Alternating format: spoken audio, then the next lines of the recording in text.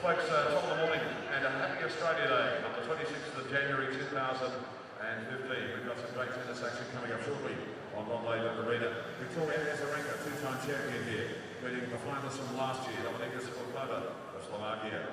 And then Garbine Muguruza from Spain meets with our top seed, the world number 1 Serena Williams. And then between the men's singles action, Kenya Shikori of Japan meeting with David Ferrer of Spain.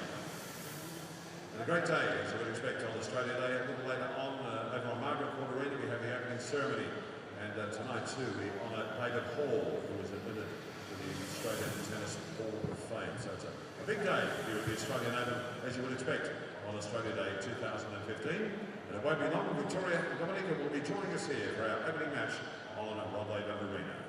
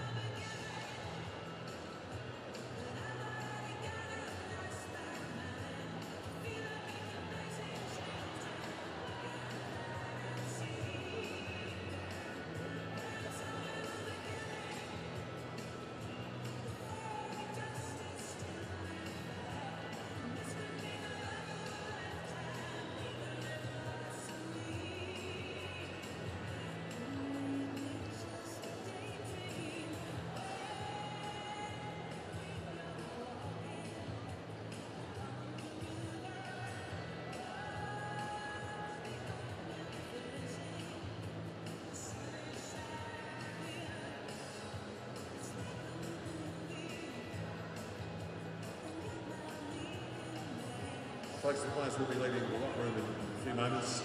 With the light drizzle persisting around Melbourne Park, the roof will remain closed for this match. And the situation after that will be reassessed by tournament staff. So the roof will remain closed for this women's singles match.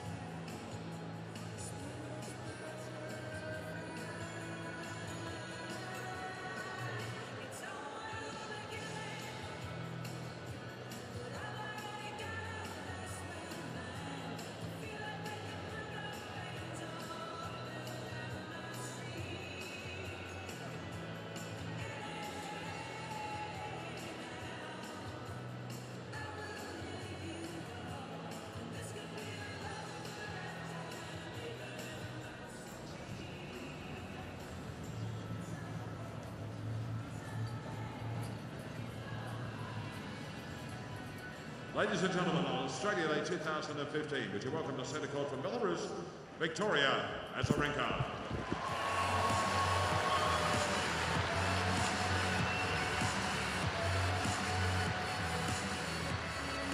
Her opponent, the 11th seed here in Melbourne in 2015 from Slovakia, Dominika Cibulkova.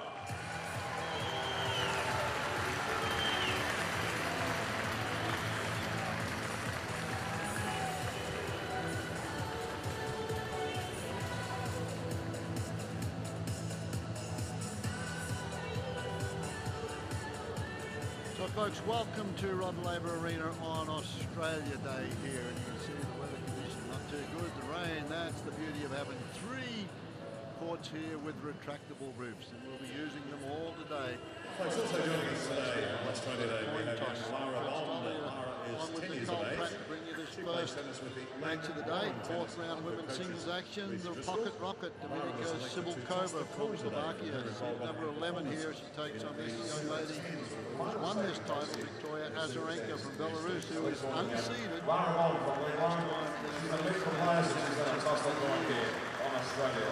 Paddy, this could be an interesting one because Cibulkova in fine form, Azarenka on the comeback trail. Well, Azarenka, she has outwardly said that it's a work in progress. She's still trying to get better each and every match. It was an injury interrupted 2014 for her, a number of injuries, with a foot injury to start with, and then a shoulder, and then something wrong with the knee. So her season was cut short just after playing an event in China. She's had a good pre-season of training, physically feeling good, stronger, but her opponent, Cibulkova, she is tough. As you mentioned, pocket rocket, loves to take the ball off the baseline early and aggressive. So it will be very much about who can get first strike in. And Cibulkova, a finalist here last year, but towards the end of the year, though, she didn't have it going too well. And she's come under here in a bit of a cloud with a lot of points to defend, but she has played particularly well at this Grand Slam. Coming into here the last couple of months of last year, not up to the standard that she was midway through the year. This is Laura, she's going to help us. I would like to ask for some room temperature water. Of course, no problem. And some, okay, no props at all. Hey Dominika, this is Laura, she's going to help us. So about the match, conditions same we've had all week. Just as reminders, 20 seconds between points, net device, Hawkeye. So just remember to make it prompt, and you can even say it out loud. That's gonna help, okay? Any questions? So Laura, you want us help? Heads or tails? Heads for Victoria. Go ahead. Up in the sky. That's good. You can make a picture with Laura. You go in the middle. I mean, just have a look at the height difference. Yeah, exactly Okay. right. Thank What you. a great thrill for that Cheers. young lady. Well Laura, done. That was hot good. shots, and Azarenka won the toss. And this is going to serve. And this will be interesting. You see there, folks, the roof is closed. There was an announcement made. The roof will stay closed throughout the entire match here. It may open after this one. And just showers have been predicted here in Melbourne and all over Australia, the capital cities, unfortunately, for Australia Day, where we have a lot of parades going on, a lot of celebrations in this great nation. And she's back on center court. Here in London, from Belarus, let's welcome Victoria Azarenka. Brisbane quarterfinals US Open, but her best results here. She's won this title on a couple of occasions. Also in 2014, 2012, she won the Acapulco 2013. tournament on the WTA After Tour. last year, injuries took hold of her, and she's out, hasn't been seeded here. WTA titles during her career. She returns to Melbourne as our 11th seed in 2015. Great to see her back on centre court from Slovakia. Let's welcome Dominika Sivakova. Back here, down here in Melbourne, and also Sukova back here on Rod Laver And the chair on Australia Day from Spain, we welcome a great deal of pleasure last year here from Bratislava. Still lives there, 25 years of age, and short in stature, 1.61 metres, right-handed, but she covers the ground just as we mentioned, like the pocket rocket. And won Acapulco, finalist in a couple of events, semi-finalist. So it's a pretty consistent year at the start of the year. That's the reason why she's ranked number 10 in the world and best result final last year. You mentioned that's the best result last year, but coming into here for the preparation was not real good. Coming into here, she lost in the opening round in Brisbane to Madison Keys, who actually has held up that form because she's still in the event down here, and a youngster from the US, and lost in first round in Sydney to our own Gaidasova in 3 sets. It's been a tough draw for Subakova, the lead-in events, and you can see the head-to-head, and Azarenka a long way out in front, 7 wins, and has only lost twice to Subakova. But Subakova, having won the last 2 encounters, that was back in 2012 on the clay. Yeah, the one in Rome was a walkover, though. She didn't have to get on the court. That one, 3 minutes. We don't particularly like. That was in the round of 16s. Roland Garros went in straight sets to Sivakova, and you can see the technique on the volley, and she doesn't mind coming forward. Azarenka, an accomplished volleyer, and she looks pretty fit. She's gone in, done a lot of training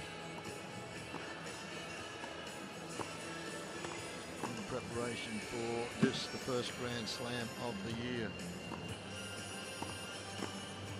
2014 marked the first season she finished outside the top 10 since 2008. So number 32 she finished up there. So as Paddy mentioned, the injuries limited her to playing 9 events last year. So that's not a full schedule for the players these days. And she fell out of the top 10 midway through the year when she lost to Venus Williams for the first time. She fell outside the top 10 first time since September of 2010. So great to see her back. She's a talented player, and looks a lot trimmer and fitter than she's been for a while. Well, she's had a tough draw in this Australian Open. Victoria Azarenka defeated Sloane Stephens, 2 minutes. who's made the semi-finals of the Australian Open before, and then in the second round up against the number 8 seed Caroline Wozniacki, and beat her comfortably 6-4, 6-2.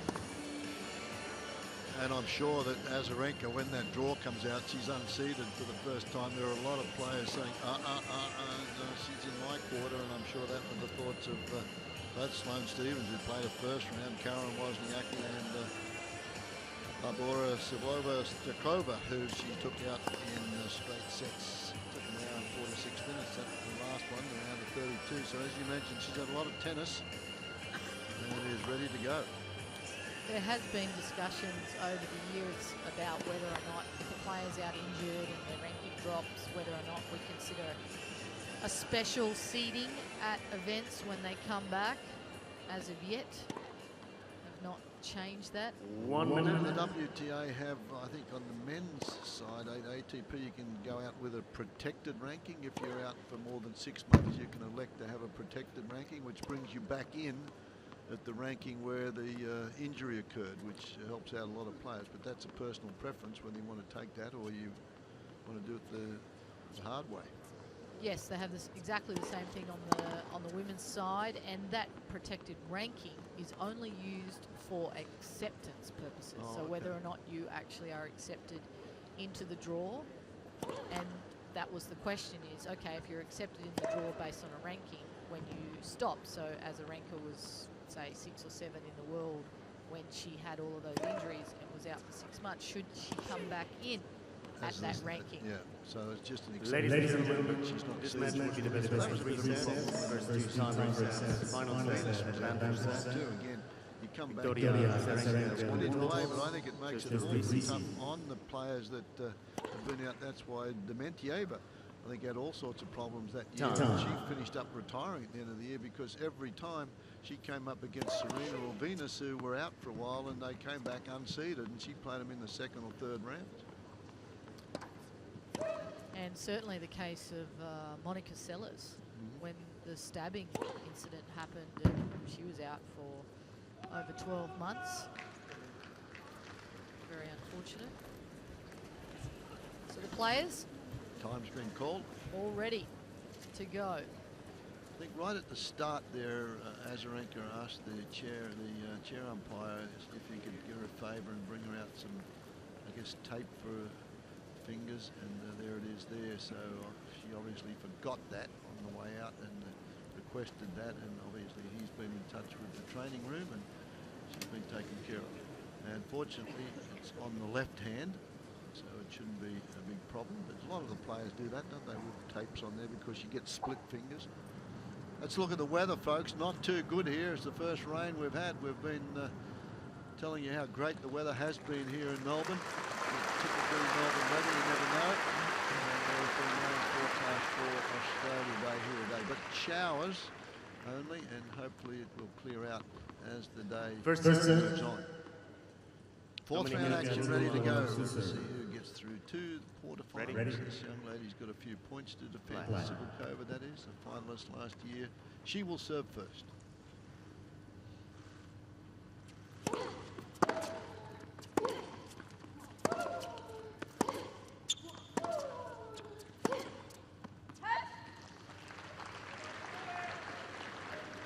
Love 15.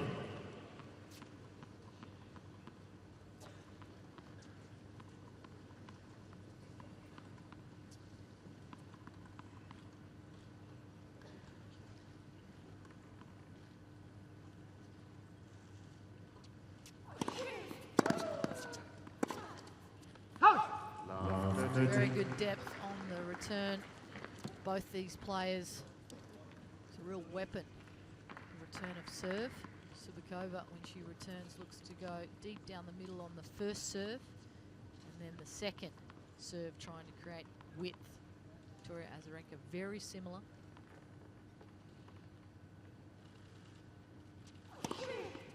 Good serve from the pocket rocket. She'll enjoy that early in the match. She's the first Slovak player, male or female, to reach a Grand Slam final. And she did that at last year's Australian Open. Beat a few seeds on the way through.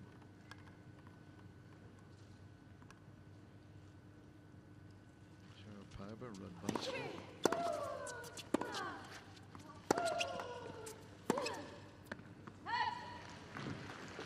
Break points in the opening game here. 15-40.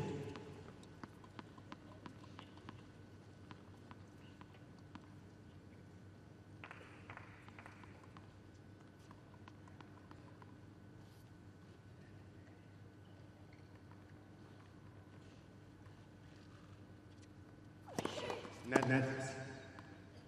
First serve.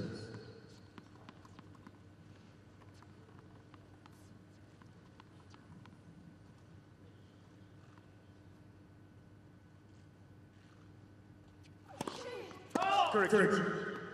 First service. I think so. I saw display.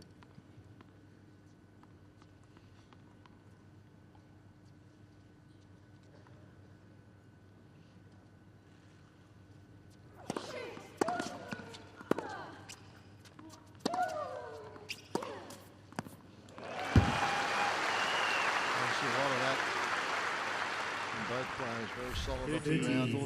Just take a look at how high Subakova gets off the ground to hit this forehand down the line, really using the ground force, momentum up and through the shot. Still a break point.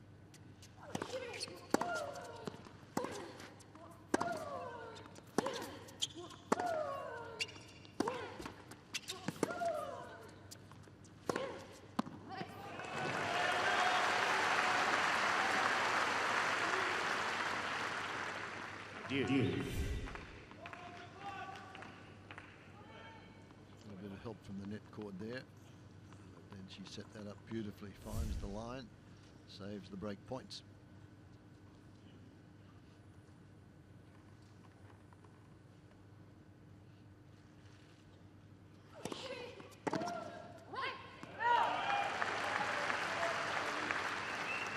We've already seen Subakova go a couple of times with the out wide serve. That's a good play against Azarenka. Get her off the court and then next ball open court if needed. Game point now.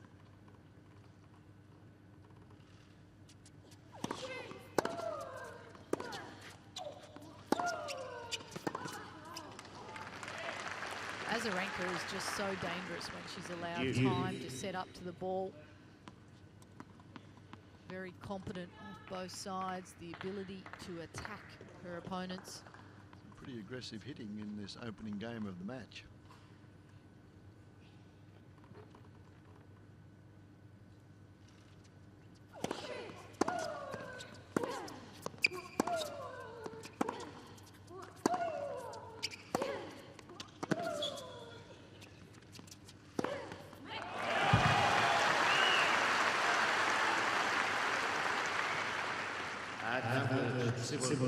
Players box there.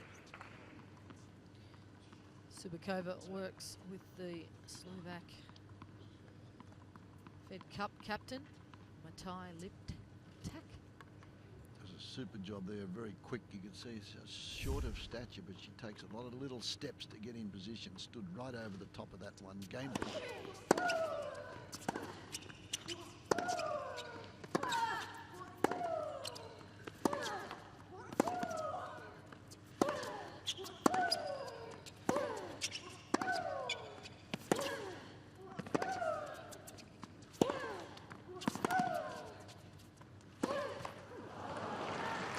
Very impressive tennis here for the first game of this fourth round action.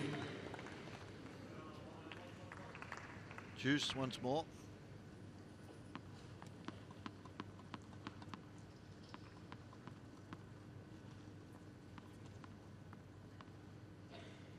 Azarenka's through to the fourth round for the 7th year in a row in Melbourne.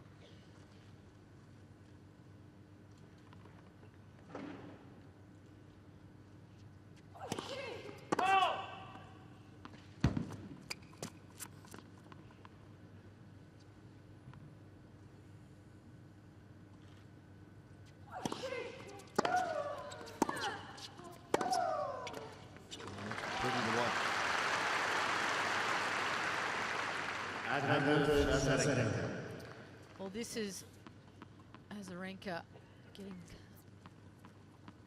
First strike in with Subakova to then open up the court. Stays nice and low through the shot. Positive body language. Break point number 3 for her in this opening game.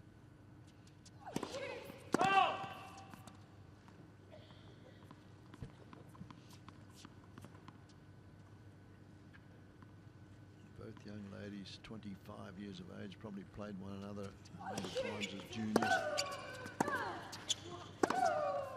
Game. Oh, fabulous opening game, and it's a break of serve for Azarenka. She leads. First game. Well, as you mentioned, some clean, hard Yeah, hitting. terrific stuff for the first game. Like this, we're in for a ripper. The fact that they've played each other so many times, and that's not even mentioning the junior Yeah. competition. Sort of a match that they're very clear on what they need to be doing, and it's just a matter of executing the game plan that they would have discussed with their coaches. Azarenka was number 1 in the world in January of 2012, and she's amassed Victoria Azarenka $4 million in prize money. Subakova, her highest ranking's been number 10 in the world, which she achieved last year after the Australian Open performance out here.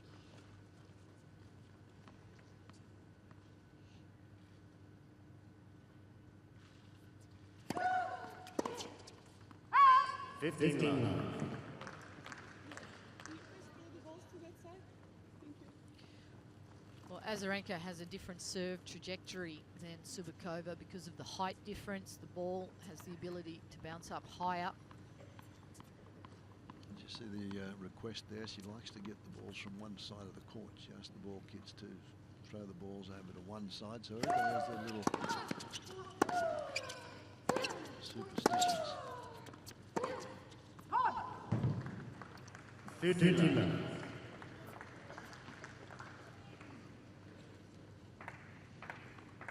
30 love.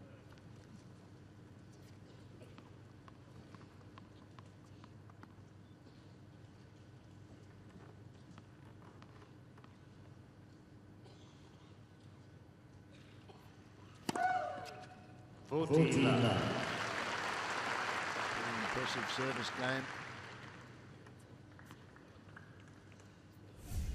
This is something that I'm sure Azarenka was out on the practice court working on. The serve did not serve all that well in her third round match.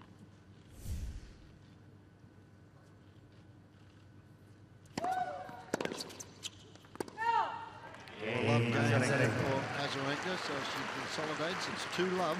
Azarenka leads 2-love first serve.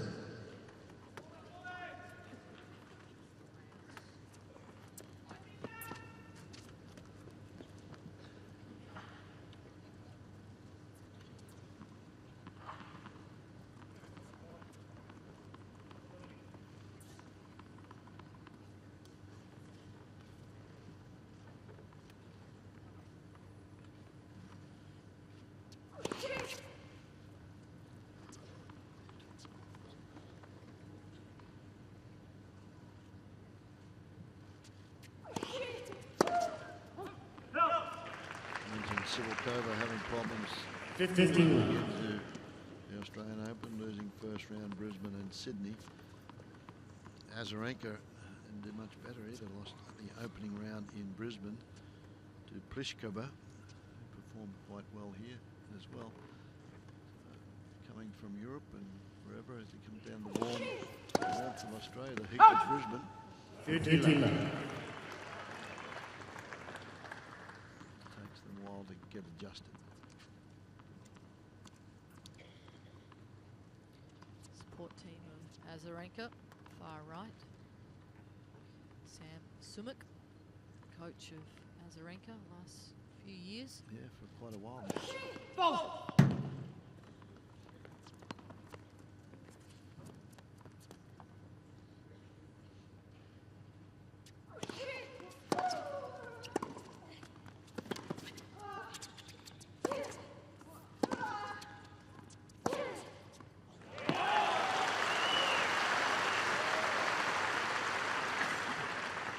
14 love. Well, that's a play we see Sharapova use often, going back in behind her opponent, using the forehand. That was the third time back into that side, so clearly that was part of the tactics. 40 love.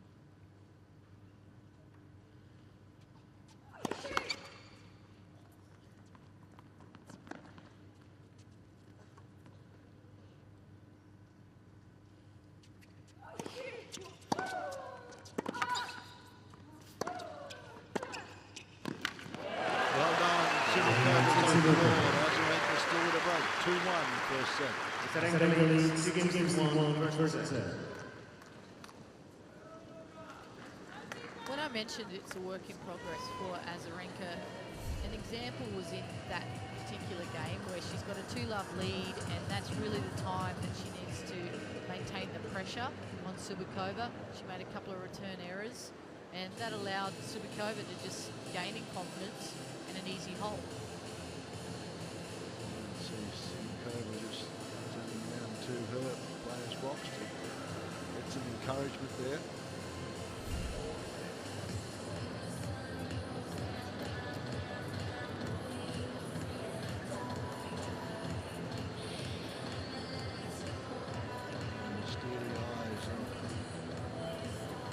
Ladies and gentlemen, please take a seat quickly.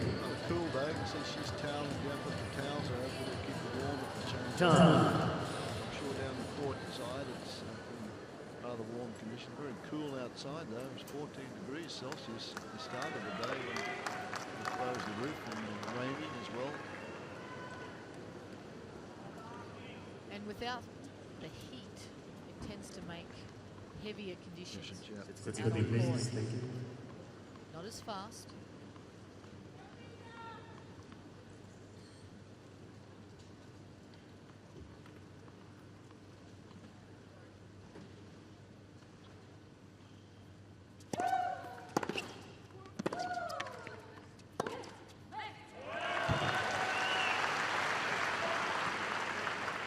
Love 15.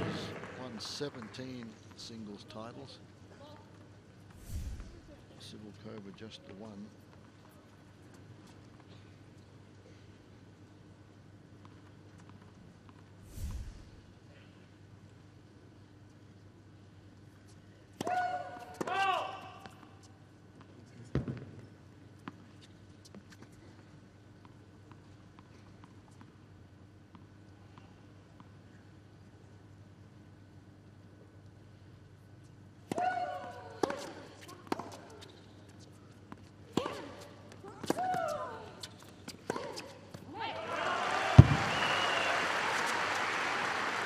Again, some good hitting from Love 13.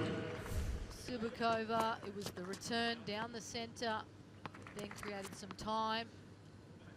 Uses the width of the court extremely well. Again, going back in behind. Saw Azarenka covering the open court. Said Subakova only won one singles title. That was last year. Obviously, she's won a lot more than that. 14 of them in singles. 15 to 13.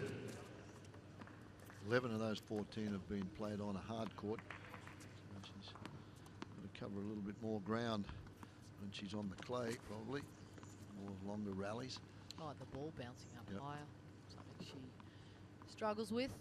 Only 161 centimetres.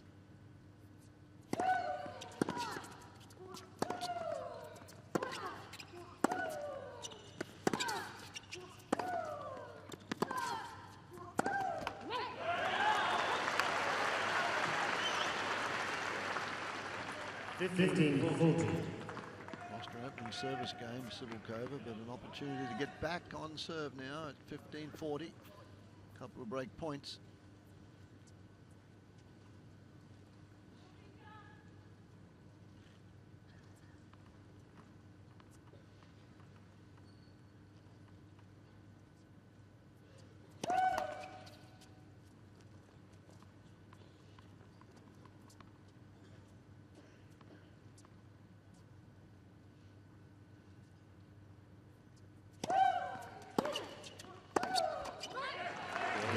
Subakova.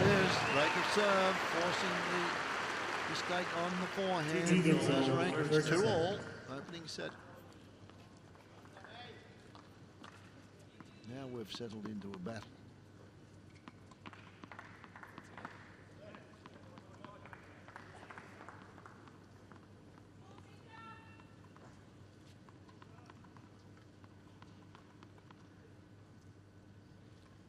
Subakova extremely fidgety before she serves, spins the racket. It's almost like Sergio Garcia before ready for a shot. 15 love. Try and find the right grip.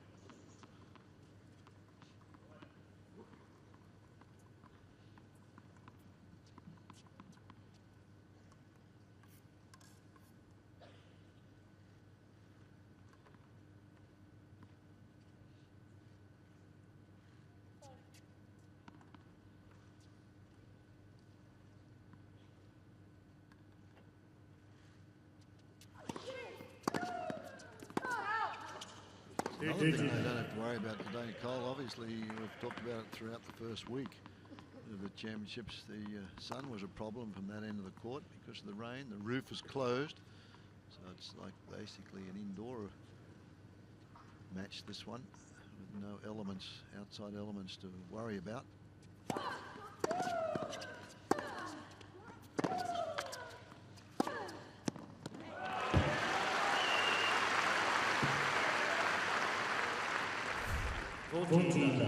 Well, momentum has definitely shifted towards the racket of Subakova. Opening up the court nicely. Uses every inch of her frame for speed on the ball. 10 winners to 3 at the moment.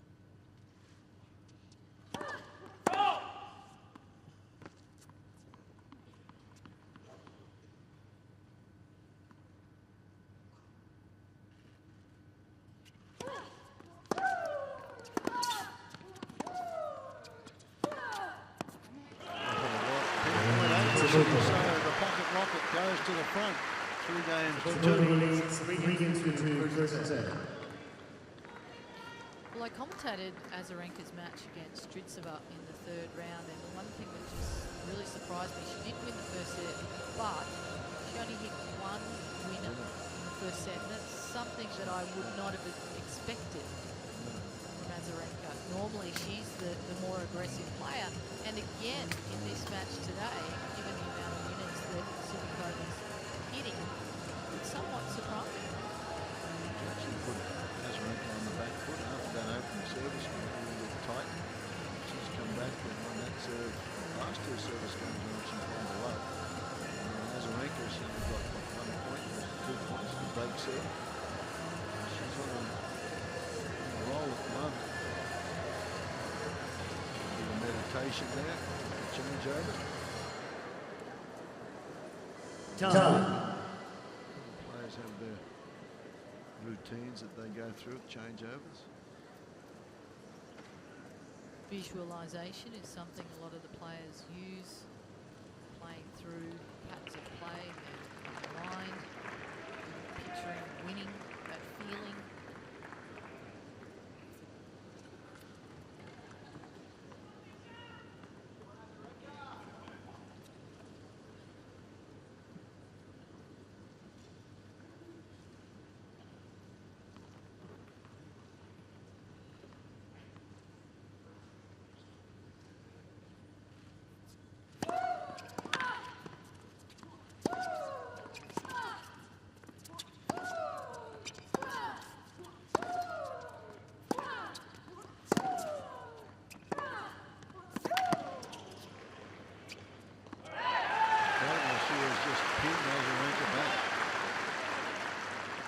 Love 15. The difference that I'm seeing so far is Subakova is more than matching it with Azarenka from the baseline, and the difference is Subakova's movement is better.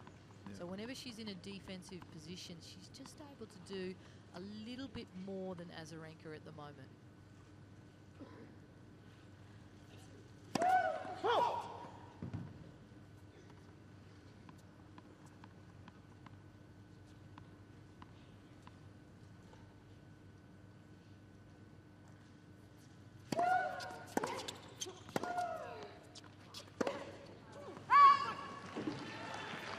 few forehand errors. 15 all.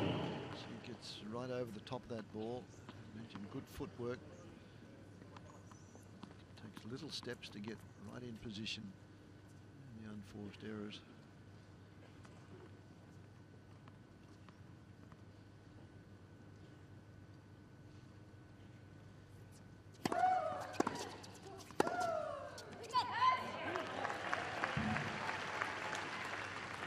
$15-30.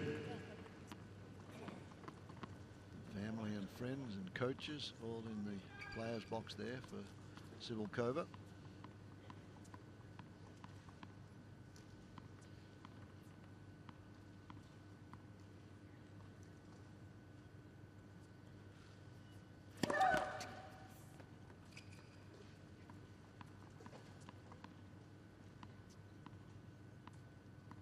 Out into the singles alley, daring Azarenka to send the one down the middle. And she looked for it. 30 all. She put that thought into Azarenka's mind. Azarenka went for it. It was a good deep second serve.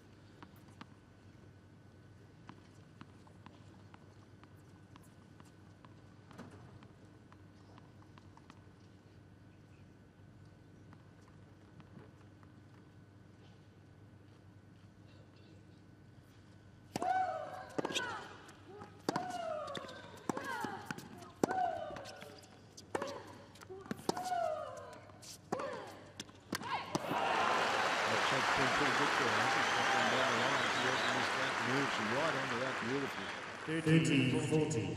Well, it's exactly that, her positioning when she hits that ball. You can see the right leg right behind the ball, and then just a weight transfer through. Incredible timing. Break point.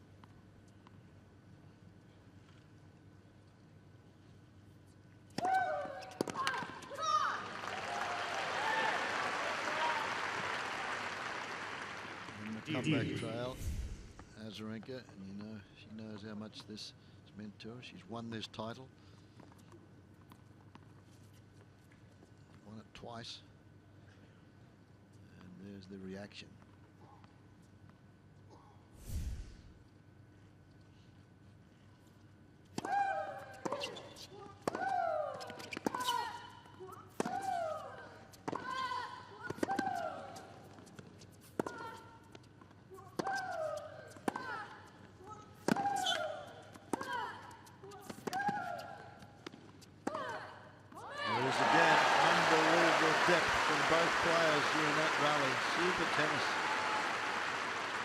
How was the defense from Cibulkova? She was behind almost the entire rally. I mean, look at that depth, and then a good job on the back end, and it's the movement from Azarenka that gets exposed. What a great finish with the forehand.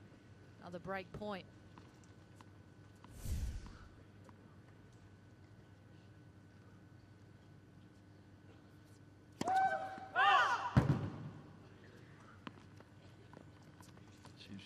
Out into the alley on this one.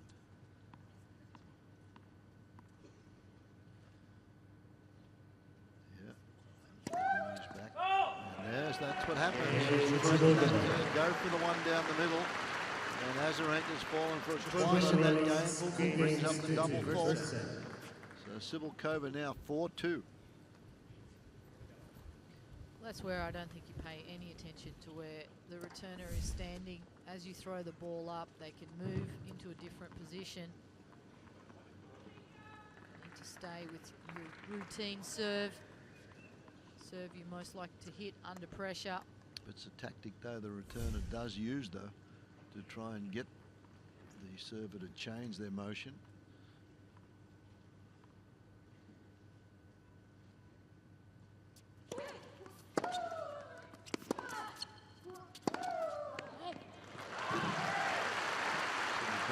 That one's not deep enough. Love 15.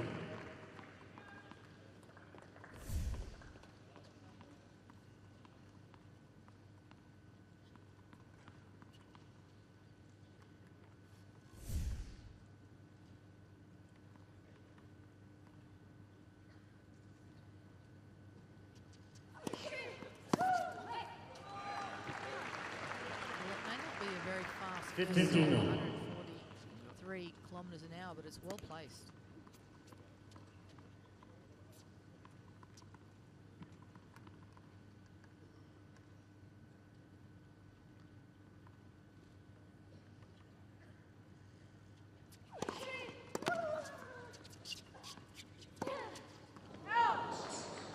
First one she's missed, and it was set up 15 by serve. The first serve again well placed. 15-30.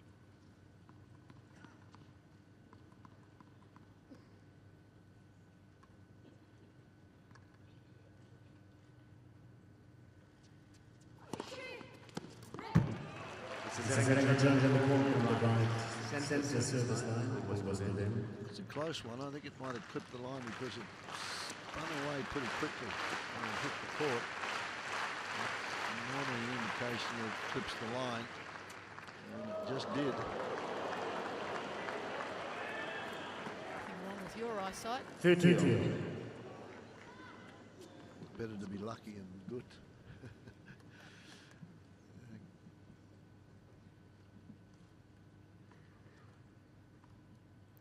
30 all.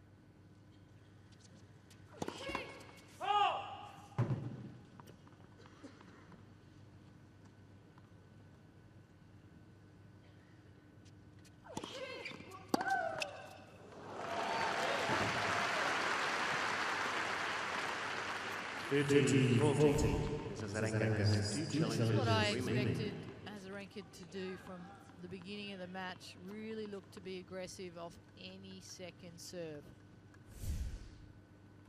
Break point now.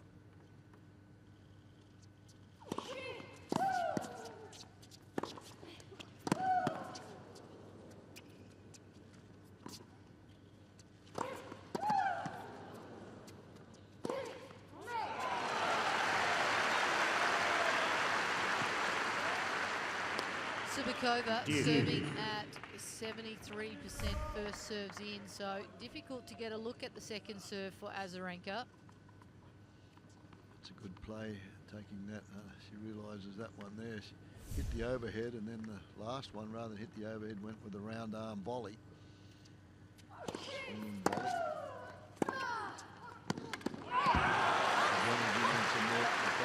Exposes the movement. If she can get out wide, open the court and go there. Azarenka can get there and hit the pass too good. And that's a set play. Yep. The fact that she took that ball from the baseline on the backhand also, she had to run around it to do it. Game point.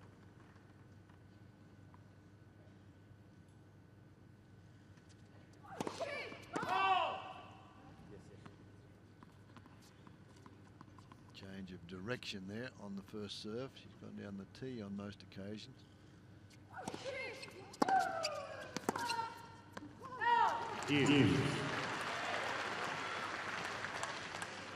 Seventh game of the set. Both players knowing the importance here. Cibulkova trying to get to 5-2. Azarenka trying to get back in this set. Break serve to get back to 4-3.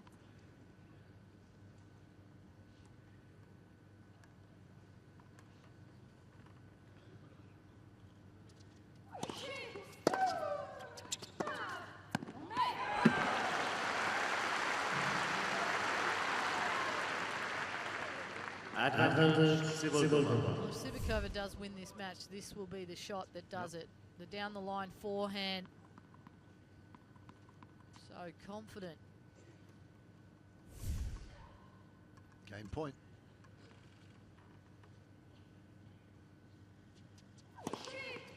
That's the serve. She's cut a couple of aces down there. That one brings her up to a 5-2 lead.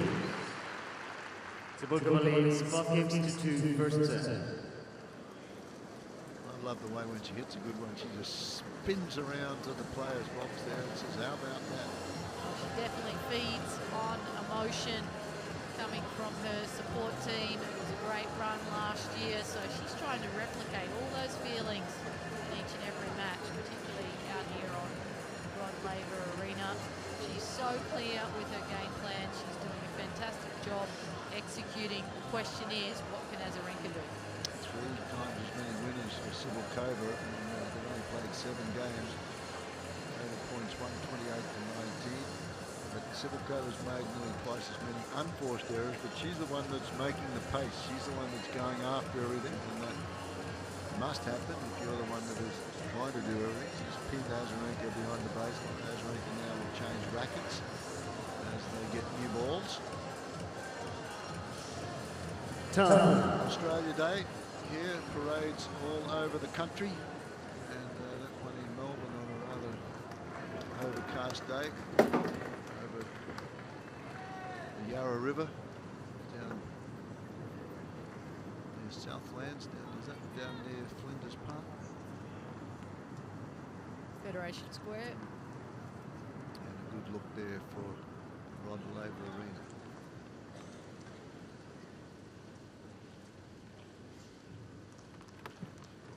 New balls on hand here. Azarenka to serve.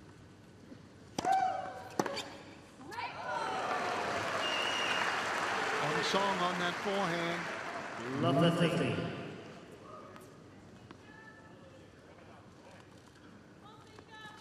12 winners off that wing so far, Cibulkova. That's 3 games worth.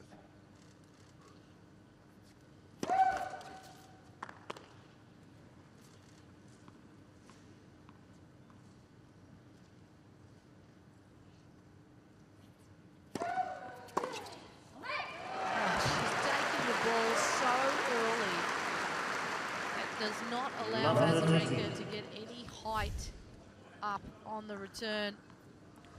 At the moment, she's not allowed to touch the ball. Love 30.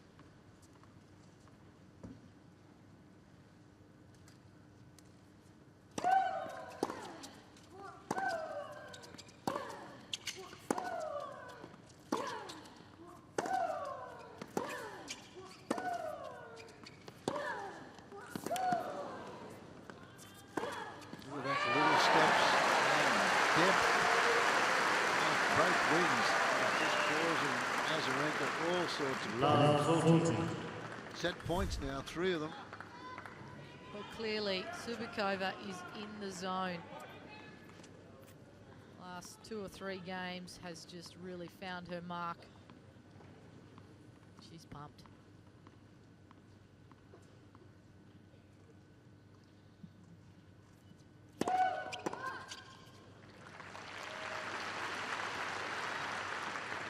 Fifteen 14.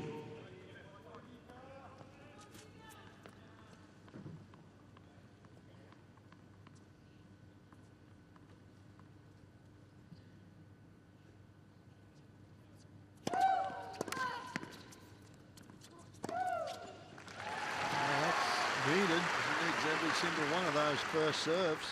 13 14. Still a set point.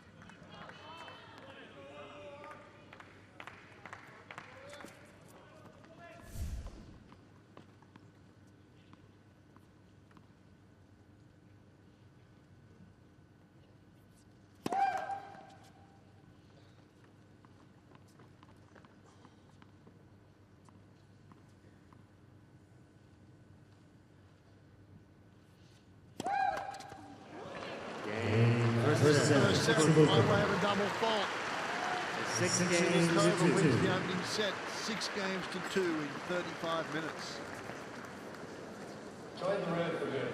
The more people we get involved, the more money we raise for it. Well, whatever Cibulkova is doing right now, she needs to bottle it. Yeah. She's in the perfect headspace. She's executing. We see the first set summary, and have a look at the amount of winners off the racket of Cibulkova. It's been somewhat one-way traffic. 21 winners, only 9 unforced errors. And when she's come to net, 3 from 3, and first serve percentage needs to be high because her second serve is attackable. And so far, just doing a great job. Break points she's been successful with. Some of the highlights from the opening set. Worth mentioning, though, that when Azarenka has played Cibulkova before the last meeting, she dropped the first set on the last 2 occasions they played and came back to win the match. So time will tell.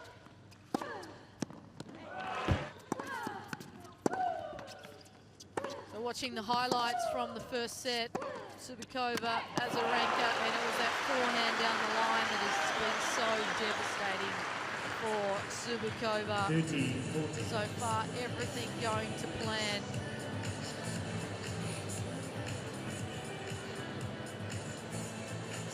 Azarenka not playing badly, just clearly being outplayed.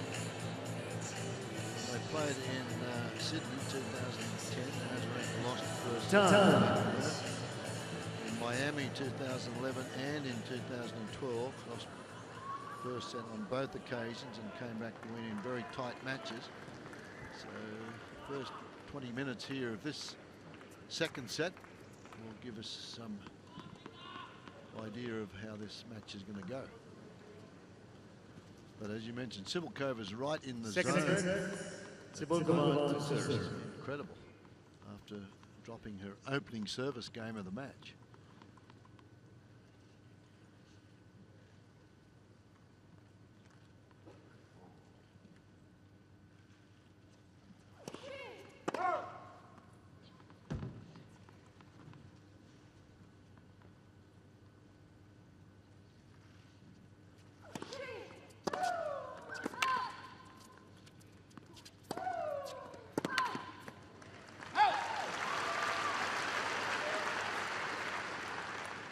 Laver 15. So really important for Azarenka to try and get a solid start. Ideal to break serve.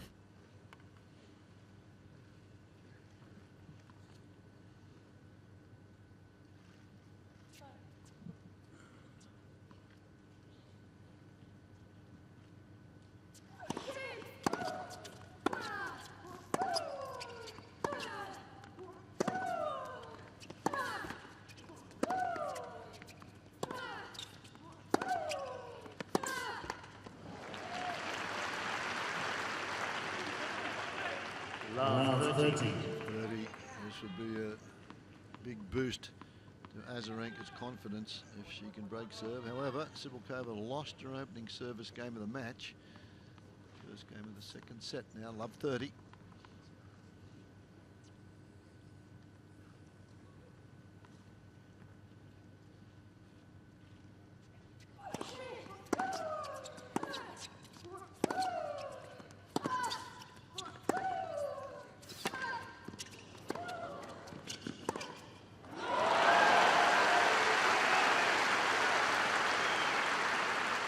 A bit of a bluff on that occasion for Azarenka to get into the net. She wants to get in off this slice backhand, moves forward, but not enough on that approach down the middle of the court. And Sibylkova with that forehand, she hasn't missed one all day. This is an easy one. She makes it look easy anyway. It was Laver 30. She had to make it. 15-30.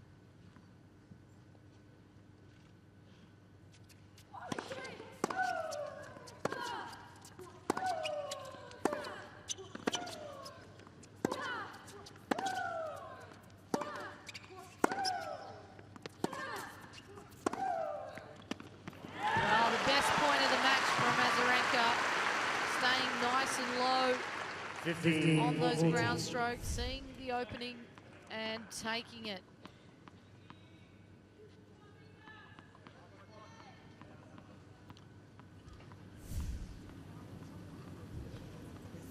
Everybody's got selfies.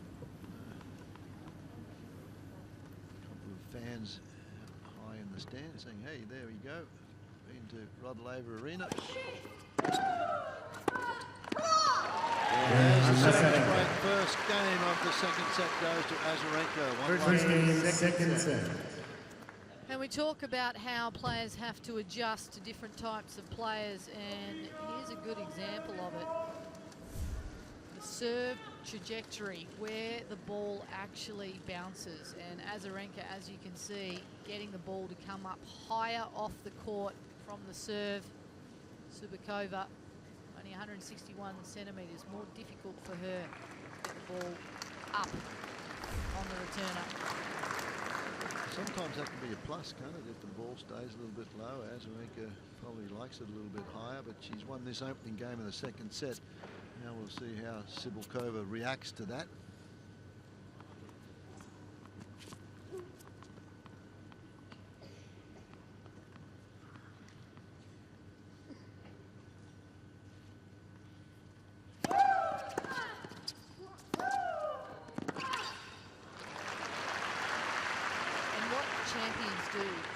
15 They love. sense a moment when they have to lift. Their opponent's playing extremely well, and the only option is they have to look to do things better.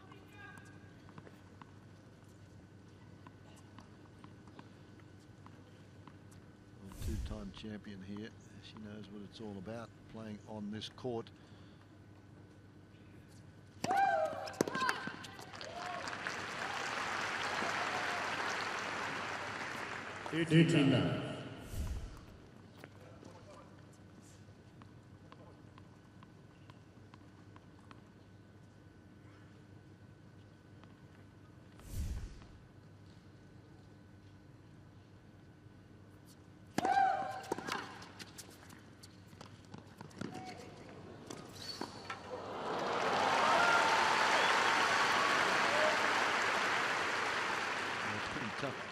13 love.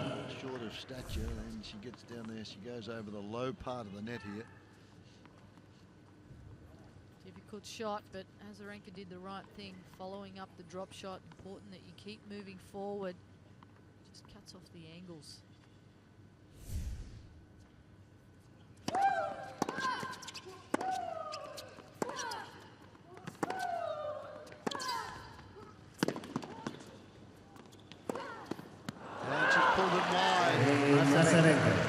Azarenka pushes that one back deep, but holds that Azarenka leads 2 games to love. Second set.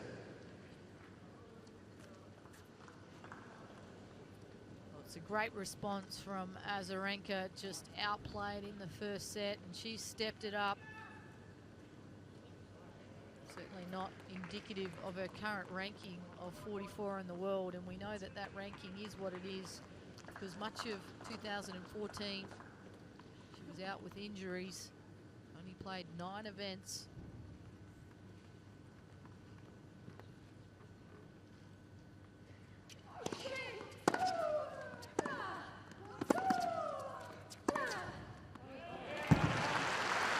Likes it down here in Australia because she's only one of 3 15 women in the love. Open era to have won the junior event down here along with the senior event.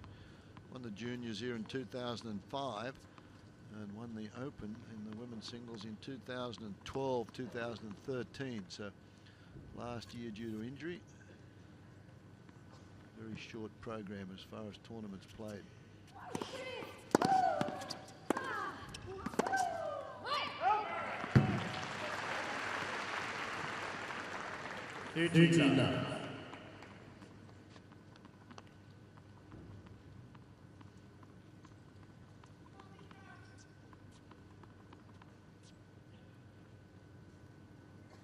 As she said, she's very fidgety before she goes through, a bit like watching Nadal. Get the hair down to the left-hand side there, bounce the ball, spin the racket, get it all done.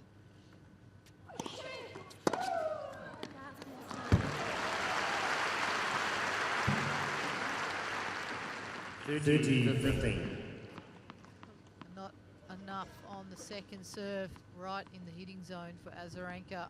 That's just target practice.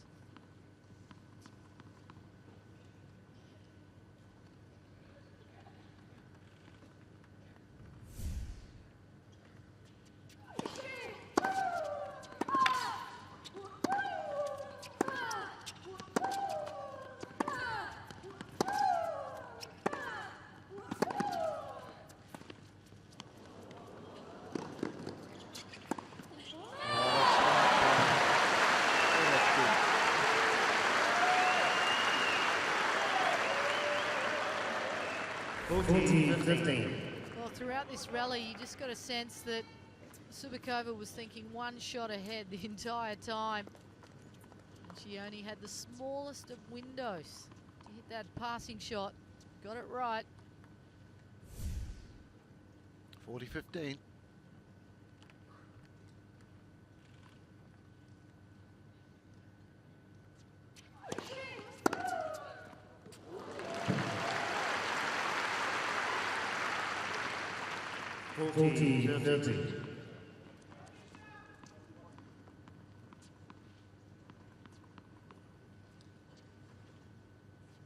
It's been good tennis. Only terrific 18 tennis, yeah. unforced errors in total.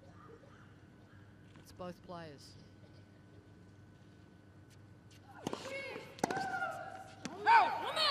That's for a game for Sibylkova. She's on the board in the second set. Azarenka with a break. 2-1. Second set. First set, Sibylkova.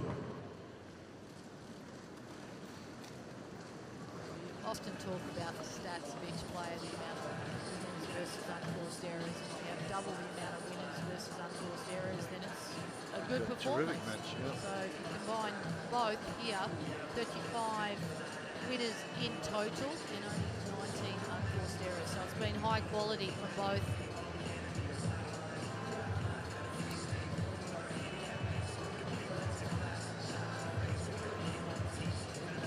If you're Azarenka, certainly don't want to see the same scoreline in the second. She broke early in the first, 2-love, she was up, and then Sibylkova, just momentum, got on a run. A big game here as you have a look at the skyline and what sort of a day it is here in Melbourne.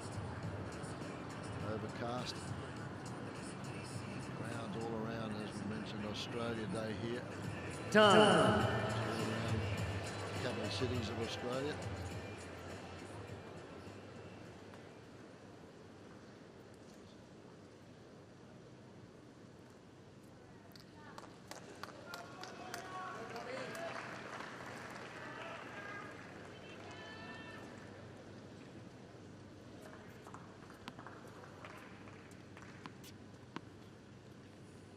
Important moments now for Azarenka. She has the service break. She had it early in the first set, and then it was Sibylkova who just ran away with it. Reeled off 5 of the next 6 games.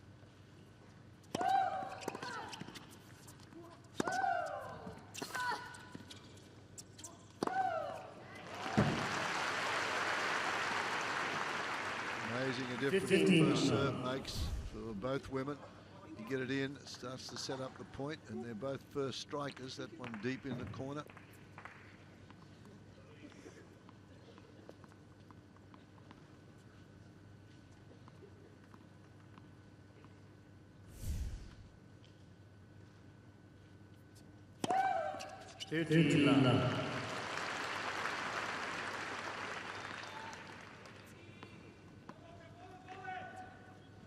Second ace for the match at a pretty good time to put her ahead 30-love to try and stay ahead in this second set.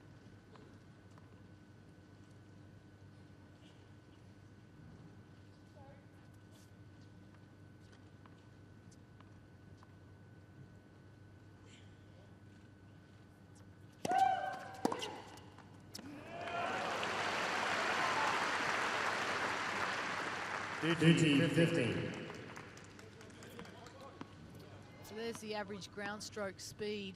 Sibylkova, can you believe it? Yeah. Hitting harder than Azarenka. That's why she's called the pocket rocket. That's right.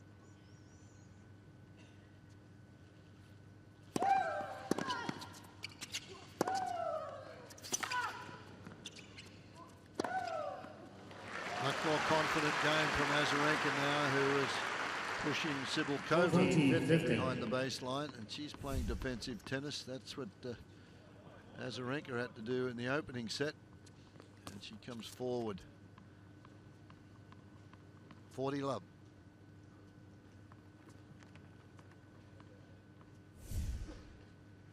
.40-15.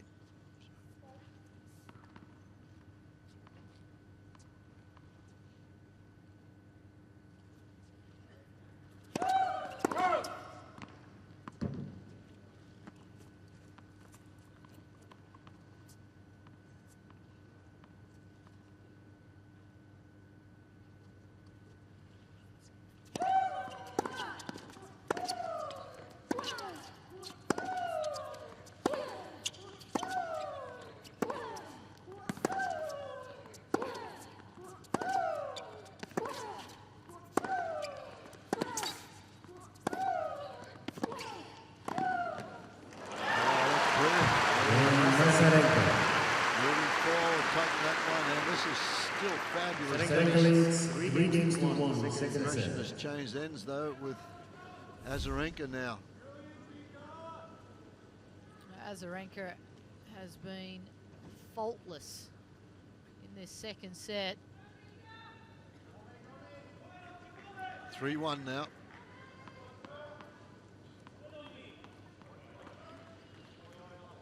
Azarenka, 7 winners and only 2 unforced errors within the last 4 games.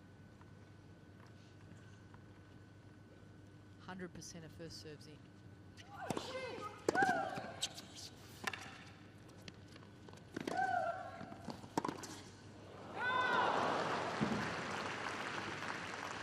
Laver 15.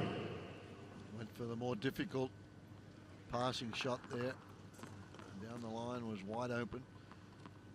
She knew that Azarenka had to move that way.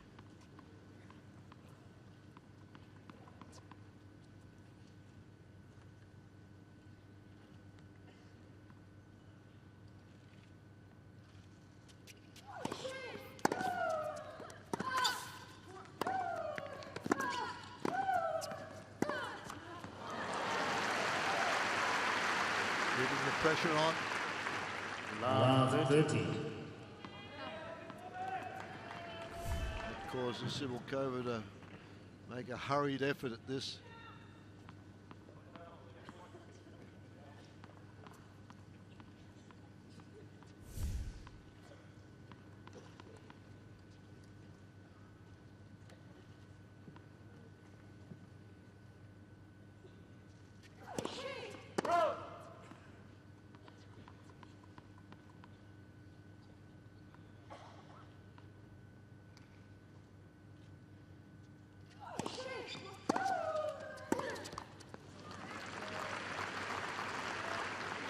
Laver 14.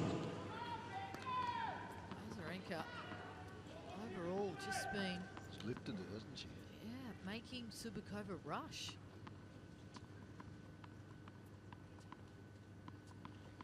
Break points for a double break in the second set.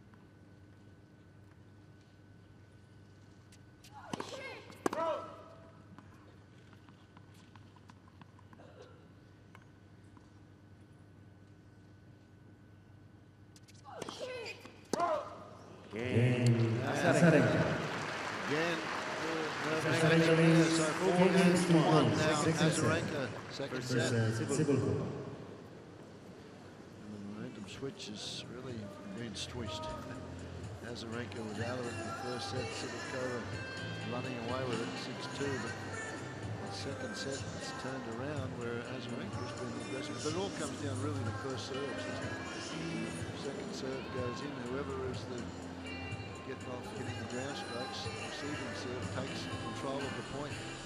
Well, it's great to see that Azarenka has taken on the fact that she needed to start to rush Cibulkova. Cibulkova was dictating from the baseline, so Azarenka made the decision, okay, on anything short, I'm going to look to come in and say to Cibulkova, pass me. There's Rafael Nadal out there practicing. It's nice to see that the rain has gone away. Those courts, the practice courts are okay for the players to get out there and get their warm-ups. They're the winners by set. Look at that. Set Cibulkova and Azarenka just in those first few games has made more than in the opening set.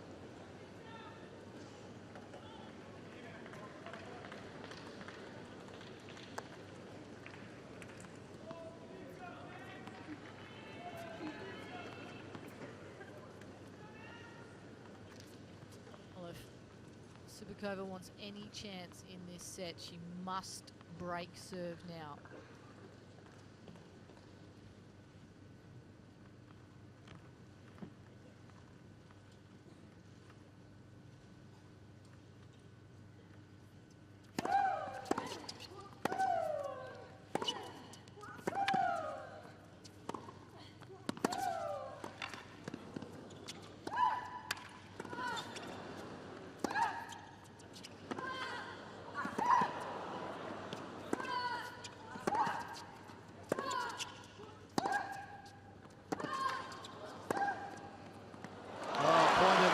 So far, in terms of squeals, in terms of forehands, and in terms of just running. 15 love. Subikova covered some ground on this point. She was forward, then she was back, and then Azarenka pinpoint on the last forehand.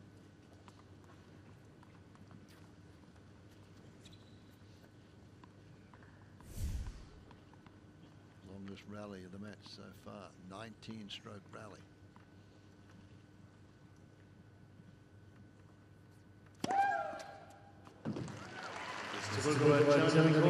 Left pass line.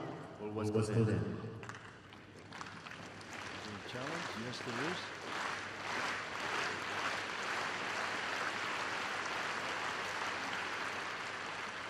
And it was good. 50 love. Two challenges remain.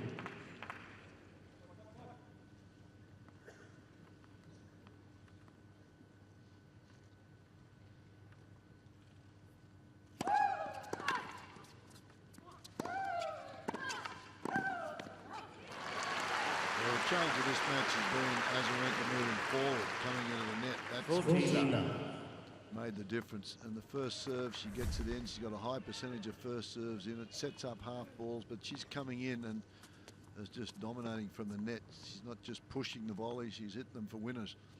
She came in once during the first set and already in this second set 10 times. Yeah. Big difference.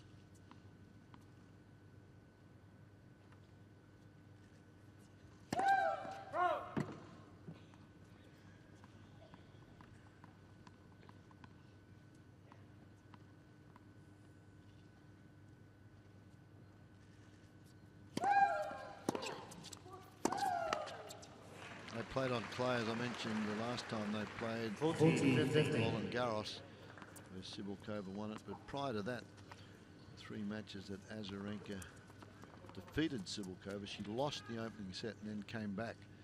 So that may be the story today. Time will tell. She's at 4-1, 40-15. Try and take this into the 3rd set.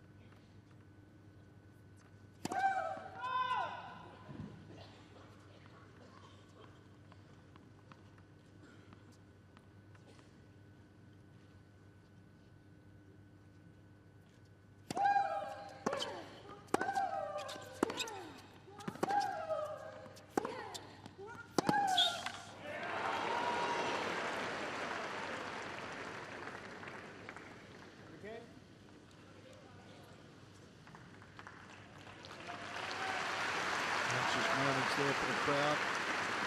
Those are pretty 14-13 to do the splits.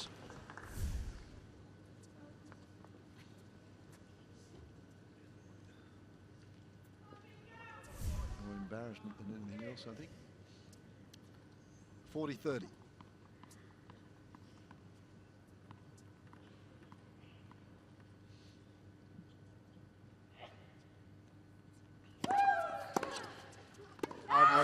And that's a good serve. Game, It's an error on the return, so it's Azarenka streaking away in the second set, 5 games to 1, trying to even this up one. Second set.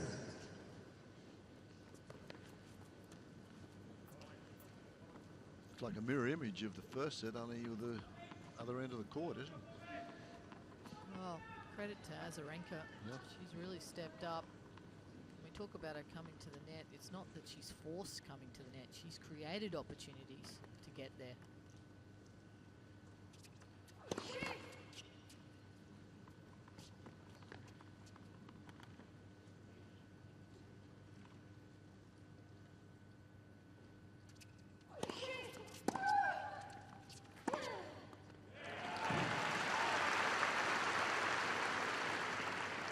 Fifteen love.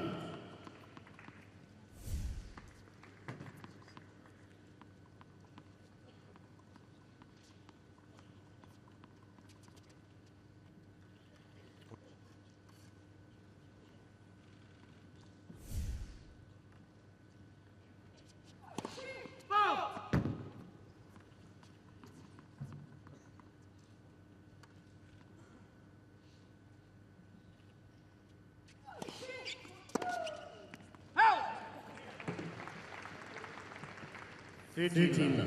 That's the Azarenka return placement. You see the points won. So basically she's attacking, then she hits that serve. Most of them second serves. She whacks that serve cross court. She's winning more points than she goes down the line. Hasn't gone down the line too often. It's either down the middle or cross court.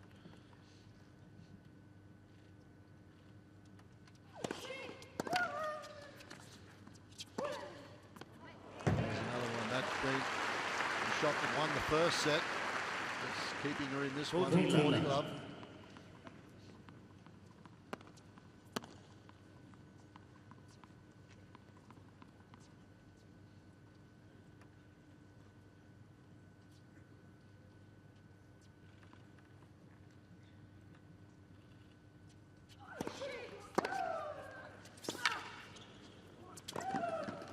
That return serve we were just talking about, we just showed you on screen. That's the one that's done the damage. 15. Might be worth Subakova just trying to serve into the body. A bit more, yeah.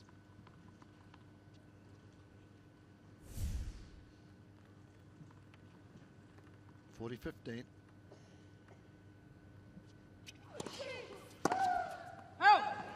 Going for a little bit too much there, which is ahead 5-1.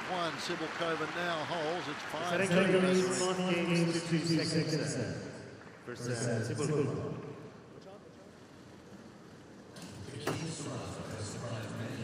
Azarenka still very much in control of second set. And serving really well. 80% first serves in and winning 92% of the points. That's what has enabled her to put herself in this type of position, as well as precise targeting on the ground strokes and moving forward to finish. Yep. And she didn't panic No, emotionally. she didn't panic after she lost the first set. She was basically, not much she could do in the first set because there was just too many winners from the Sibylkova racket. Just turned around.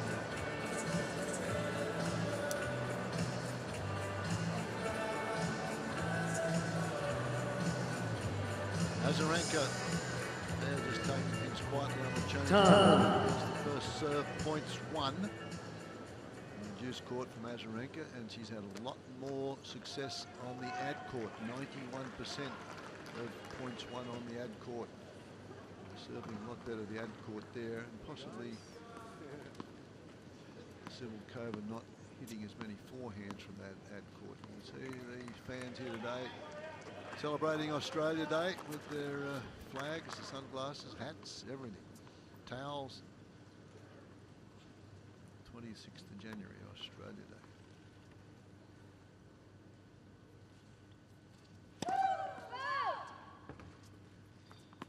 Serving for the set.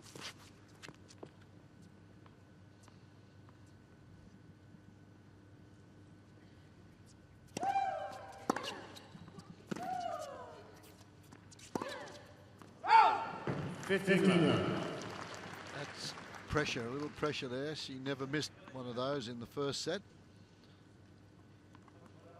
Score pressure, is that you call it, Pratty? Scoreboard pressure, There yes. you go.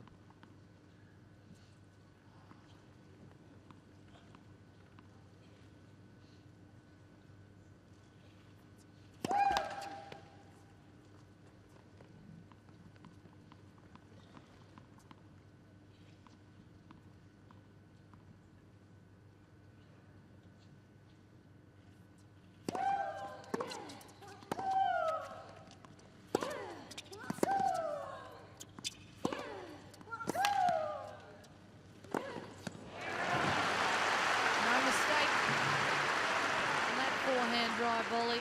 15. Plenty of time to set it up. Yeah, two terrific forehands, two very deep forehands, and then good lesson there. Move forward when you see that ball in the air. Don't let the ball play you. Get in there. Move forward. Take it in the air as close to the net as you can.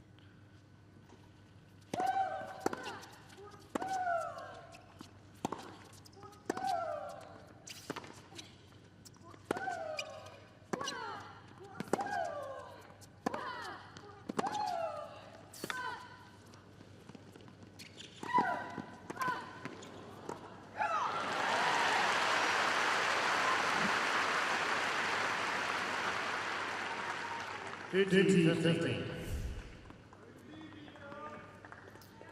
Well, again, we've said it throughout this match. There has been some quality tennis played by both girls.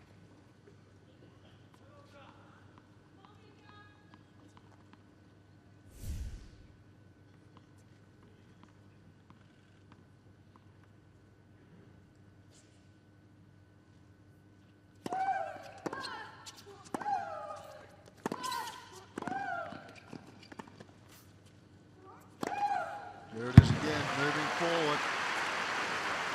Set points. 14-15. And been so successful at net. Hasn't made many errors on the volley. When she gets the volley, it's the execution's been spot on.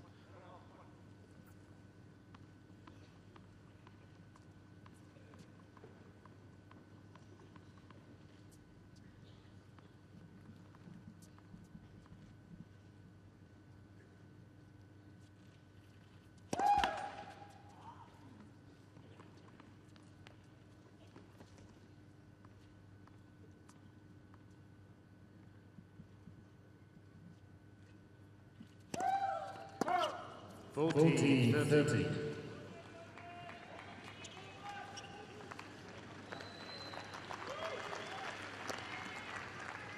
to relax a little bit with the foot skills there and just ball skills. Europeans love to play soccer, use it as practice for footwork as well. Still a set point.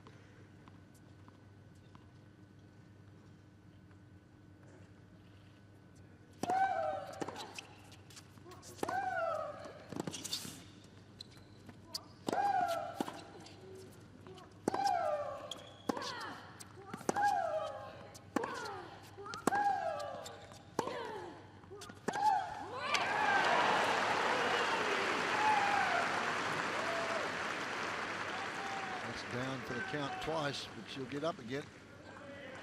Well, I think the slide just happened after she made contact. You see there. Due.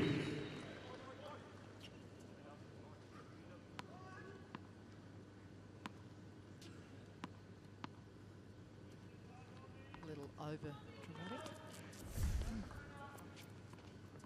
Or get to the locker room and get a new pair of shoes.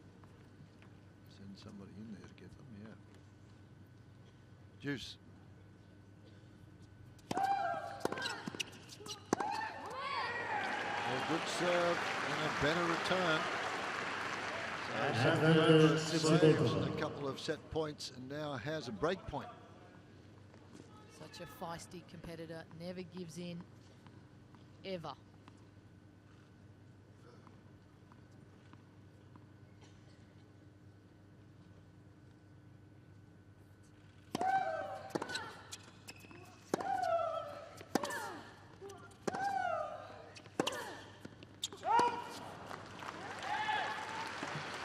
Return to the goal on the left baseline. This is wishful thinking. I think this is long. Lazarenka's got to try and win this one, otherwise it'll be certainly a dent in the confidence. He's had 40-15 set points. This one's way long. Due. Mr. Bukova has one challenge remaining.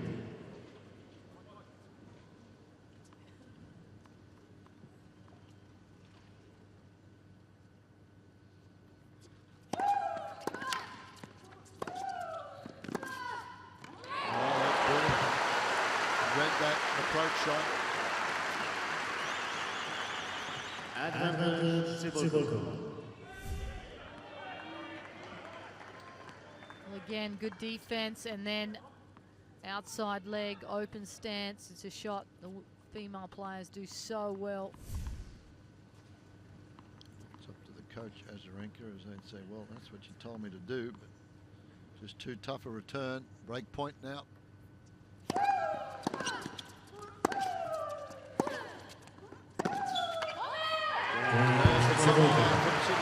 She survived. Points there. And that will put a dent in the confidence of Lazarenka. 12 games to 3 seconds. All the balls, thank you, all the balls. reaction from Cibulkova, and there's Azarenka's rally hit point comparison. Spending a lot more time in the front side of the court. Only 15% inside the court in the first set and 37% in the second. Big difference. And then 16%, she was a long way behind the baseline and halved that number. Well, she was pinned behind the baseline the first set with the explosive ground strokes, and she's been able to convert that by way of some better first serves, which has allowed her to get inside the court. But this is a terrific comeback in this game from Cibulkova, down set points. As you mentioned, she's not going to go away, and if she can hold serve here, then you talk about scoreboard pressure. It'll be interesting to see that comparison. If we do go to a third set, what happens? New balls now.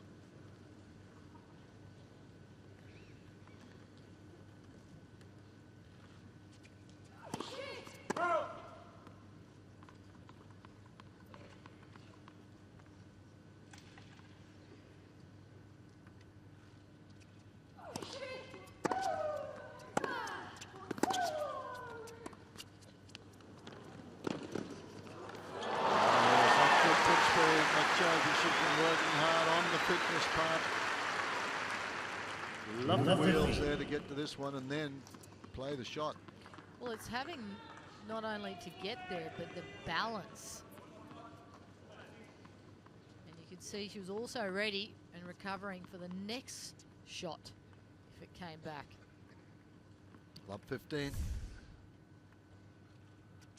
This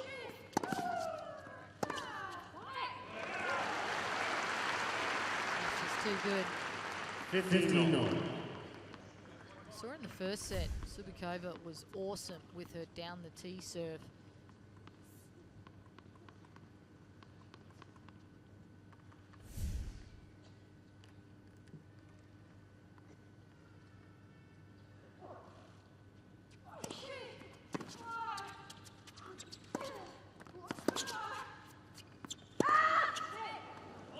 Azarenka jumping the corner, the right baseline. Ball was put out.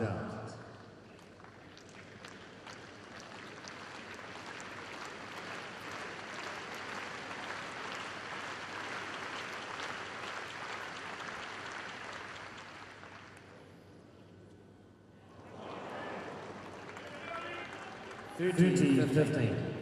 Azarenka has 2 challenges remaining.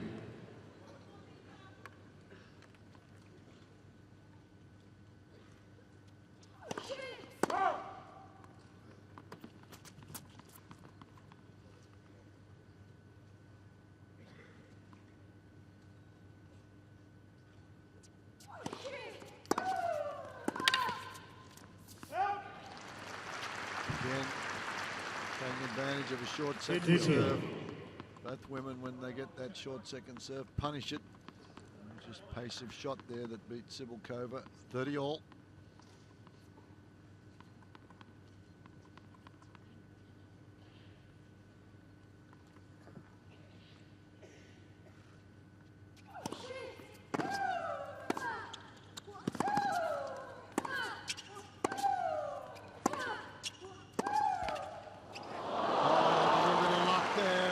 Azarenka. 30-40. People say they even up during the matches. I don't believe that. This is a huge point here, and what a turnaround. It gives Azarenka a set point. So how do you say that evens up? Apologizes, but that sets up a set point for her to get even.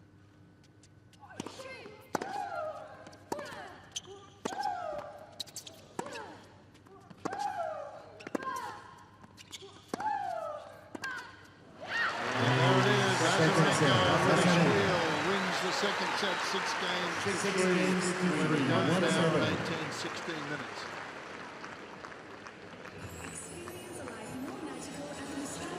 Well, it's just fantastic sitting here and watching these two young ladies go at it.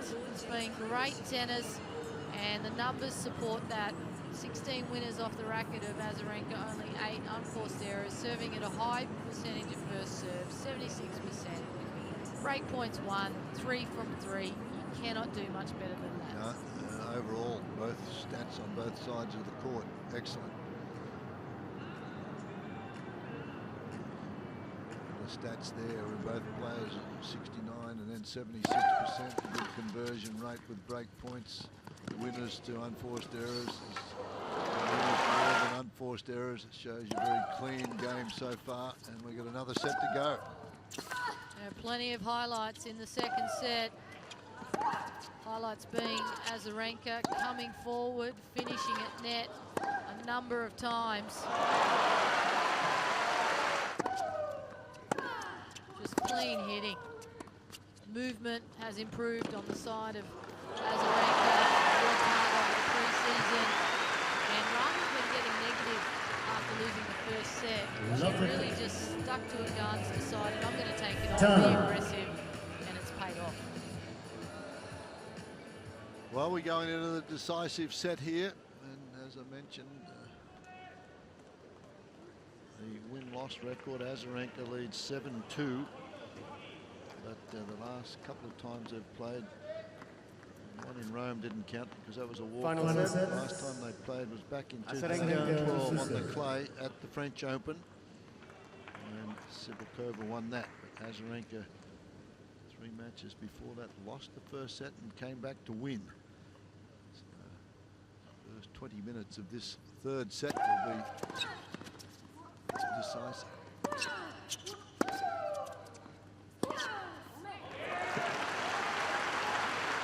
Couldn't see neither player on the back foot. They're both remaining positive. That's what took them to the party. Forehand winners. Cibulkova twice as many as Azarenka. As we showed you earlier, surprisingly, Cibulkova hits the ball harder than Azarenka.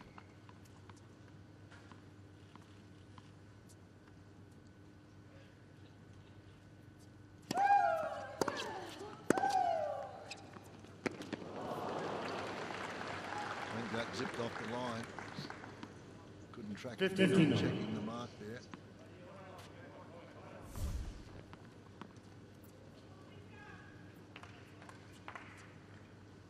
Yep, right on. The line, you see it just skids off and hits the paint on the line there.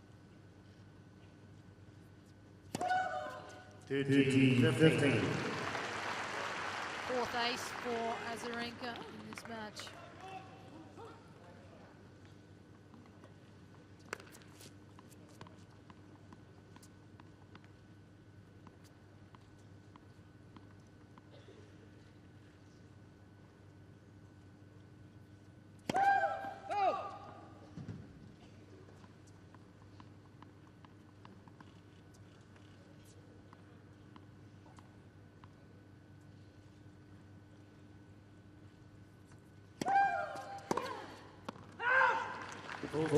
Fifteen. Thank you. Throw it. Thank you. Yeah, she likes to get the balls from a certain side of the court. Makes the ball kids get them over to that one side.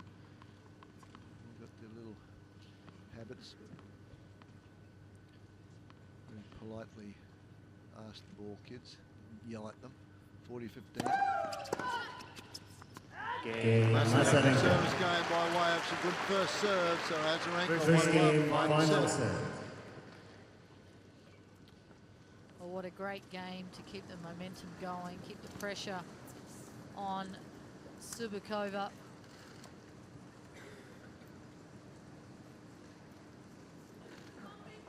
Well, now it's Cibulkova that has to think about things a little bit more. What can she do to take Azarenka out of her rhythm? Cibulkova, it is her game to hit hard and fast, but potentially, if she gets the opportunity, particularly in a defensive situation, maybe throw the ball up. Change of pace, you think? Change it up. She also possesses a slice she can use as well. That's a warning, a time violation warning. And we've got 20 seconds to get ready. And on the tour, the WTA WTA and the ATP, it's 25 seconds. But in all the Grand Slams, it's 20 seconds between points. So she's had a warning. But the big thing is, Laver first serves in both players at the end of their round at 70%, which is excellent.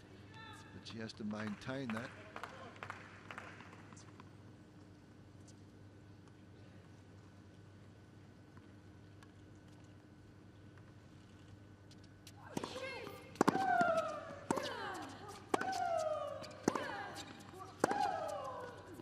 Well, the thing that I've noticed from Azarenka compared to the first set is she's just getting down so low. She's using her legs.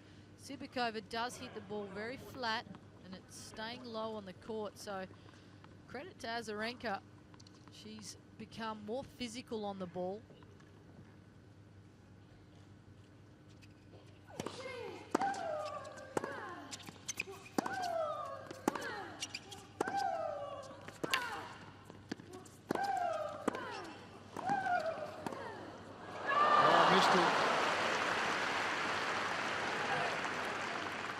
Laver 40. Just had to hurry it a little. And that's what Azarenka's been doing, rushing Subikova. Subikova not getting enough time to set. Break points now, Laver 40. Azarenka returning 81% of the time, getting the ball into play on the returns.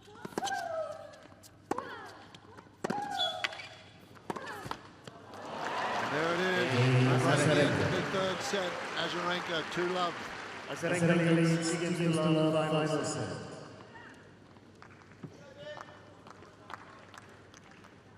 A bit of disappointment and disgust that last forehand hit the tape.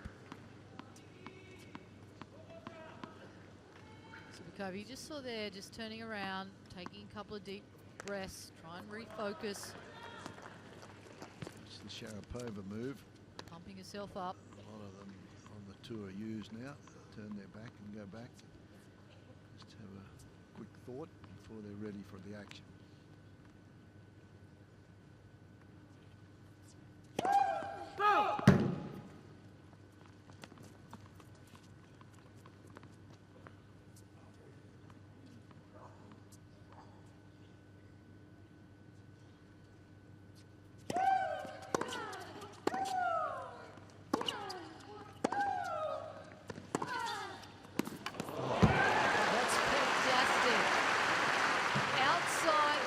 Alley and able to bring this ball back into court. Tremendous racket head speed. Get a look at it now. Look how much court she had to cover. That has to be perfect. And it was. Applause there from Azarenka. They've grown up together, played in the juniors, both 25 years of age.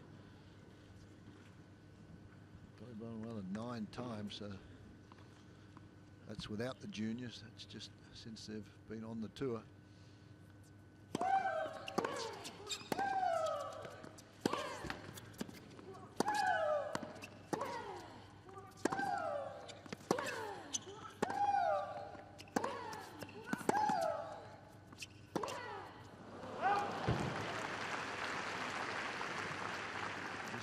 This is certainly quality stuff. Be interesting to know if Azarenka has increased her speed of ground stroke. Seems like she's hitting the ball slightly harder than she was in the first set.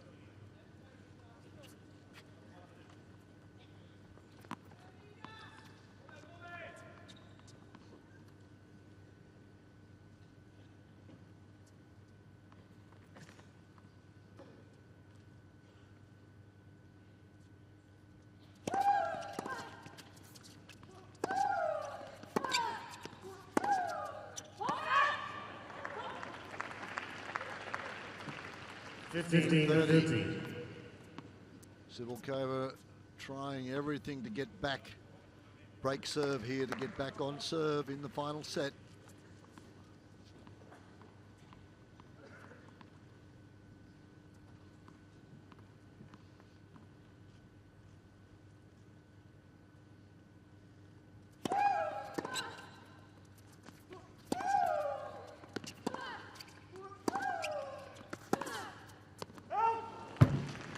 shot was working in the opening set.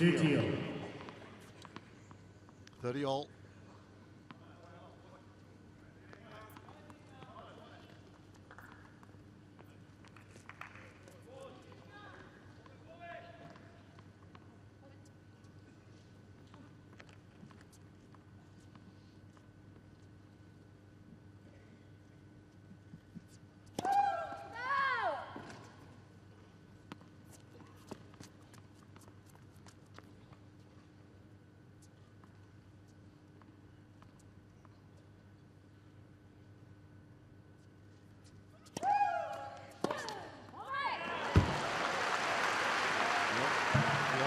You're only as good as your second serve. Been so true today in this match. Well, this is what Subakova was doing in the first set, really jumping on the second serve of Azarenka, particularly off the forehand. Break point.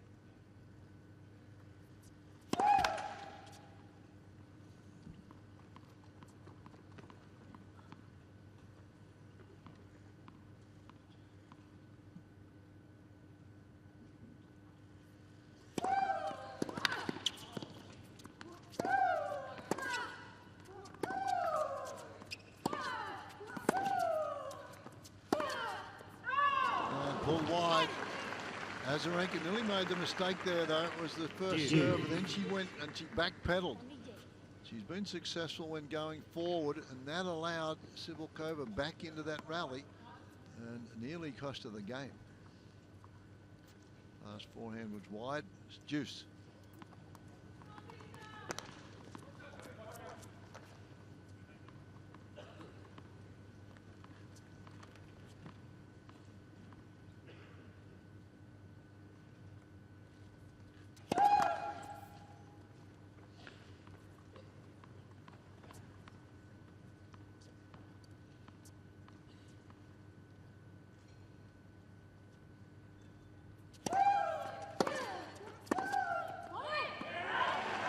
Again, the second serve was punished. Just pace of shot. An opportunity again. Well, here's Azarenka, and I think she was alluding to the fact that she was moving backwards as she hit the ball. She's got to keep her mind on the job here because this one's not over yet. Break point, second time in this game.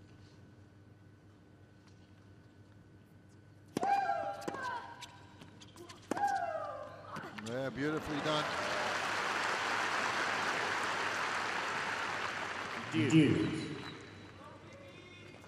Well, she's had good success when she served out wide to Subakova.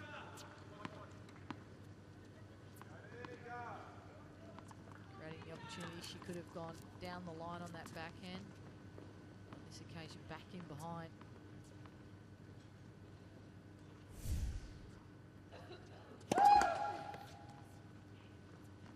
Another second serve.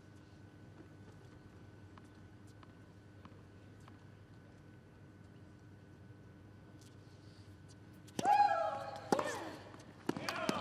been happening? That's the difference in the match. Break points again. Well, with so many of the women, there's a tendency for that second serve to go down the middle of the box, and Subakova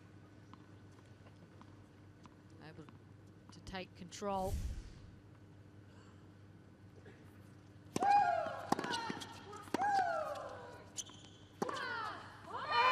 she's made it. And she has made it. So that is right back into it. 2 games to 1.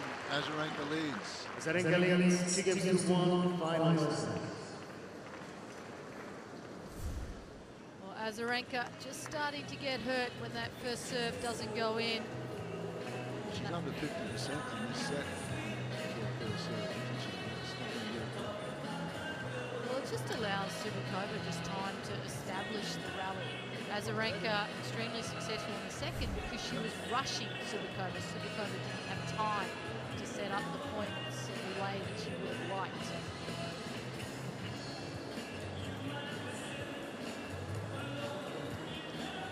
Great crowd coming in on Australia Day. It's a public holiday, so an opportunity for all the fans to get out to Melbourne Park. Still some matches going on the outside courts as well as the junior competition.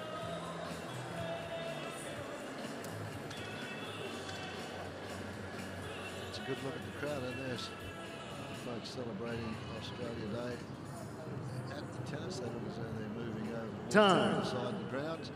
Oh, I like that one. Green and gold. Green and gold, Aussie colours. Those tennis balls are about $35 a ball if you want to buy those for your kids to go and try and sign, get some autographs. As there's a lot of stuff in the open tennis shop, and good souvenirs for you to take home for your friends. Popular ones are the towels, aren't they? They seem to be a popular gift. Players seem to like them. They take them and give them away. Cibulkova 1-2.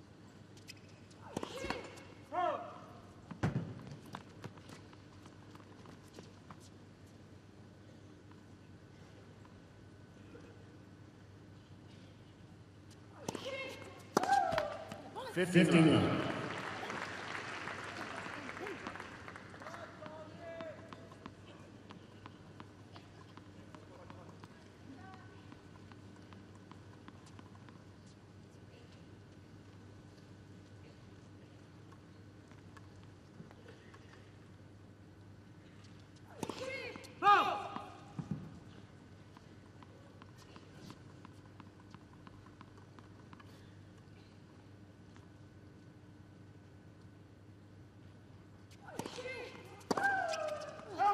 There's 2 misses off 2 second serves. The difference is Cibulkova didn't miss, Azarenka has. 30 love.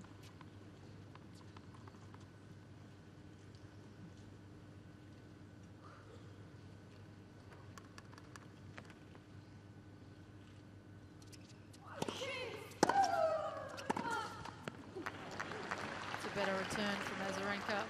15. More margin when you hit the ball cross court. More court to work with compared to down the line.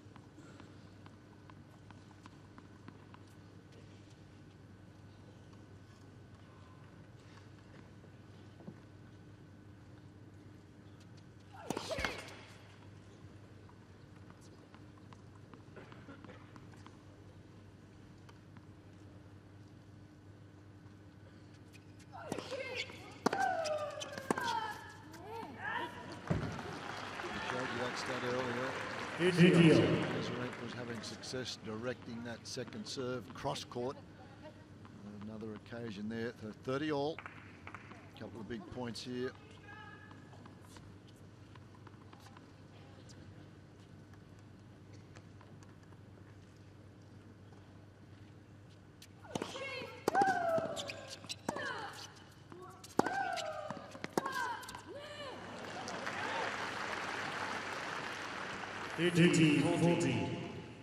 Depth again brings up a break point.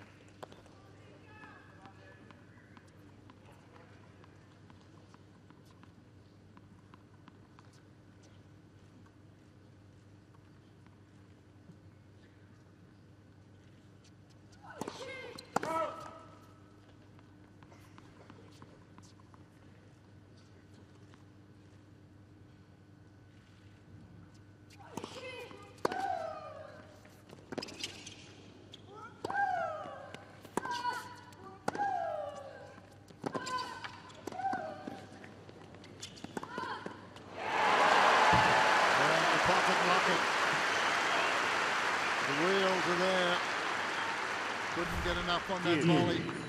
Well, Cibulkova again, the defense. I think Azarenka did the right thing moving forward, but just not able to execute on the backhand volley. Was on the reach. Straight around to the player's box. He is feisty. Juice.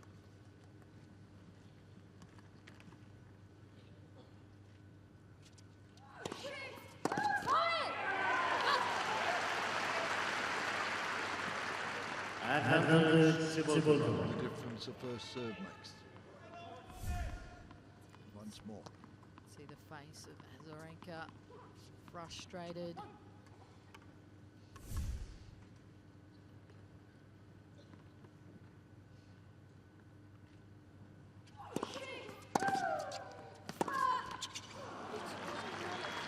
The problem is Sivakova does not get enough on that serve down the tee on second court.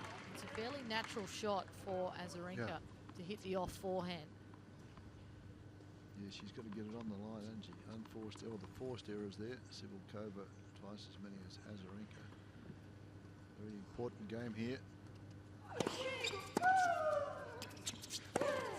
Again, the first serve in, we get control of the point. This is going to be known as the set of the second serve.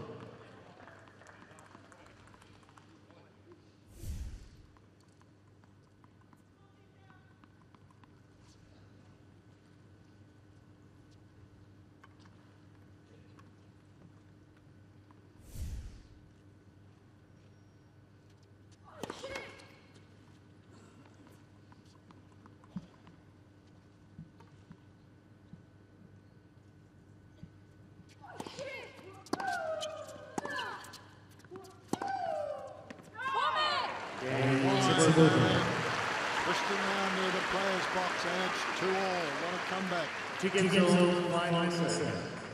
Well, will it be like the first set? Sivakova was down 2-love in the first set, 6 games in succession.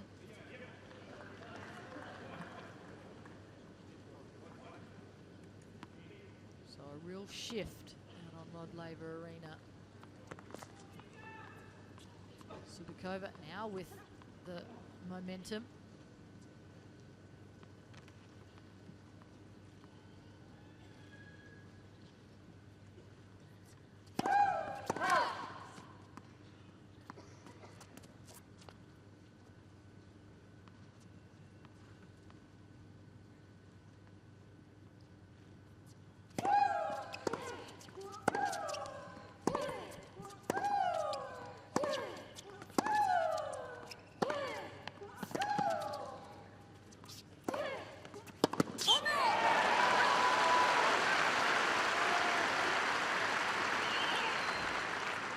Lovely.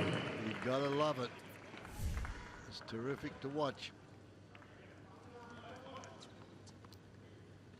Azarenka now being dictated to, spending a lot of time behind the court.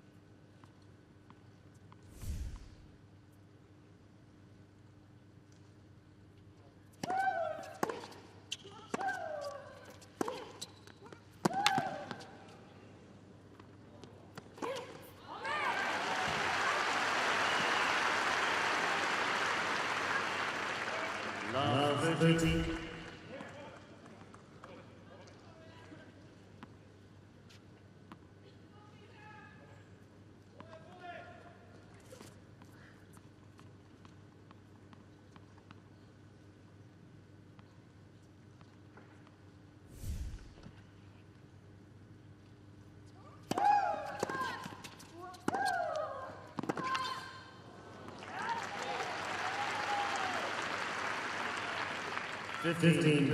All set up by the first serve from Azarenka.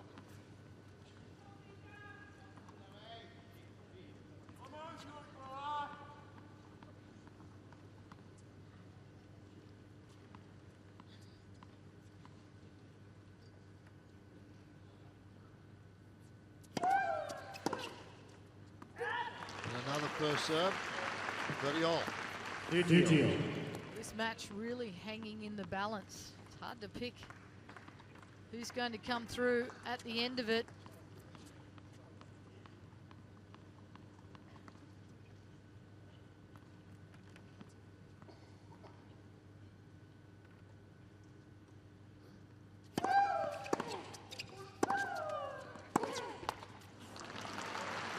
Both girls so desperate to place in the quarterfinals of this Australian Open. Both with points to defend. Azarenka getting through to the quarterfinals. Sivakova losing in the final last year.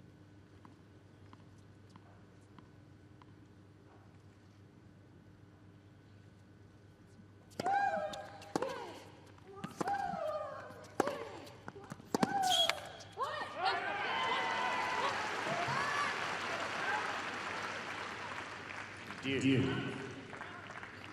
Back to deuce again.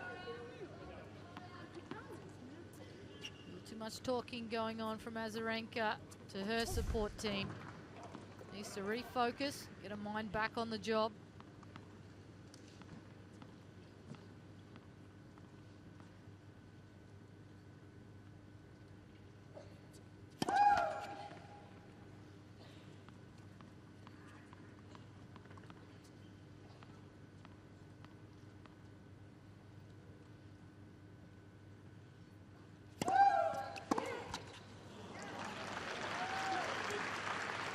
Advantage Azarenka. Very good deep second serve.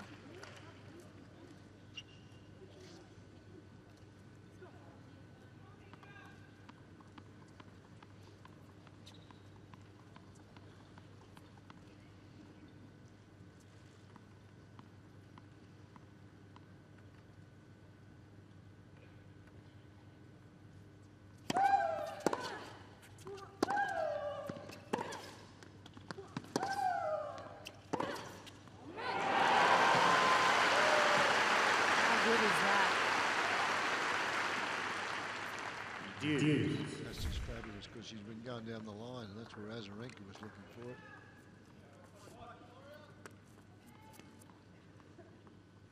And she was on her way to cover the down the line.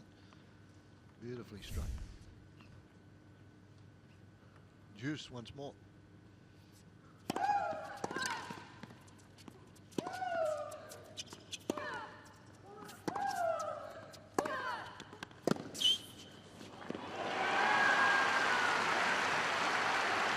Great return off a good first serve. Advantage Cibulkova. Set the point up for it. Break point now.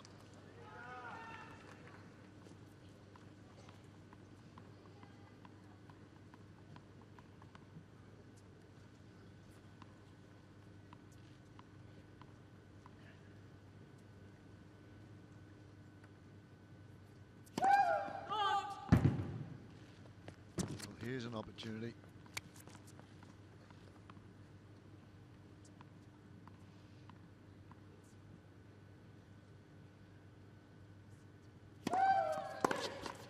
Due. Well, she got what she wanted. She moved over into the singles alley to try and get Azarenka to go down the middle, and Azarenka got it right where Cibulkova wanted it. Well, I'm not sure she even needs to move. Azarenka, predictable with the Second serve. serve with some slice in the middle of the box. Just make sure you're balanced when you go to hit it.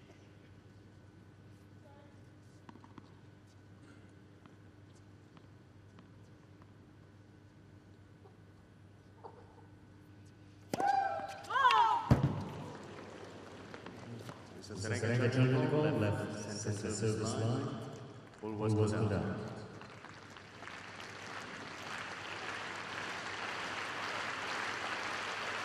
Good challenge this one, and looks as though she's out. It's out. Second serve. Game of fractions, this game.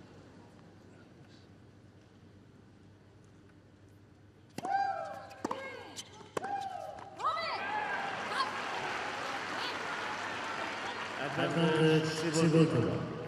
Azarenka has two challenges remaining. Break point again.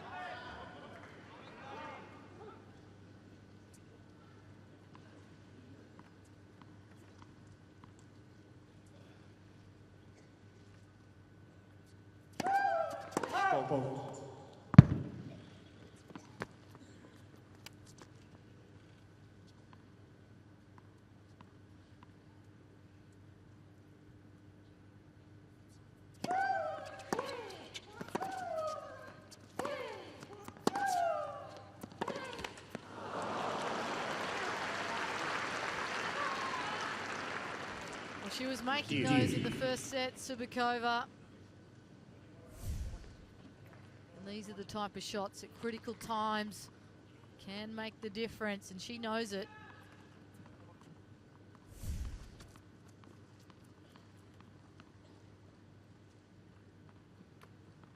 Eight 8 minutes this game, long game, important game, both ends.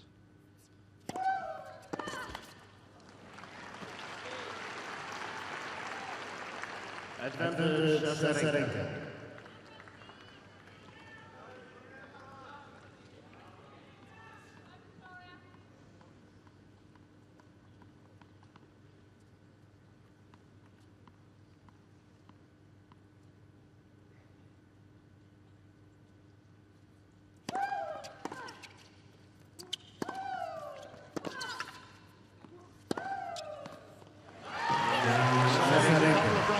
Azarenka now goes to the lead. 3 games to 5 set. Puts a little scoreboard pressure onto Cibulkova now after struggle there in the last 2 points, first serves. So just depends if Cibulkova blinks and misses a few, what Azarenka does off second serves. That game was really an opportunity for both players. Yep. Azarenka was starting to get frustrated. She was talking to the coach's box, and Cibulkova was pumping herself up. And to not get across the line, you're absolutely right. She needs to make sure when she turns around here, she's where she needs to be mentally and emotionally. It's been a high-quality match. 40 winners off the racket of Cibulkova. And those second serve points won could become a critical number. It's not just, it's the general feeling of the second serve. They're under pressure. Yep. And they're going for it. Time. They just don't have, if you're able to hit, and they've hit winners off the first serves also, both women, and been fantastic with it. But it's a lot easier on the second serve, and because you've got a couple of steps in, you move forward on the ball most of the time on a second serve. First serve, you don't have that luxury. You've got to try and get it back. And on occasions, they've got it back deep, and sometimes they've hit winners. But it's the tail of the second serve. So the pressure now on Cibulkova. She's had the opportunities in that last game. She knows it. She's got to keep it out of her mind. Concentrate on getting this serve staying on track in the third set.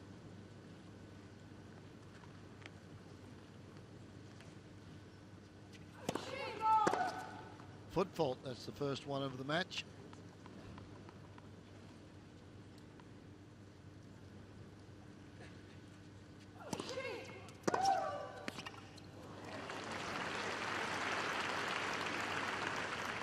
Laver 15.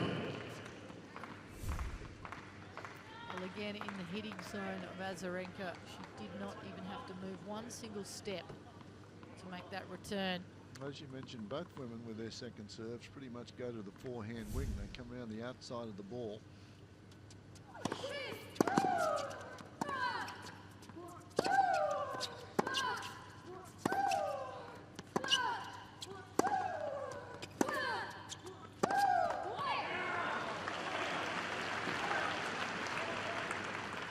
Fifteen.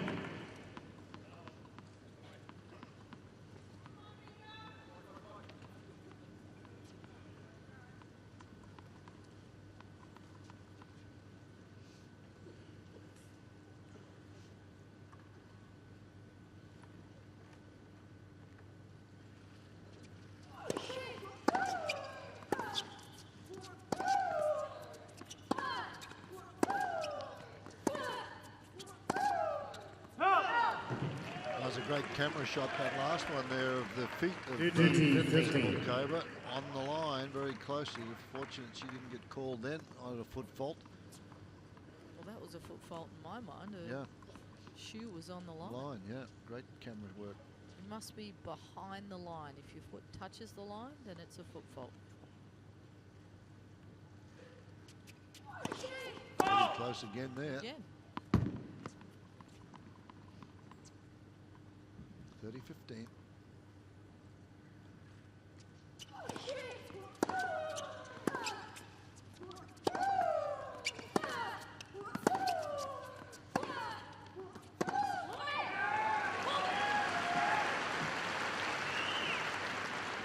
Fourteen, 15. 40-15. Trying to get it to 3-all. Things are getting tight.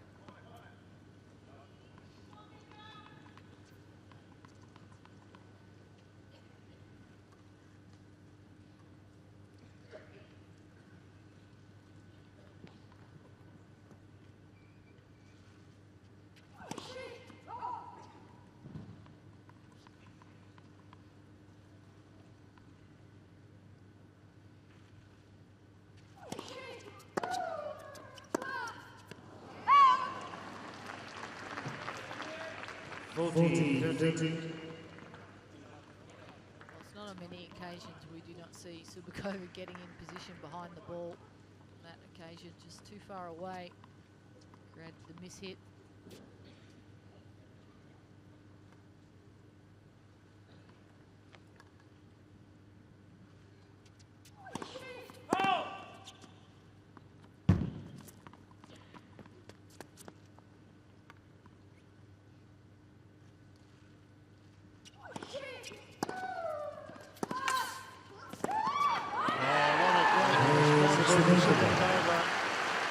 Fabulous return from Azarenka. Thought it was behind her. She gets it back Three inside. games, 3-all. set. Final set. There's really nothing in this match whatsoever. Again, great defensive skills from Subakova. Incredible shot on the run, that one. Nothing in it now. 3-all. Final set.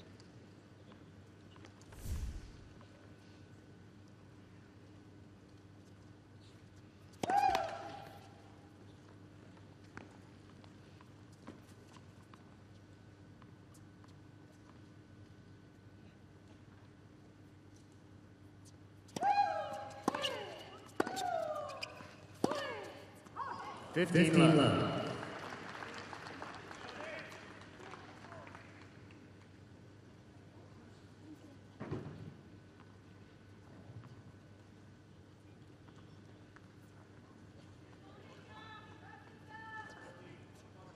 Still treating the ball kids with respect. I like that. Thank you. He says kids do a super job.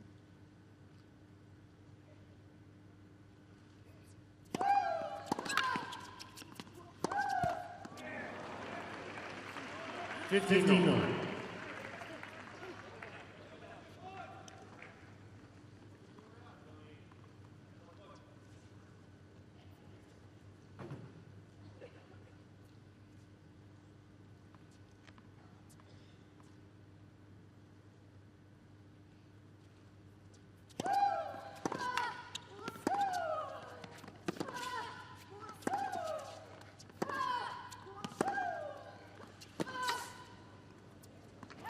Great hitting again from both players. Azarenka on that occasion finding the line. They just keep continuing to step it up a notch.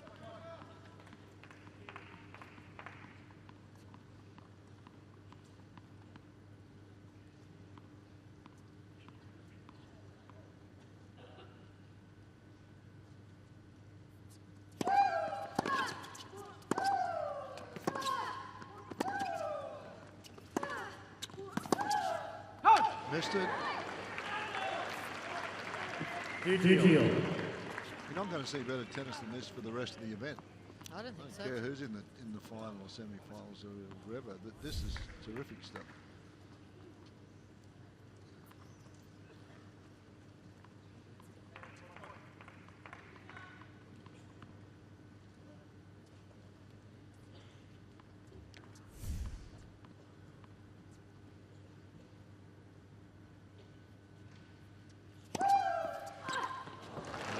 Marvelous serve at that stage. 3-all, 30-all. 14-13. To come up with an ace.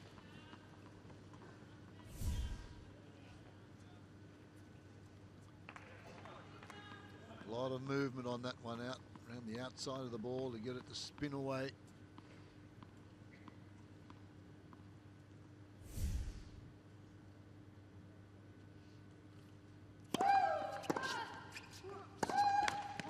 Well, it was there. Exactly what she wanted. It just shows you how tight this is getting. That was a bread and butter forehand set up by the serve. Pressure release for Subakova. She knows it. Lucky to get out of that one.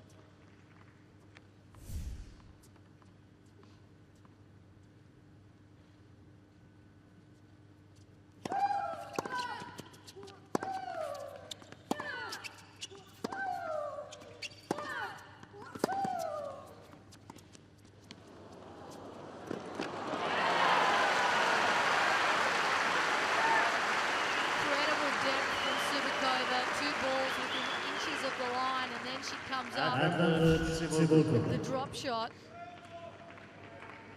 Cool as you like. 3-all in the third set. Juice. See where Azarenka was, 3 metres behind the baseline. A lot of ground to cover. Just played well. Break point now. 7th game. Final set.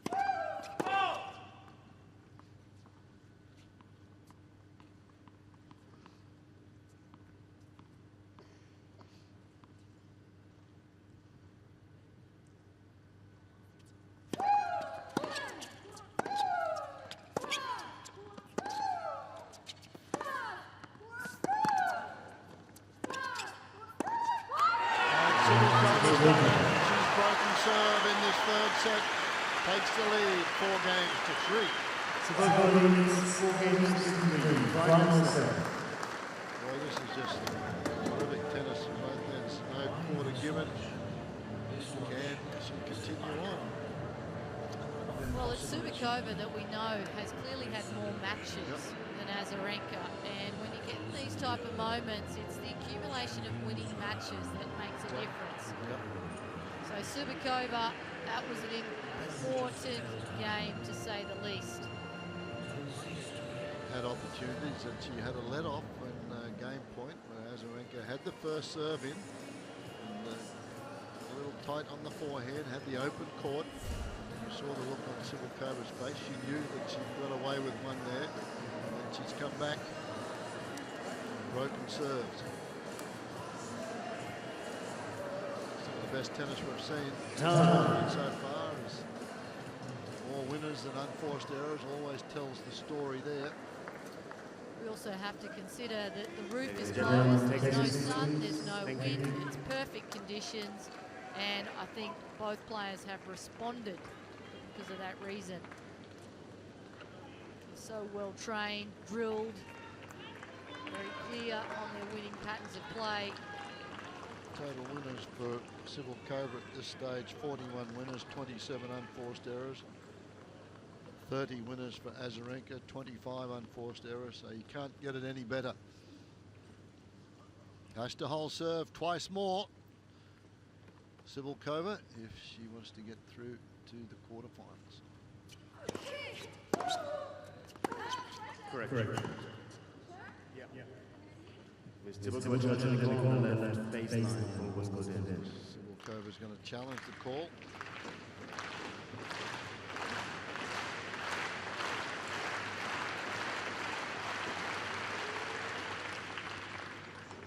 She was wrong. She said Replay the point. They replay the point. Civil has 2 challenges remaining.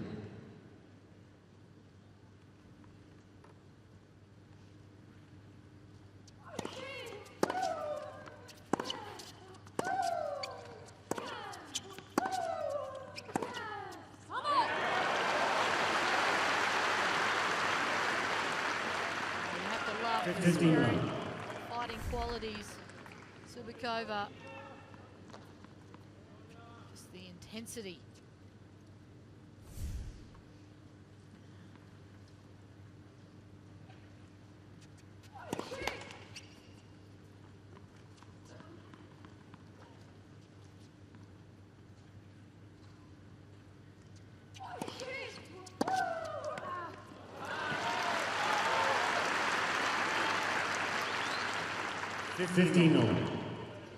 Both of them know where that second serve's going, right in the middle of the box. That was short again.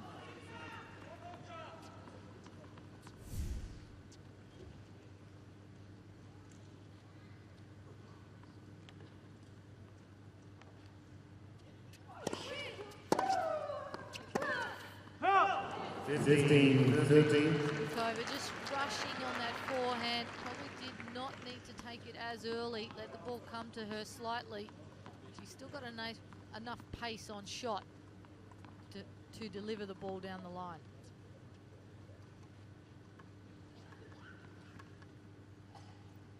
$15.30.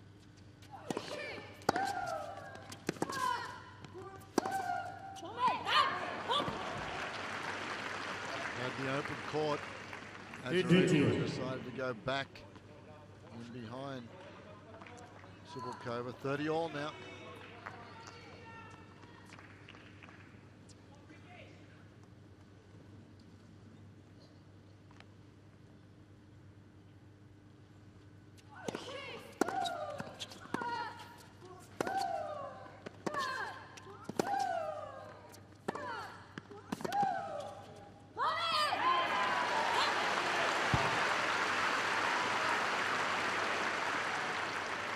Fourteen, 13.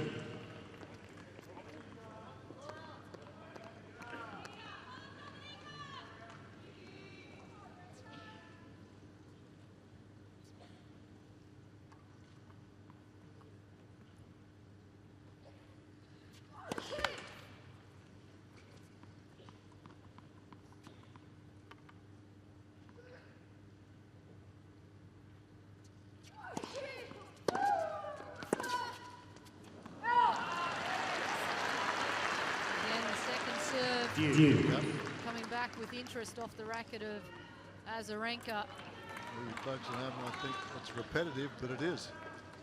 And that's what's happened. Second serve gets punished.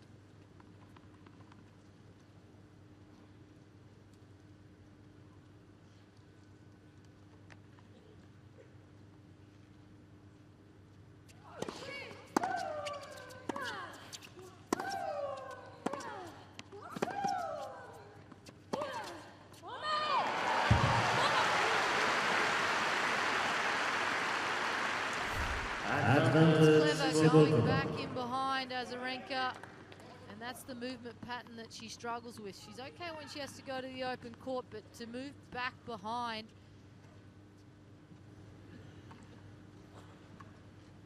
she's a tall lady.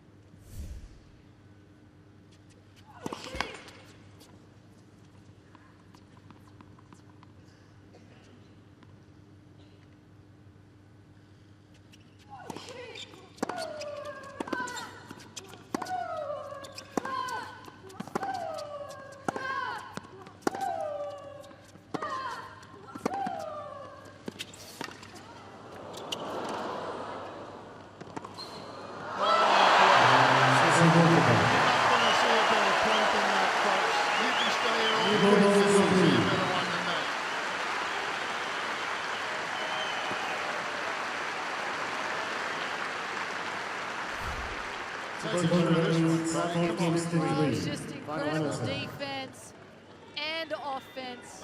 Incredible pass on the run. What a treat for everyone that's getting to witness this. And the reaction. She wants to so badly get back to the final this year. She did make the final last year. 5-3 now, and Azarenka's gone to change rackets, new balls, and she is now serving to stay in this championship. Her job now is to hold serve and get Cibulkova to serve it out. It's a big ask.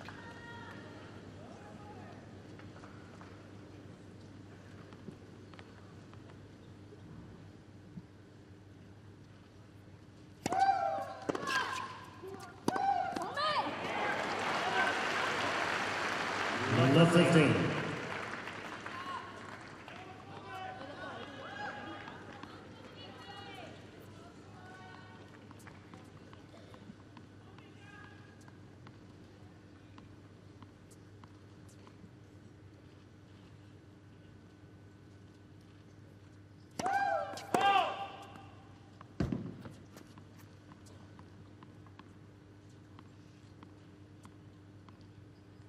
Again in the singles alley. Give me a forehand.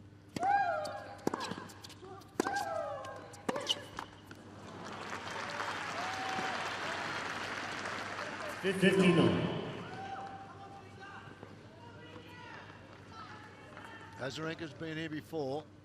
She's not going to panic.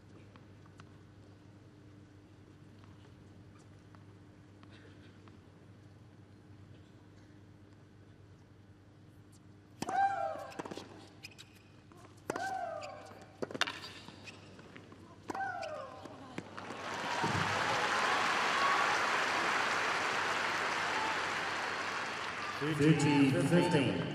Again, this point set up by the serve of Azarenka. She had the mid-court ball. Perfect execution.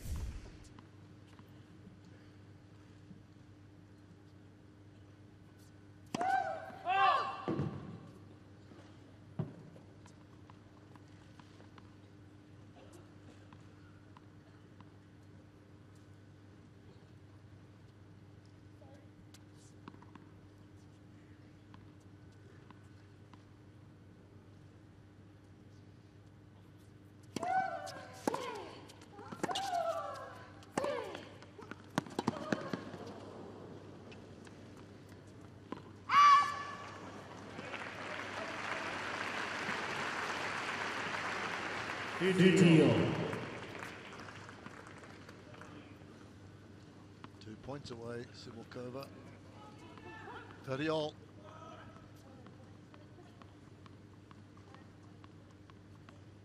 Having a nice little chat with herself.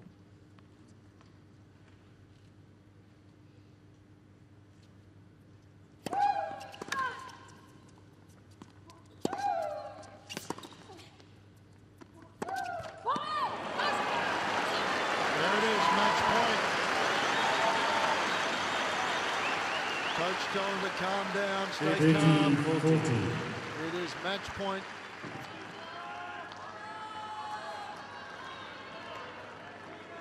Thank you.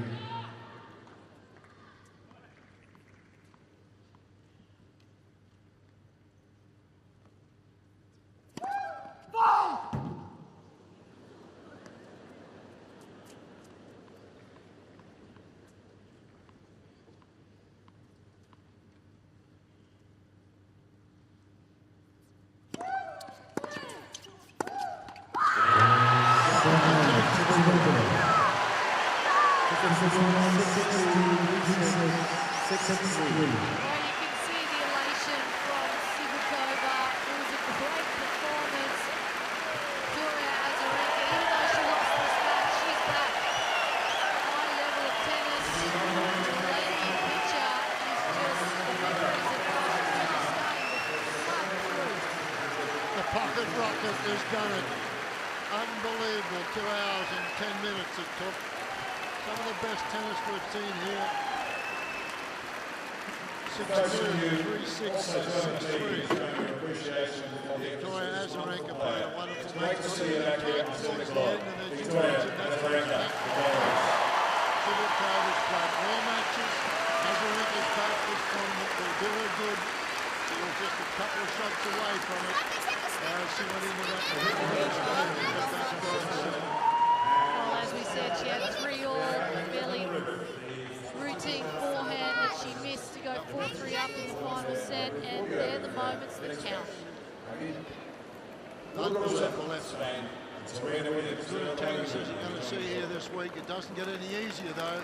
The pocket rocket now plays either Serena Williams or Muguruza, Gabina Muguruza, as she makes her way over to tell us how it all happened with Renee Stubbs.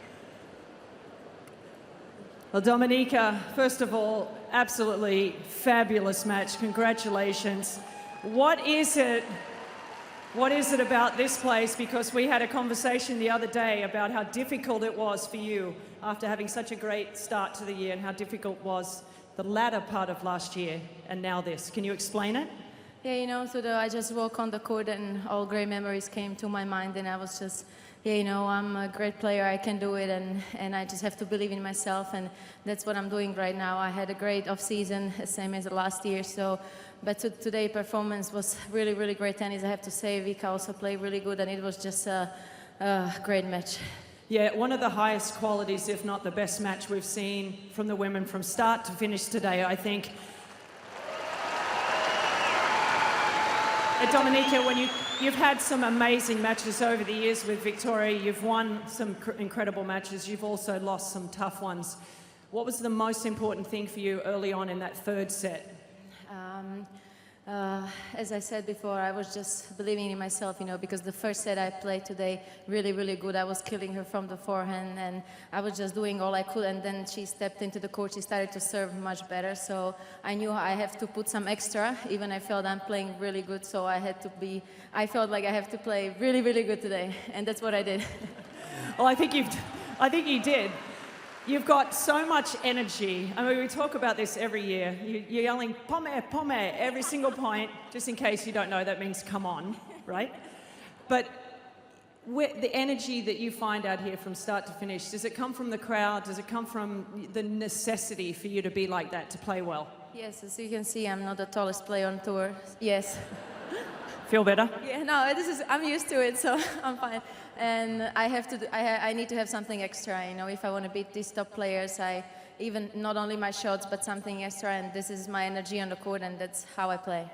Well, I mean, your record here in Melbourne now is incredible.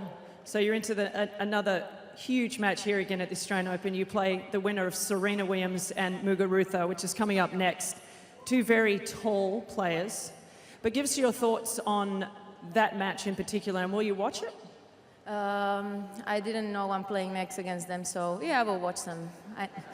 Because I never look forward in the draw, so. Well, it's probably a good thing. Yeah, it's good. Keep doing that. Thank you. Congratulations once again. Ladies and gentlemen, Dominika Cibulkova.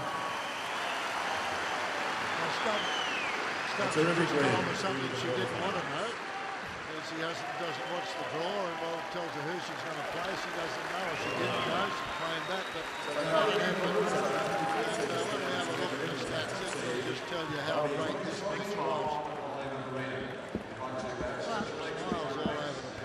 It was incredible tennis, and she said herself in the interview, very happy with the way she played. Her forehand was incredible in the first set, and it was an outstanding quality match. The amount of winners hit from both women, particularly Cibulkova. Just the enjoyment, the enthusiasm, the energy, everything about this young lady just speaks of her. As she said, I'm only small, the pocket rocket came out, I've got to do something a little bit extra even when I think I'm playing well. And she said, I'm playing well, but I've got to play a little bit better to win these matches. An unbelievable performance. As we said, the best women's match that we've seen here for a long time. Just a joy to be part of it. And tell you folks at home, I hope you've enjoyed it as much as we have. And just have a look at the stats and it'll tell you why it was such a great match. I've played a few matches now on Laver, and I feel good out there. I feel, comfortable, and I have the confidence in myself that The elation I can change the from past. Cibulkova. I want to. I can't change the second set. She just can't believe it. Very tight set towards the end of it. And here we are, finally, the stats to tell you the story. The amount of winners we were talking about it, 44 from the racket of Cibulkova, 32 high number for Azarenka. Azarenka, good job coming to net 21 times, and that was more in the second set rather than the first and third. And she went away from that, didn't she? Went away from that a little bit in the third, but then it was the serve went off a little bit in the third, and 89 points to 86 shows you it was a well-played match. But the number of winners, absolutely fantastic. First serve percentages throughout. To have a match played like that, both players with 65% of first serves, is just terrific tennis. Time it took 2 hours and 10 minutes. So the pocket rocket is through to the quarterfinals. Cibulkova over Azarenka, 6-2, 3-6, 6-3. She will now wait for the winner of Venus Williams and Gabina Muguruza.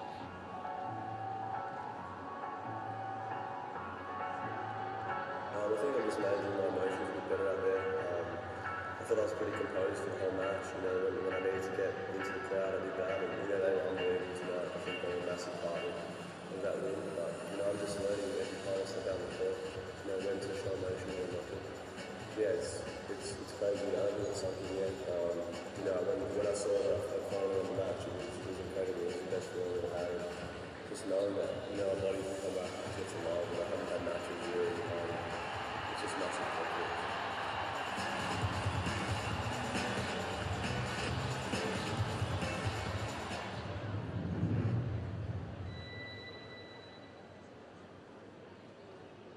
can you sum up how you're feeling just about now after that epic 5-set win?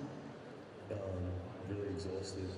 I left it all out on the court tonight, and obviously when I got the match point, I fell to the ground. I thought that was the best tennis match that just felt the best. I've never experienced anything like that, so really drained right now.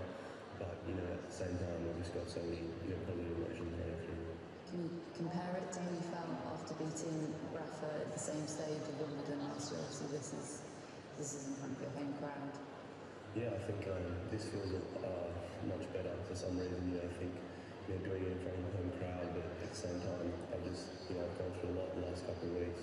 Just trying to get my body right, and just being able to compete. It's just been massive from everyone that's sacrificed their time and being part of my team. It's been an emotional roller coaster the last couple of weeks. And on the subject of the crowd, can you tell me a bit about what it was like playing in front of them and how much they contributed to this victory? Yeah, the crowd in Highlands Arena was unbelievable. I've never experienced anything like that. The court was really cool. I mean, it was actually pretty small. But, the crowd, there was so many people in there. That's definitely my favourite court we've played on. And just finally, you're going to play the winner of this match, which is still very much in progress between Murray and Dimitrov.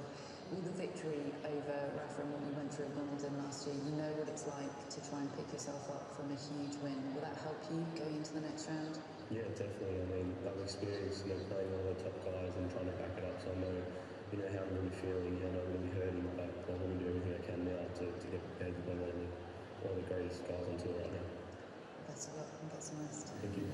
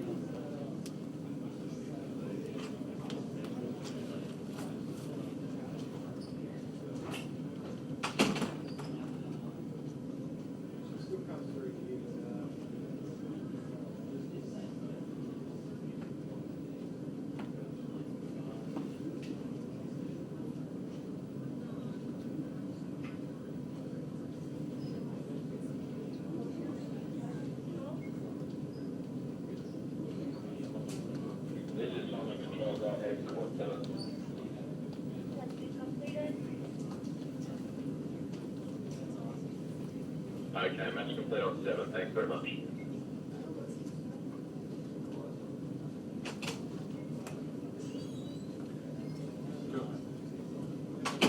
Sorry?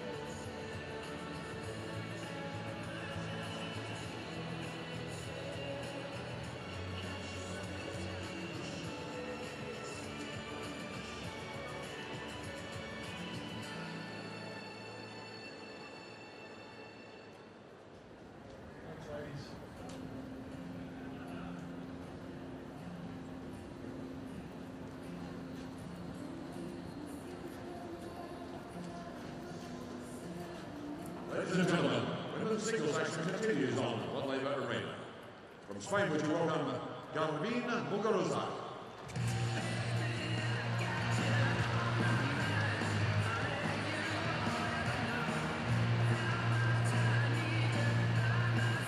Her opponent, the top seed in the championship for 2015 from the United States, Serena Williams.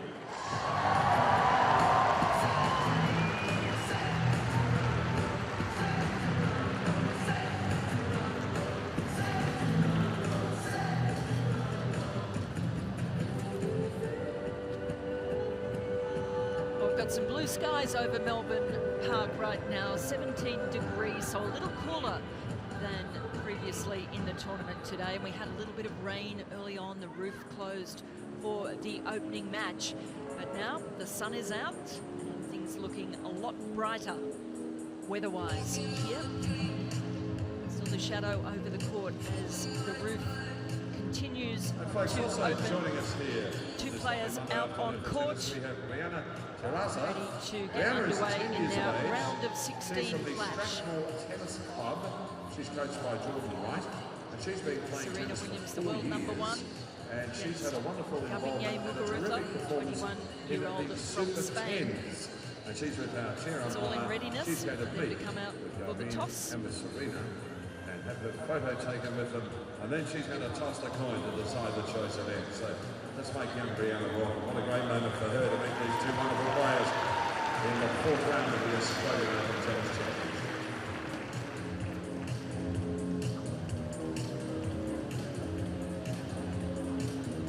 So there she is, the number one player in the world.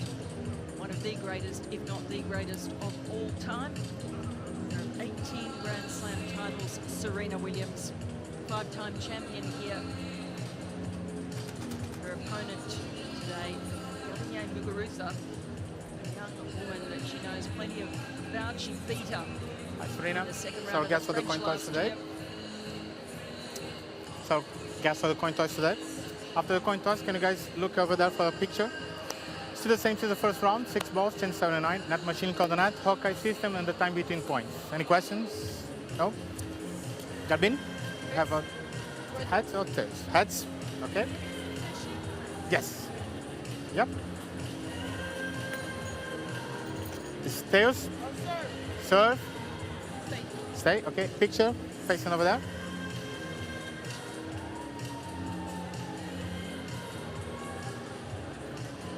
Well, Serena Williams not making much eye contact there and cannot wait to get on with this out here.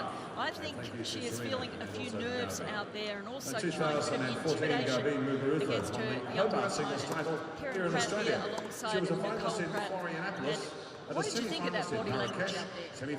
Well, I think she means business. There's certainly a ferocious side to Serena Williams. We see it in her matches, and I think that is all about her intent. She wants to get through this match. Muguruza is a dangerous opponent. Well, she certainly is. She won her first career title in Hobart to start last year, final in Florianopolis, a couple of other semi-finals, and her first run through to a quarter-final of a Grand Slam at the French Open, and that was one of the biggest surprises of the year, with Serena being her victim in the second round there. She beat her convincingly, sending her packing from the second slam of the year. So Serena will be particularly ready to come out rolling here to seek revenge for that defeat.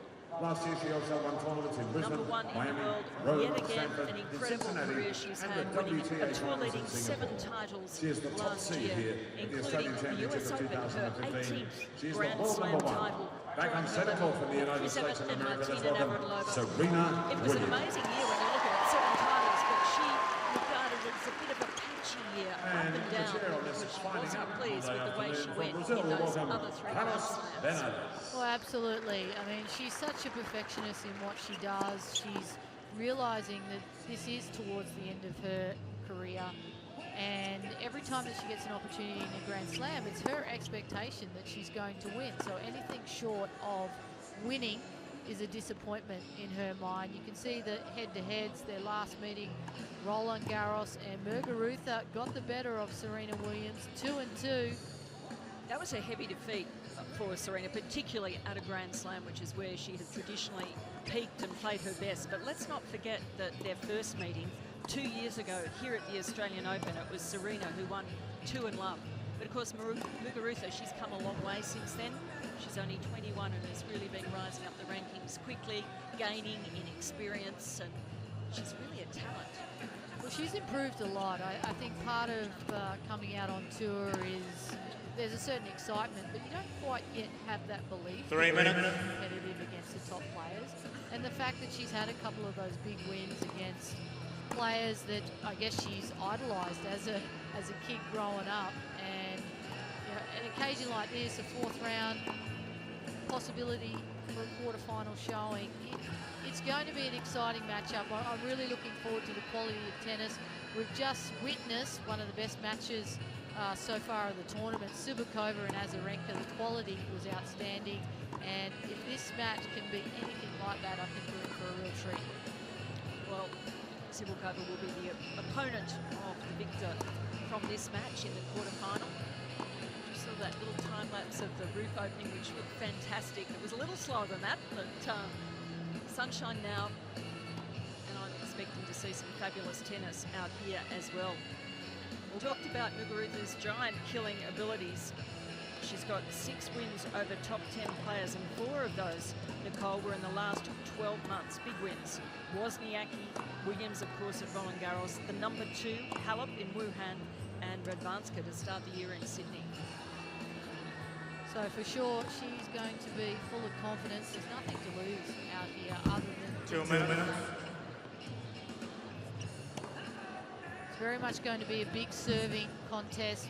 Muguruza, when she hits her targets, she either wins a free point or it sets up the next shot. As we know, Serena Williams, for most of her career, has had one of the best serves in the women's game, particularly the second serve. It does get up high on her opponent, and in critical times in matches, she has the ability to just win free points. So let's keep checking those service numbers.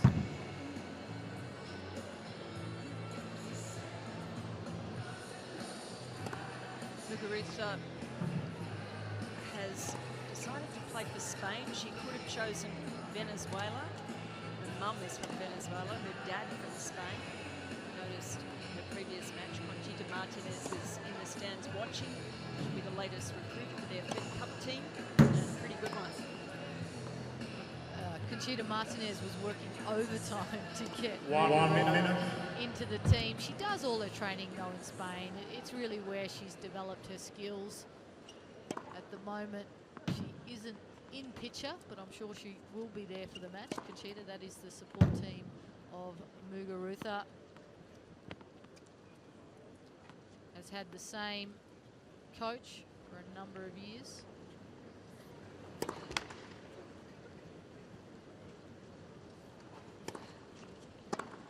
Serena started the year slowly at Hopman Cup, losing over there to Radvanska and Bouchard.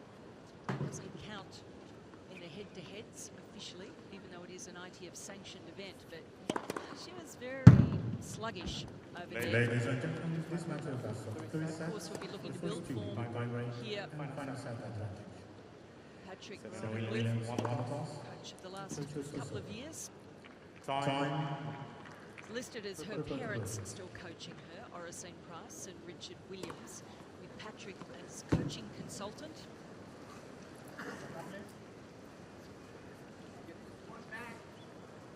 Serena Williams, very deliberate, taking her time. She's certainly not going to be intimidated by anybody. Mel should be looking to try and intimidate her younger opponent, but I don't think Garbinier is going to buy that. I think she'll just feel that she has not so much pressure on her, despite having scored that win last year. That's just something that will build her confidence. She can come out here swinging against the world #1 5-time champion here, who is expected to win this despite that loss to her last year. Serena certainly has the game face on, sporting the yellow dress that everyone's been talking about, the bareback number. Focus on the power and beauty of the back, she says. Strong is beautiful, and that's what Serena Williams wants to prove today.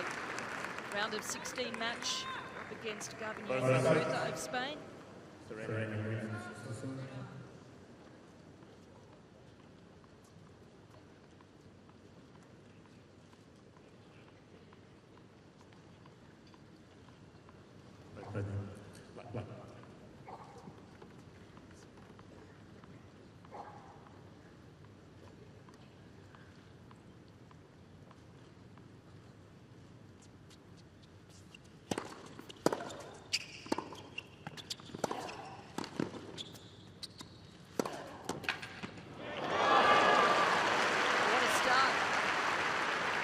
Anticipation from Serena. 15 long. Or making her intentions clear that she's looking to move forward.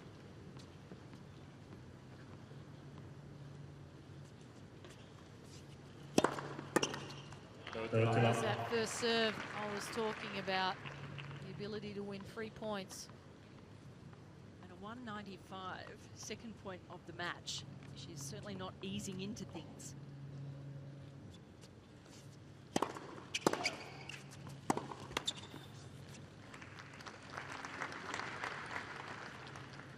Thirty, 15.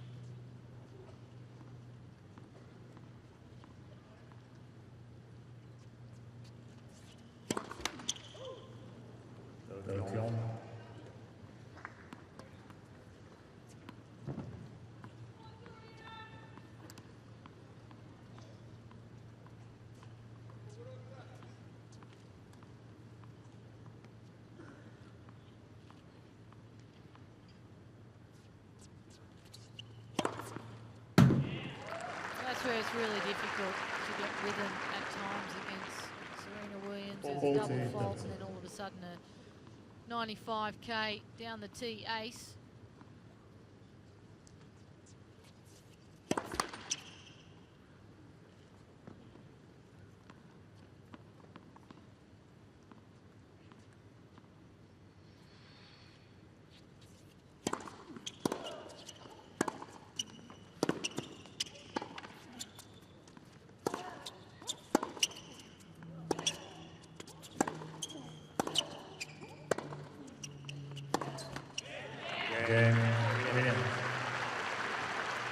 First game going to Williams. And you're right, not much ball striking for Muguruza there. Tough to settle in out there with those sorts of serves. She's delivered a 204 at this tournament. That's been her fastest so far. The 195's right up there. Well, the thing I like about Muguruza is for a tall girl, she moves extremely well.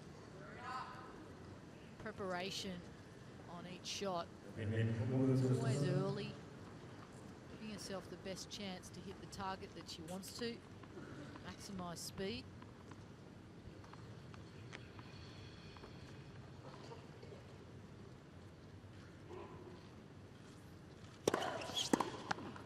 Great body serve. 15 long.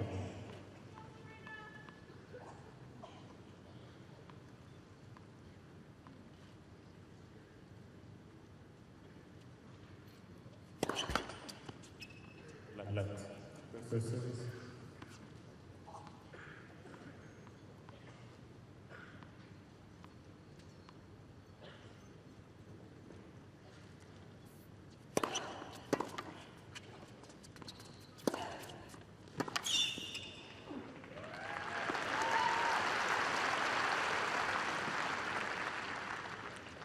Great tennis from Muguruza. She also has a fabulous on-court presence.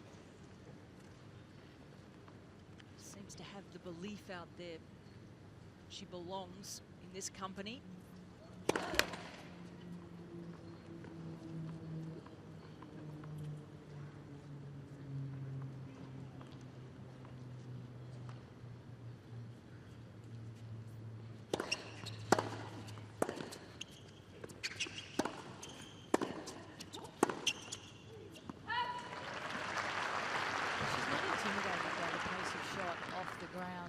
Ball too long.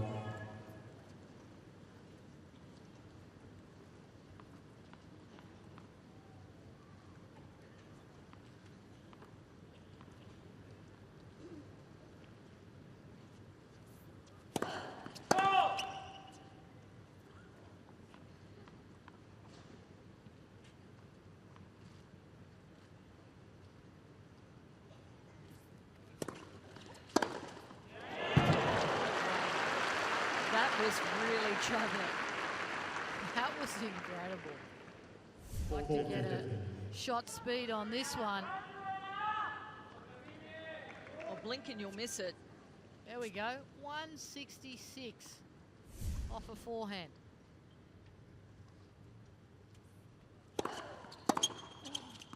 Terrific opening service came from Garbinier Muguruza. One apiece.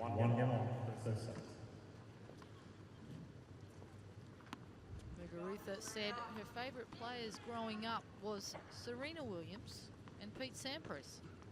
So it's a dream come true for her to be out on a stage like this.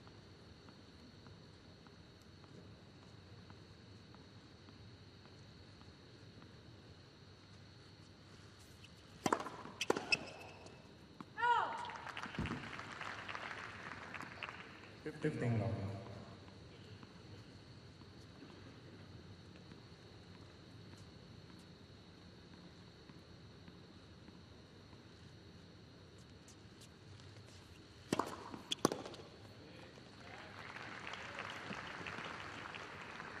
Go to long.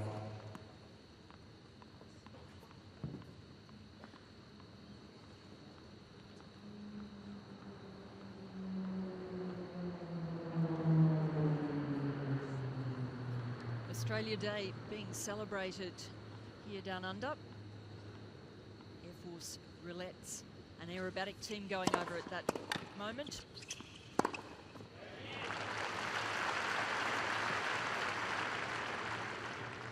There they are, the Royal Australian Air Force. The Roulettes, very well known here in Australia.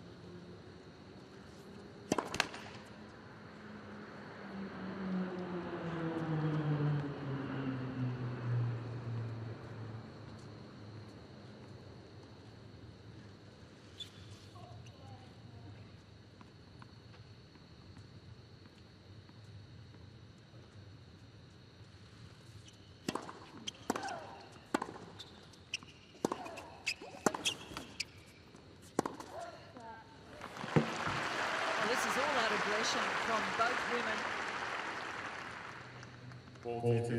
There will not be many rallies over 9 shots and potentially not more than 4.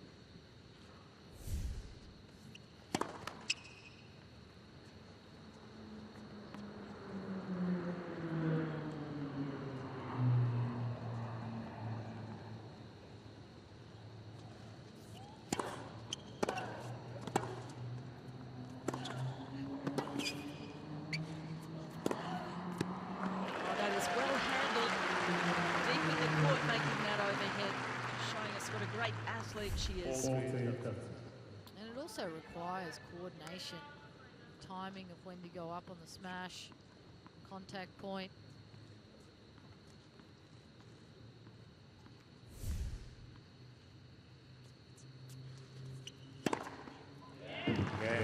Sealing the game for Williams. She leads 2-1. Williams leads 2-1 for first set.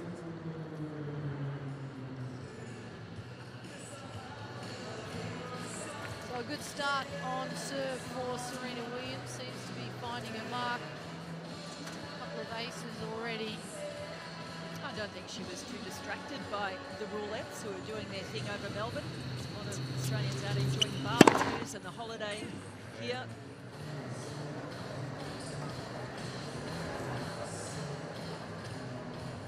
fantastic sight, the roulettes over Melbourne. At least the skies are cleared now. Got some sunshine out there. Had some rain earlier, and traditionally people go out with the picnics along the Yarra River, enjoy their time, and make sure they watch a bit of tennis as well, of course. Very much on the radar on Australia Day, big part of the summer in Melbourne. It is a public holiday, so it's a great opportunity for the fans to get out to Melbourne Park. There's still a lot of matches on the outside courts. There's doubles and mixed doubles happening, as well as the junior event. We hear a lot about the junior, but Rena's Army, Team Serena, fans showing their colours and who they want to win out here. So a good start on serve for both players. Sit quickly, please. Thank you. Muguruza serving 1-2.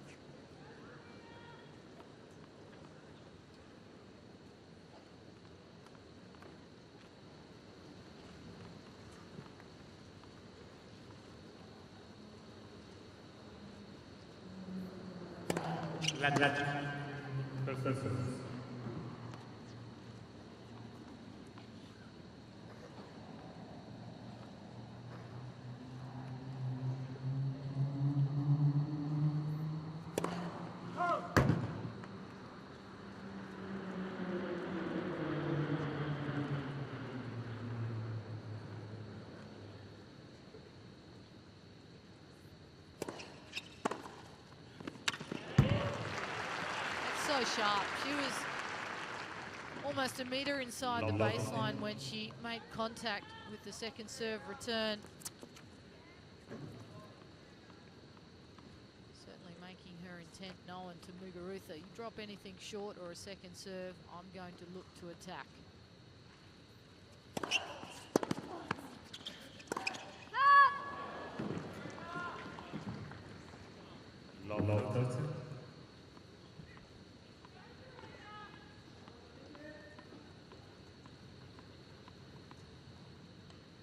Real mistake of Muguruza's racket.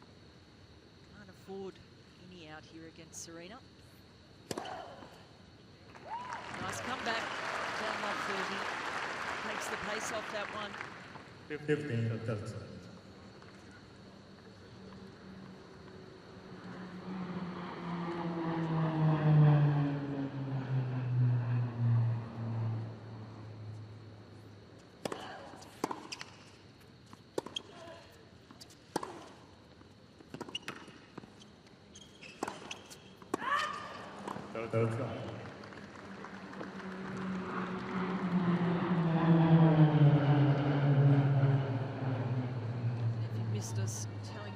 That is the Royal Australian Air Force aerobatic team flying overhead around the CBD of Melbourne to celebrate Australia Day here. Maybe a little distracting for the players.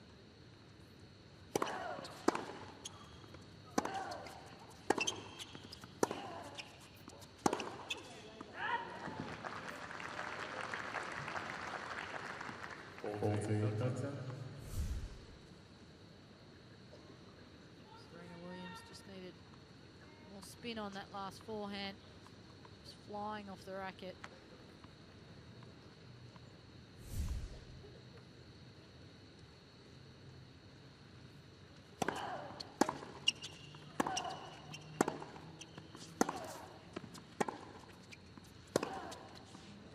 Muguruza getting the better of that rally. Good positive play from her, bouncing back from love 30 in that game to level this opening set.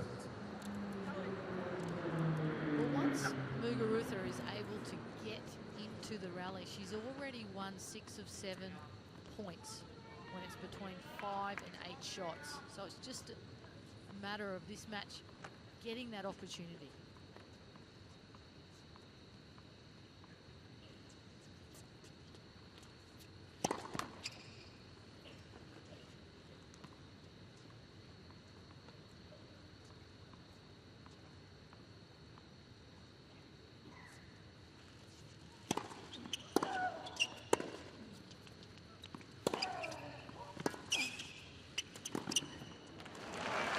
Superbly played turn deep. Laver.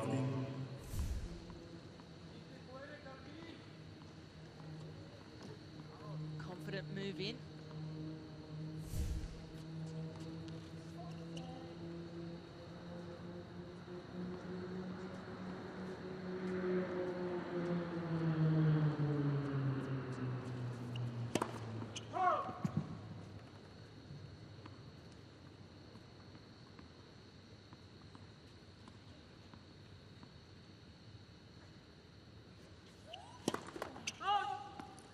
Laver.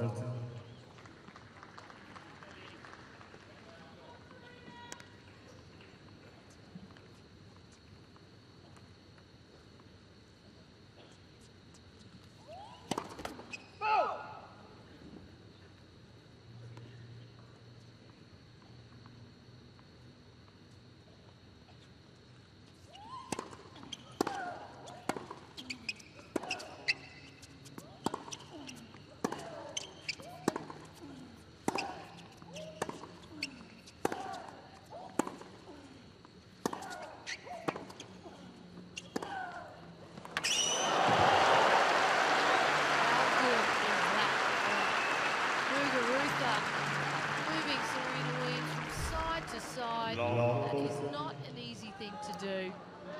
Hitting hard and flat.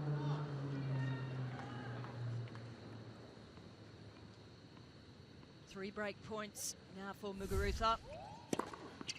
Can Serena serve her way out of trouble here? 15. Has a history of doing so.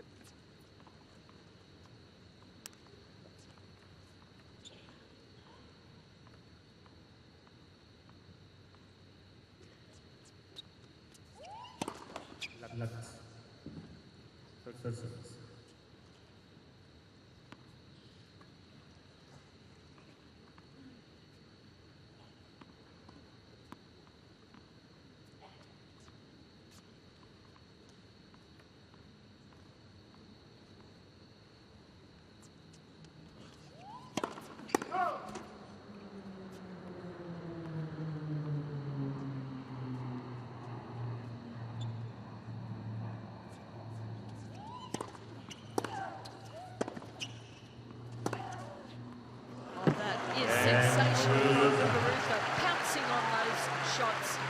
She breaks and goes to a 3-2 lead. Oh, great signs. How early is she meeting the return? She's very aggressive, looking very, very confident and relaxed out there, knowing what she wants to do. Really putting some pressure on Serena, who's really not used to having her serve dealt with like this. Well, because of the height of Muguruza, she can step in and take it early.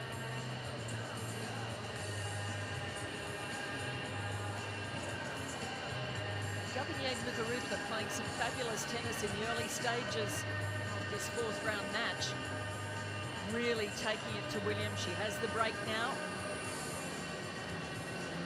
Leading 3-2 in the opening set. You've got to like the way she's gone about this. Very, very confident from having had the win over Serena at the French Open last year. That caused a huge stir. She's been able to follow on from that with a good year. Having a look at the results. Entertaining the crowds over Melbourne on this Australia Day public holiday.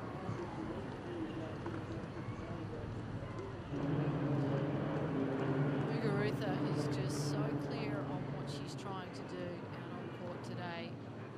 There's no room not to be committed against the #1 player in the world, Serena Williams.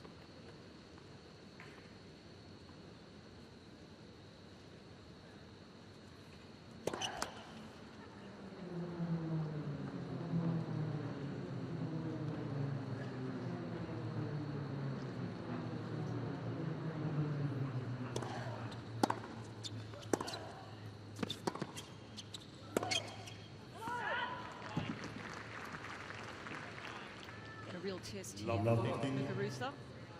Broken Williams. The #1 will be on the hunt to get the break back. That's where she's got to come up with some good serves, stay very solid.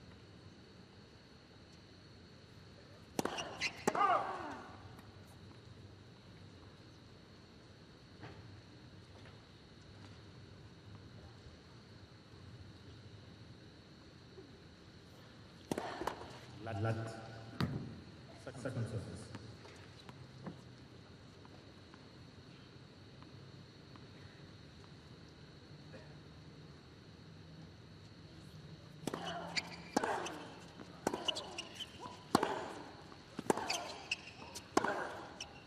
Out. 15. It's tough to see from the angle that we view from Margarita, but the ball toss has a tendency to get too far out in front at times, and that can affect particularly the second serve.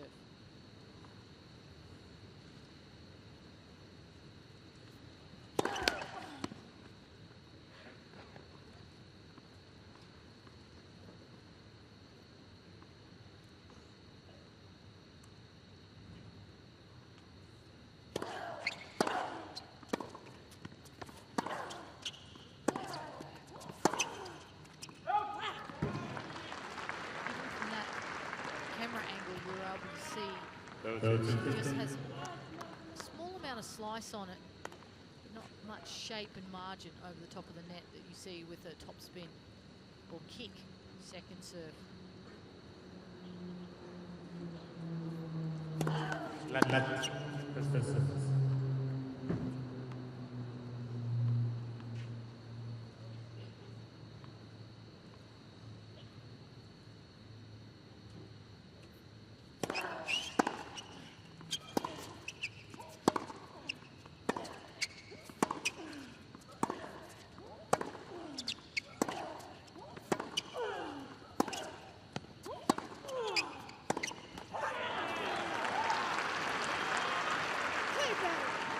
First come on we've heard from Serena Williams. I'm sure there are a few more to come.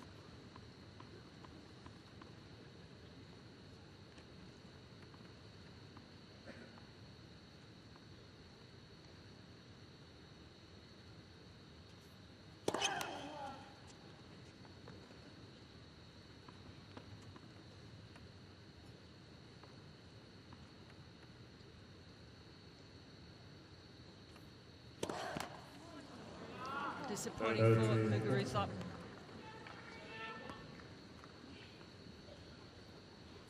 a break point now.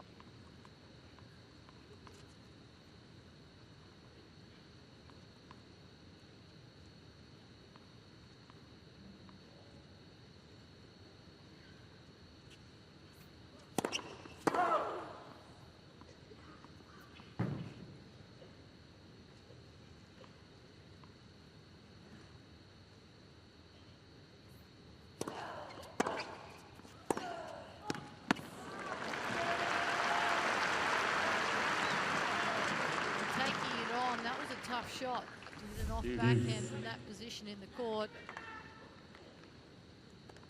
It's down nice and low.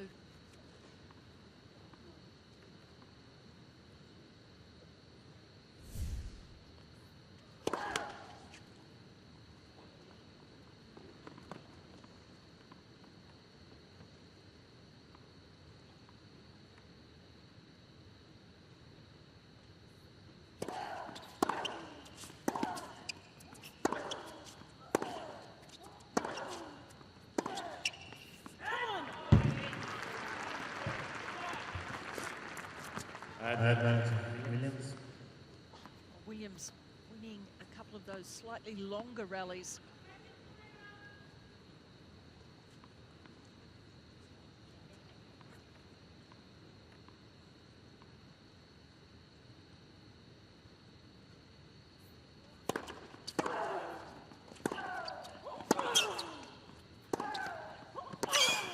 It's just too good for Muguruza. Save another break point.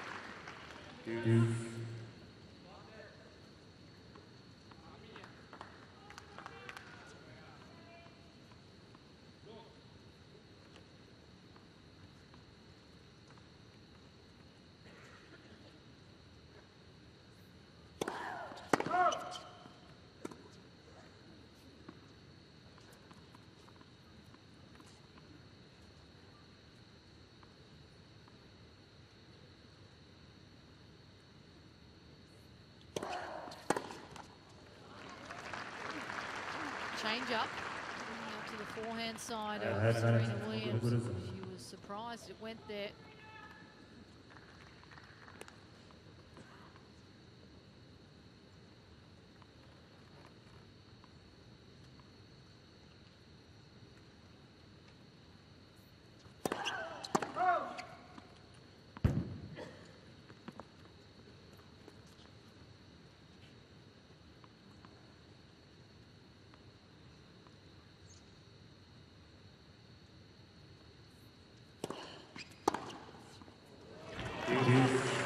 Return from Serena.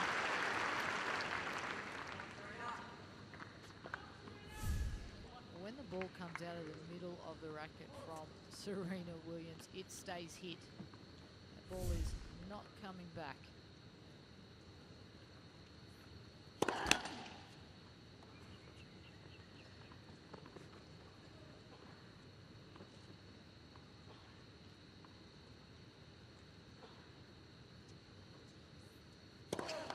Let second service.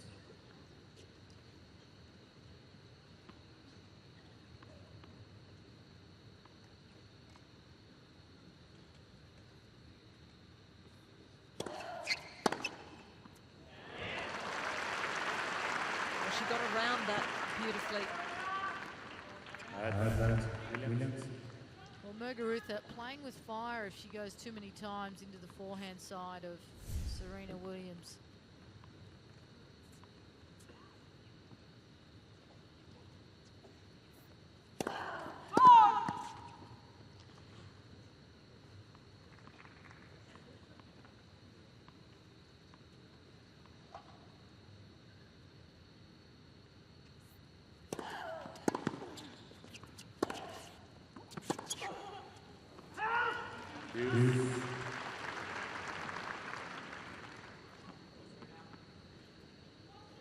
Both women know the significance of this game.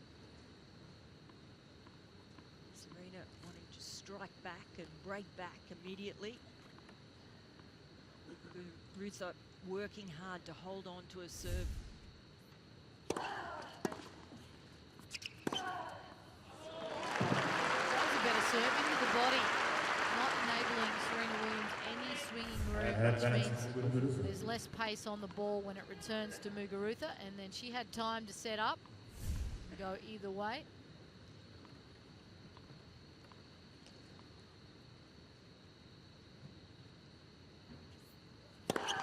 Let second service.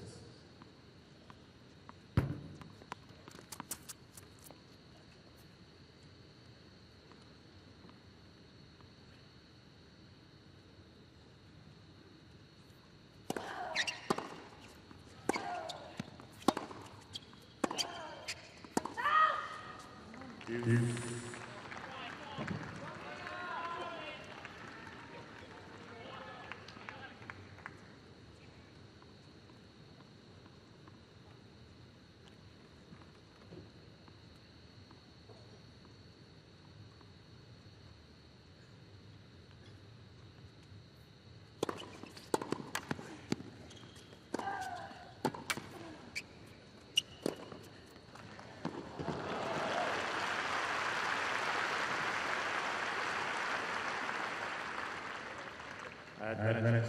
Muguruza.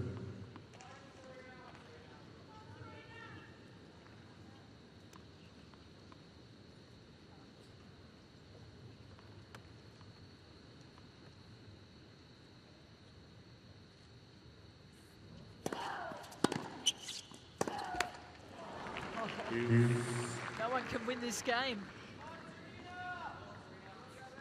Clearly the longest game of the match so far.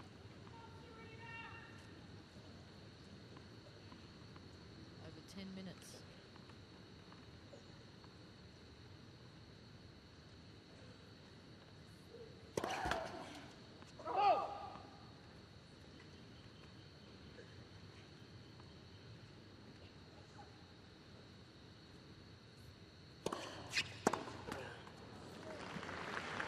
Well-directed serve yet again from Muguruza. Advantage. Muguruza. And she clinched it this time.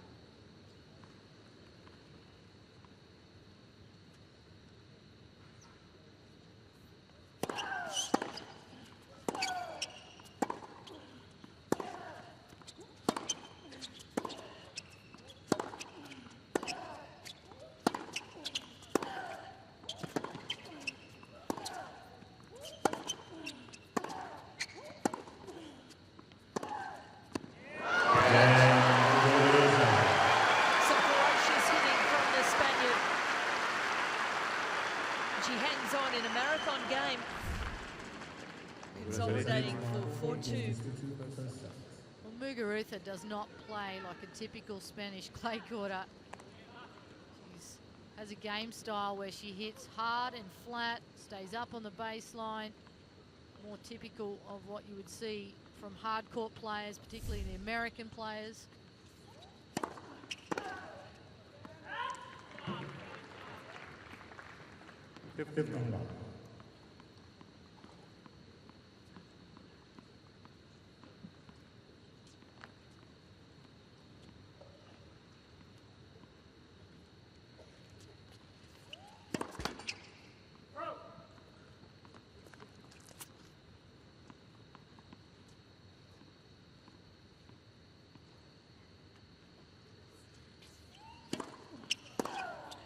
Wow, so early, right over the top of that return. She's just so sharp.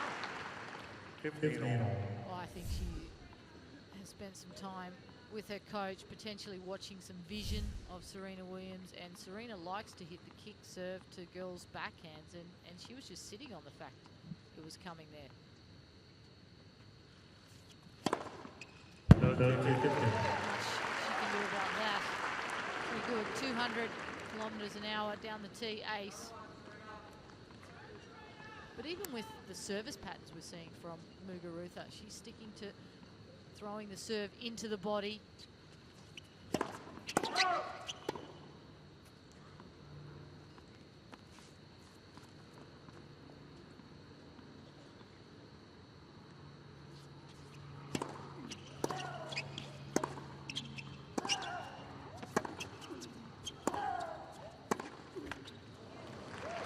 I mean, this number at the moment is just amazing to me. She's won 12 of 14 points when she's had a rally between 5 and 8 shots. So that's the situation that she needs to keep creating out on court.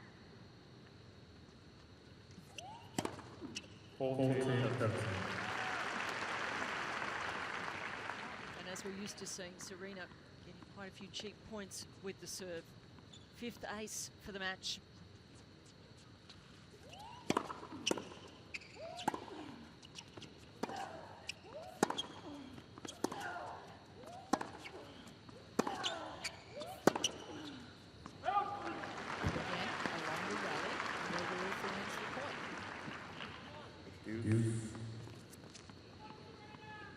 What's your comment on why that is? Sharper, moving better Muguruza? I think she likes those situations, just to be hitting a lot of balls within a rally. Has time to set up her ground strokes where she wants to go. Has the ability to redirect and hit line.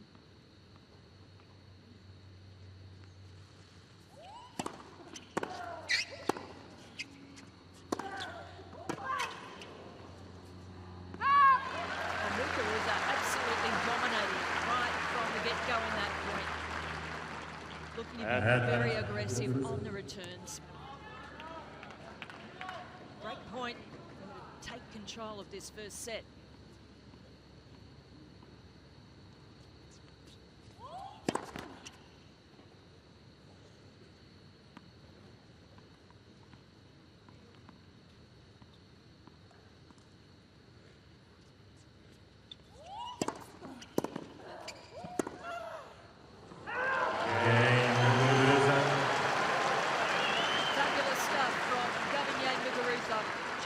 Goes to a 5-2 lead opening set. Well,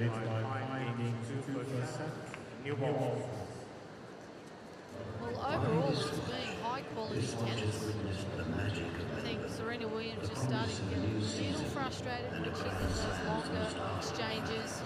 She's used to finishing points in 1 or 2 shots, and the ball's coming back with interest. And a 4-time champion. Fantastic look. It doesn't just slow-mo. It tells history. See on that forehand, contact was made at the top of the racket. Slight mishit.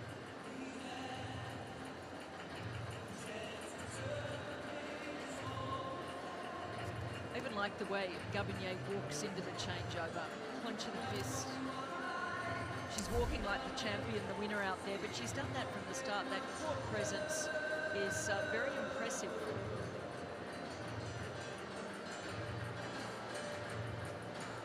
That's what we've been speaking about. When the rallies have gone over 4 shots, it's been all Muguruza.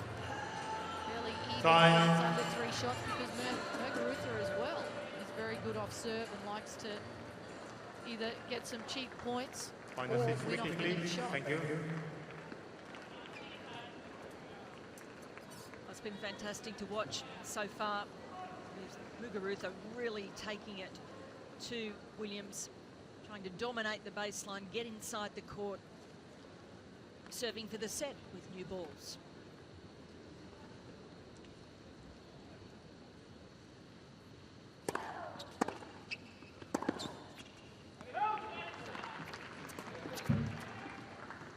Love it.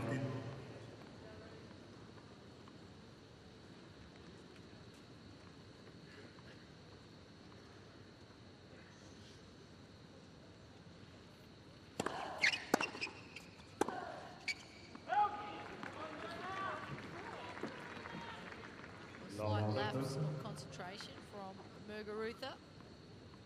She bearers.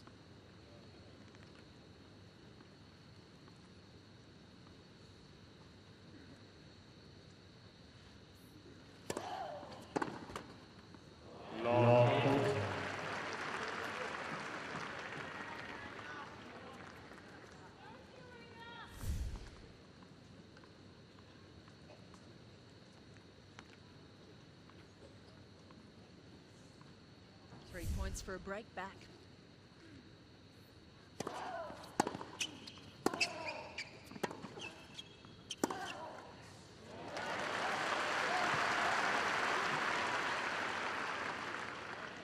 Well, again, her footwork and preparation is excellent. And time to get through the shot.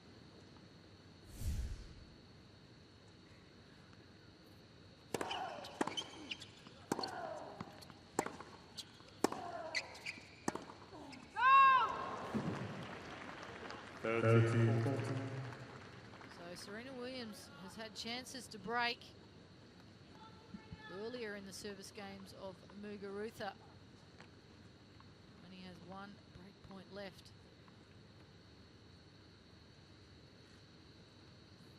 Oh, what a serve.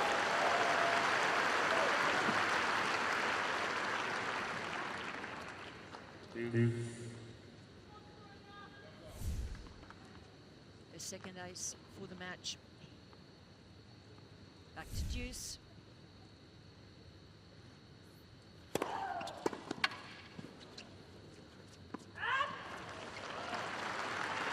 Serve winner. Sets up set point.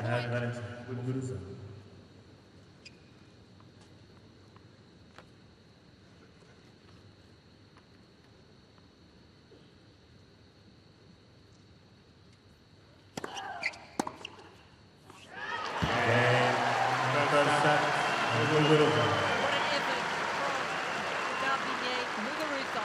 6 games to 2 in 39 minutes. Really dominating Serena Williams. Like a reversal of roles, how Serena likes to play.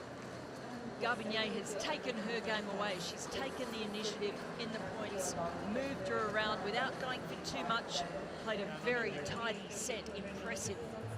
Well, I don't think Muguruza could have scripted a better first set. You can see there, amount of winners, 14 off the Muguruza racket, 9 unforced errors, and the key number there for me is lack of conversion of break points for Serena. 0 for 6. So tidy tennis from Muguruza. She's clear tactically what she's trying to do. She's been going into the body on serve and setting up the point from there. She's been dominant when the rallies have been longer. Once it gets over 4 shots, she's been in complete control. Now, do it though.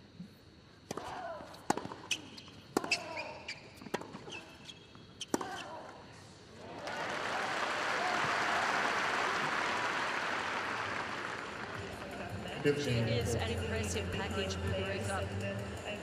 Really strikes the ball powerfully. Time. People are very creative here at the Australian Open. I was just thinking where you can go out and buy one of those. I want to see you wear one.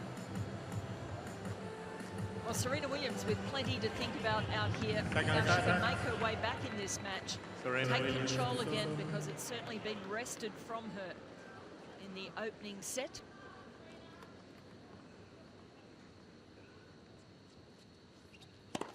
And that was a significant stat we also saw on screen. Muguruza hurting Serena Williams on second serve.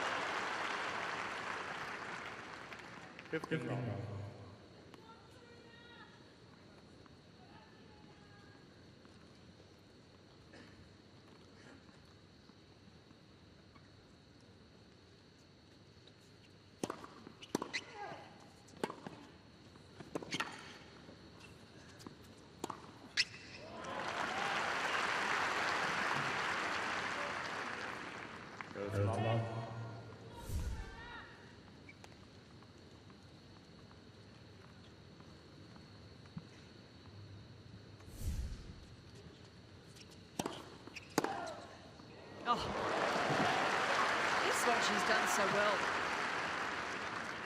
Wasn't an easy serve, but she stepped across and really gave it a good hit on the forehand. Any little chance she's had has taken advantage of it.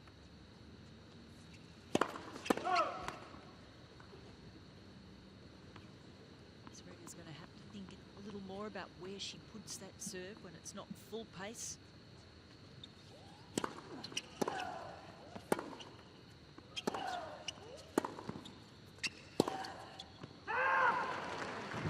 Well, in the previous replay, we saw that Muguruza, when Serena Williams was tossing the ball, she was just taking an extra step out to cover the out wide serve. So I'm just thinking maybe she's starting to get a read with the ball toss where Serena Williams is serving.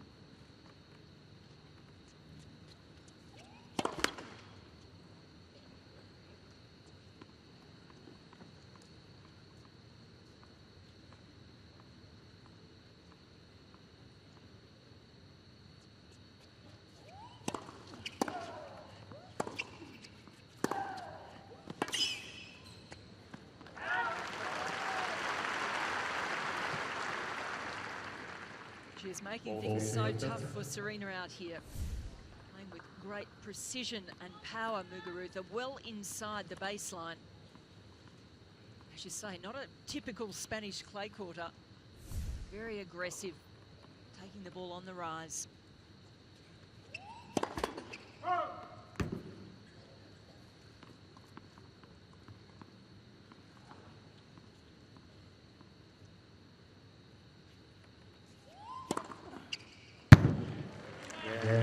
Williams. Second serve ace from Serena to seal the opening game of the second set. First game, second set. Well, that's just what she needed to get herself back on track.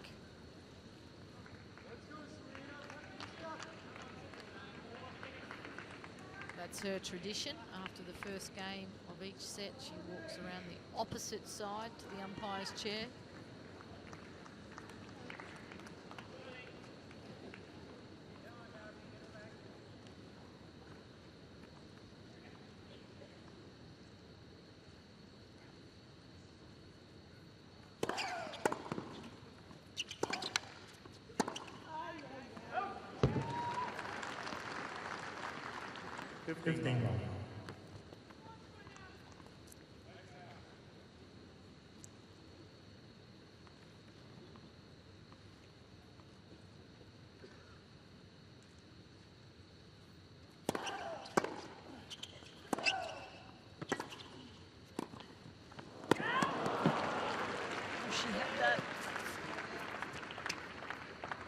15 all.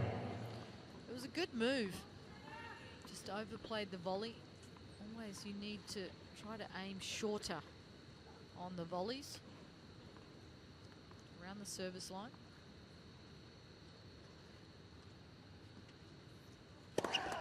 Left. First service.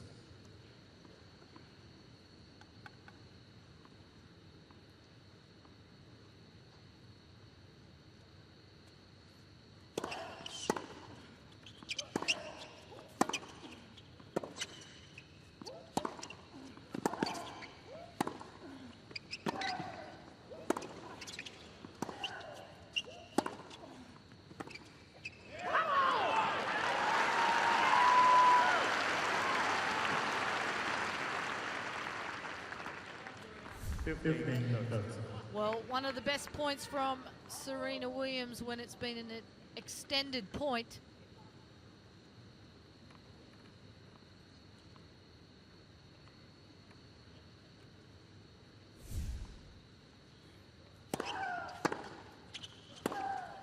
Oh, so close. 15 Bolton. And that could be significant, seeing Serena really knuckling down, winning one of those longer points. Now a couple of chances to break.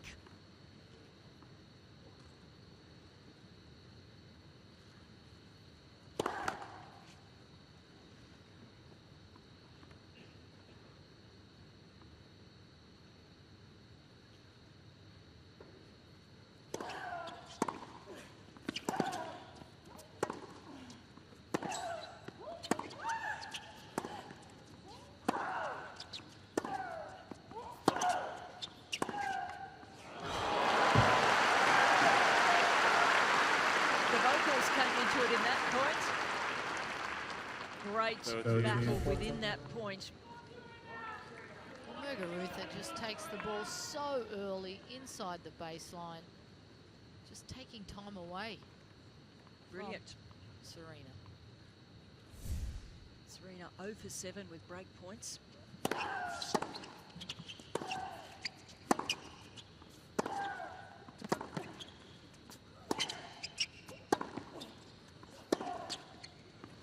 Finally, she gets one. Williams.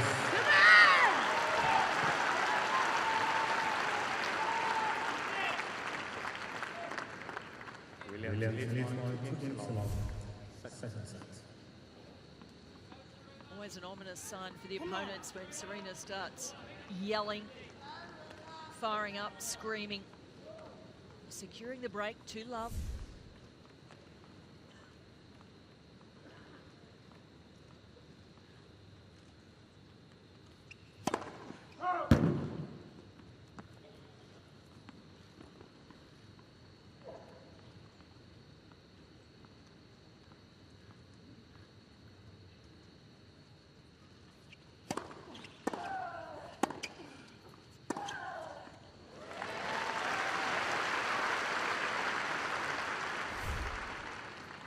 Well, if you're going to break back, it's best to do it immediately after getting broken. Good start.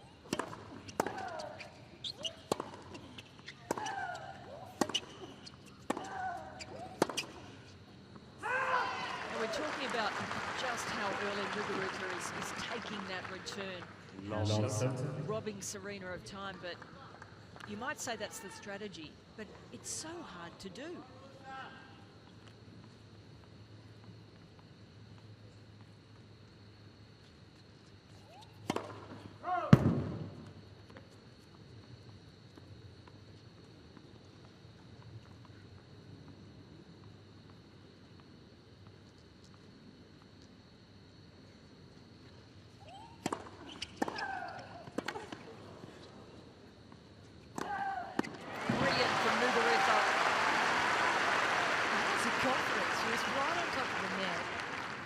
Just waited for Serena Williams to commit one way, but instead she comes up now and just unleashes on that forehand.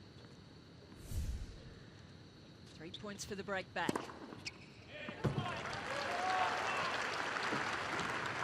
saved with an effortless ace down the middle.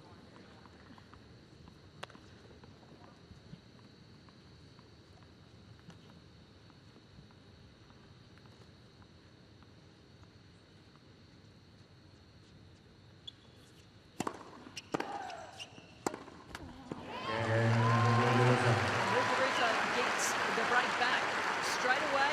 It's back on serve 2-1 Williams.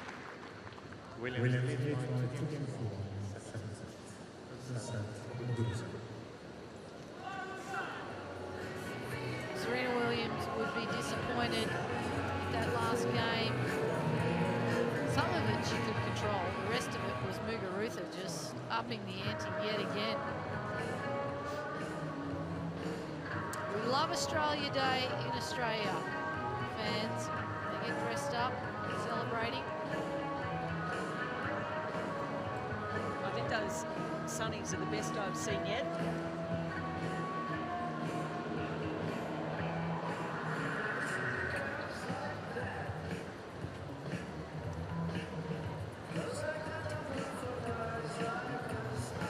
Serve direction. You can see the favourite there down the tee, down the middle, both sides of the court. Time. Still struggling with second serve.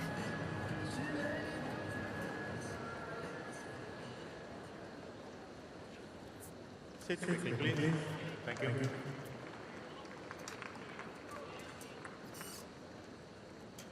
Some of the crowd here may not have heard too much about Gavigne Muguruza, the 21-year-old Spaniard who's taken the first set from Serena Williams. Really taking it here to her in the second, playing a very impressive brand of tennis.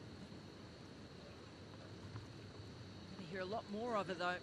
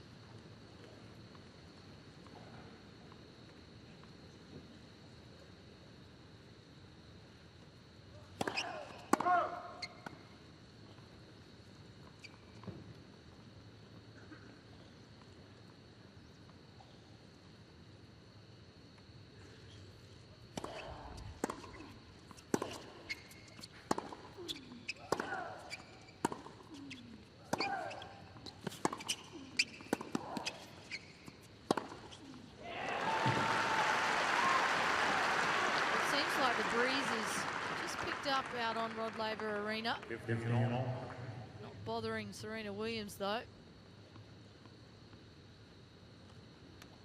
The 7th forehand winner for the match.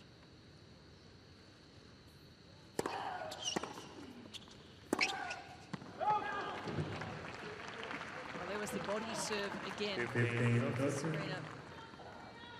got it back okay, but Muguruza missing with the follow-up.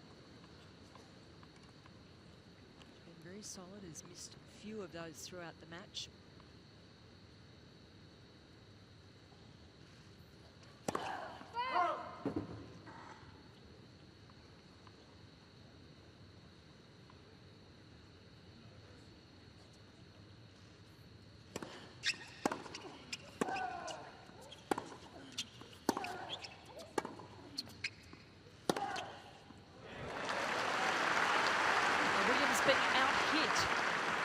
Many of these points,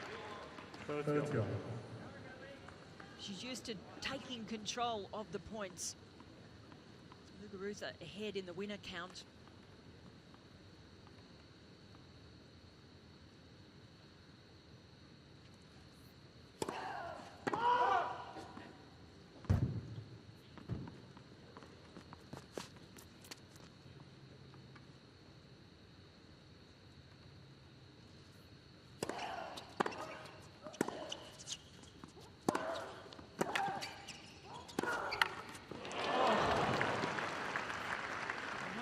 okay. Muguruza did go over on her ankle in Brisbane in the first tournament of the year. Could not play there. She's got ankle guards on, and I would assume there's some taping on underneath those. Take a look. Yep, just getting stuck. Toe on the court. There we go. A little bit of a roll on that right ankle.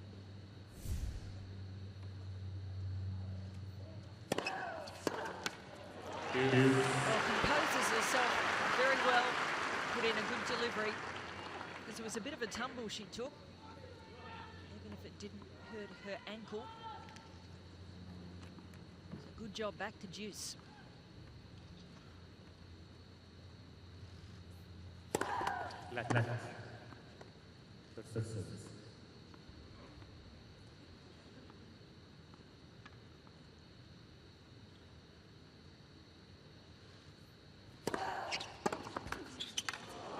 Lucky to get away with that.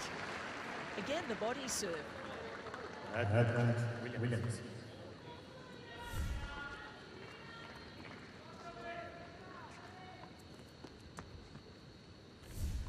Second chance for a break in this game.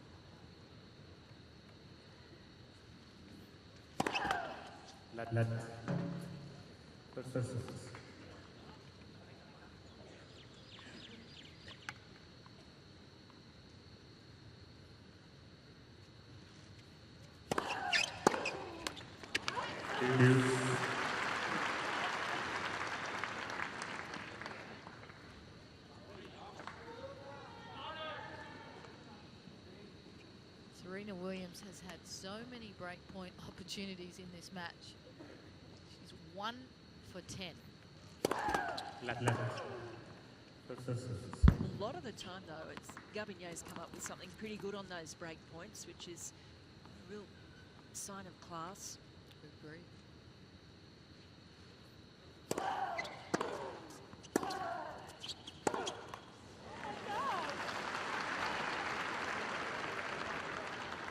Advance, Muguruza.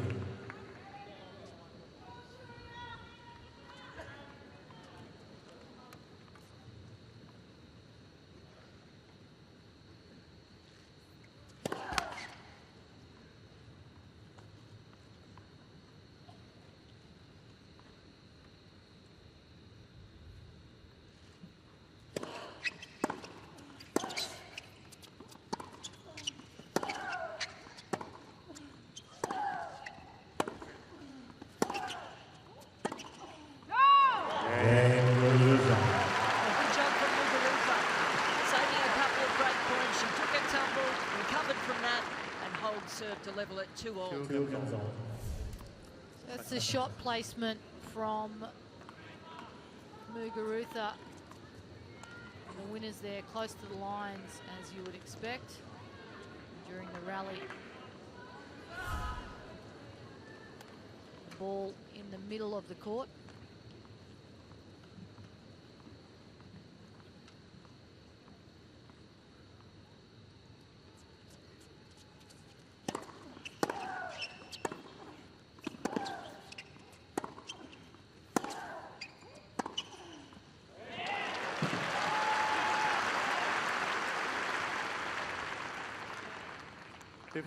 Serena certainly has a big battle on her hands out here with the sort of tennis Muguruza's playing. But what about that psychological battle as well?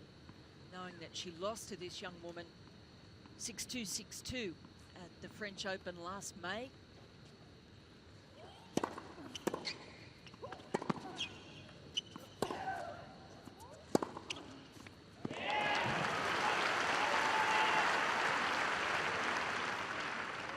Well, it was good defense from Serena Williams to get herself back in this point, and then when she had time, backhand winner.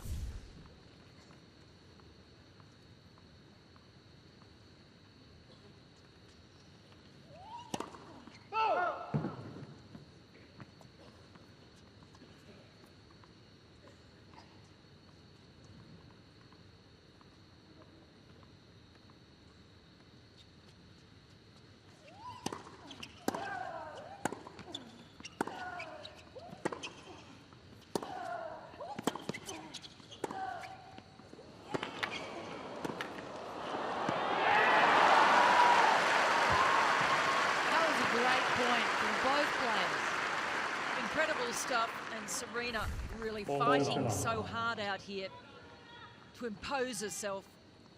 Great get there.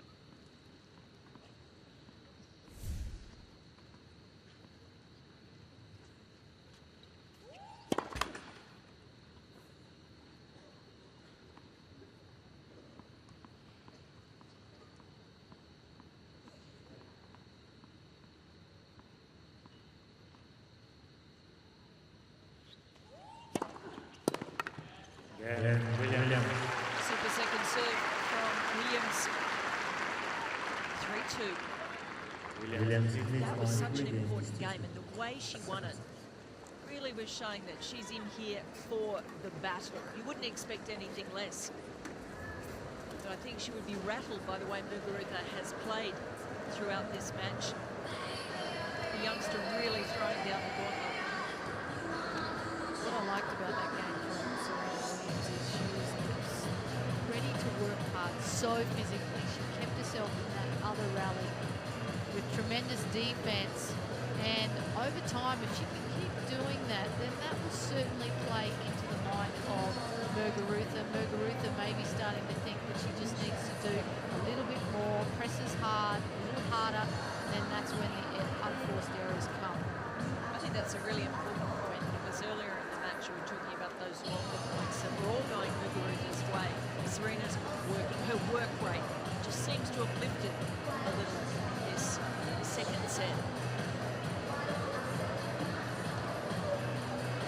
Her serve percentages for the match, 50% for Williams, 62% for Muguruza. Serena still being hurt on second serve, winning 30% of the points. Second serve goes in.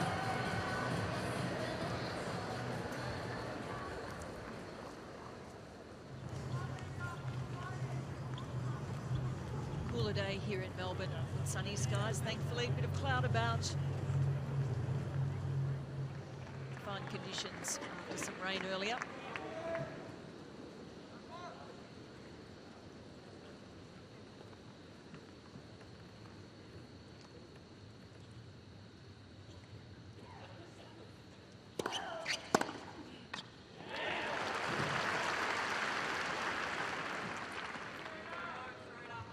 Love this thing.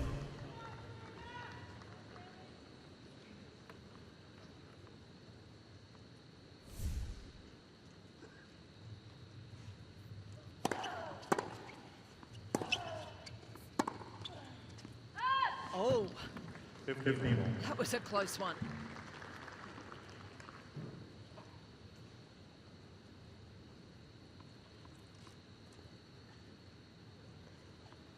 Some more Australia Day celebratory headgear and get up.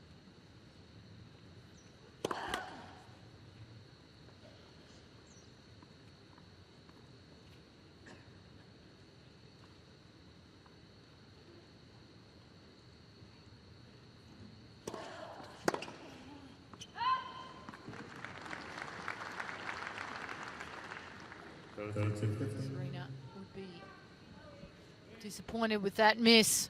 It was in the hitting zone.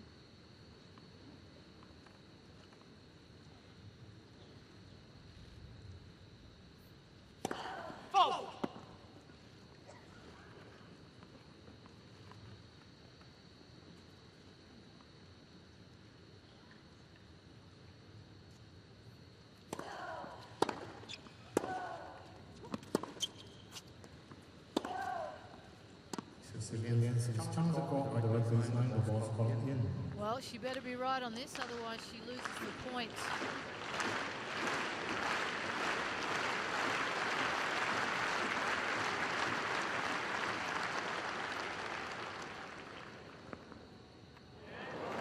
And she is right.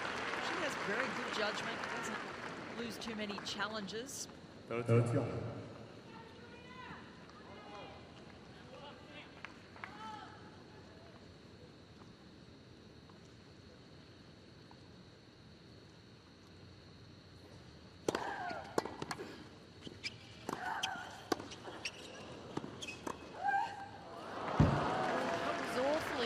As well.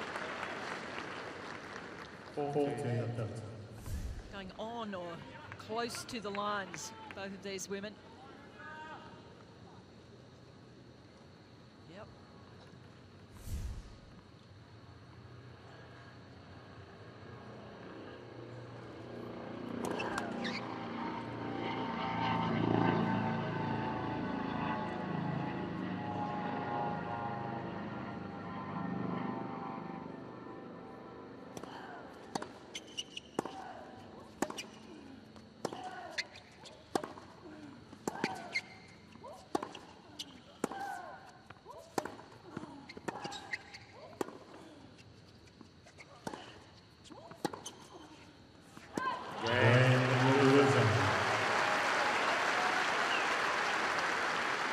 Mission play from the Spaniard. Well, the way that Muguruza is playing this match, it won't be too much longer that she's ranked number 24 in the world. She is playing quality tennis again against the number 1 player in the world.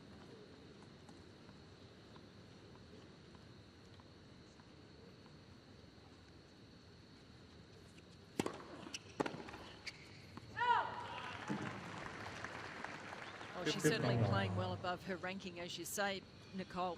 And she's been a giant killer, beating both Serena, Simona Halep last year, Wozniacki, some terrific wins in the last 12 months.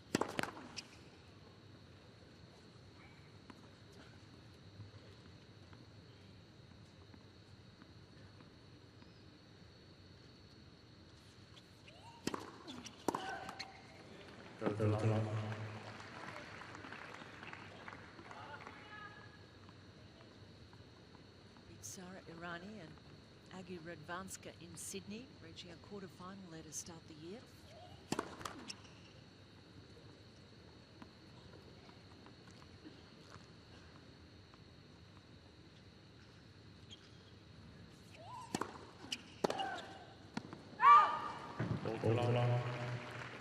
It's the way she plays and that clarity of thought you were talking about, the presence on the court, not intimidated by her opponent.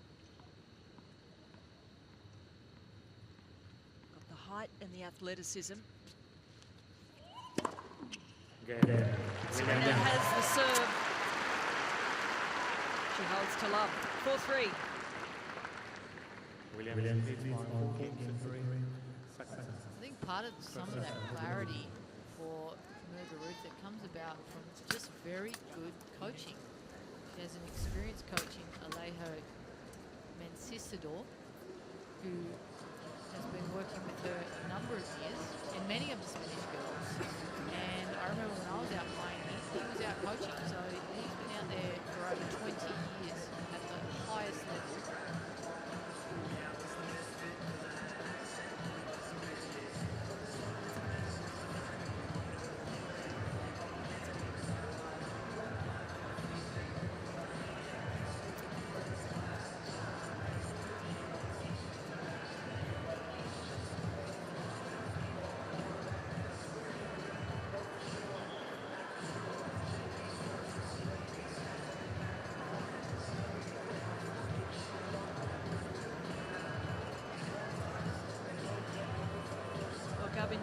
Muguruza, she's only 21 years of age. It was only about 8 or 9 when Serena won her first Grand Slam, the US Open singles title, when Serena was just a teenager. Williams, of course, the oldest world number 1 at age 33. And so much talk about her being in search of more Grand Slams. She has 18, chasing Steffi Graf on 22, Margaret Court on 24.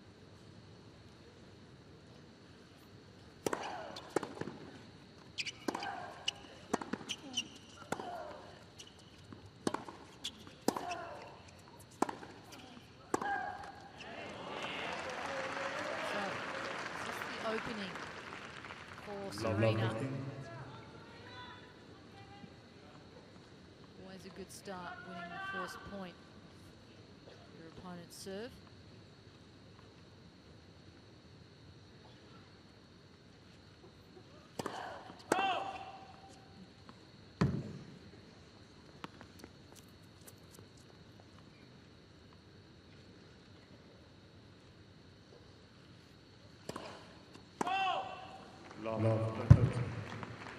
Could you feel this coming on? Well, Serena, by keeping it close on the scoreboard, just that in itself is just more and more pressure for Muguruza, who has to play at such a high level. 15-13.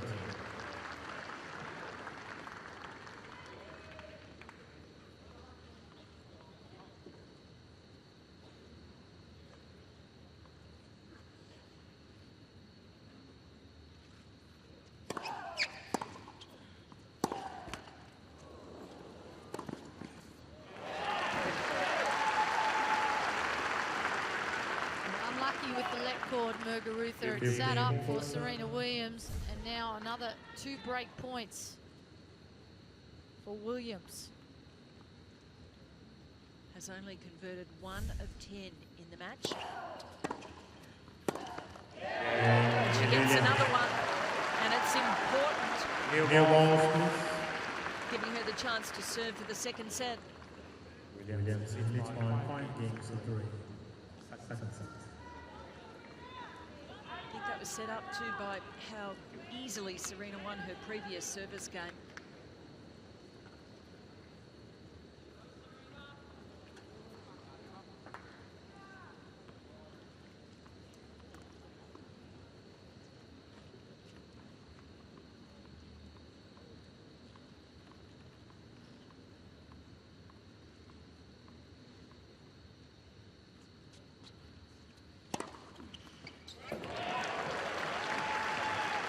Perfect start for Williams.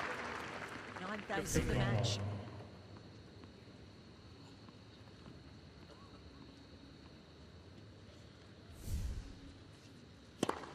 Two in a row. And she has just such a smooth service technique.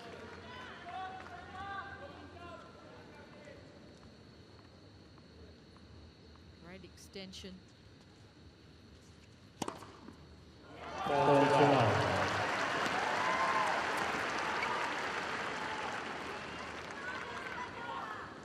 What a way to bring up 3 set points, and wouldn't she like to close it out with another ace?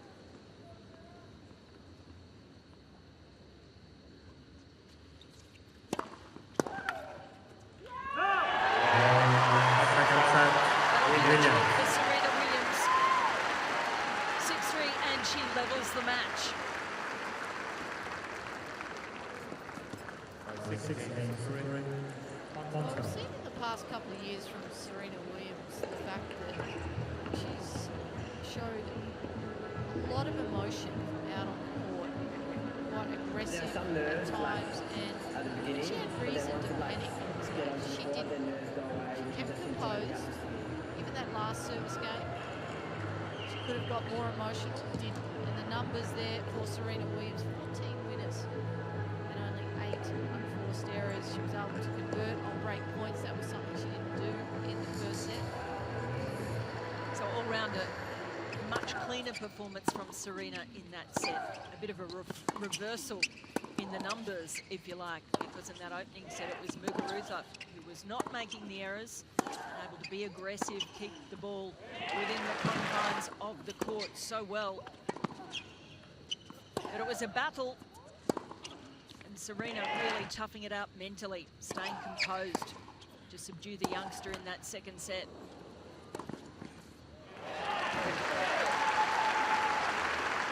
Well, there's the reaction from Serena Williams, leveling this match. Service in, and yeah, that's the best thing. Place in the quarterfinals at stake. Time. And a big day for the Williams sisters, because Venus too will be playing a round of 16 match this evening against Aggie Radwanska. The first time since Wimbledon 2011 that Venus has reached the round of 16 at a slam. 34 years of age now.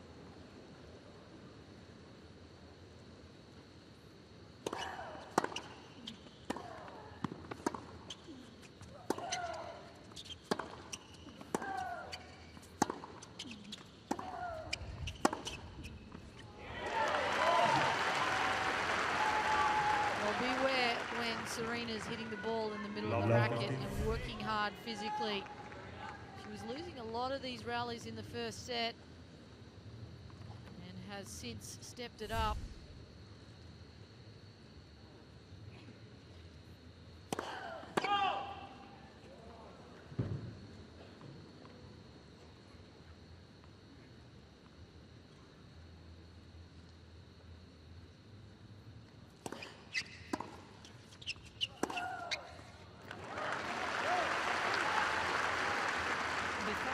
To see how Muguruza responds here, whether she can lift again, keep up that aggressive mindset that she'll need.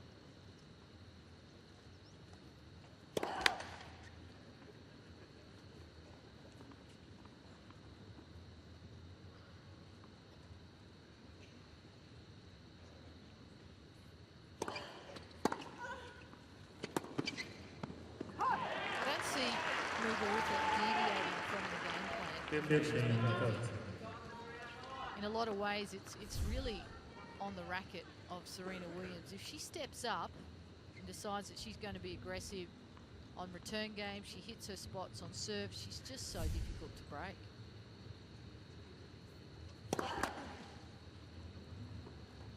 There's nothing you can do when she serves down to 3 aces, as she did in that game to take the second set.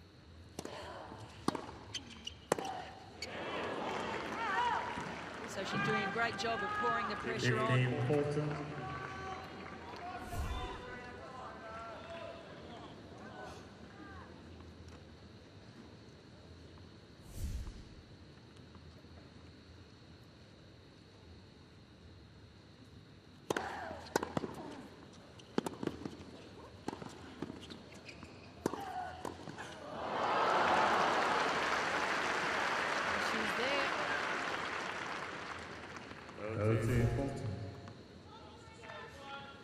Made the right move, moving forward.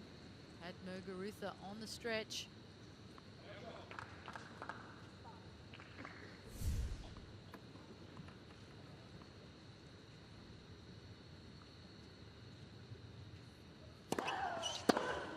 Well,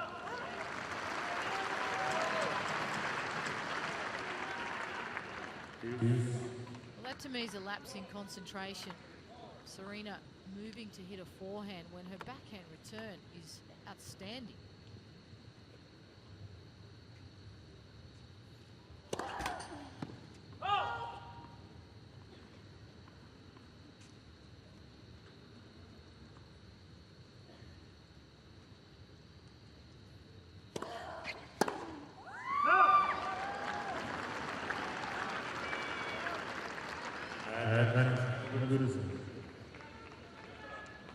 Muguruza being let off the hook a little in this game.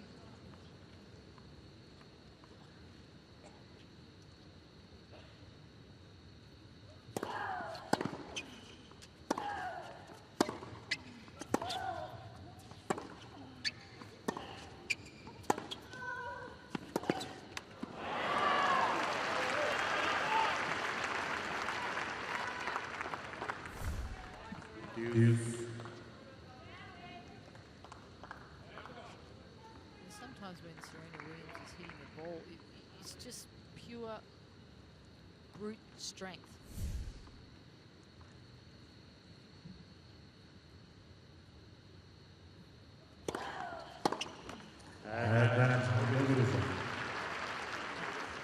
She thought it was a let, did she? Yep.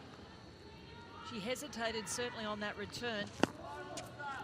Carlos Bernardo's not thinking he heard anything. Rely on the machine.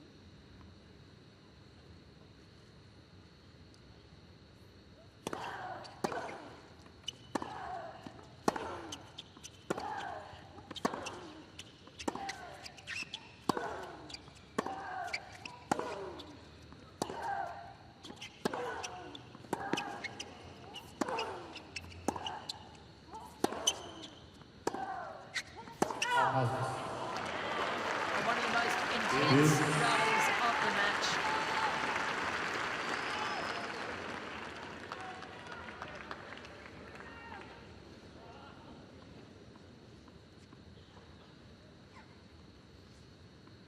vital game, particularly for Muguruza.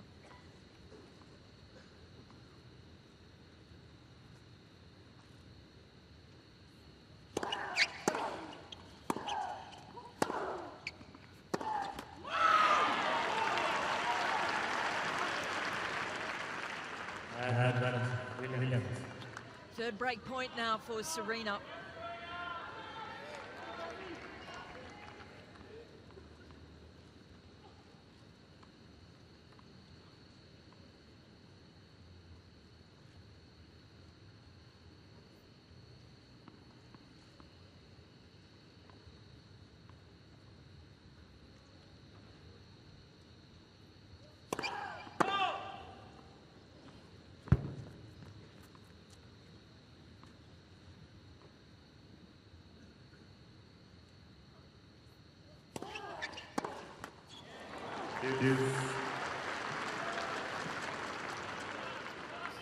So these unconverted break points may come back to haunt Serena Williams.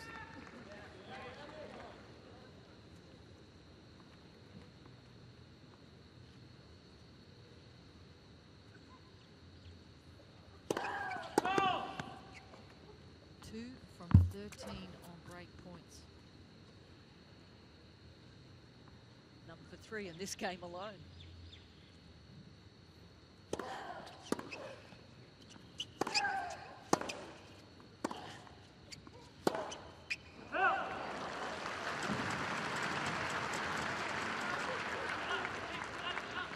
Solid play from Muguruza. Sense Serena getting a bit frustrated by the situation.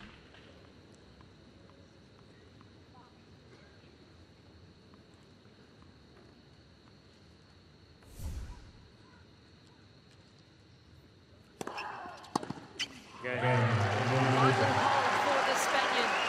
Opening game of the deciding set. Well, the sun is out and the conditions are faster out on Rod Laver Arena in the first women's match. Fourth round match, Subikova against Azarenka. The roof was closed. Early morning rain. But the centre court bathed in sunshine. I'm loving what we're seeing out here from Muguruza. Really holding on in that opening game.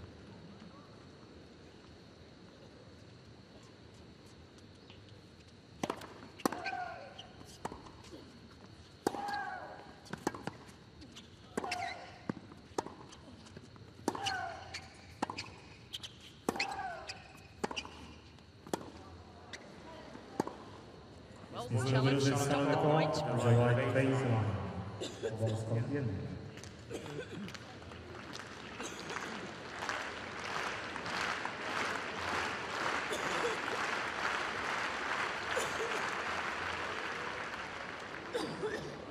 Well, she's made a mistake, so loses the point. Meanwhile, down the other end of the court, Serena's choking, coughing. Okay. Surprised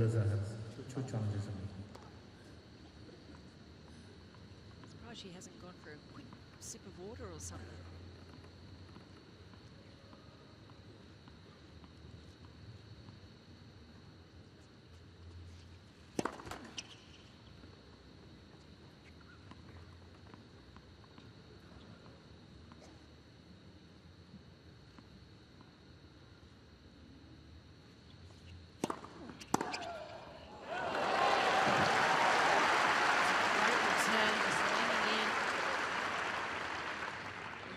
Good preparation.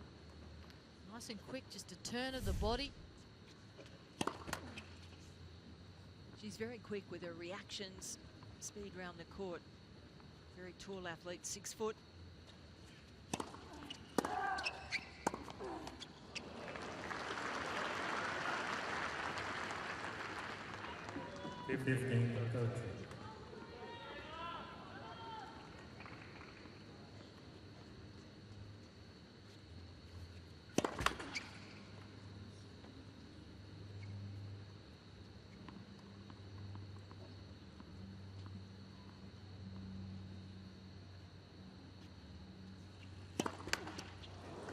well. Quite amazing, these last 2 points. I thought that it might bother Muguruza a little, making the mistake on that first point, stopping the point with an incorrect challenge. Instead, it's Serena who had the coughing fit after that first point, playing a couple of very average points. And the frustration building. Down 2 break points and a second serve.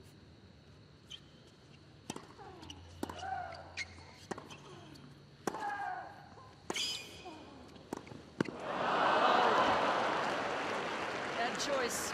Well, she tried to make it a forehand volley, but never really got into position. Actually have come in and just a routine backhand volley. There you see her moving around it and then just a total mishit.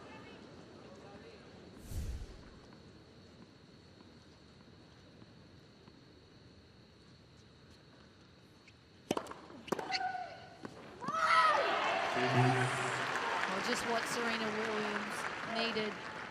A 192k out wide serve, good pace.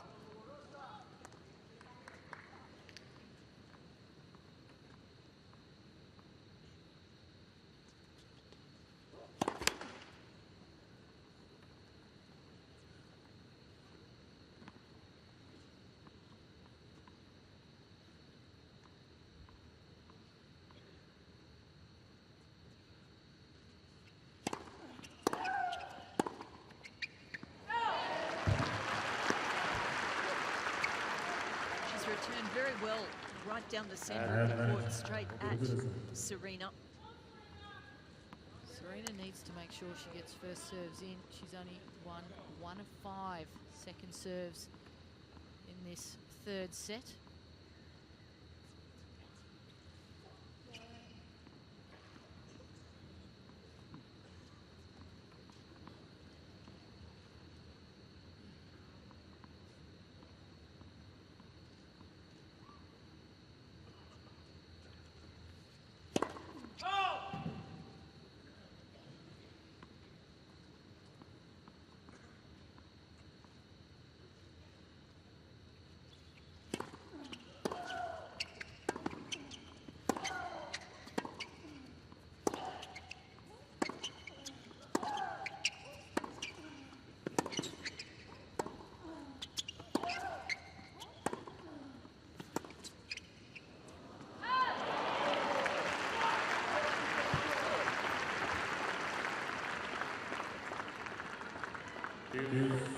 Hasn't had much luck with that defensive slice, Muguruza.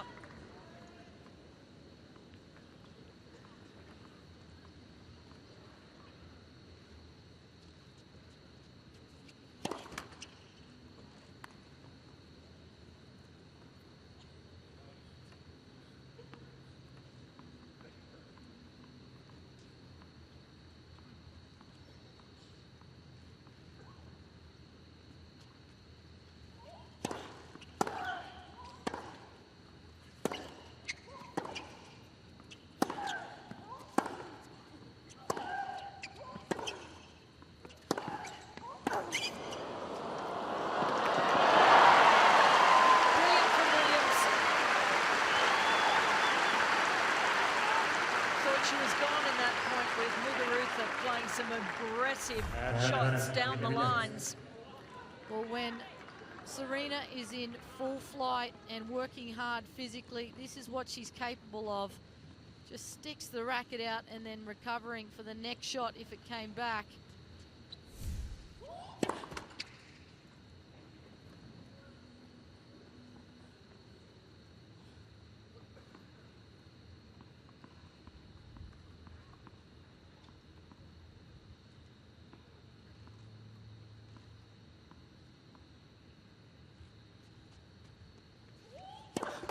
Left.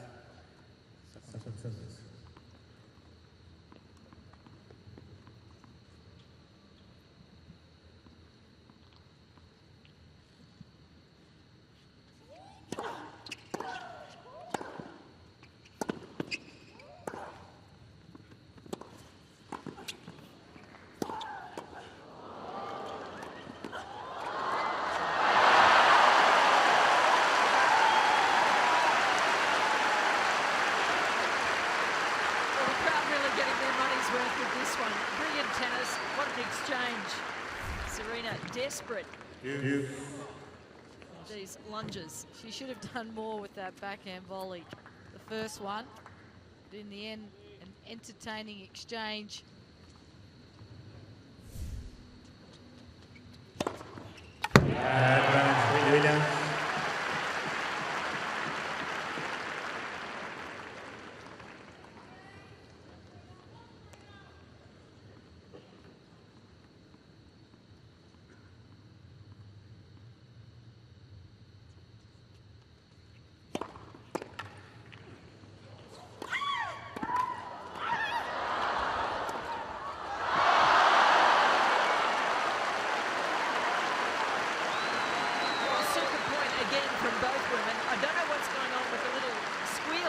Serena in the middle of the point. A little bit distracting. It could be.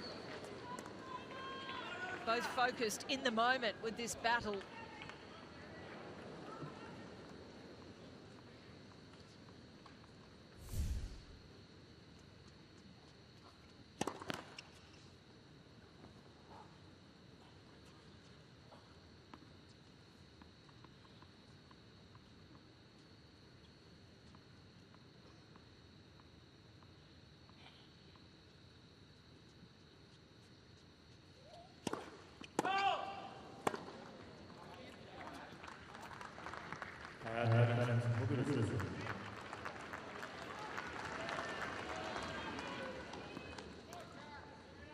Pressure point here. Fourth chance for Muguruza to break in this game. Oh, and again, her chance is snuffed out with a massive serve. Well, there was a game in the first set that went over 10 minutes, which Muguruza won. So maybe. Fourth game. Yes, that was the fifth game of that first set. Muguruza not losing another game.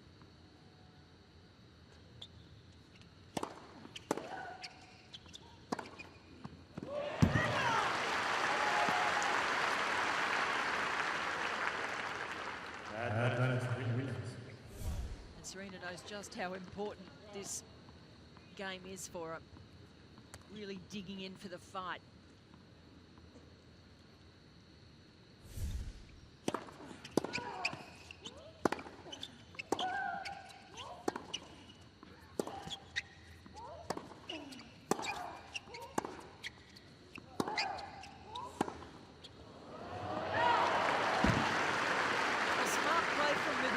Straight back at Williams. That's a weird shot from her.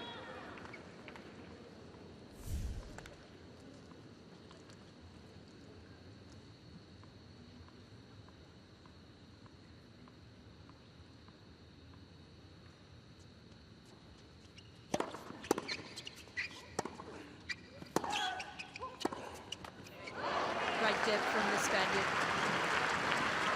This is such high-intensity tennis out here. Muguruza, I believe, is getting a read on the ball toss. She's taking a step to one side.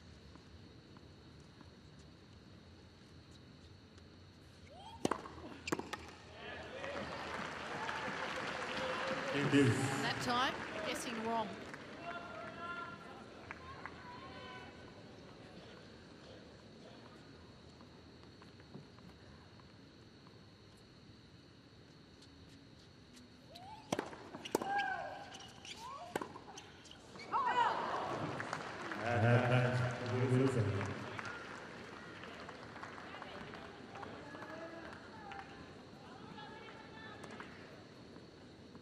Breakpoint number 6 for Muguruza.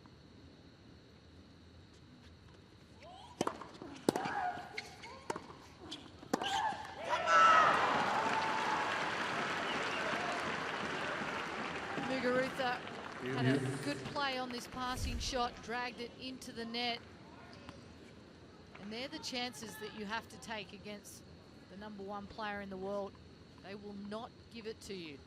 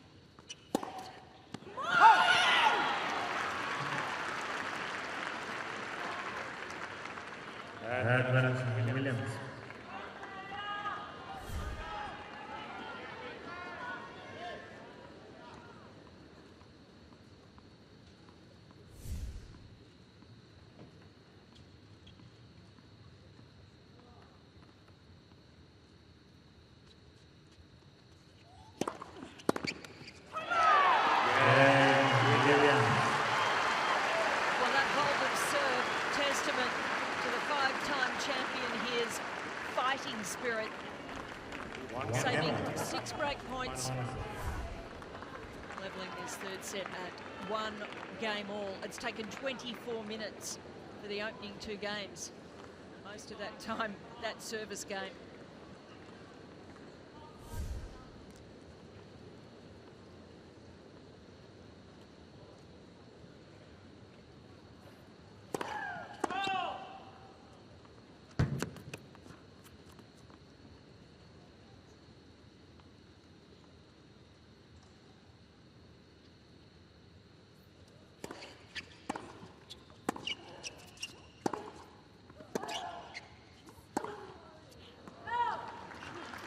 Always tough to turn around and play the service game after such a long return game. Physically, mentally draining.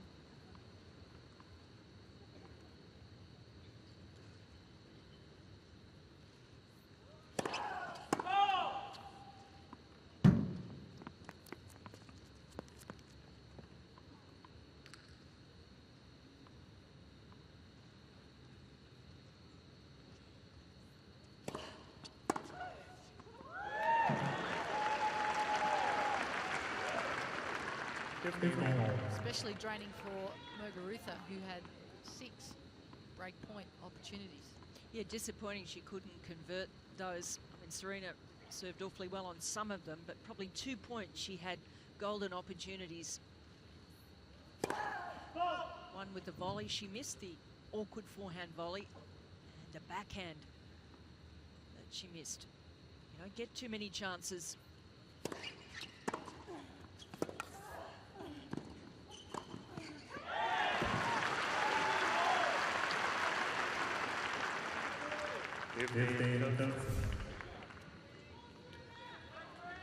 Definitely seeing more emotion from Serena. Come on after that point.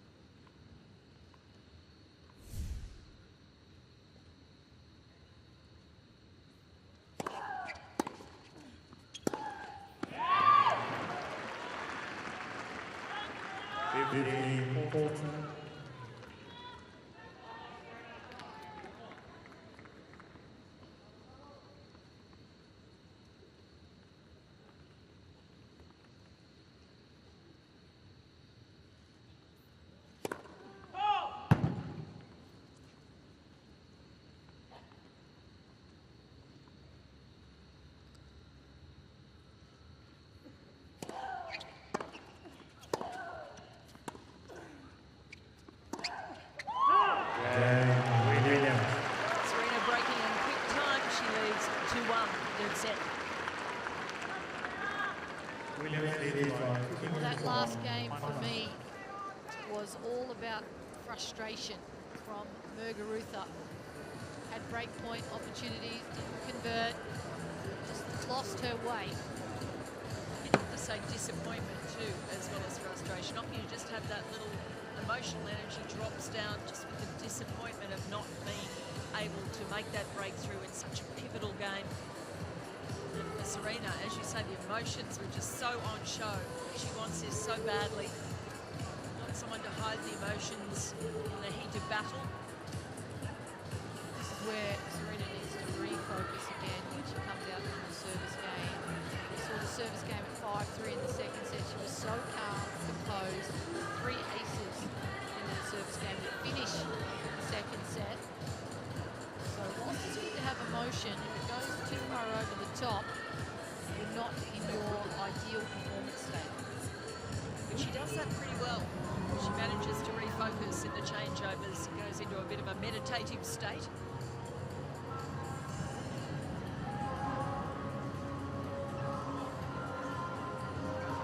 Time.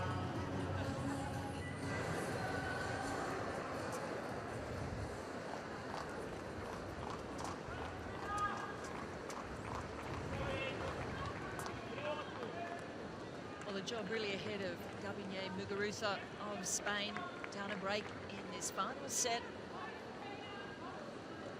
against the world #1 Serena Williams. It's been a mighty battle to date.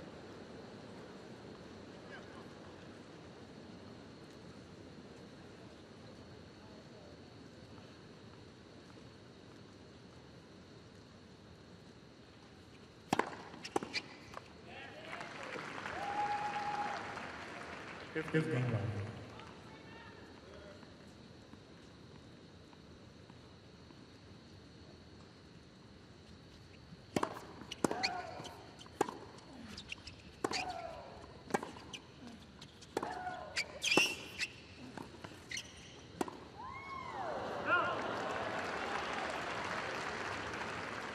Solid backhand volley from Muguruza. Just rushing Serena Williams on the pass.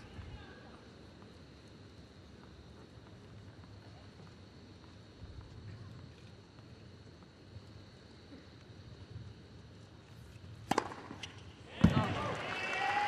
serve, 196. Right up there with her quickest. Has sent one down at 200 in this match. 204, her fastest for the tournament.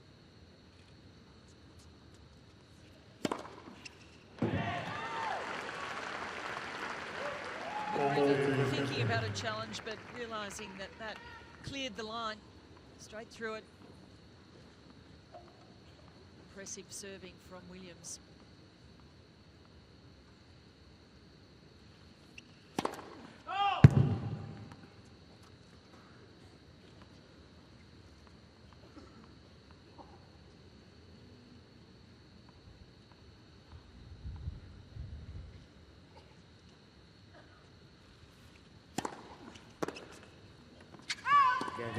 Williams.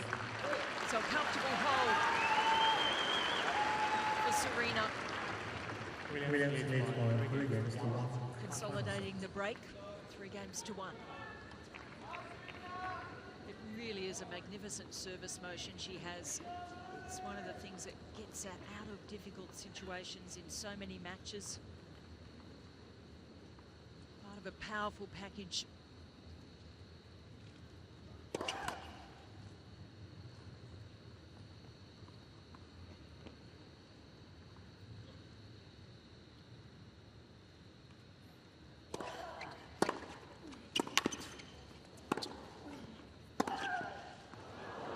Well, the overall, it was called in by the linesperson, but a quick overall.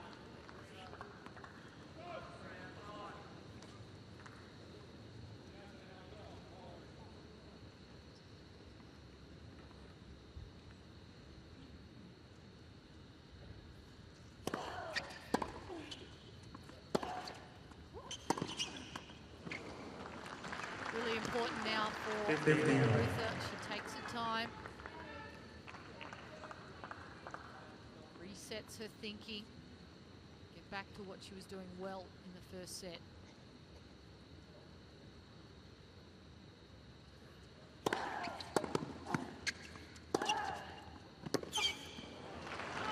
She's listening to it. That's the sort of tennis that helped her to win the first set. Needs more of those first serves.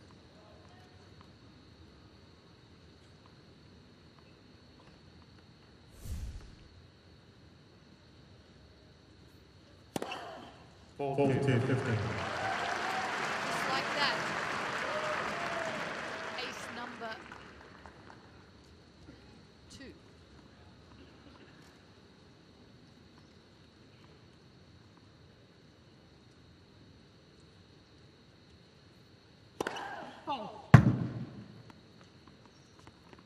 We can't shortchange her. That was 3. Stats just a bit slow getting up.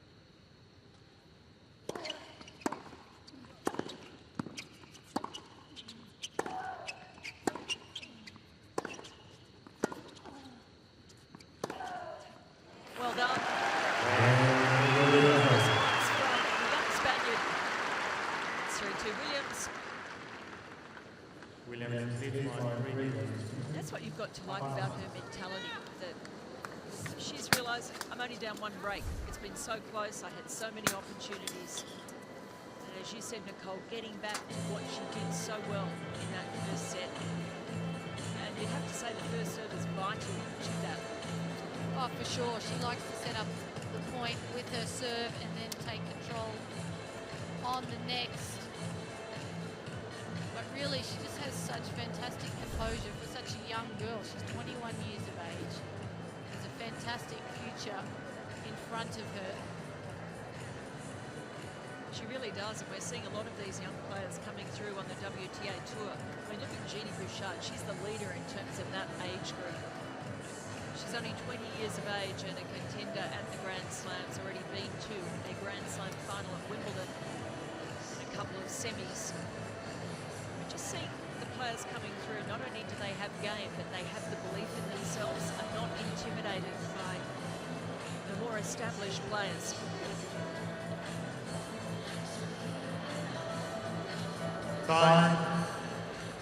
Intriguing stage of this fourth round matchup between the world number 1 Serena Williams and Garbiñe Muguruza, one of the most exciting talents, a rising star of women's tennis. 3-2 Williams. She has a break in this third set.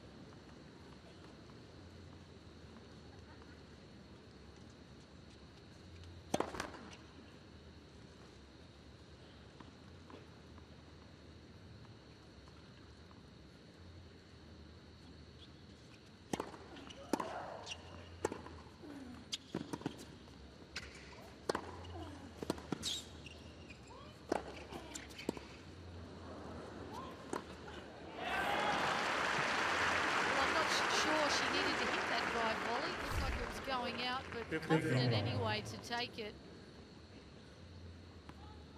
Well, when in doubt, make sure of it.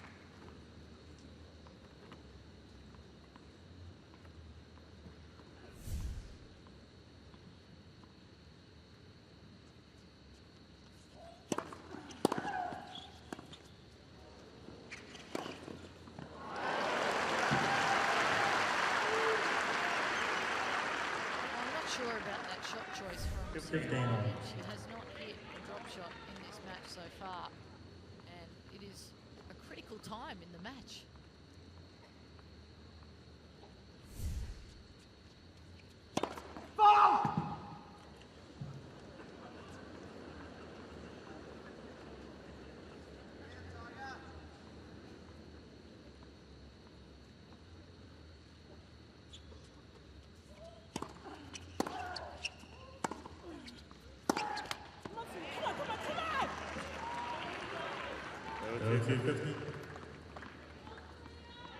Serena pumping herself up.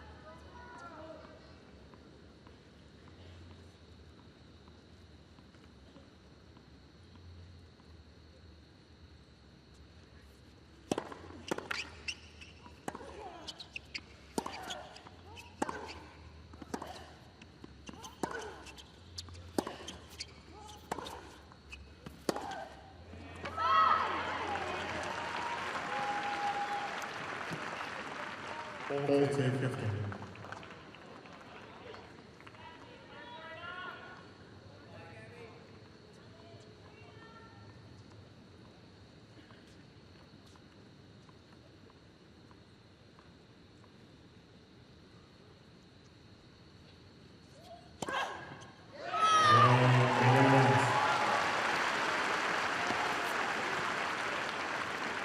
The psychological toughness of Serena Williams coming through their previous service game. She saved 6 break points, with that one far more comfortable. And just when she needs it, an ace. She's been really successful going down the tee on first court, sliding in some wide ones, and on second court, very successful. That's her favourite serve.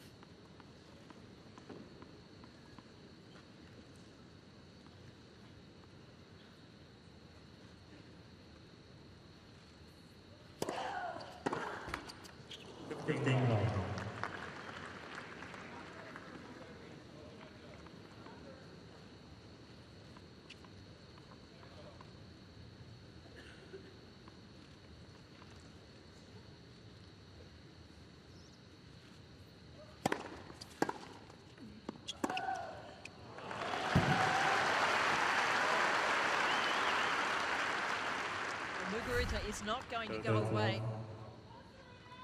A strong serve, allowing her to get forward in the court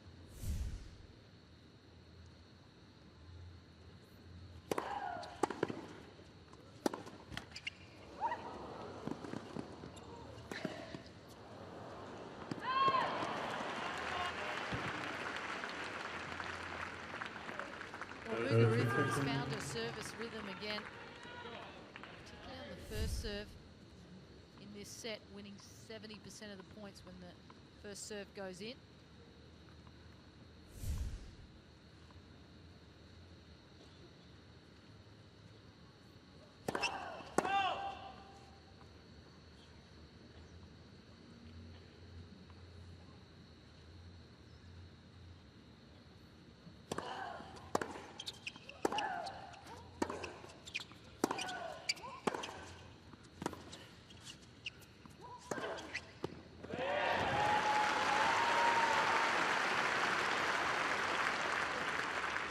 Working the ball around the court superbly.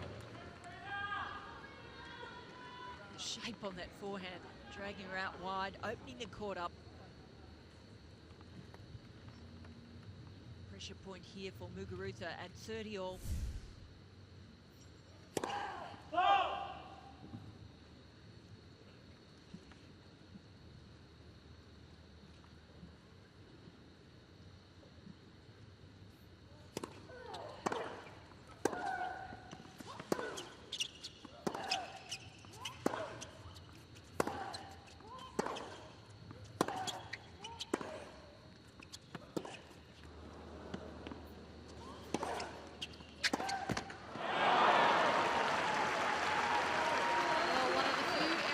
When she's been in a controlling situation at the opening down the line.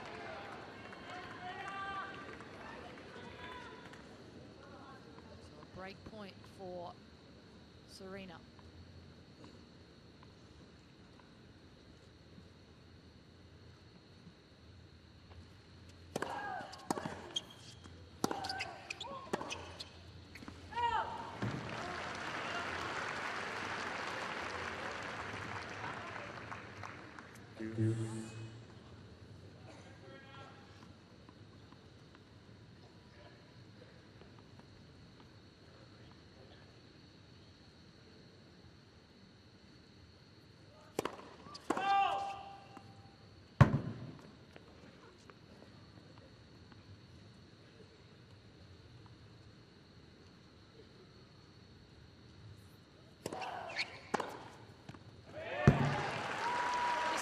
Superbly onto that return. Forward momentum.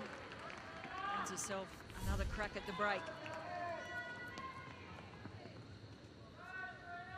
She's 1 for 5 in break points in this set. 3 for 16 in the match. Too good.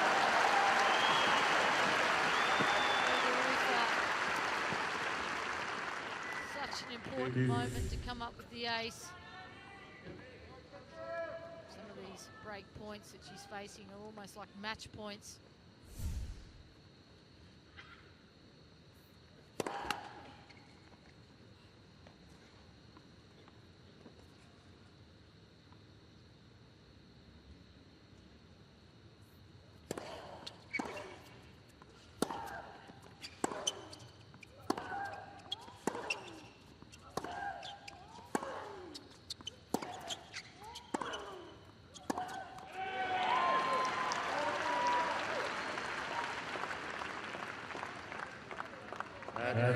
Potentially half a step slow. She was so sharp in that first set, and that was a backhand error that she was not making before.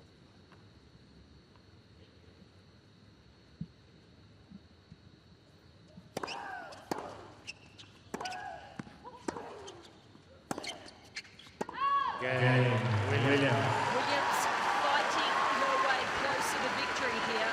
5-2 third set. Williams leads by 5 games. This is the type of match that if Serena Williams does get through, it's really played her into some form. She's had to perform well under pressure, key points, and she will take that confidence into her next round. I agree with you. She certainly had to sharpen her focus. The first set, it's almost like she had to lift to respond to what was being dealt out to her by Muguruza. And for a while there, it looked like Muguruza might go on with it. Serena mightn't have enough to lift. Just feeding off each other there, the clenched fists from Patrick Mouratoglou. Looking over at Serena.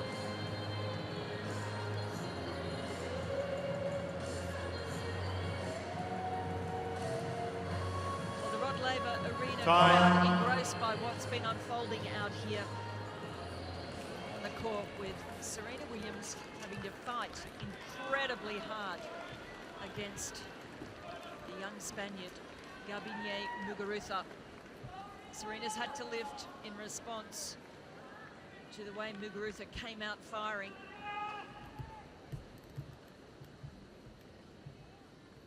Top seed serving for the match.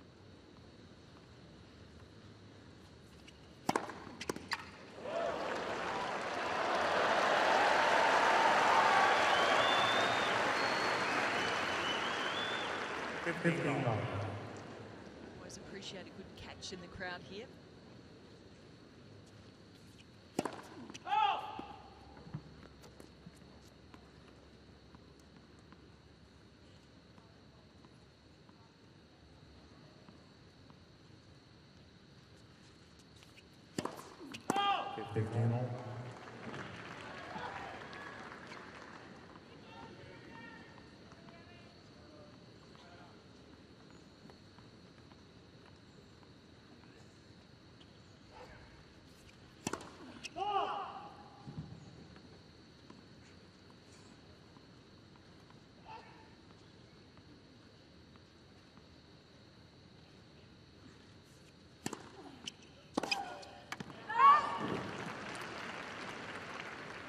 Intensity levels have been incredibly high in this third set. It's gone for 46 minutes, longer than the first two sets. 39 and 34 they were.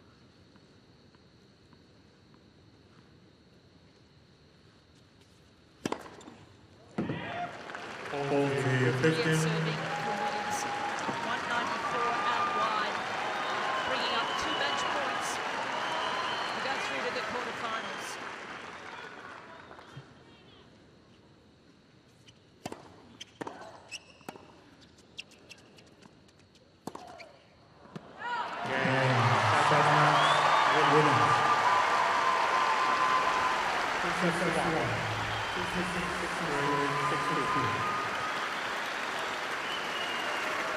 What a fabulous contest that is. Nice to see them having a conversation there at the end. She is a remarkable tennis player. Williams She was a top season to the number one. She is Serena. She was pushed all the way. The scoreline in that third set really reflecting the intensity of the battle.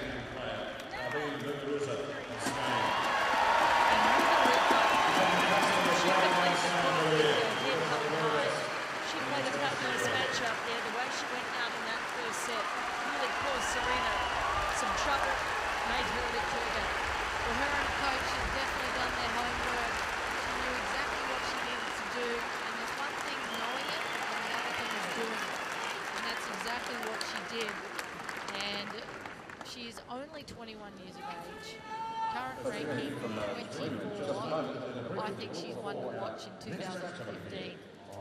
Won't be long till she's up inside the top 10 in the world in my mind. This lady, 33 years of age, still so wanting more Grand Slams. Well, she wants number 6 here, that's for sure. Let's see what Serena has to say. Serena, congratulations.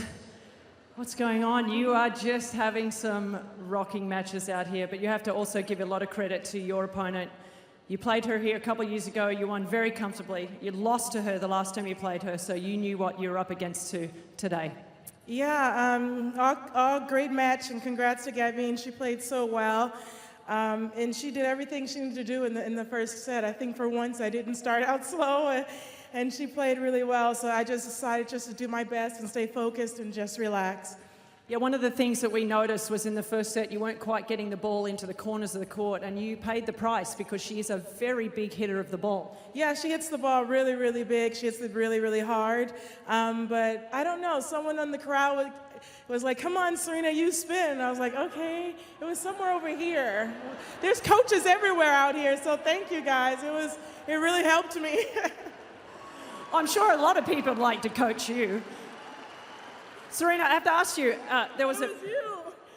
Oh, it was him. Thank you, thank you. Are you going to give him a cut of your check? Well, 5%? Come on, Renee. All right, 2%. I'll negotiate for you. I have to ask you about the caffeine. Did you swallow a fly, maybe? No, I've been a little sick the past couple of days, but I know, sorry. But I don't know, I just love it out here. This is one of the best crowds. I mean, everywhere is so great, so I really, really love it. I don't get this everywhere. Guys, wait a minute, calm down, listen to me. I said, I don't get this everywhere, so from the bottom of my heart, I really appreciate your applause, so thank you so much. Well, you're going to have to play against a very informed player in Cibulkova, who also did very well last year. Give us just a couple of thoughts on Cibulkova in that match. I don't even care. I just got to the quarterfinals. I'm excited. It's been great. So I know she played well. I'm just really happy to be past the fourth round of a slam, so I'm really excited about it. Serena, it's been a few years through to the second week and the quarterfinals. Ladies and gentlemen, five-time champion Serena Williams.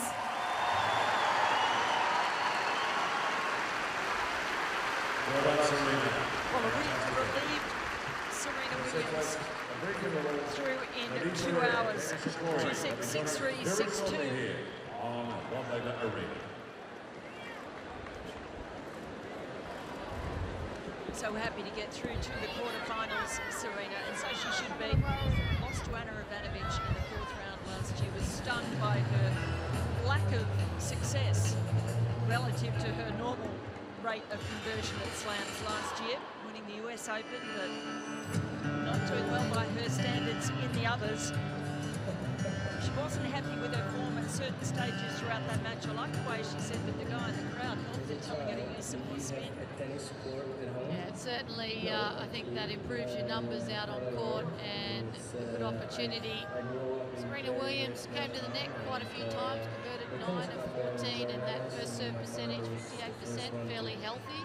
And the number of winners, 41 off the racket, only 35 unforced errors. Muguruza, also a lot of winners, maybe a couple of unforced errors at untimely situations, but overall it was a quality match.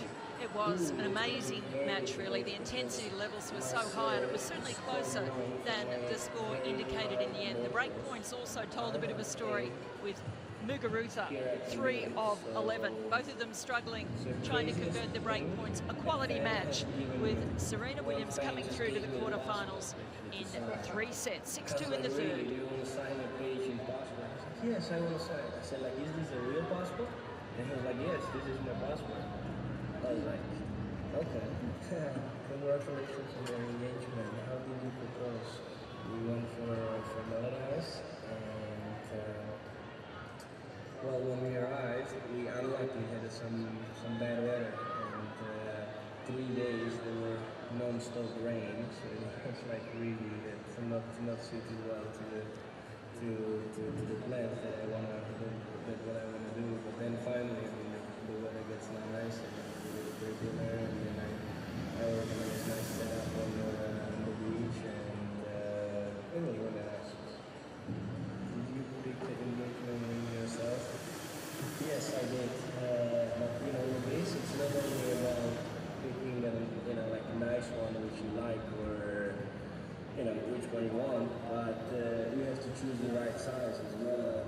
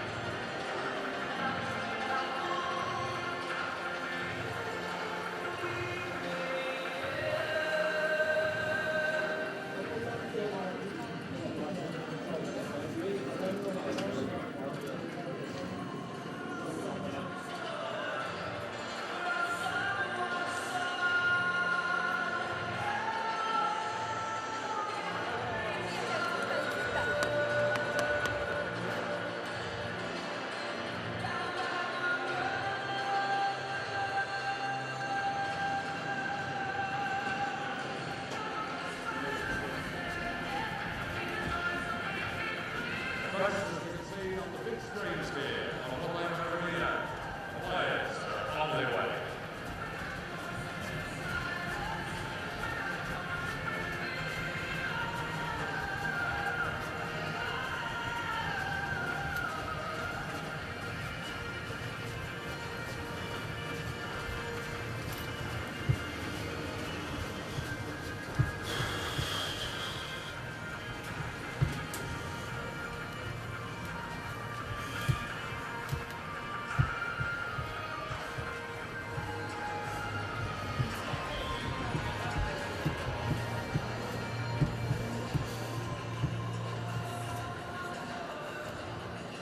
Ladies and gentlemen, from Spain, would you welcome to Senegal, David Ferrer.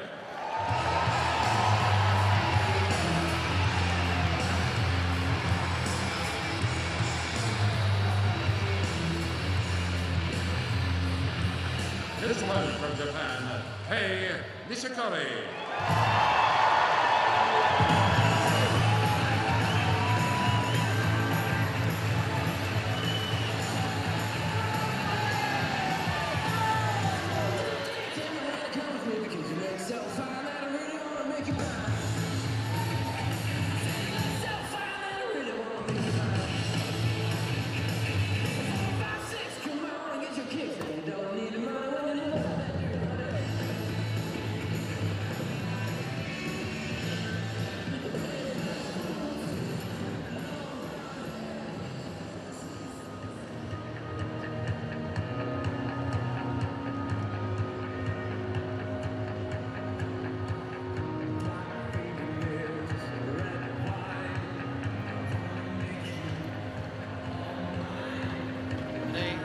Welcome from Laver Arena. We're about to witness the toughest matchup in the round of 16 in the top half of the men's draw. The number 9 seed, David Ferrer from Spain, having to play Kei Nishikori, the 5th seed from Japan. A little colder day today here in Melbourne Park. The day started off with a bit of rain, but it's settled down right now. And beautiful playing conditions. 17, 18 degrees. Last preparations for both players. And they're making their way up to the umpire. Okay, this is Tyron. Okay, gentlemen, you play the same condition, but so 5 sets, so it's for set drive, final set, advantage, 6 balls, 7-9, net device, and okay. Any questions? Tyron? Folks, tossing the coin is Tyron. You serving? Okay, can we have a picture with Tyron facing there and then together, please?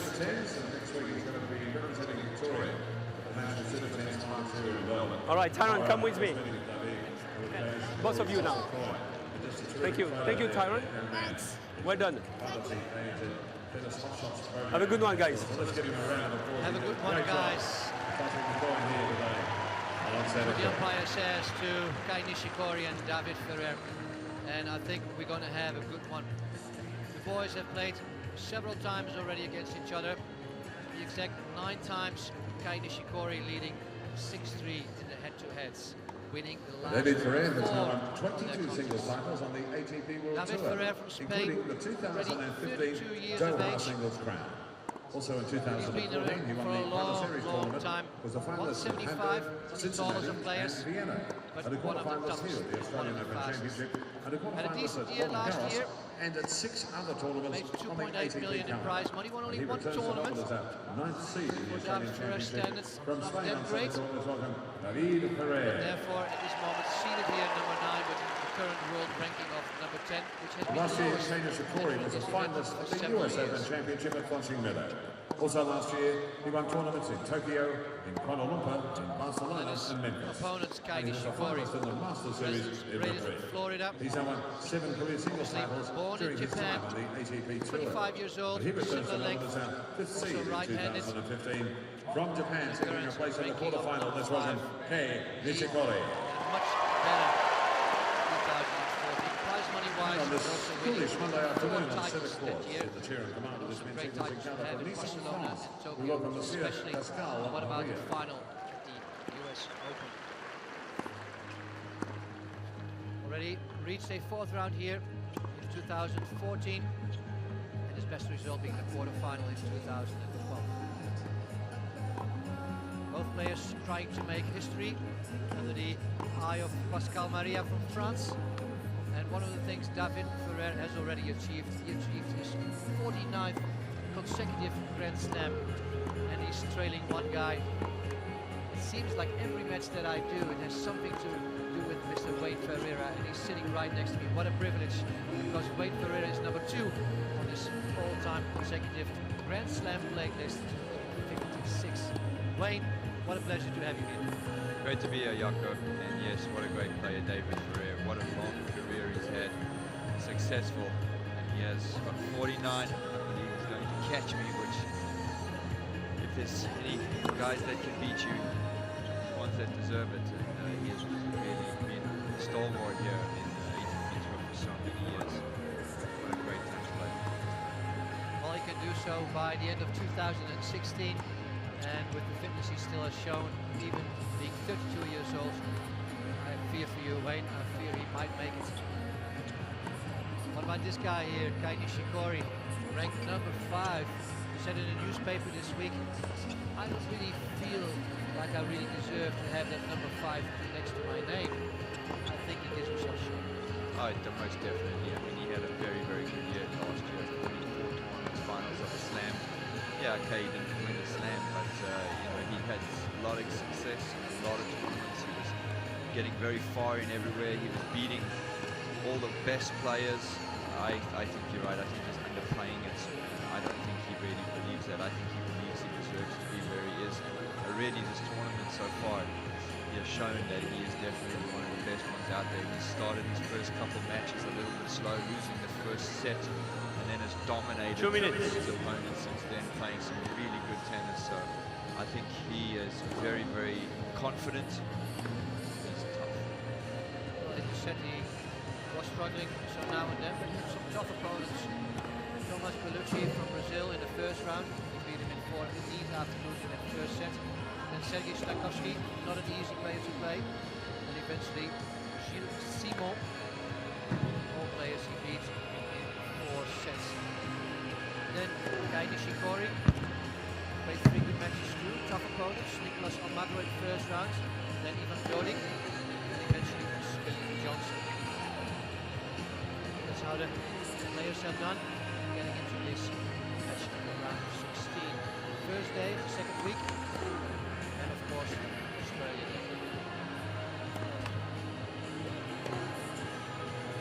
One minute. Ladies and gentlemen, David Ferrer. The last couple of serves are being hit. Obviously they've had already a good hit, 45 minutes early this morning, but just to warm up the body once again. What can we expect from this matchup? Well, it's going to be long and grueling, there's no question about that. Both of them playing very similar tennis, both standing more on the baseline, moving the ball around. Nishikori having maybe a little bit more pace and power off the first serve, maybe getting an extra couple free points over there. Both of them pretty solid on the backhand side. I think Nishikori will be the one to step it up a little bit. He'll be the one to try to dominate a little bit more on the pace. He'll try to take the ball a little bit earlier. He'll try to be the, you know, the more aggressor of the two, but we are going to see some long points. They're going to be grueling, and it's going to be, even if it's 3 sets, it's going to be a timely game. What do you think will be an opening shot for Nishikori to break down the fantastic footwork of the Spanish player? Well, he's always very, very good on that backhand cross court. I mean, it's just such a beautiful shot to watch. But you know, Ferrer is good on his backhand side too. Ferrer, I think, a little few more errors on the forehand. I wouldn't be surprised if Nishikori opens the court up a little bit with some backhands up the line. I think he'll go cross court to cross court with Ferrer for a long time, and then try to get that backhand up the line to open the court a little bit. But Ferrer is tough. He moves well. He's solid on both sides. It's going to be interesting to see what type of tactics both of them come out with. And once again, maybe that backhand and or forehand down the line will be a key factor. The one who has the guts to hit that, be able to change and mix up the rally and try to be aggressive. Yeah, I don't think you'll see much aggression coming off the Ferrer racket. So I've watched him play a bunch of matches so far, and he's been trying to just stick it out and bunk the ball around, and definitely not as aggressive as he normally is. Gave him 4 losses though in the last 4 matches against Nishikori, so he maybe has to do a bit more than he's used to. Yeah, he'll have to step it up a bit. He had a long last match against Simon. You know, has he recovered well enough? It'll be interesting. And we're all set to go.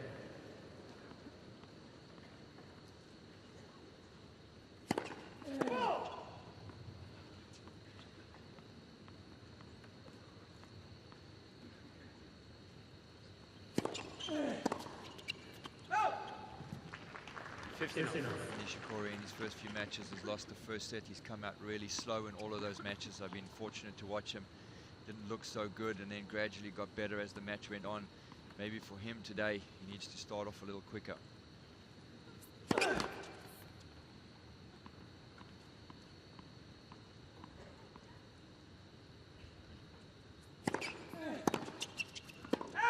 He starts with 2 unforced errors.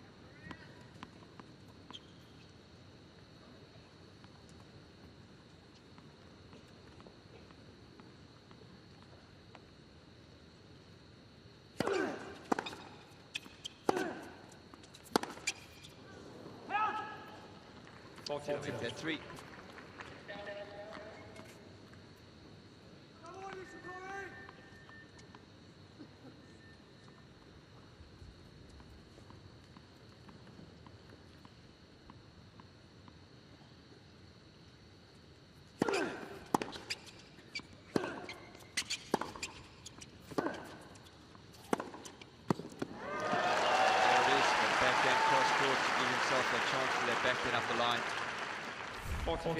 That was absolute precision.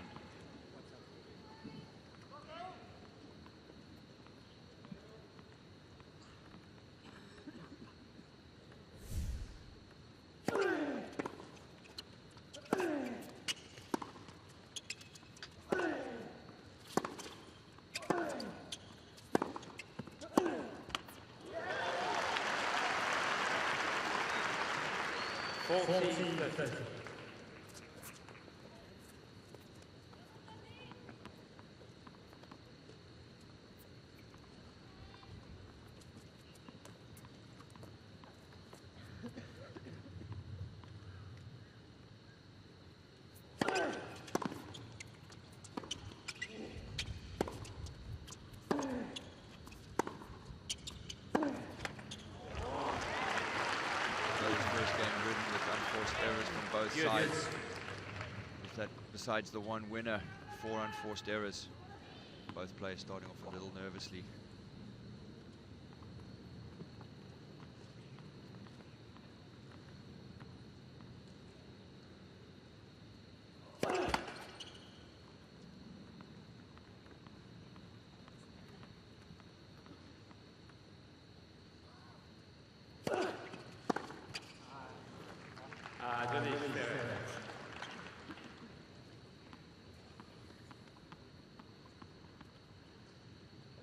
See his left calf there being strapped. Something we've seen in previous matches. Typically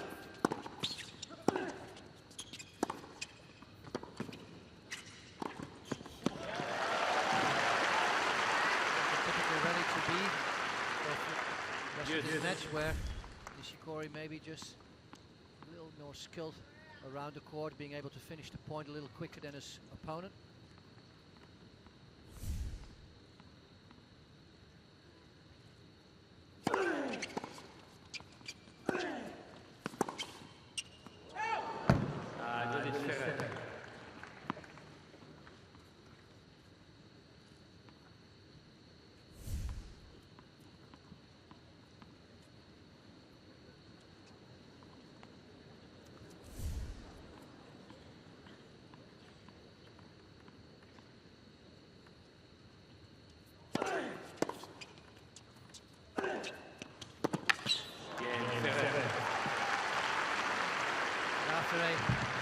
After a couple of unforced errors, it's still David Ferrer who's holding serve and wins that first game. He's is already on the scoreboard. Both players played one tour event to warm up for the Australian Open. Ferrer doing really well, winning the tournament in Doha. And Kei Nishikori, he was in the semi-finals, losing in a close match to Raonic in Brisbane.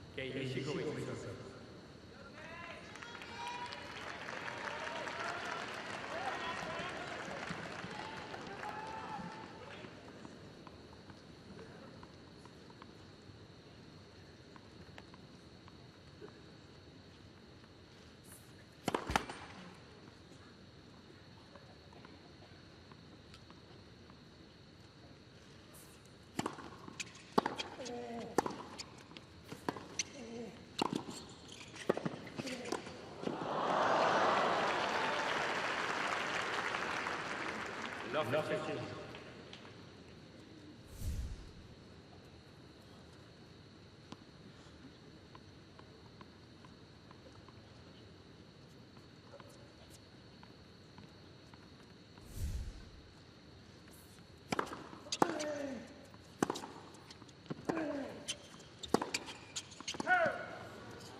Nishikori has to be a little bit careful not to go down too early in this first set.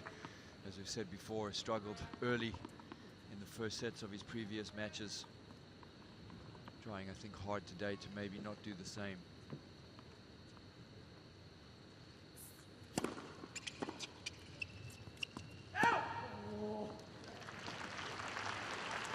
Every time Ferrer misses, he has this like grunt that comes from within.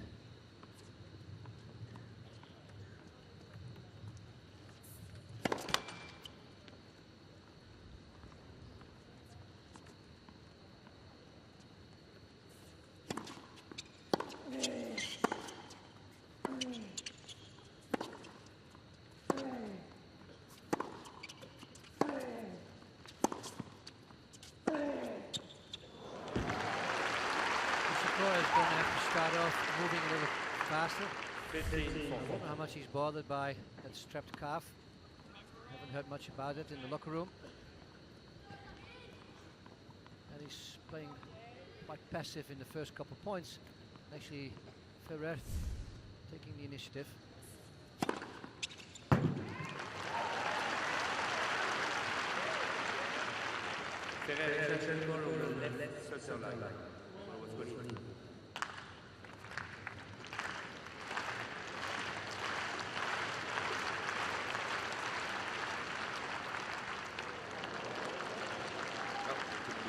Put in a better place. First ace for Nishikori for the match. A little better of the 1-2 punch by Nishikori. First serve out wide, stepping in for that forehand. And you're right, Jaco, he needs to be the aggressor in this match. He certainly cannot allow Ferrer to be the one. He has to control the points like he just did on that last one.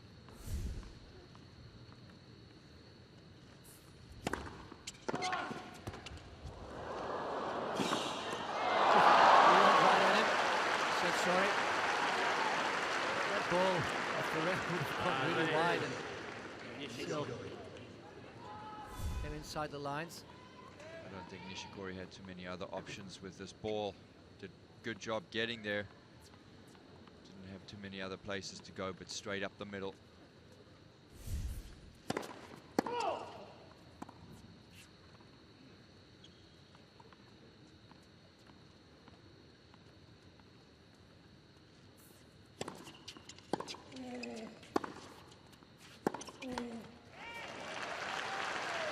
Missing that backhand up the line, and that's a shot that I think he's going to have to try to use a lot today. I think both of them needing to have the same game plan, same strategy.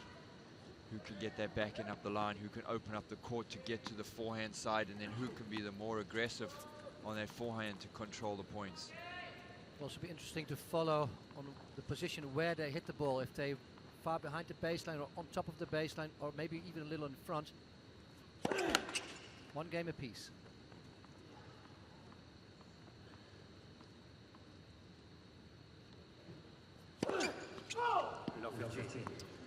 First double fault of the match for Ferrer.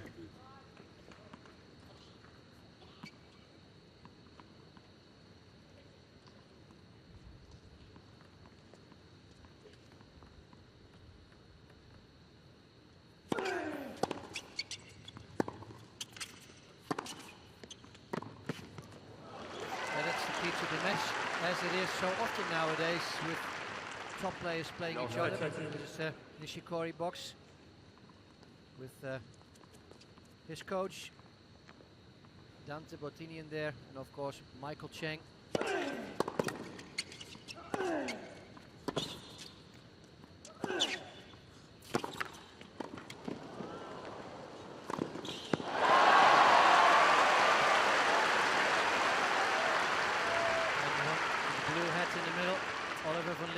His agent, IMG. Obviously very happy here, being down break points in his first opening service game and then having love 40 in the next.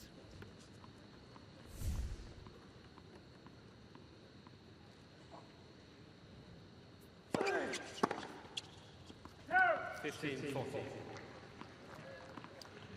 shaking his hand, realizing he needed that point. Played a good game up until now. He's put a lot of pressure on Ferrer. Even though that was a good serve into the body, probably feels he should have got that one back.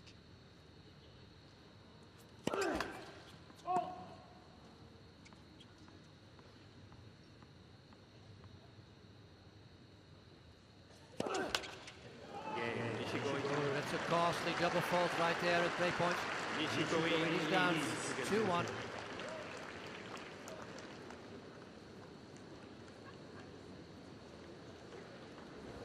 When you just hit 2 double faults in that game, you give 2 free points away. That's too much against a player like Nishikori. Yeah, he has to play tight, and he looked a little nervous. He got through his first serve game, but still looking nervous. He hasn't really done anything special yet. You know, Ferrer is he's like a machine. He's a lot of balls back. He doesn't have a lot of unforced errors, but already 5 unforced errors. It's a racket of Laver Ferrer, very unlike him. Getting a beautiful shot of Laver Arena. But once again, people come by the thousands on Australia Day. There's such a good atmosphere also on the grounds.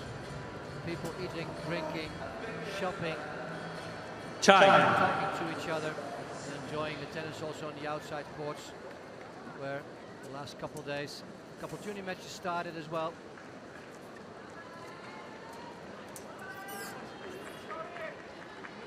And we're here at Laver Arena, the center court of the Australian Open, where Kai Nishikori just broke, and he's up 2-1 in the first set.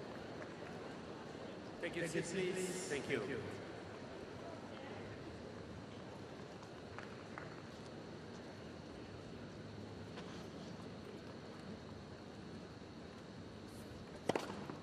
It's good to be up front against Ferrer. If he's leading you, he's tough to shake loose. It's like a pit bull.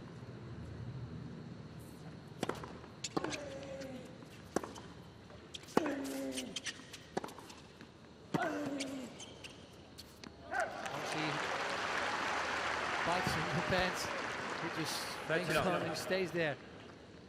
Yeah, he certainly is tough to play. You really have to bring it to him. You're the one who has to control the points. He doesn't do much, but he doesn't give you anything either. I think the constant level of Ferrer is very high, but I think Nishikori just has that other notch, that extra notch, if he really needs it.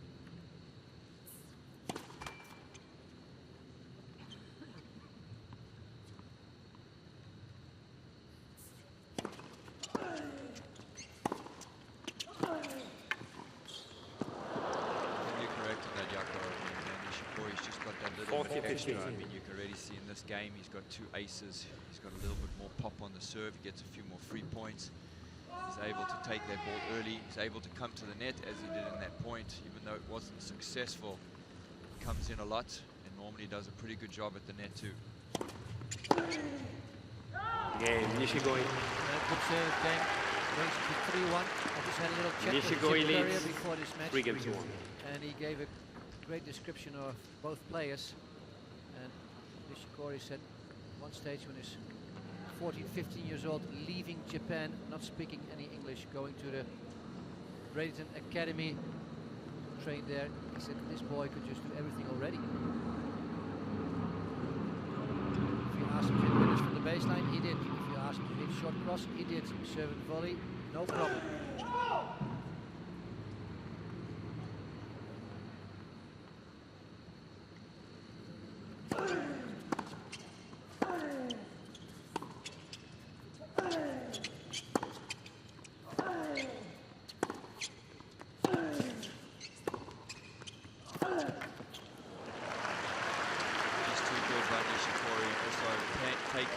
Love the 15. baseline, taking away the time from Ferrer, making him have to run very far around the court. And that's where he's so good, takes that ball so early.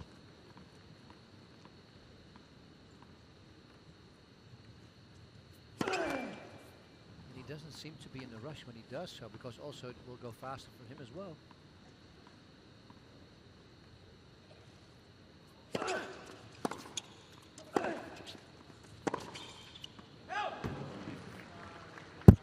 Fifteen on.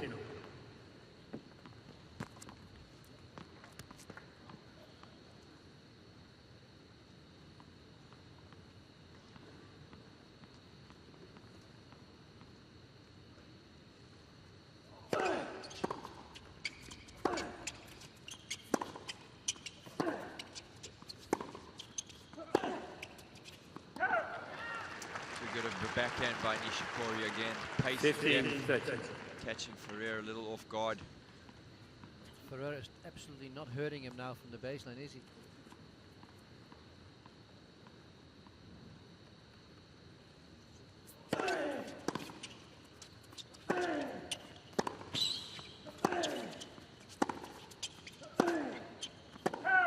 Even when Ferrer goes for a full swing on that forehand, it seems like Nishikori 15, 14.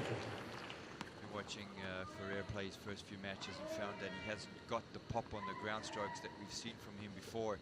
He's doing well and did well winning Doha, but he doesn't seem to have that aggression. 30, 14. He had a decent year last year, but not one of his best for a long time. Had a few injuries, niggling injuries here and there, maybe losing a bit of confidence. He certainly is a confidence player.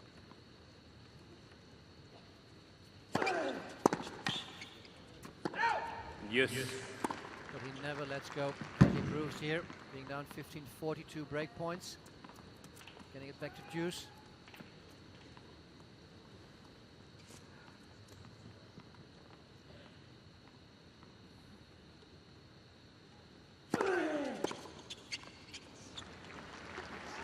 Advantage, Ferrer. Doing well in this game so far to serve himself out of trouble. Not getting any aces, but some unreturnables certainly helping him.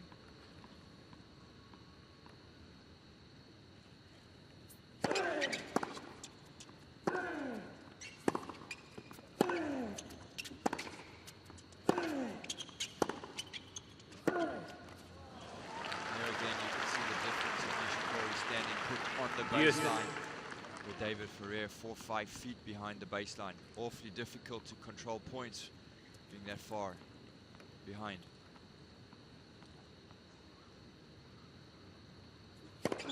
Left. First service. He's still hitting the ball hard, but because he's so far back, it doesn't really penetrate, does it?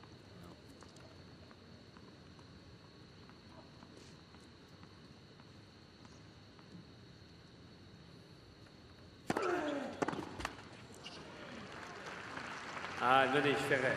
Serve out wide again, getting another free point.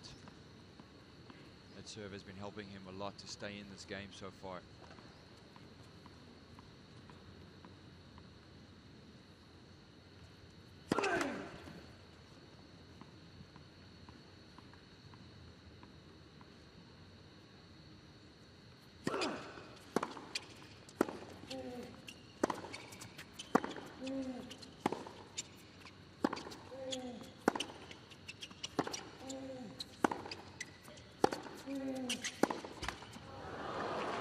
Game Ferrer.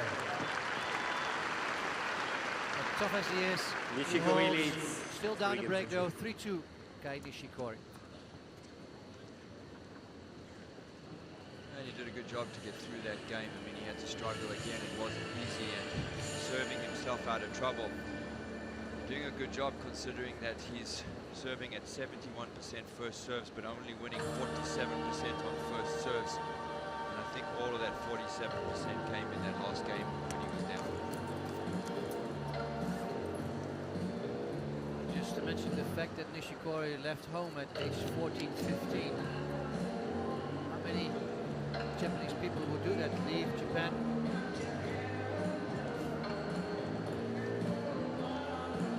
And then as a 14-year-old going to Florida, Kai Nishikori, wanting to train there and chase his dream of becoming a great tennis player, and already right now having the number 5 ranking next to his name.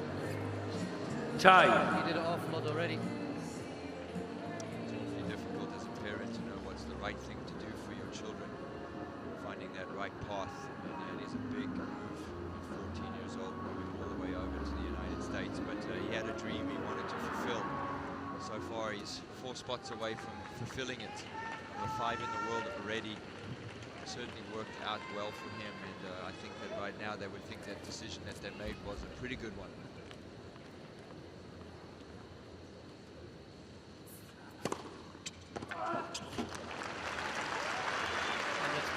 That he speaks fluent English by now. 50 now.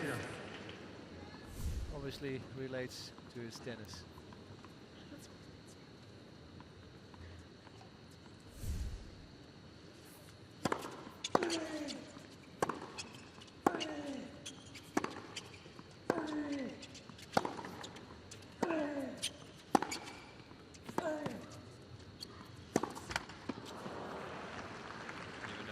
He's being the aggressor. He's taking it to Ferrer, moving him around. Going to have lots of opportunities to open up with that forehand. Unfortunately missing on that one.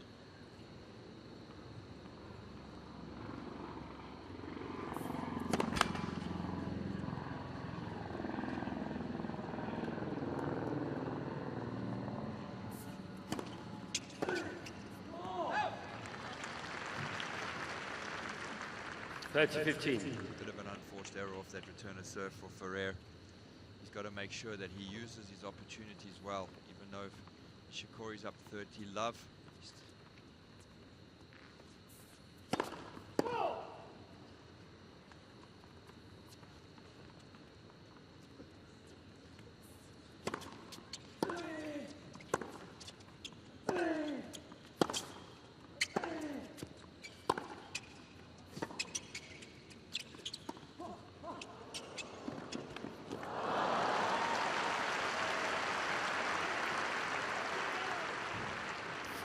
Sun coming out a little bit more, Jaco. So it became a little bit brighter in the last 30 seconds. Players might have to adjust the ball toss on that side of the court, especially where Nishikori stands right now. Game, Nishikori. No trouble.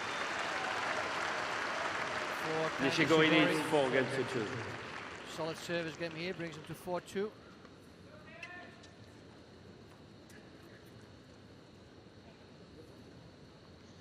So he has an interesting stat on the rally hit point comparison. You can see where David Ferrer is standing compared to where Nishikori is, and also how much round the court more he's having to move. Nishikori taking much more control over that baseline. I think that might be the telling tale in this match today. That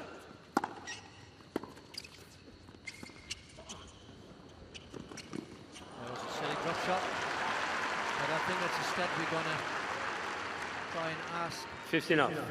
to show us again, you know, when the match progresses, maybe like after a second or a third set, to see if that changes. And I think it will be really conducive to the score. If Ferrer is ahead, he'll be closer to the baseline. If he's behind, he'll be further back.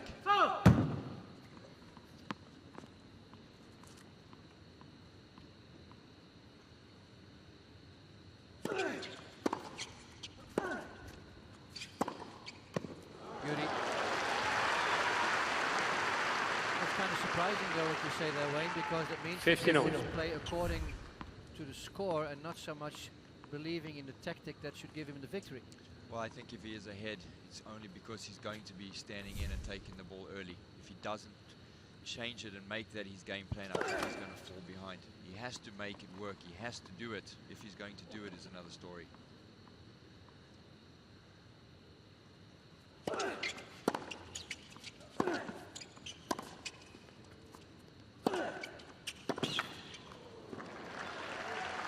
his bread and butter right there. 30-50. Day in, day out, year in, year out. Bouncing steps around his backhand and then really hitting that forehand with everything that he has.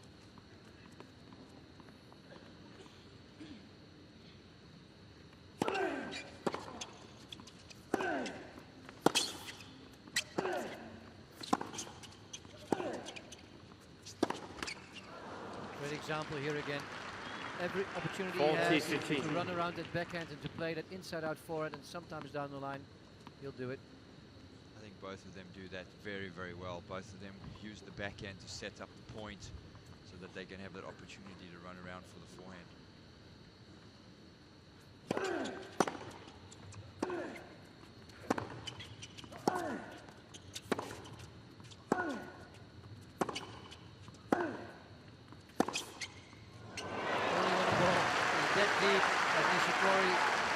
Those 3 previous balls. 40, have to 30. hit a backhand from the baseline. As soon as you leave it a little short, they hit a winner.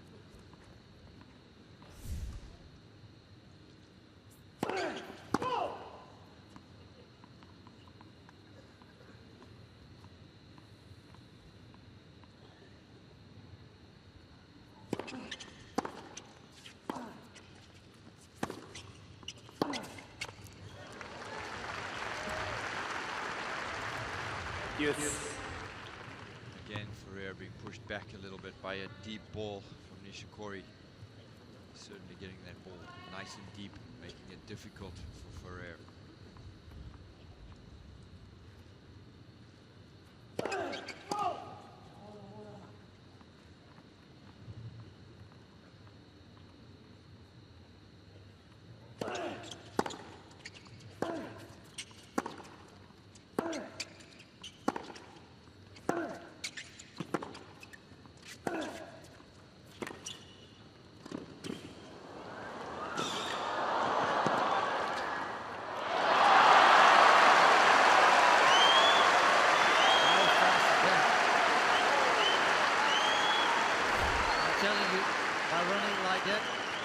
Faster than the master, Michael Chang himself.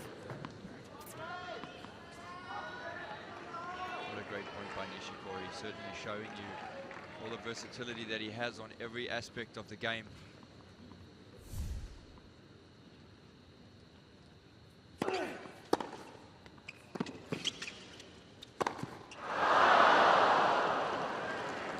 Yes.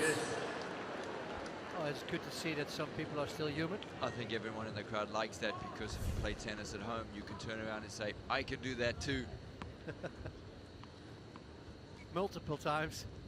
A shocked lady in the crowd. Got to get a pair of those sunglasses. Yeah, just a reminder of her husband playing tennis.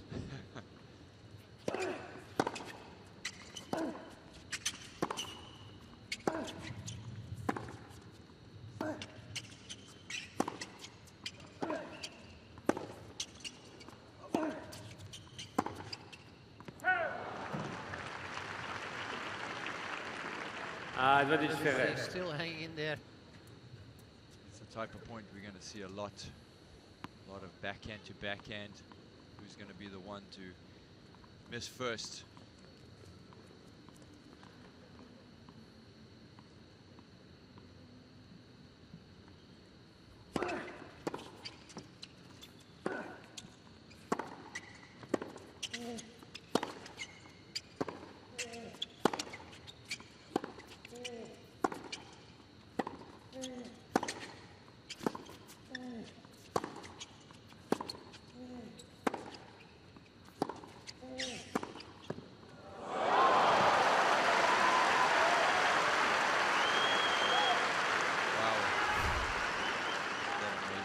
Yes.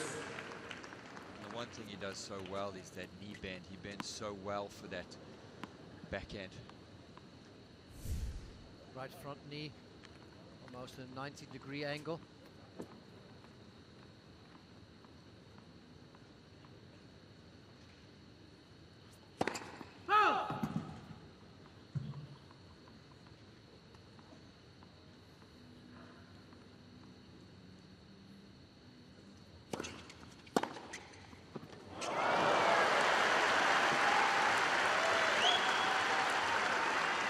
Advantage, Nishikori.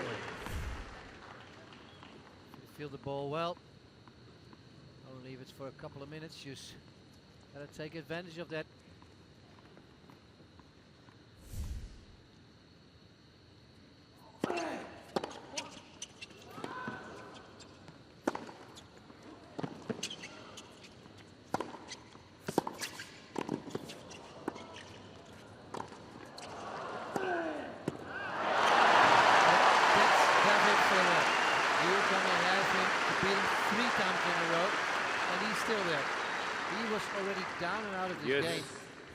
Rally.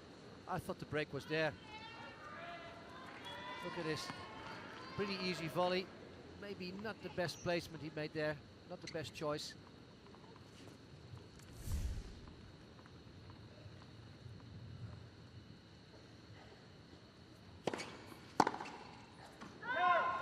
Advantage Ferrer. And you're right, Jocko. David hanging in as much as he can. He's having to fight really hard on his serve game. It's not what you're looking for when you're down a break already. You want to get through your serve games quickly, and he's having to fight hard.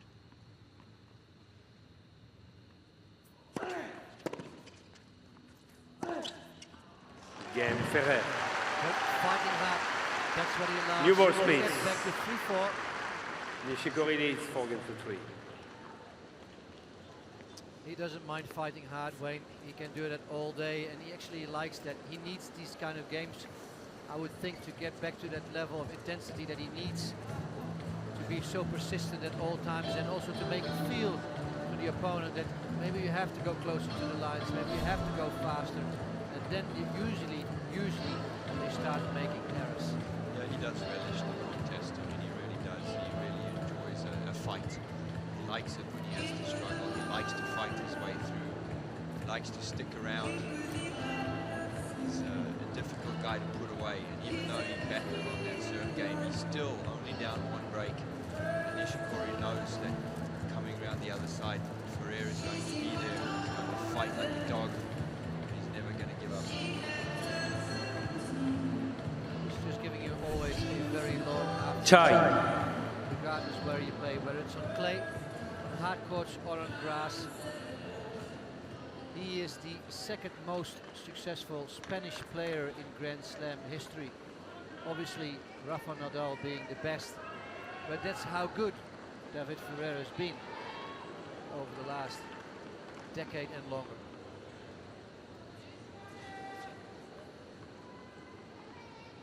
Okay, Nishikori serving new balls and leads 4-3.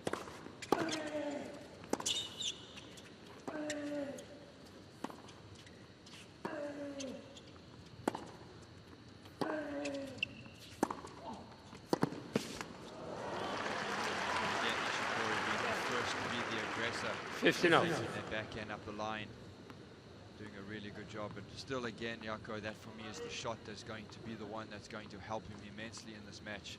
Hit that one to perfection.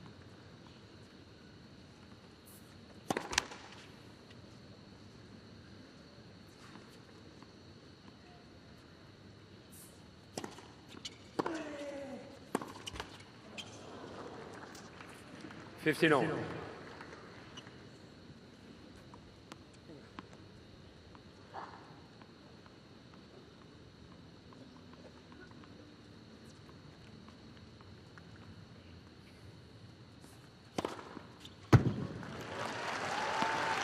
Nice little tidbit. 30-15. Perspective for this match, Nishikori has won the last 10 out of 11 matches against Spanish opposition. He obviously hasn't played Nadal very many times in that. That might change it a bit, but that is a great stat. especially considering how many Spanish and how many good Spanish players they have.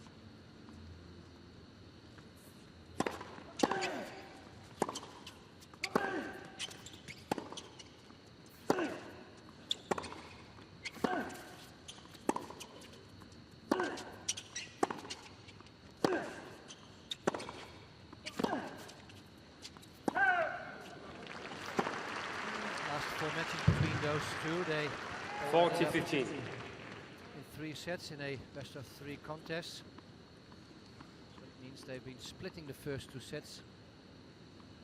The last occasions that they played, Nishikori getting the better hand in Miami, Madrid, Paris, and at the World Tour Finals.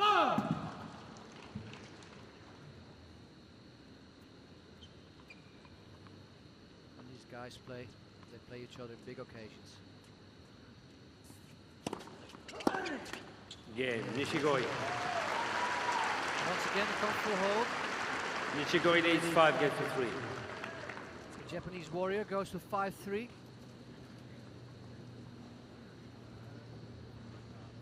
Another relatively easy serve game for Nishikori, certainly breezing through. His serve game's a lot easier than Ferrer, not having to fight as hard. Definitely ahead in, when you look at it, on who's the one who's in control at the moment.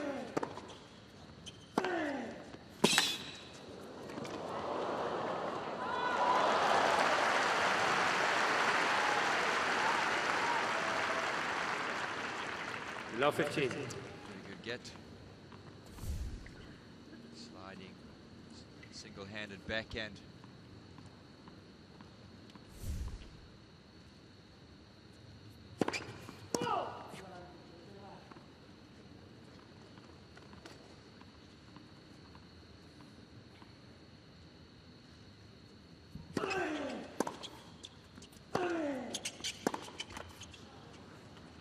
Fifteen all.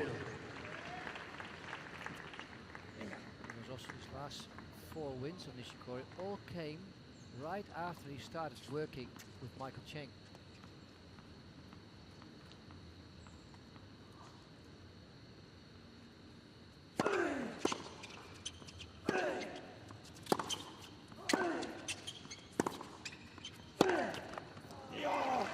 Maybe Cheng gave him the key to beating such a consistent player as Ferrer. Obviously knowing what other players did against Michael in the past. Yeah, Michael certainly plays very similar tennis to Ferrer, but he was quite aggressive. He did take the ball earlies when he needed to. But he's a good role model. 15-14. Again, Ferrer in trouble. Again on the serve, giving Nishikori 2 set points.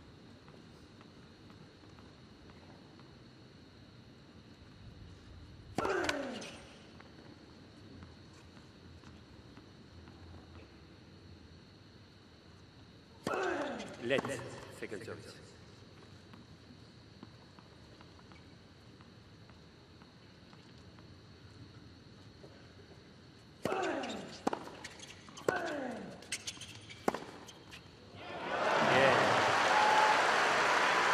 First set, Nishikori. Sweep. He sweeps that first set. 6 games to 3. 6 games to 3 after only 38 minutes. Kia Serrata has surprised many of Australia's leading journalists since its launch. Yeah, I have to say Nishikori is better in that set by far. Certainly controlled most of his serve games easily. Ferrer having to fight every single serve. Looking at the set summary, not too much. When one thing Nishikori usually wins 14 unforced errors, relatively close, but the one for Ferrer, 4 winners to 13 unforced errors. That's going to continue. Another stat that we have inside our box that you guys cannot see, which I think is a telling tale, is that David Ferrer only managing to win 50% of the points on his first serve. So getting no freebies, not able to get anything out of that first serve. And that's a big problem for him. So the highlights of the first set. These backhands down the line, as Wayne says, the key to the match.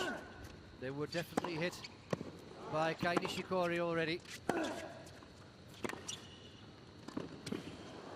also showing some agile Best in the game from both players.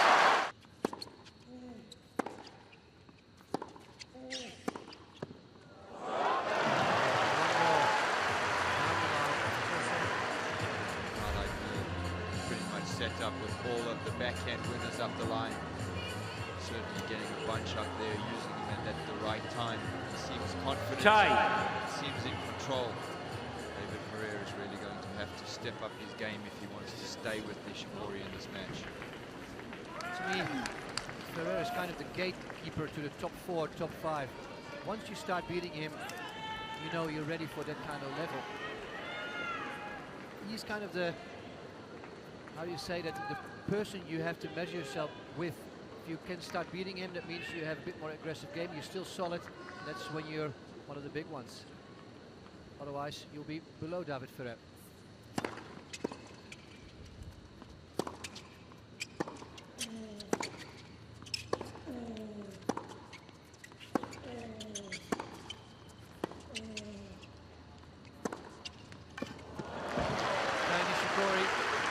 Doing what he has been doing well in the first set. 59. Opening point of the second. Once again with that backhand down the line. No hesitation whatsoever the moment he hit that one.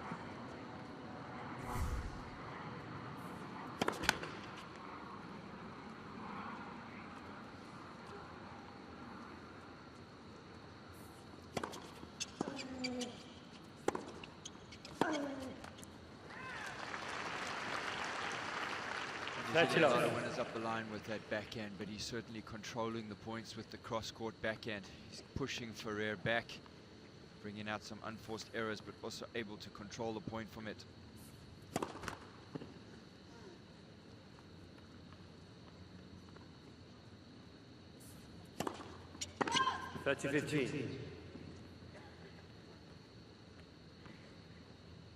Never enjoy hitting a double fault, but at 30 love you can afford one. First for him for the match.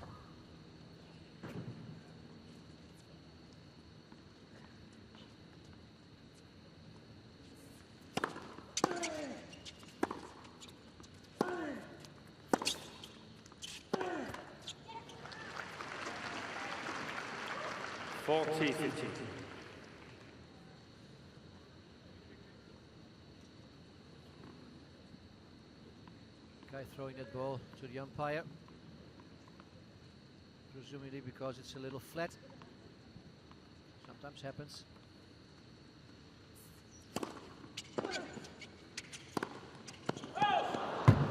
It's the second time already we've seen his volley drive ending up in the back seats instead of inside the lines. Okay.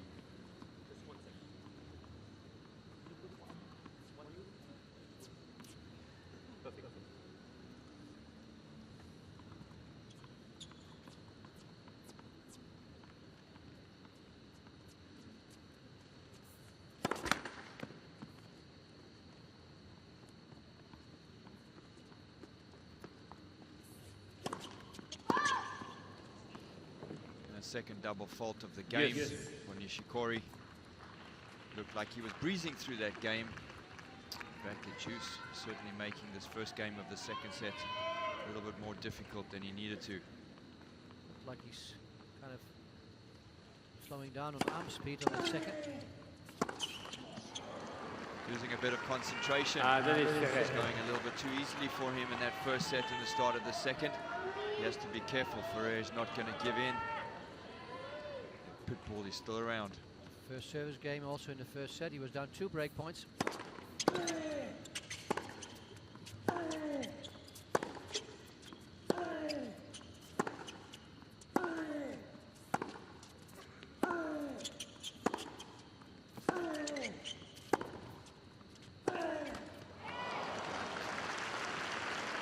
you want to turn the match around, David, you have to make this one.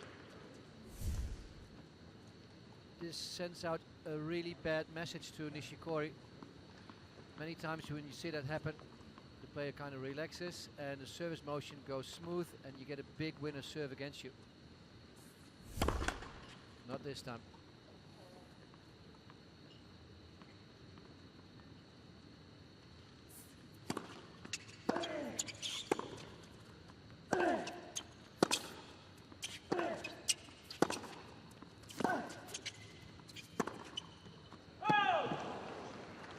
Advantage Ferrer.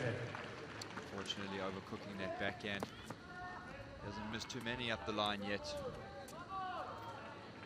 It's the right idea, just hitting it a little bit too hard, giving Ferrer another break point. Michael Chang looking on. I think he would feel very, very comfortable at this stage of the match.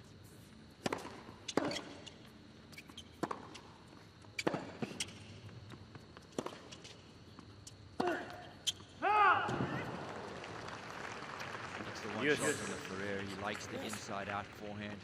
He likes the cross-court forehand, but he misses a lot sometimes when he has the straight backhand up the line. Hits the ball very flat off the western grip. Doesn't have a lot of spin over the higher part of the net, making an unforced error.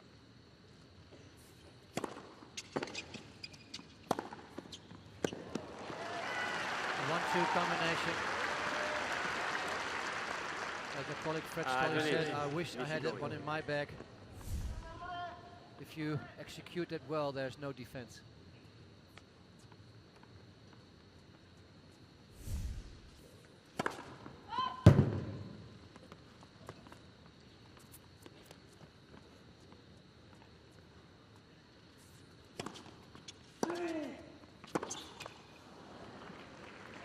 Yes.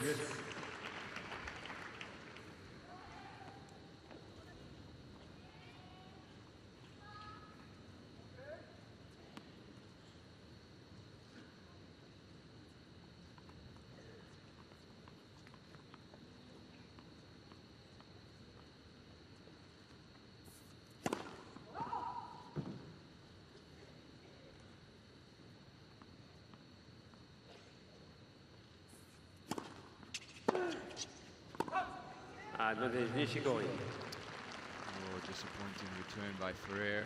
He has to do better. 145 km/s serve to the forehand.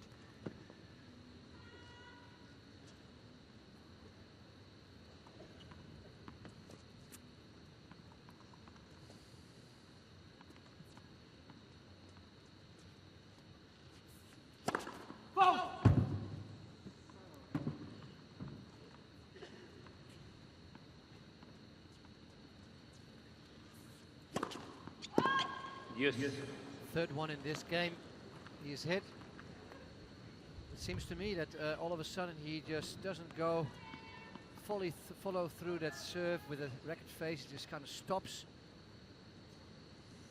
It's not a continuous movement towards the end of that swing.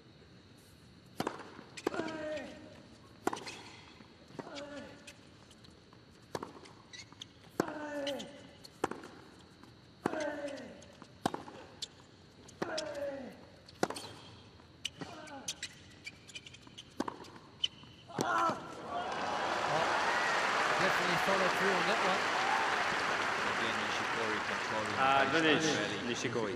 Putting the ball a little flatter, harder, deeper, allowing him that opportunity to hit that winner. It's just too good for Ferrer. Backhand cross court. Shake of the fist, he knows that was a good one.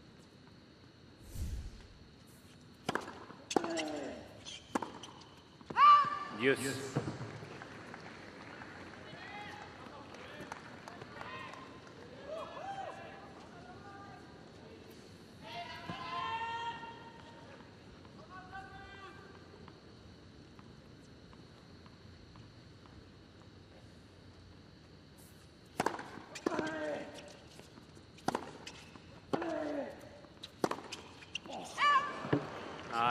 Points and bad points are mixed up now.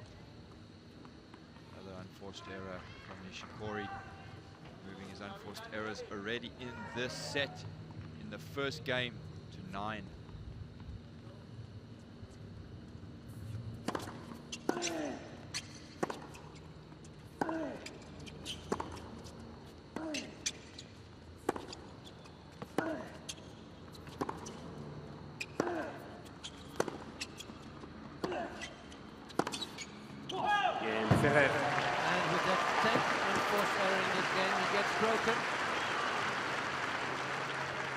First game. 1-0 in the second set, but winning the first 6-3. Here we can see a good stat on the Ferrer shot placement. Almost all of the balls going to the backhand side of Nishikori, 21% up the line, none of them being on an aggressive ball. Nishikori, on the other hand, you can totally see the difference, moving the ball around, spreading it evenly around the court. Less down the middle also than Ferrer does, and I would say also with a bit more length on it too. Ferrer shots between halfway service line and baseline. Stay here, stay here.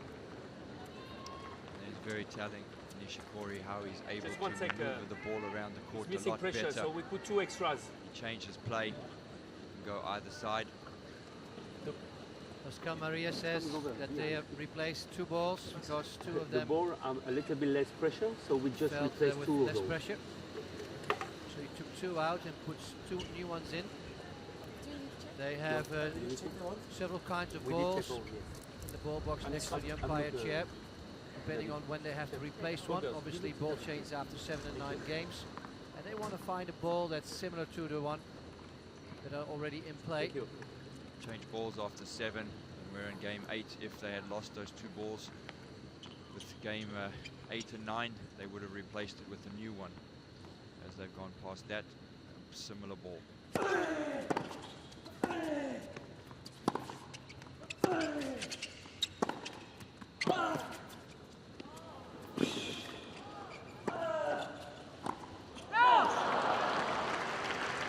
Nishikori missing quite a few 15 out. opportunities.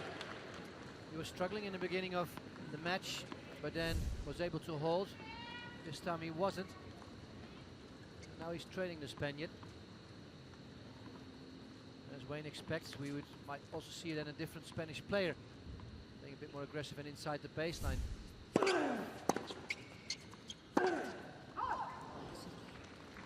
$15. I like that from Ferrer. I like him taking that chance, like him mixing it up a little bit. It was definitely the opening over there, just not hitting it well enough. Certainly a good play.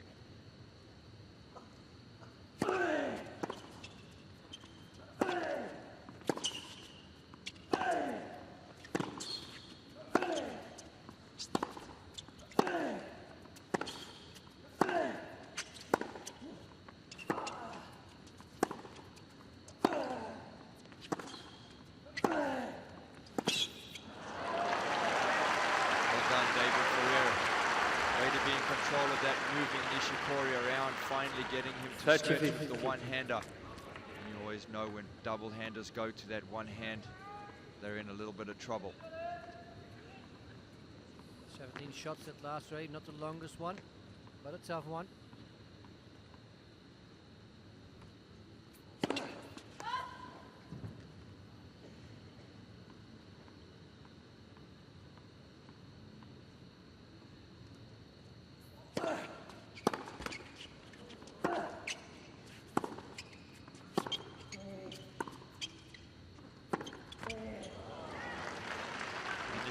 For the first time, changing it up, opting for that slice backhand, keeping it nice and low to Ferrer, bringing out an unforced error from him. Nice change up. More and more you see double-handed players hitting a good one-handed slice. In addition to the arsenal.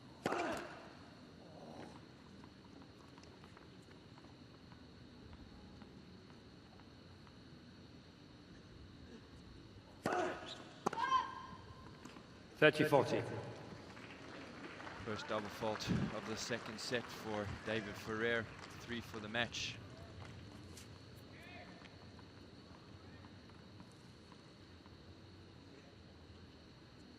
That's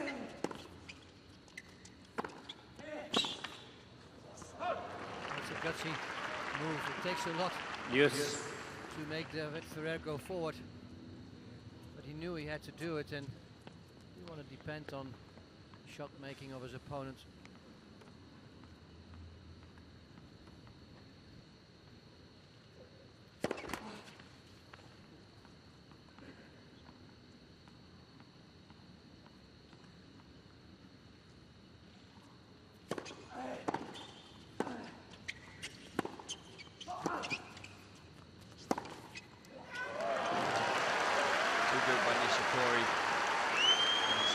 that backhand cross-court again.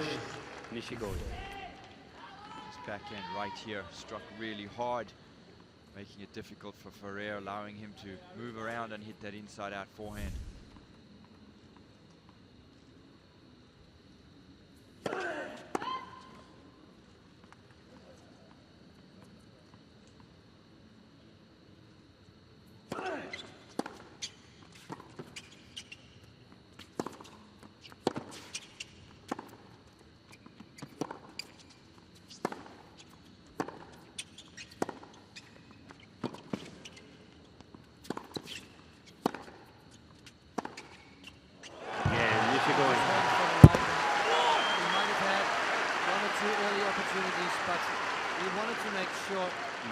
To break back in the beginning of the second set.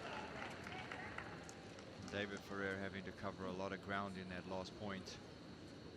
I think Ferrer is just lacking depth. Obviously, you know, he has difficulties finishing the point in general, but if his shots are going to be a little bit deeper, he's going to do much more damage to opponents, and especially to Kai Nishikori. I agree, 100% agree. It would certainly make it more difficult for Nishikori to control the points like he's doing.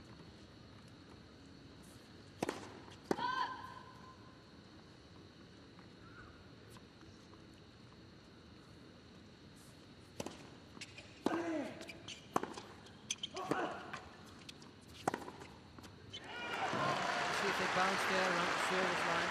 It doesn't matter how hard they are, but it 15 just up. gives you just like this perfect target practice.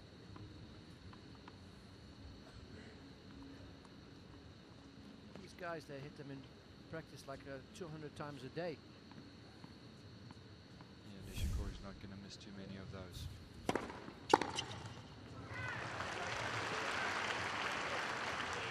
Touch it off.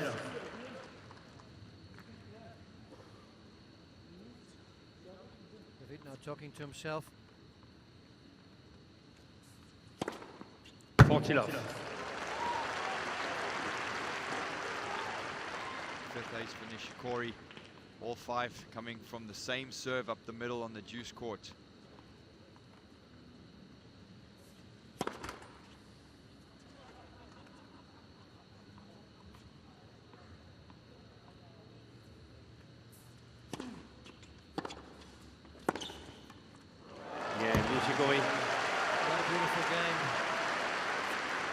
Nishikori leads against one. And a set to Kai Nishikori.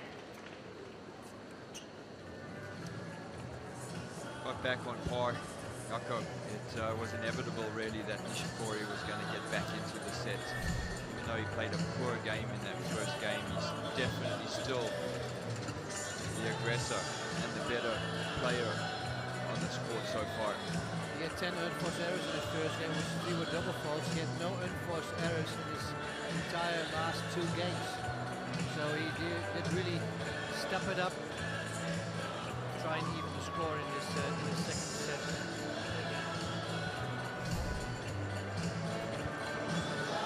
I'm telling you, this is my favorite song in the world. I hope you can all hear and listen to it at home. It was the song of Woodbridge and Woodford, a team I had to play quite a few times together at Paul Park and Paul Harris. Chai. Was Mrs. Jones from the Counting Crows. But every time when I hear this, it sounds to me like it's a big occasion, it's a big event.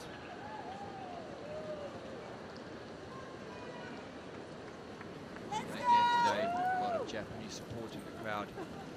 Nishikori playing his first couple of rounds over at Hisense, where a grounds pass can get you in. It was packed with Japanese support. Today a little bit less.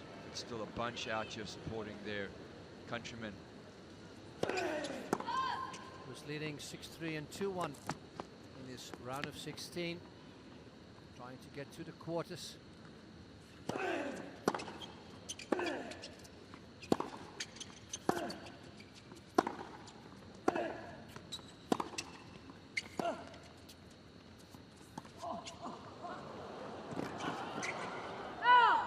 Touch also trying to equal his best result with the Australian Open in the quarterfinal. 15-12. If Ferrer wins this match and gets to the quarters, he is getting amongst a really fine group of people, because with hopefully making 6 quarterfinals, he will be to the likes of Newcomb, Agassi, Nadal, Lendl, Federer, Djokovic. That's how successful 15-all. David Ferrer has been at the Australian Open. Roger Federer has 11 quarterfinals here, and Stefan Edberg has 10. Federer trying to look at his 6th appearance here.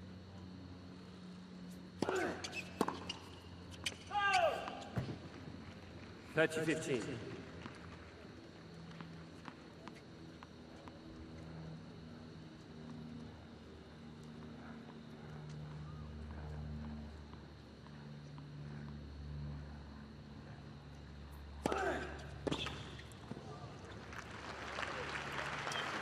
By Ferrer. 40-15. Getting through this game nice and easy. This is one of the easier service games that he's had so far in this match.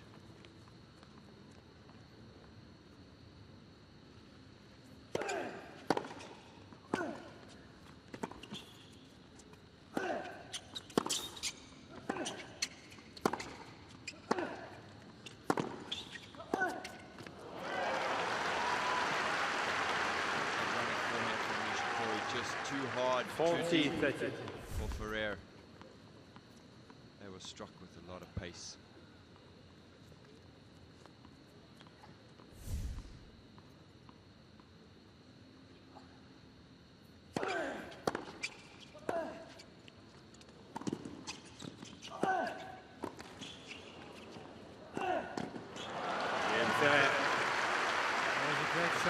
Backhand down the line to set up his last 2 against 0. Good game by Ferrer. Equals the score here in the 2nd set. Wayne, is there any measure on the greatness of Nishikori back home in Japan? He must be the most important and most famous athlete. He would certainly be one of the most. I mean, obviously there are the sumo wrestlers, and actually a lot of the baseball players playing in the US are pretty successful and well known, but he would be most certainly up there with them.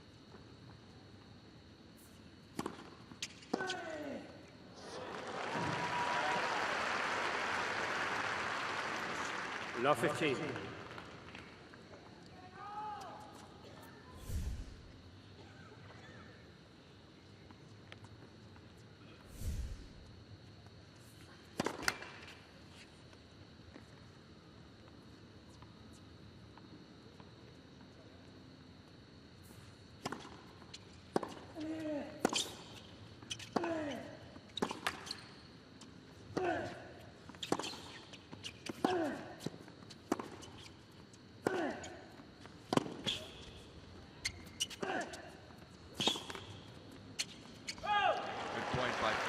Controlling that one for the first time for a while. Love 30. Don't forget the last 4 matches they played, obviously won by this one here, but always the first 2 sets they were split. That would mean that this set would be won by David Ferrer, if you look at history.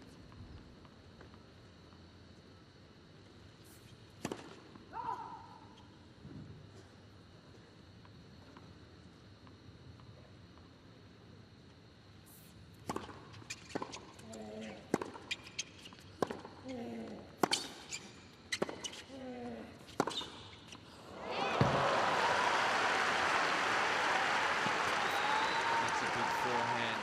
That one would have given 15-30. David Ferrer 3 break points. What a way to save it.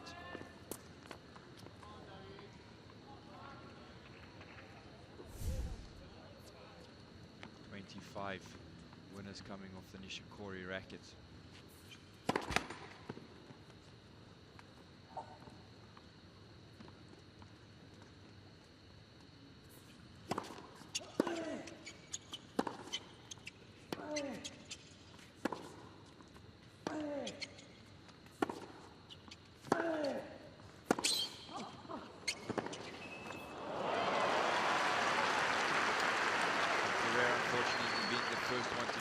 Direction, allowing Nishikori to hit that cross-court forehand, opening up the court. So in a way, it's good that Ferrer hits a lot down the middle, not many opportunities for Nishikori to make that angle, but if these balls are not deep enough, it's still harmful. Look at his distance run. You have to run 30 meters for every rally. 40, 30. Double the amount of your opponent. Certainly going to be telling over a 5-set period, 3 hours, 3 to 4 hours.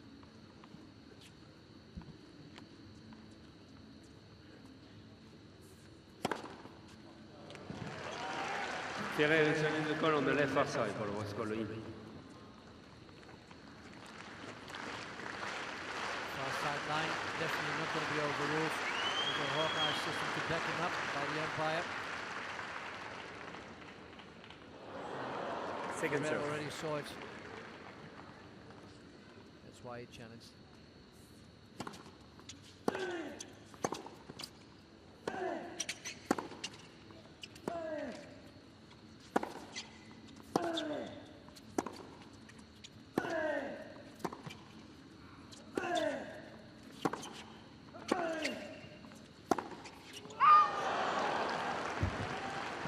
Yes.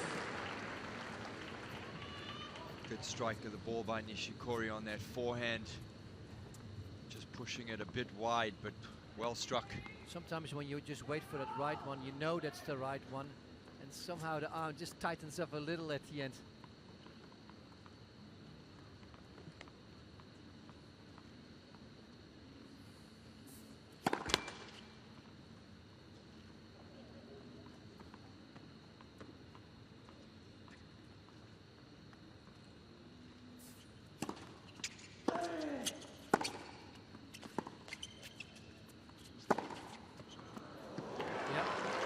Inside.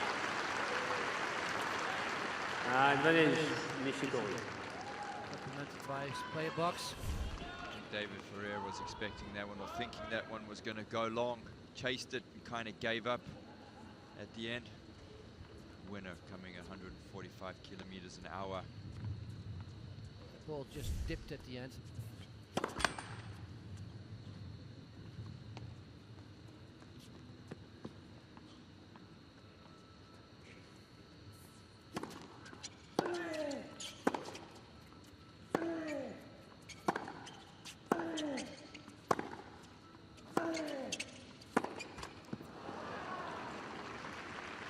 Yes. Making him work. That's what he does so well. Slowly getting under your skin.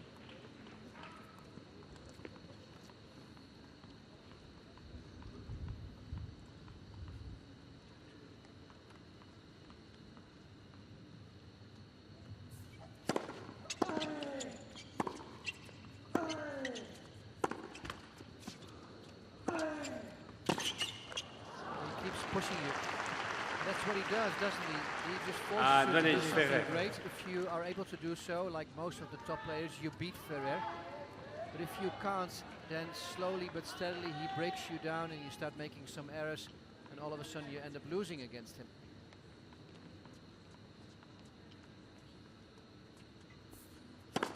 Left.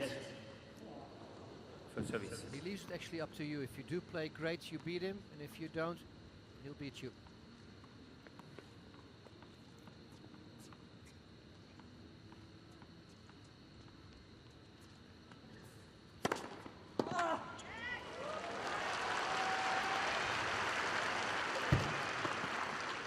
Yes. It's a good serve by Nishikori on break point. Certainly is nice to get a freebie like that.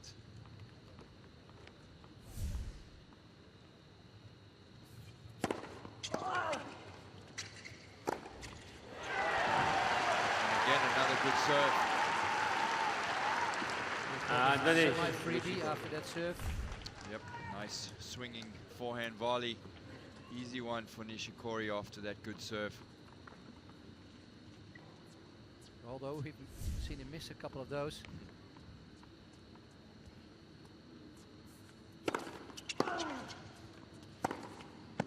Again, Nishikori. Took an effort with the odds. Is up 6-3, 3-2. Nishikori leads 3 against 2.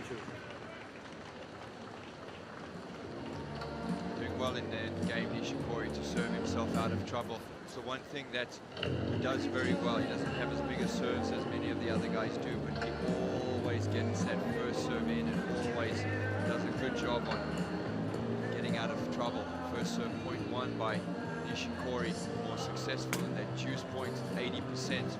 Also getting all of his aces, as we know, up that middle to the Ferrer backhand. So that serve on the juice side is a better one for him. Very successful on that serve. Shortest one, straight into the backhand. Generating most speed on those serves. Nishikori being this kind of player to also improved ranking year by year, but the year 2008 when he made a great move. Nishikori making these moves on that ranking from 63, he all of a sudden got into the end of 2008, and then he dropped back in 2009 to 420 because of injury, and then from then on steadily progressing again on the rankings. 98, 25, 19, 17, and last year-end ranking at 5. Just shows how good he is. But also a little injury prone as he has been.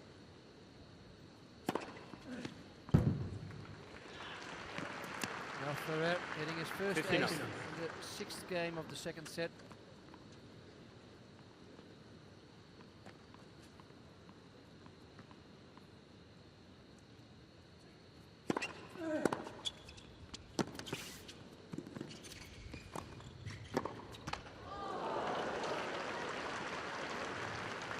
It's a funny reaction there from Kate, knowing that he was lucky with the approach shot he hit. It was not good enough, and instead of passing there for the Spaniard.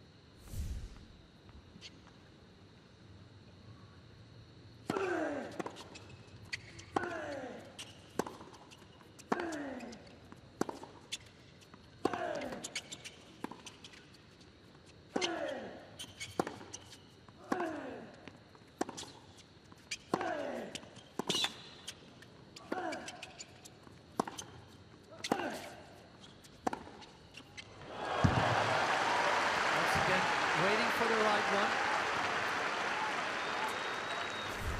15-30. Good length there still from Ferrer, but as soon as this one is a little short, he's all over it.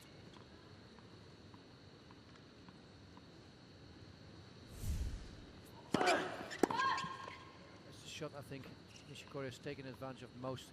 When Ferrer wants to go cross with his forehand and it's not deep enough.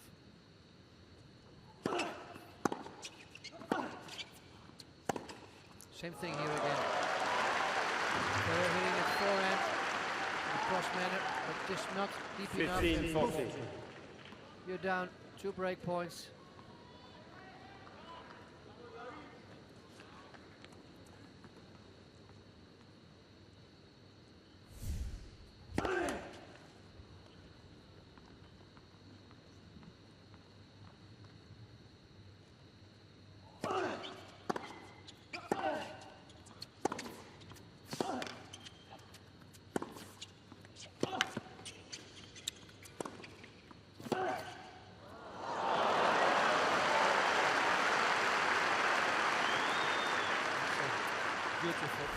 Beautiful pass. 30-40. If it was me, I would have gone up the line. Ferrer way better on the pass on that backhand side, but that is just hit to perfection.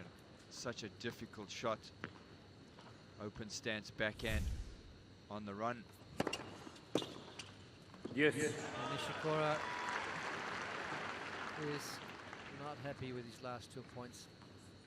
He gave away a good opportunity on that last point at Nishikori. Certainly his point for the taking.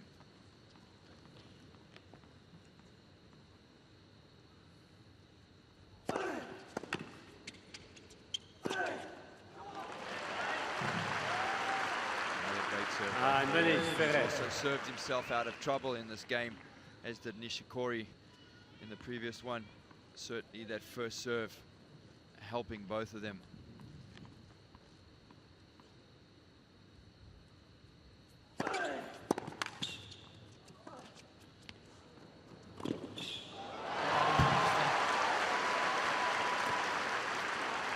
understand that on clay. Yes. But I've seen quite a lot of drop shots over the last couple of days in men's tennis. But I've not seen many points won by that. They're just too quick. Also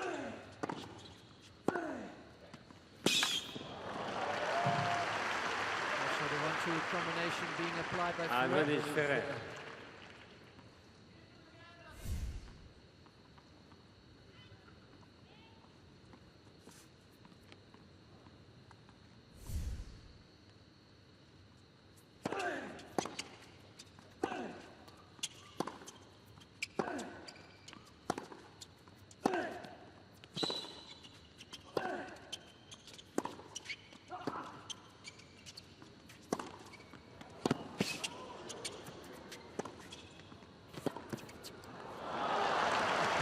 Eventually he must get too much sooner or later.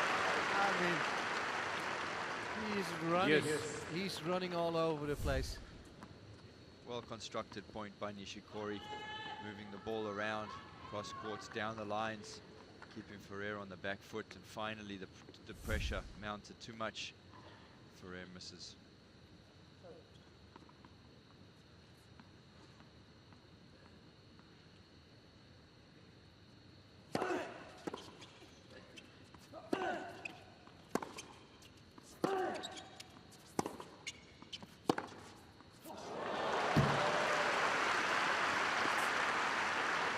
Surprised Nishikori, knowing that this is against nature for Ferrer to go for a winner forehand down the line at such an important moment.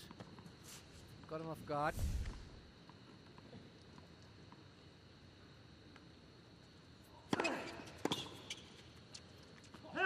Game Ferrer. And being down 2 break points. 3 games over.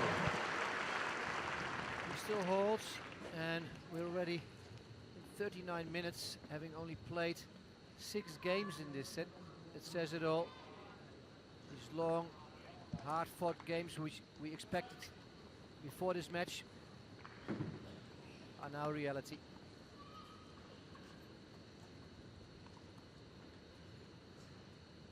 Important to take your time between points, what Nishikori does here between games as well. So keep making rational choices. And not led by emotions or fatigue. 15 off. That's a return that Ferrer needs to do a better job on. He's got that second serve to the forehand side. Put that one up on the unforced error column.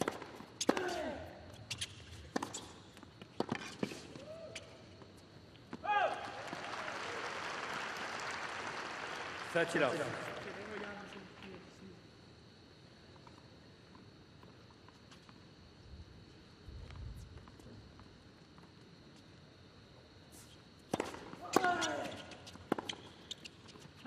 Correction. We praise the point.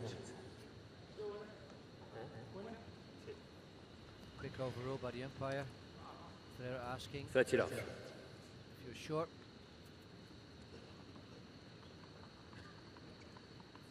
The answer was yes.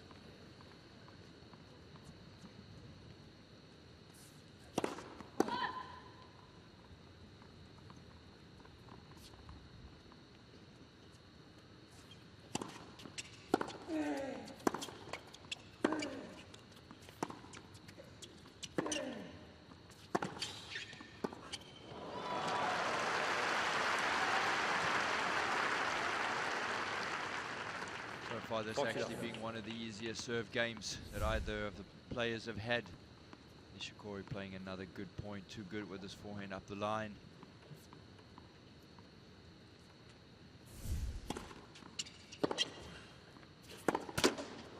(40-15). Nice change up on that first serve, kicking it out wide to the Ferrer backhand. Didn't win it, but it was a good change up.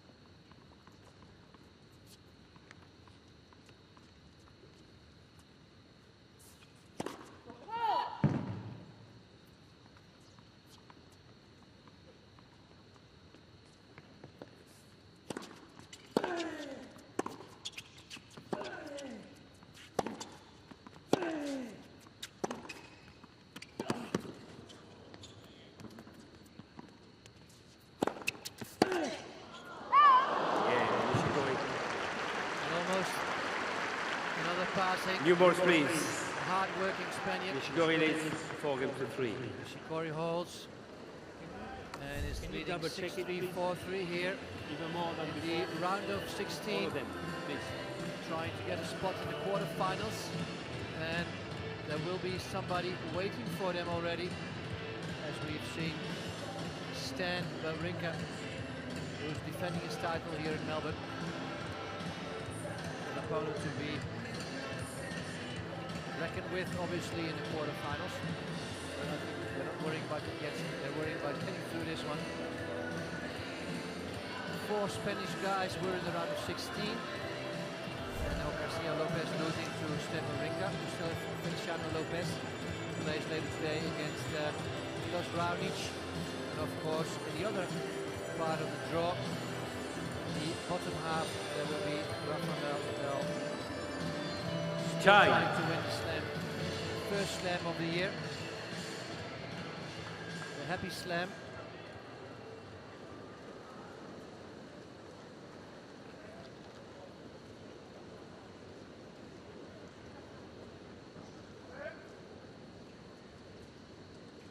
Here, David Ferrer hanging on to his hopes.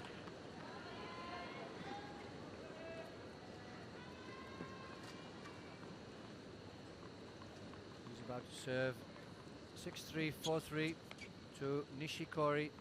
New balls.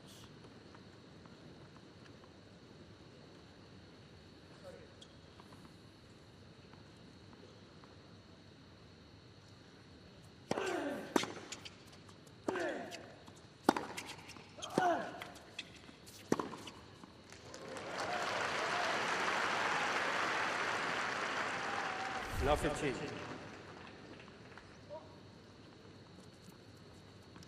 Another winner for Nishikori off the forehand side. This is the so typical sound Ferrer makes when No, things 13. don't go his way, and they definitely don't in this game. With another double fault, who have come at rather bad moments for him. Love 30.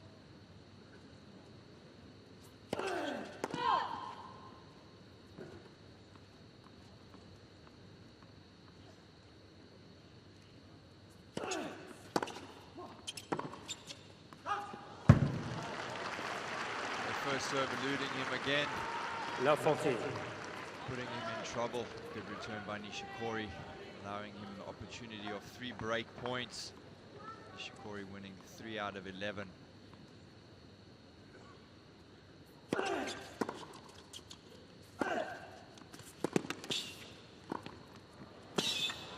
One saved. Good point by Ferrer. Unfortunately, still got 2 more. 15-14.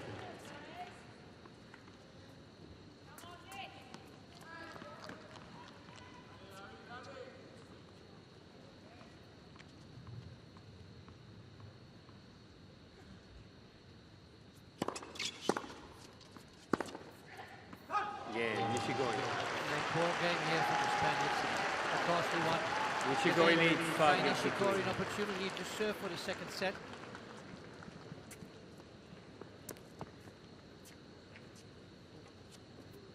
It's tough to see the emotions of his coach. One of his coaches, Michael Cheng, was really tough in general when he was playing, but now added with a couple of sunglasses. It's tough to read his face. Should be happy.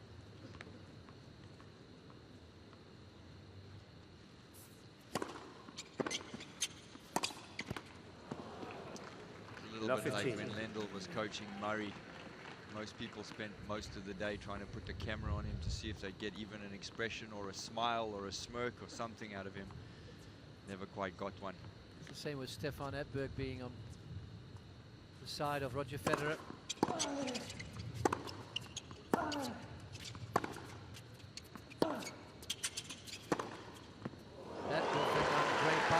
Ferrer returns the call on the left near side. Putting his head back, I think he believes he's missed this one.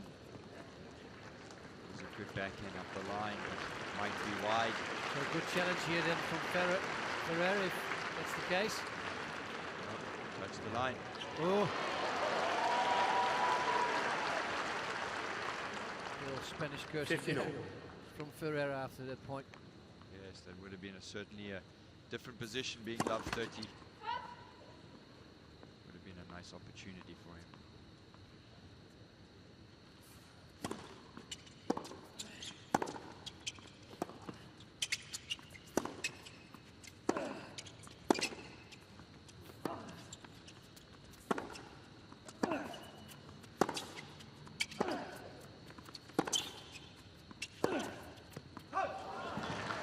We've just talked about this great name sitting in the box of some of the great players. 30-15.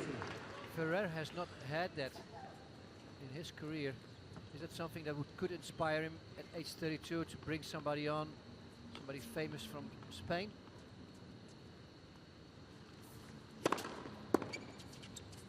Well, that's always a difficult one. I guess there's been players, older guys that have brought him, like Federer, you know, Becker. Becker, yep, with Djokovic. It might be worth a try.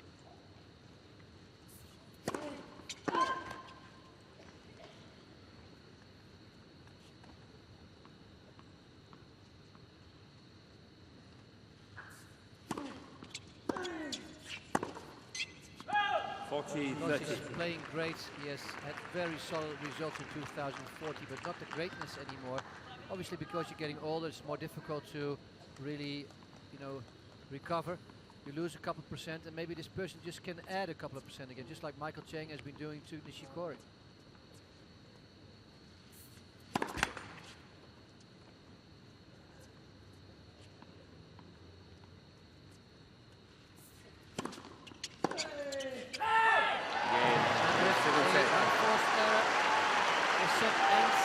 Nishikori 6-3. Look at the scoreboard. Nishikori is right to 6-3 for the number 5 seed here at the Aussie Open.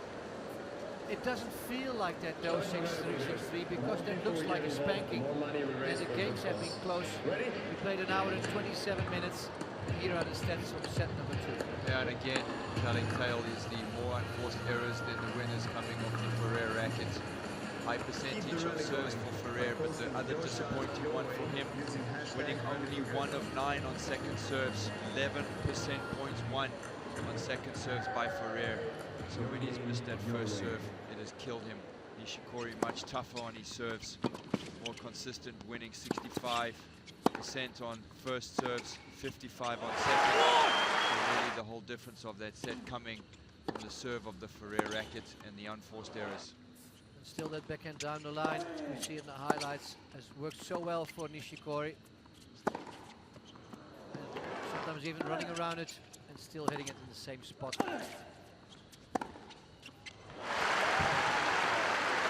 Every time when we see the highlights, it surprises me that the winners we see in big moments have been these shots down the line. Yes, sir. Pretty much in every men's match I've been able to call so far throughout the tournament. I'm sure Nishikori's got to be feeling really good right now. He seems to be in control of the points, serving better. He's pretty much doing everything better than David Ferrer is right now. Well, there is your claim of fame. It's great, the following Nishikori gets around the world. Japanese people are getting really into tennis, which is great for our game. It's also great for the Australian Open. Obviously strong ties between Australia and the Asian market, Chinese market, Japanese market. People spending time in front of the television looking at Kai's matches. Just we had the previous female winner with Lina coming from China. Third set starts.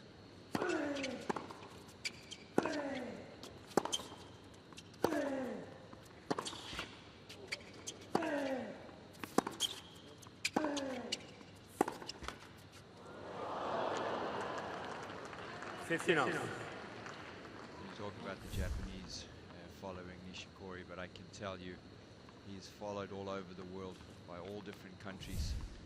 He's a great role model, a great tennis player. Certainly somebody to follow. Men's tennis. Looking forward to some great years. Famous guys staying hopefully around for another 3 to 4 years. Nadal likes Federer, Djokovic, Ferrer, and then all the other ones coming up. Raonic, Silic, Nishikori, Kyrgios. Players from different countries, different styles of play, different personalities.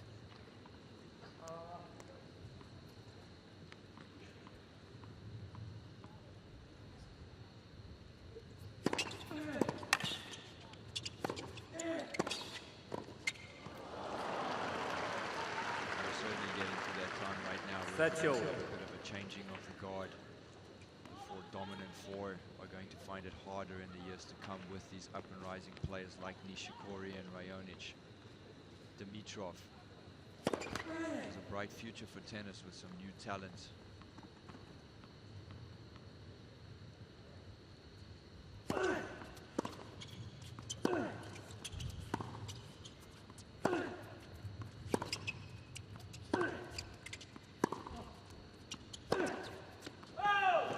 David Ferrer being the gatekeeper to the higher rankings, to the top 10 before the top 5. As we said earlier, once you can start beating Ferrer, means you're really good. High constant level with weapons to it.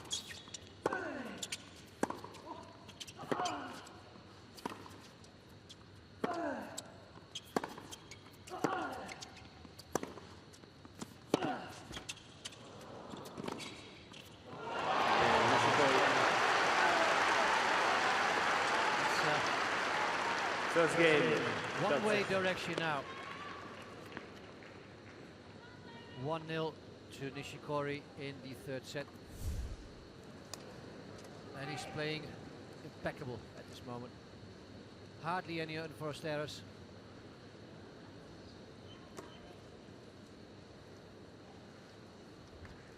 I think he knows the importance of that break to go up early in this third set. They always say he wants to shut the gates.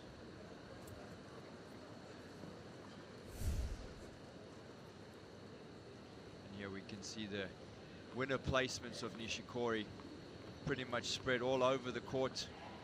Backhand side and forehand side. A lot of them going to the forehand of David Ferrer. That backhand up the line. Certainly did well for him today. Surprised me, all there around three-quarter court and quite close to the sidelines.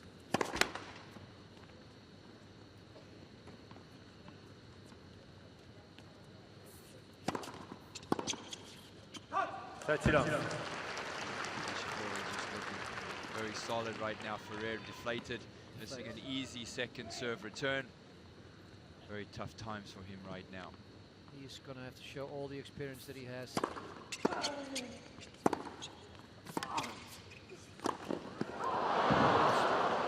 Miss.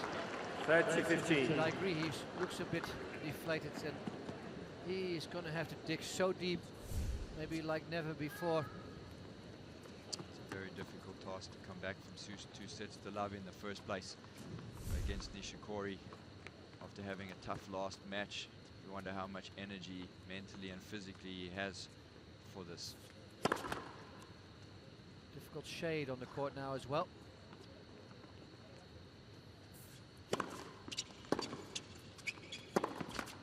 Every ball that's being hit across court, like this last one, goes from light to dark. You really have to look at the ball very carefully. Bad half an hour period with that sun. It moves quick and it does get out of the way, but half an hour is a very tough time for both players.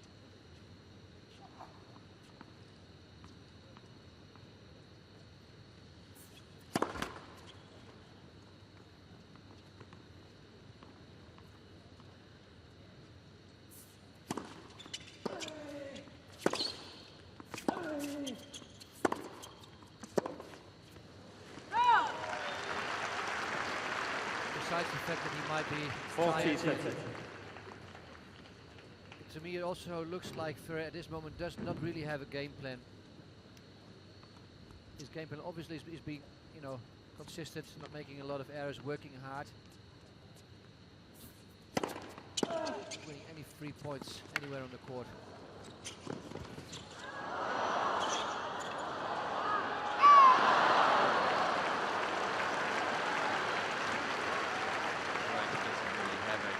Yes. Ordinary way that he plays. Unfortunately, he's losing fairly easily, playing his A game, opting to really change too much.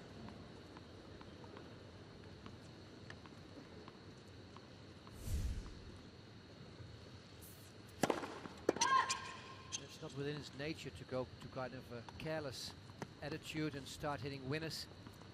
It's just not him.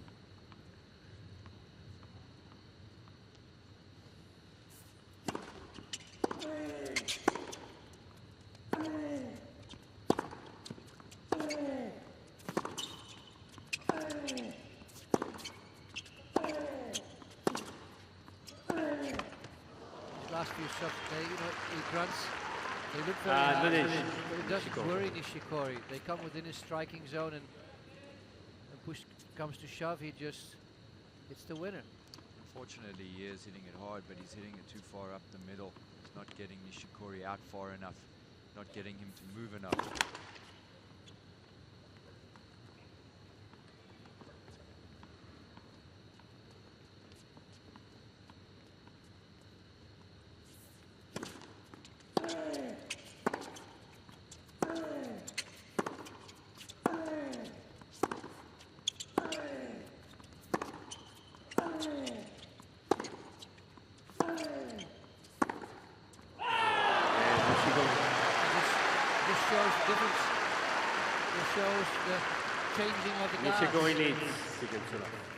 They are as tough in the baseline rallies, they are as consistent, but they have that something special to finish the point.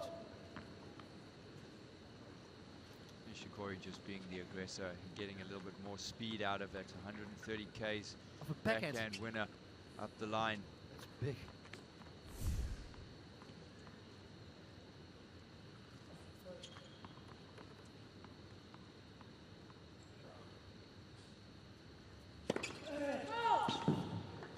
Ferrer challenge the call on the right far side. Ball was called out.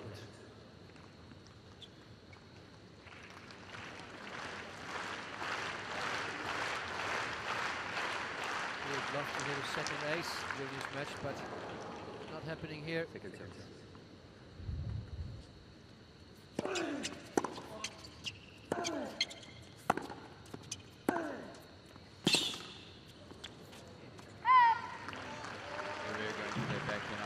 Enough. The point hasn't done that enough. Doesn't really like that back end up the line as much as the one he hits cross court.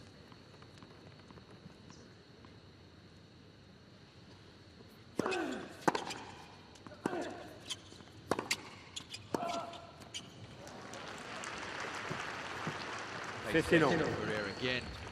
Too much coming off the racket of Nishikori.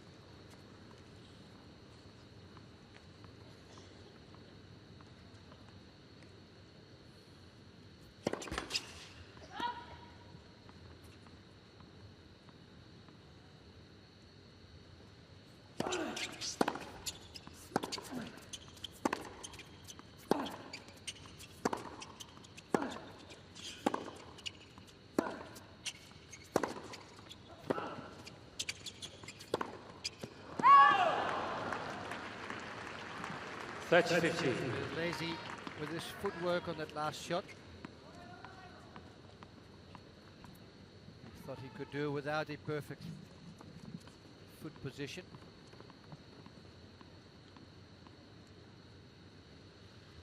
I think it's good.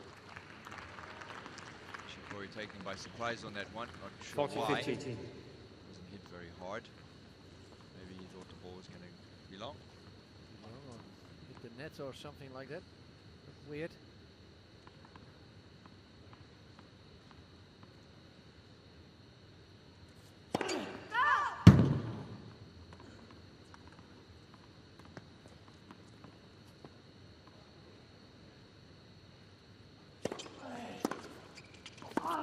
40-30.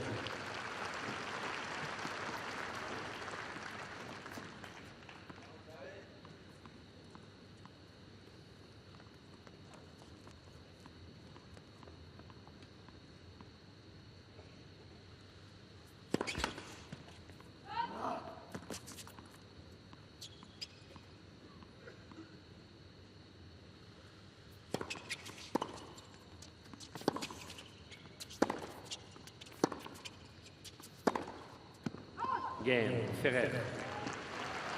Ferrer holds with difficulty. Nishigori leads He 2-2. is still a breakdown in a third set, 2 sets to Laver, 2-1.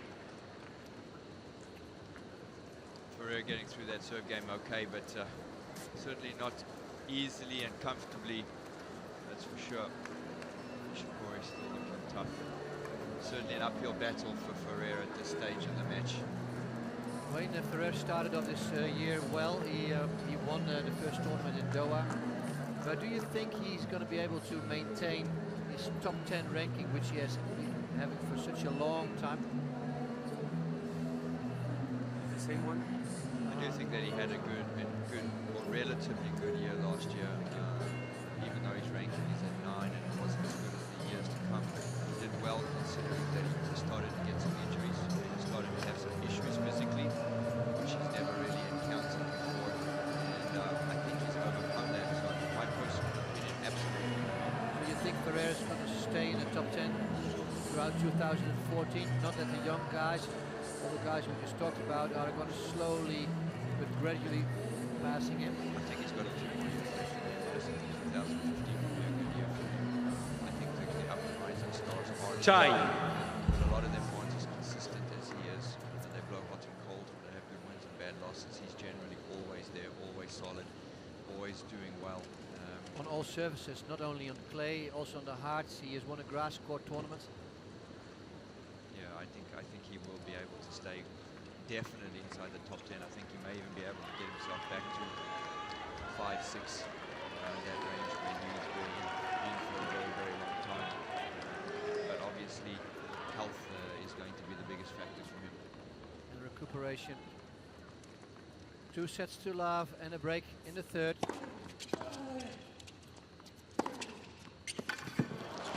At 15 Laver. 15 off.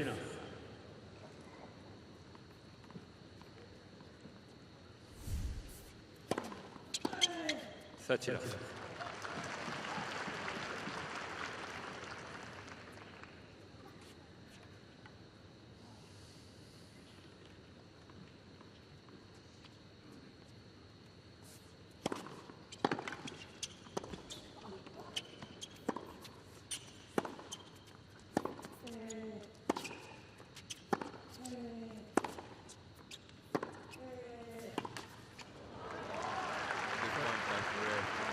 Also, That's thinking 15. about the future. Ooh, he's grunting and growling, but he is half a tournament, for 50% tournament owner in Valencia, together with Juan Carlos Ferreira, also former #1. So they intend to stay in tennis, like most of the Spanish players do.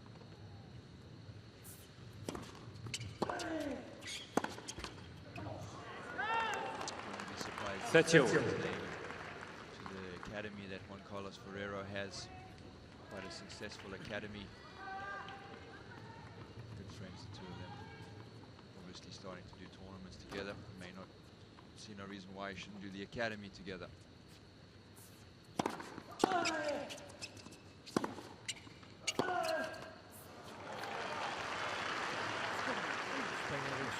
40-30 locations to train. Gonzalo Sanchez being probably the most famous one around the world.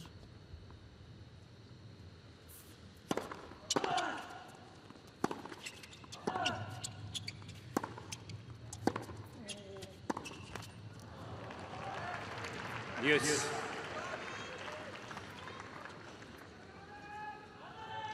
Spain, France, and obviously still Florida being the main locations where the new players come from, and So use the experience of former players who are coaching there.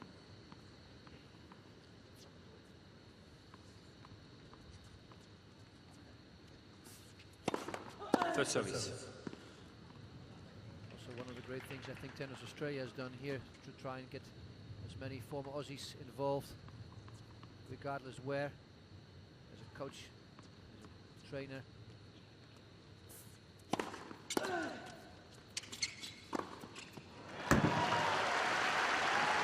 Commercial department here at the Australian Open. Advantage, Nishikori. Tennis centre across the road from here.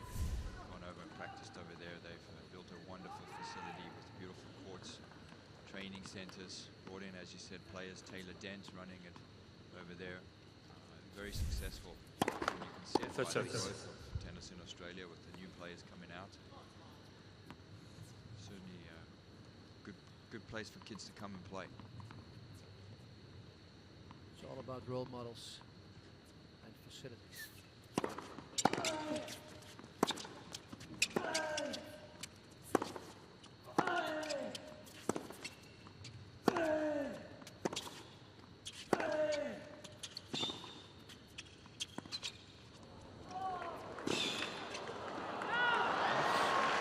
One of the few drop shot attempts that have seen being successful.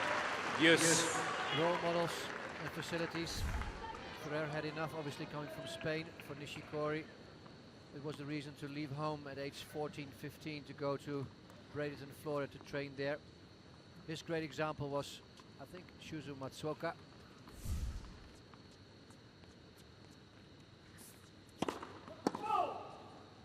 Our Japanese colleague. 45 in the world before.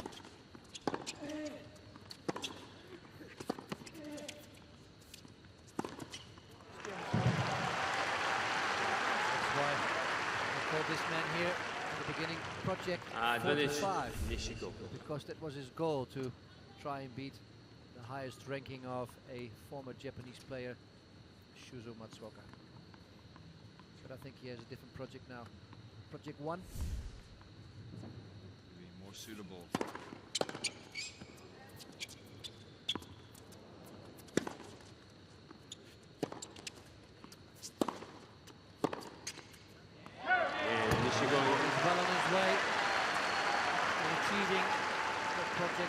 Nishikori leads 3-2.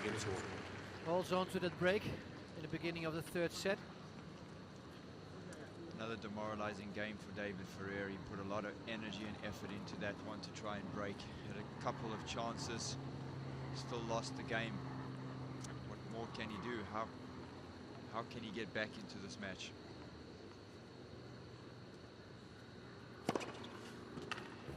$15 off.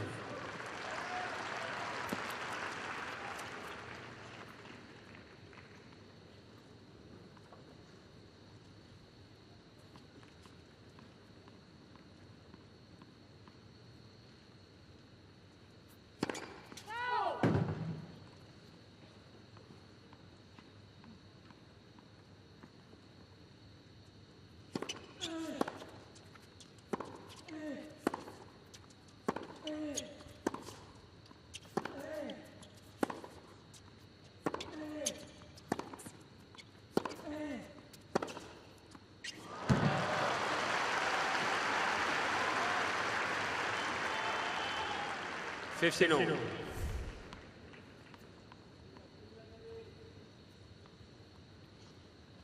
Well, what can you say about that?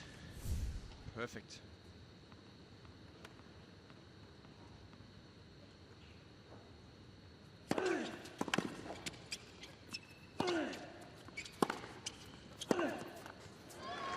Shade indeed has gone really quickly. It's already 15-13. outside the alley right now, and hopefully not much of a bother for the players.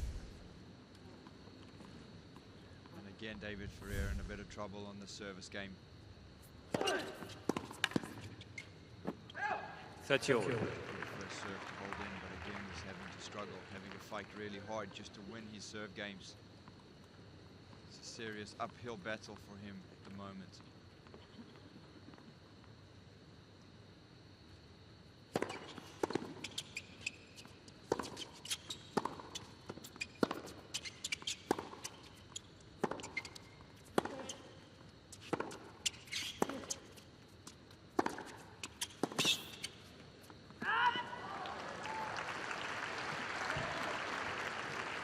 40-30.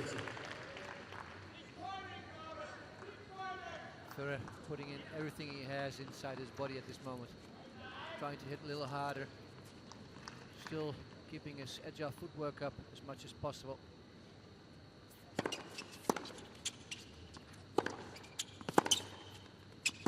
Again, Ferrer. And he's just giving it his finest push. So hopefully to turn Nishikori around. leads 3 games to 2. He's down 2 sets to love and still 3-2 in the third.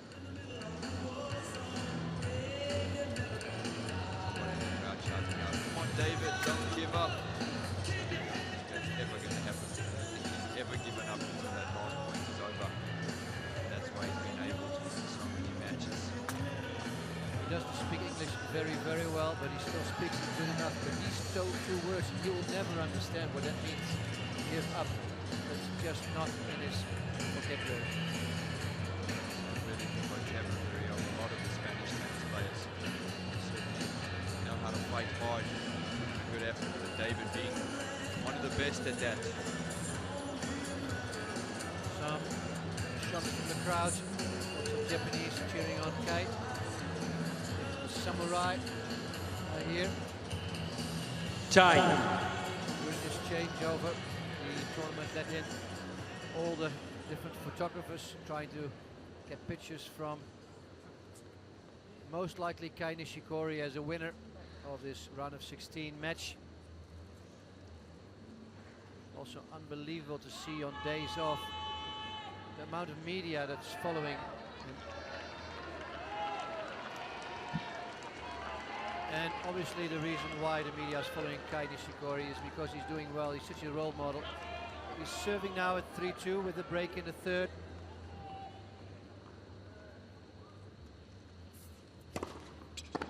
Fifteen off.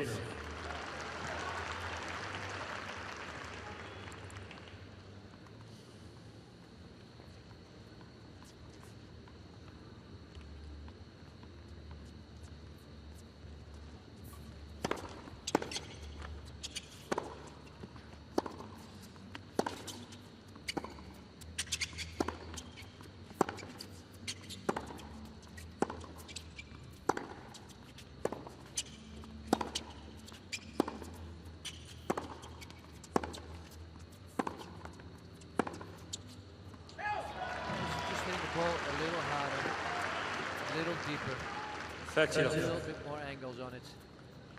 And I don't know if I'm too harsh by saying if Ferrer just keeps doing this, he knows he's going to lose.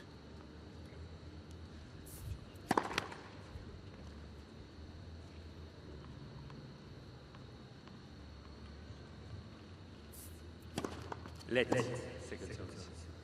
like a very willingly victim when he does that. Why not take a risk once in a while? That's always been the problem with David Ferrer. 40 off. He plays the same way all the time, and it works exceptionally well for him on most occasions. But on an occasion like this against a player who's just beating him straight up, pure and simple, he just doesn't have a second gear or a change-up. And you know, that's the problem, is that's why Nishikori.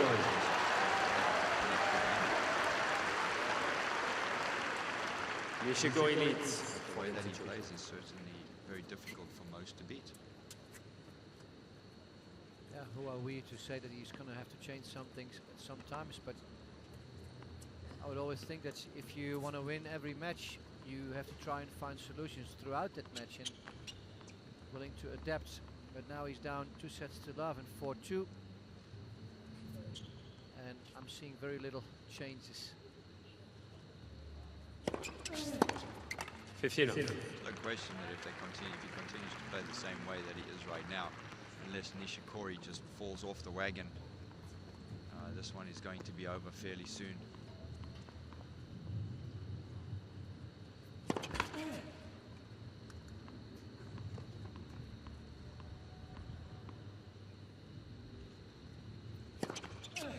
$15 off.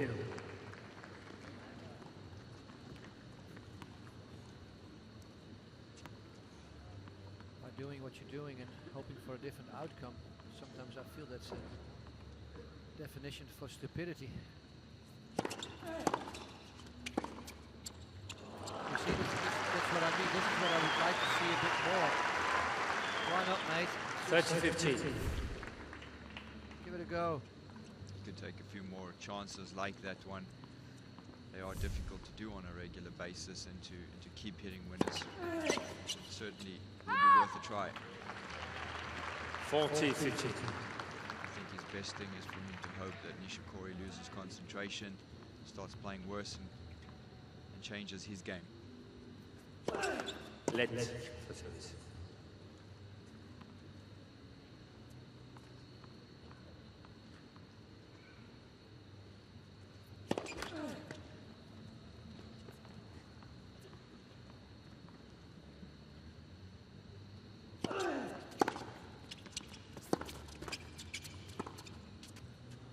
Again, Ferrer. It's a bit more of an aggressive hold. New balls, please. Strong game. Nishikori needs 4 games to 3.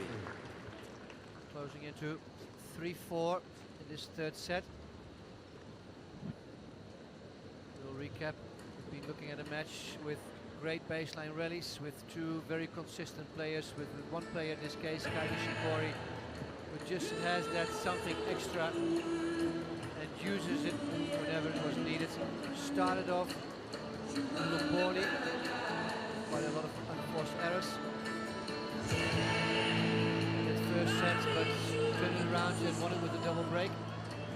Consistent set in the second. There's a very interesting stat. Ferrer has not been able to break Nishikori serve as much as he has in the tournament, which is surprising considering Nishikori's serve is not as good as some of the players that he has played against. Nishikori did a good job on his serve game to get Tie.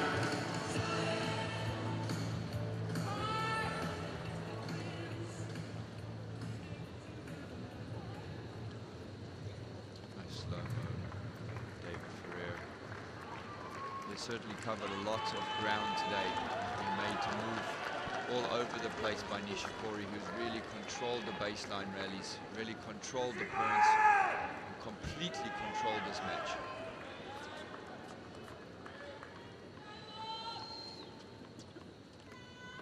New balls. 4-3 serving.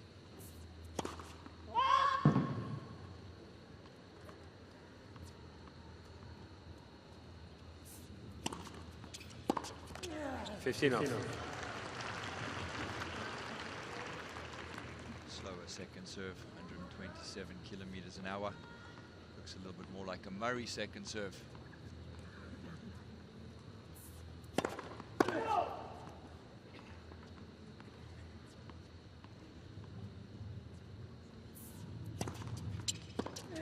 That's enough. And it works. 2 times in a row. This one was 129. Both times Ferrer just planting his feet. 2 unforced errors off the return of serve. Not a way to start the game off. Nishikori is going on the right far side. He's reluctant to do so. Nishikori not often using Hawkeye.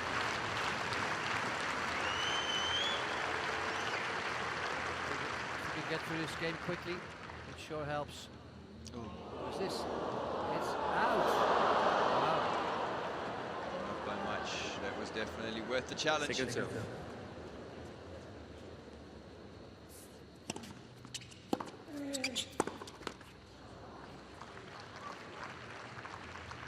That's 15. 127, 129, 131. That's 3 second serves. Nishikori jumping around, he realizes this is a very important part of the match. He's got to stay focused, stay invested, do not lose concentration.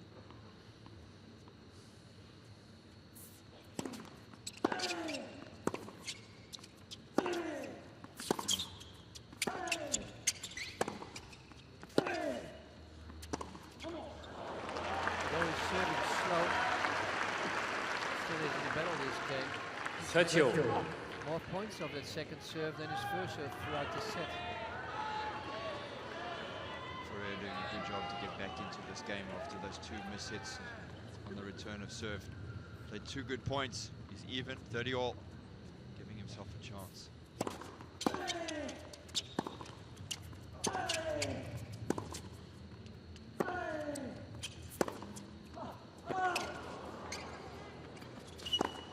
What an angle was it on a second short cross.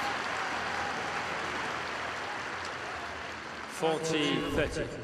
Certainly the way to open up the court, no question about it. You're going to win many points if you do it like that.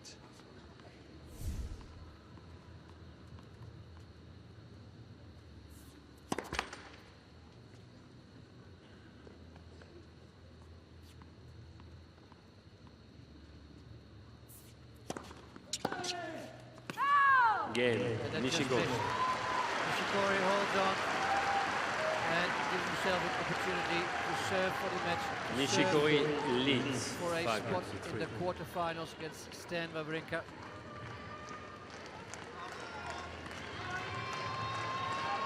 Pumps himself up, maybe to make a break, why not? And Ferrer will do everything possible to hold his serve right here.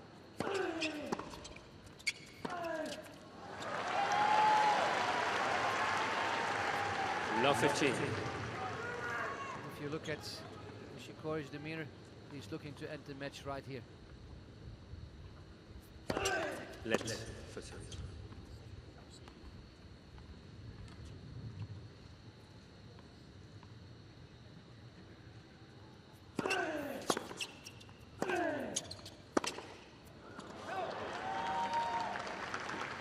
15. Bit of a wild forehand there by Nishikori. Letting himself to settle down a little bit. Don't get too rash, don't try to do too much. Just keep playing the same way he's played till now.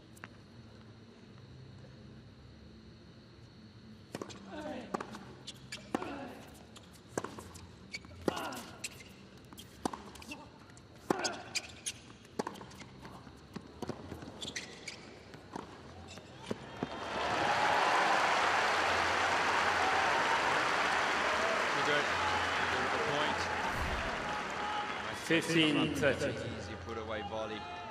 Point again going up the line, just too tough.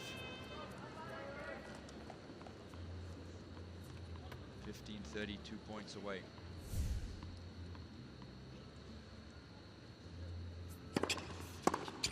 Thirty all.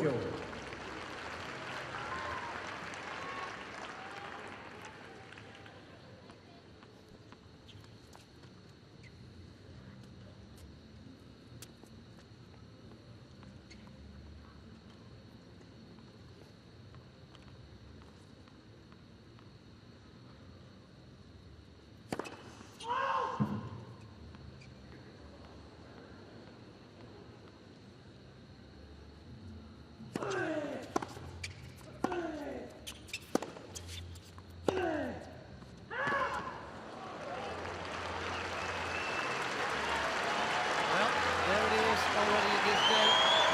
A match point. 2 hours and 4 minutes. Nishikori has his first match point. 30-40.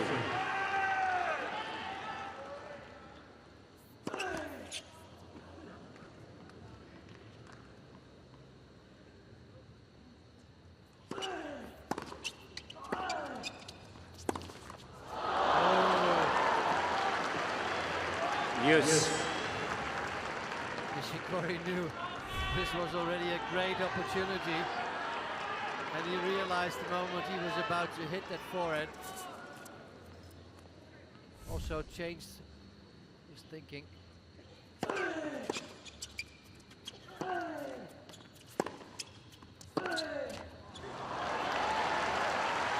you, Wayne, Ferrer will be glad that this match is Advantage, over. Nishikori.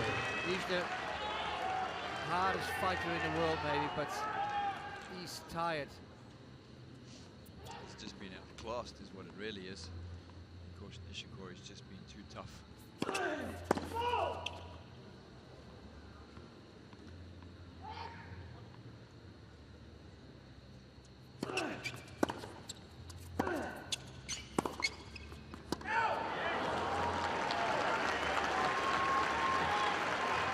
Yes. There's one way of getting back in the match, that the other person, by the time it comes to winning, gets a little nervous and makes these kind of errors.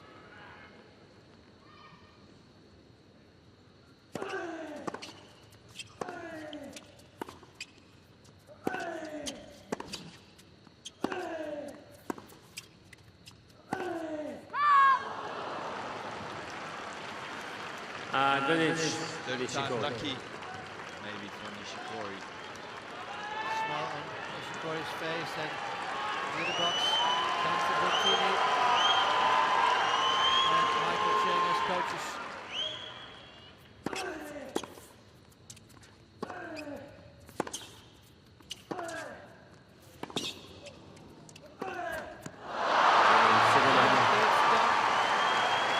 Nishikori, 6-3, 6-3, 6-3. 6-3, 6-3. The first time. Well, the guys in this match played a great series. Congratulate Nishikori of Japan. It was took him apart like the surgeon does. And today there was not much hope for Phil. Let's also show appreciation to the efforts of this wonderful player, David Ferrer.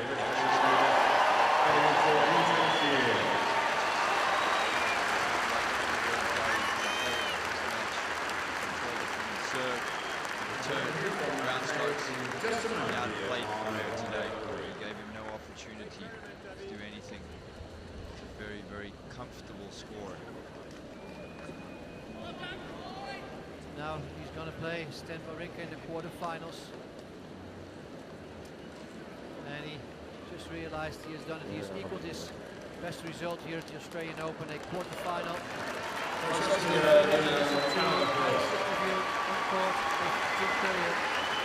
When he say goodbye to David Ferrer. Well, actually Jim is asking him a little unusual, but we love listening to it. This is where David Ferrer is such a champion, willing to do an interview possibly. No talk, just a high five. Jim knowing how much of a champion the Spaniard is. Second most successful Spanish player in Grand Slam history. 5 times we got to the quarterfinals here and the semi-final even as well in 2011. But not today. Today he was simply outclassed by Kai Nishikori. He will be back though. No question about that. Ferrer will be back.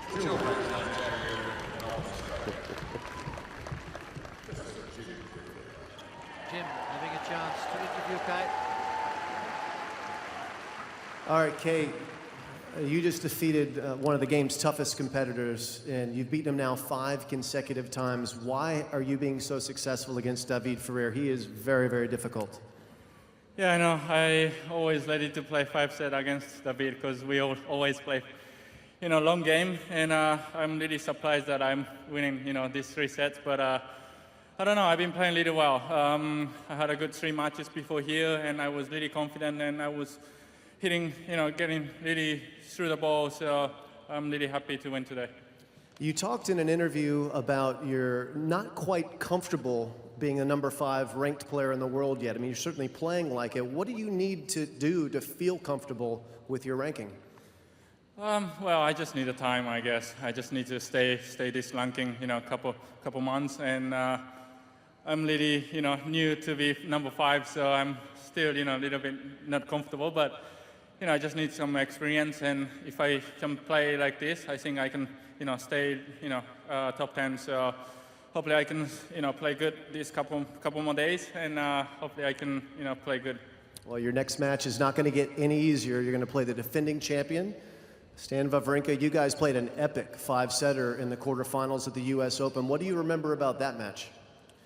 Well, yeah, that one I remember a lot because that match gave me a lot of confidence. Play 5 sets, long match against one of the best players. It's going to be tough for sure, but I've been playing well too. So hopefully we have a good match.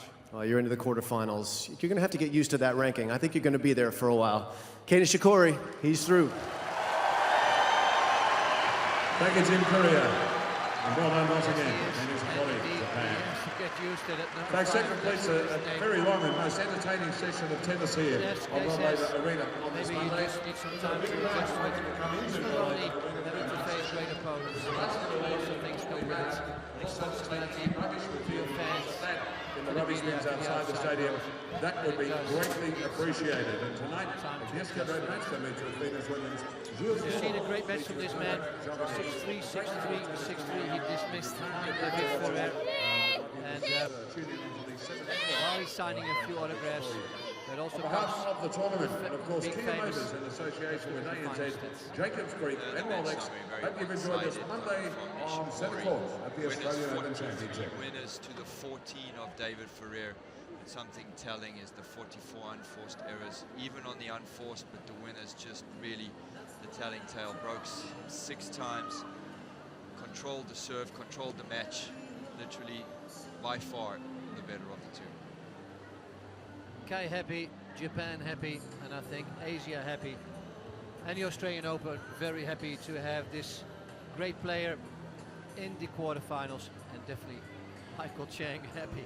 You don't see that very often, but we did today. Thanks for watching. That was the last match of Rod Laver Arena on the day session today. More tennis coming up a little later.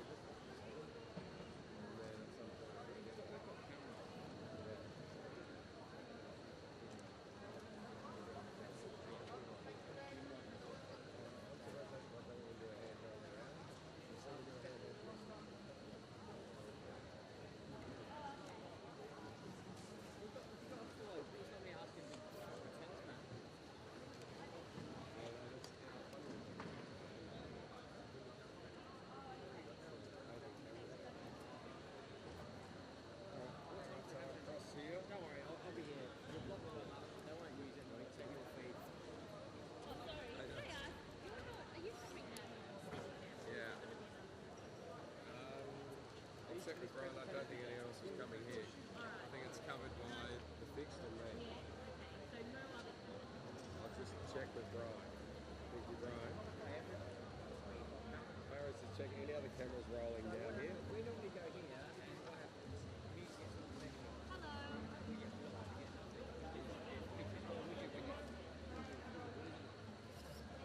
because we could obviously do a better job. I've cancelled the game. So you might as well much better. Yeah, no, I think.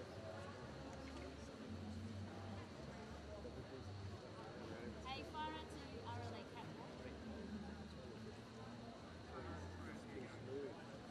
Good. Hey, just to let you know, so they're going to reopen doors at 6:52. And then the ceremony's going to happen at 7:55.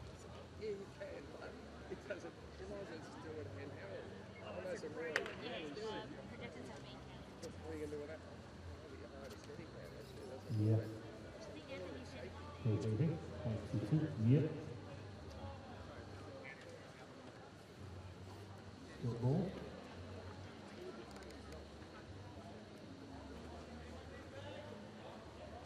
Yep. Hey, hey. 1, 2, 2. Yes. Yeah. I asked him. He's having a three-way conversation. Sorry?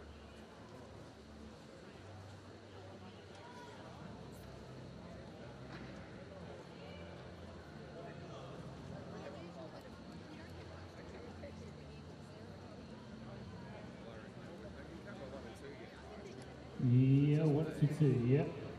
Hey, hey, hey. Yes. 1, 2. Yep. So where's the anthem?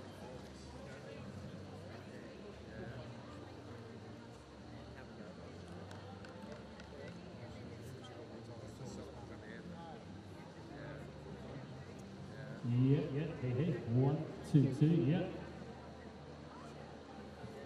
Yeah, hey, hey. 1, 2, 2. Yep, yep, yep. Hey, hey.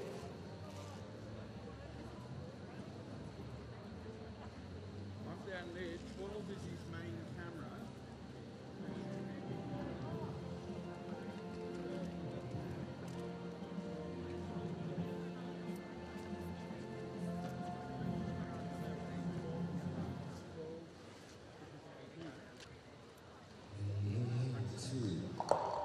Hey, hey, thanks, Bill. Thanks. Hey, hey, 2.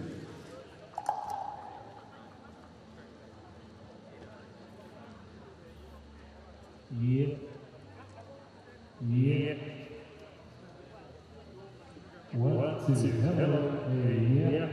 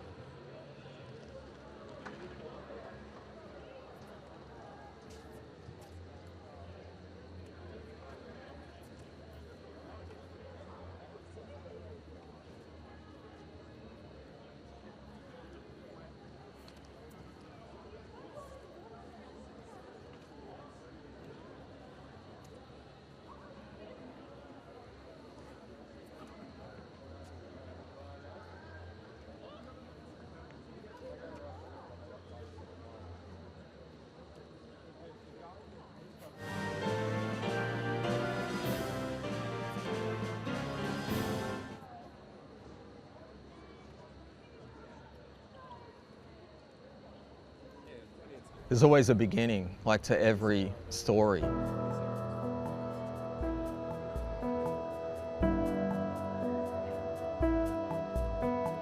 I hit 16. My mum was having a surprise party up the coast that a friend of mine was having another party that was close by, and I was supposed to be getting a ride, but that fell through, so I decided to hitchhike, and then not long after that I was hit by a car. That kind of was the beginning of a whole new, journey, and had both legs amputated just above the knee. Moved back up the coast. So I was learning how to walk with prosthetics and learning how to maneuver the wheelchair and all that kind of stuff. People would say, oh, you've got potential, to be a good wheelchair tennis player. And I guess the more that I played and the more competitive that I got, the belief just kind of started to come, over time. And I think that kind of, propelled me to a next level of confidence. And so our biggest tournament, through those years, was the US Open. And I played Stevie Welsh from Texas. He was the #1 player.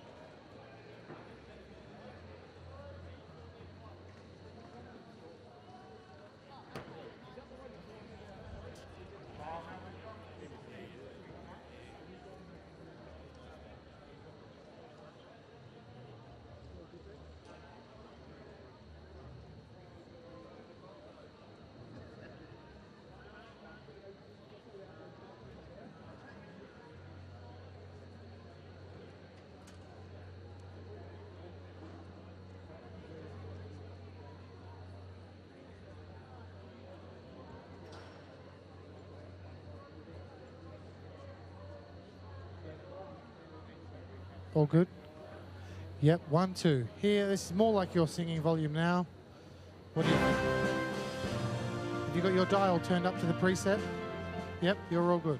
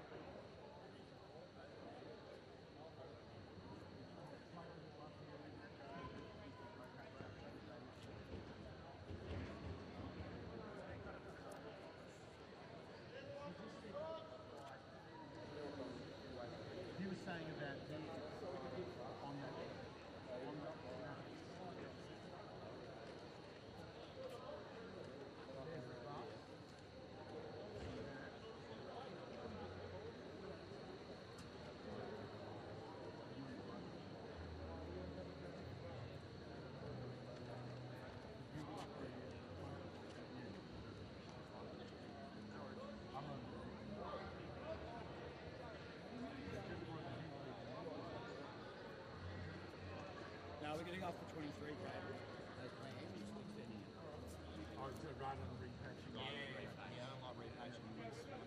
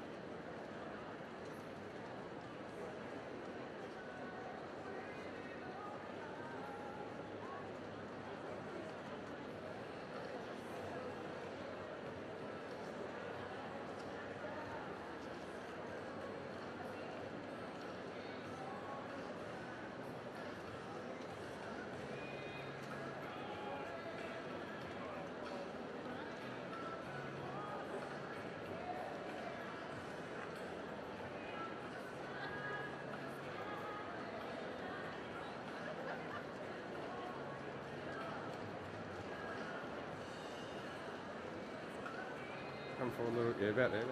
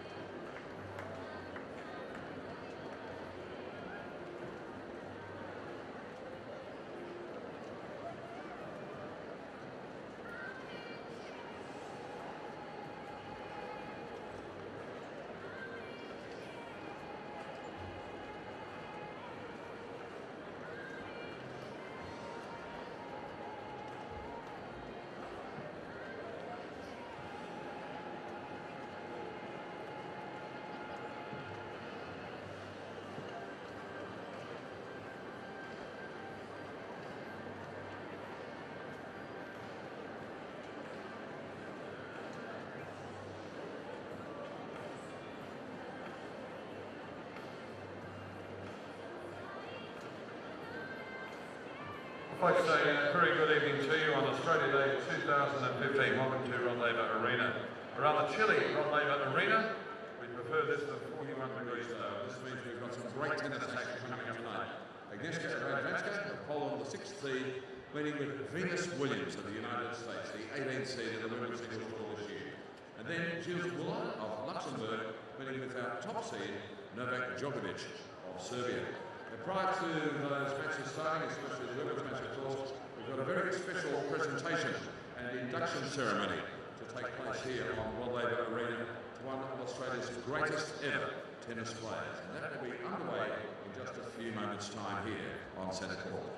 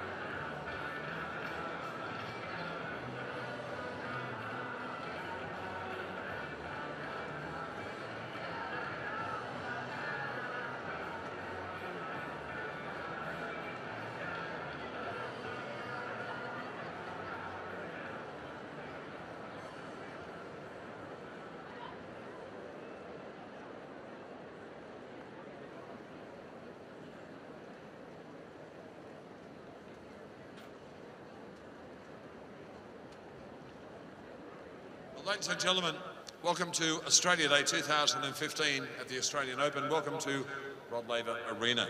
Today, it is only fitting that we induct one of Australia's great former champions into the Australian Tennis Hall of Fame. He is indeed arguably the greatest Australian wheelchair tennis player. I speak of none other than David Hall. Would you now please welcome to Rod Laver Arena, David Hall and his partner Leslie Page, along with the President of Tennis Australia, Mr. Stephen Healy.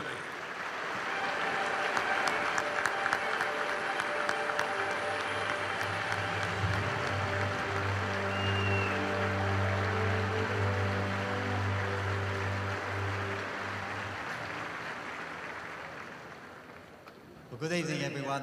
Each year, Tennis Australia inducts one of our great players into the Tennis Hall of Fame and places their bust in Garden Square. And I'm delighted to announce this year's winner is David Hall. David had an outstanding career. He won 9 Australian Opens, 7 British Opens, 8 US and 8 Japanese Opens, and he was #1 in the world for 6 years. David also represented Australia at 4 Paralympics with great distinction, most notably in Sydney, where he won the gold medal in the singles and the silver medal in the doubles, an outstanding achievement. David was inducted into the Sports Australia Hall of Fame in 2010. Like many of our great athletes, has put much back into the sport as a coach, as a mentor, and an inspiration to our athletes with a disability. Thank you, David. He's a modest and humble champion, and he's most deserving of this honour. Congratulations, David.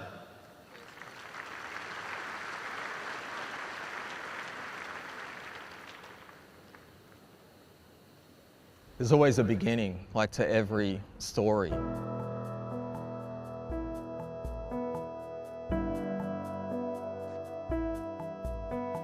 I hit 16. My mum was having a surprise party up the coast that a friend of mine was having another party that was close by, and I was supposed to be getting a ride, but that fell through, so I decided to hitchhike, and then not long after that I was hit by a car. That kind of was the beginning of a whole new, journey, and had both legs amputated just above the knee. Moved back up the coast. So I was learning how to walk with prosthetics and learning how to maneuver the wheelchair and all that kind of stuff. People would say, oh, you've got potential, to be a good wheelchair tennis player. And I guess the more that I played and the more competitive that I got, the belief just kind of started to come, over time. And I think that kind of, propelled me to a next level of confidence. And so our biggest tournament, through those years, was the US Open. And I played Stevie Welsh from Texas. He was the #1 player in the world at the time.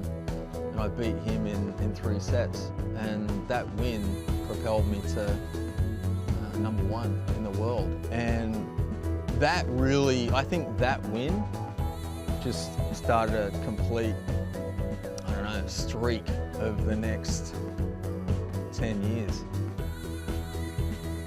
Winning gold in Sydney was, I think, one of the, or if not the biggest thing that I was dreaming about ever since it was announced in '93 that Sydney was going to get the Games.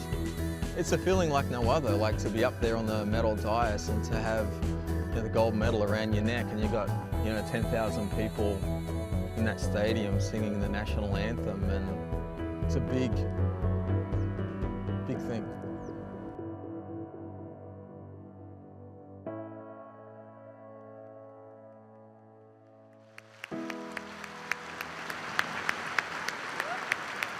It now gives me great pleasure to ask David to come forward and unveil his bust.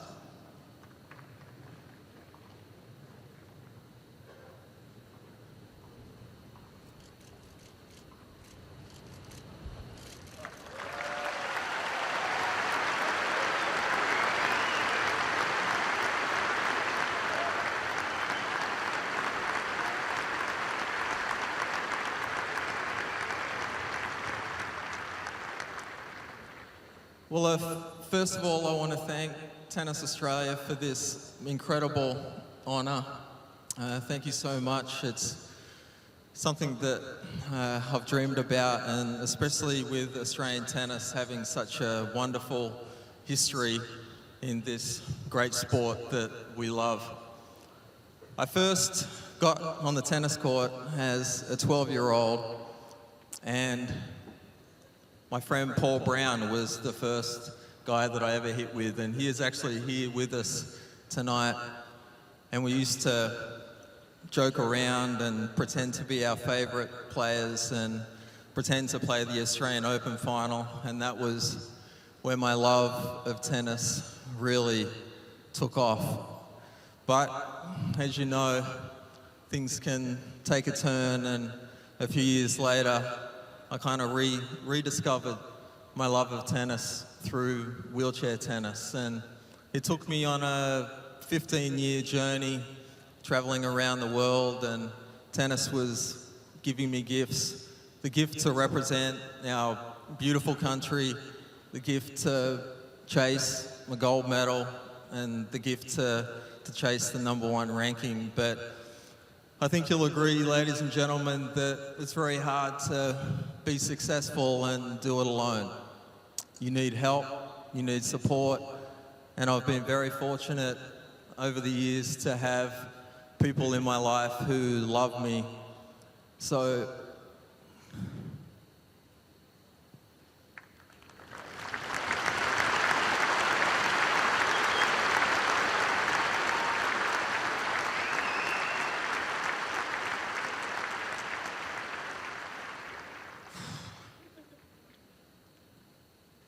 I want to thank my mum, Gwen, my dad, Bob, sister, Kristen, girlfriend, Leslie, my coach, Rich Berman. I love you all. I couldn't have done this without you.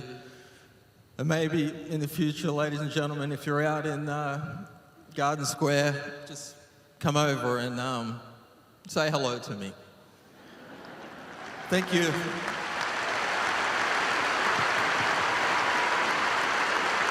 Well done, Hawley.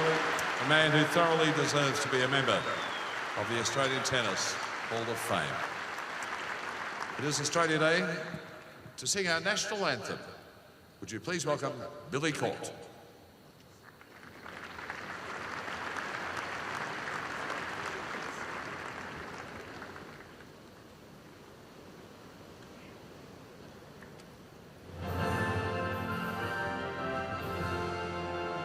Australians, oh, let us rejoice, for we are young and free. We've golden soil and wealth for toil. Our home is good by sea. Our land abounds in nature's gifts of beauty, rich and rare. In history's page, let every stage advance Australia fair. In joyful strains and let us sing, advance Australia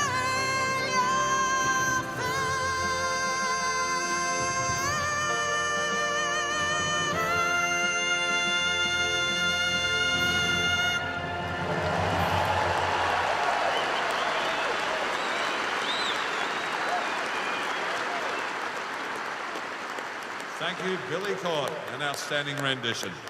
But that completes our Hall of Fame induction ceremony. Once again, congratulations to David Hall. We're going to pause for some photos here. And coming up next, Agnieszka Radwanska and Venus Williams are going to join us on Rod Laver Arena.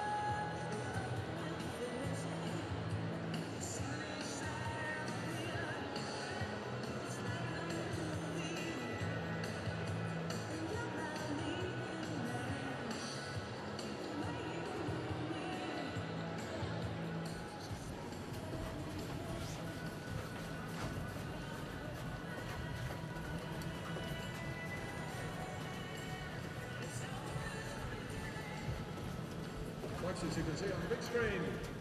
Venus and Agnieszka on their way to join us on Laver Arena.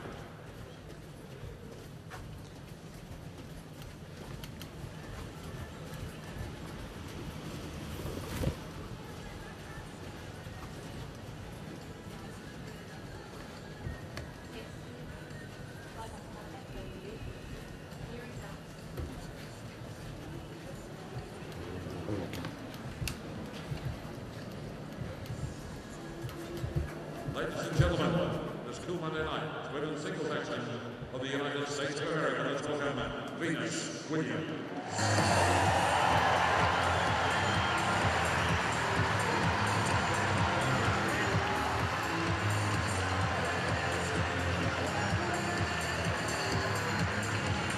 Her opponent from Holland is Agnieszka Radwanska.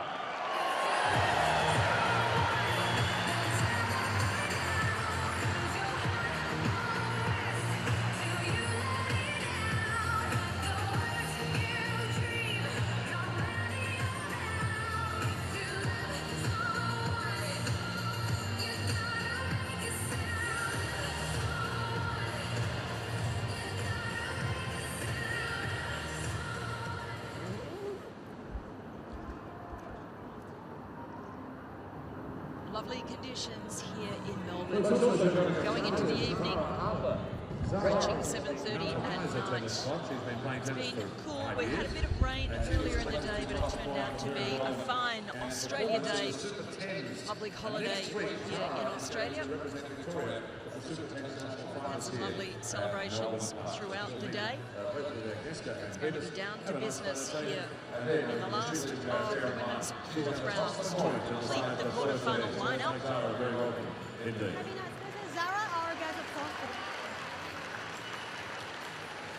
Hi, Nitra. This is Zara, our guest for toss. Okay, so after the toss, we're facing that side for the photo, please. And before we start, just a reminder, if you'd like to challenge, make it clear, stop immediately. Don't ask anyone. Any questions? No? Okay, Zara, please.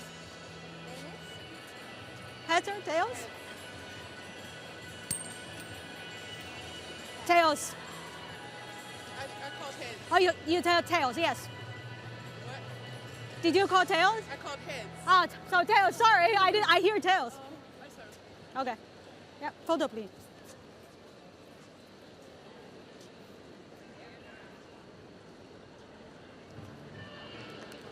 Just a little bit of confusion there over the result of the toss, but Agnieszka Radwanska won the toss and has elected to serve against Venus Williams.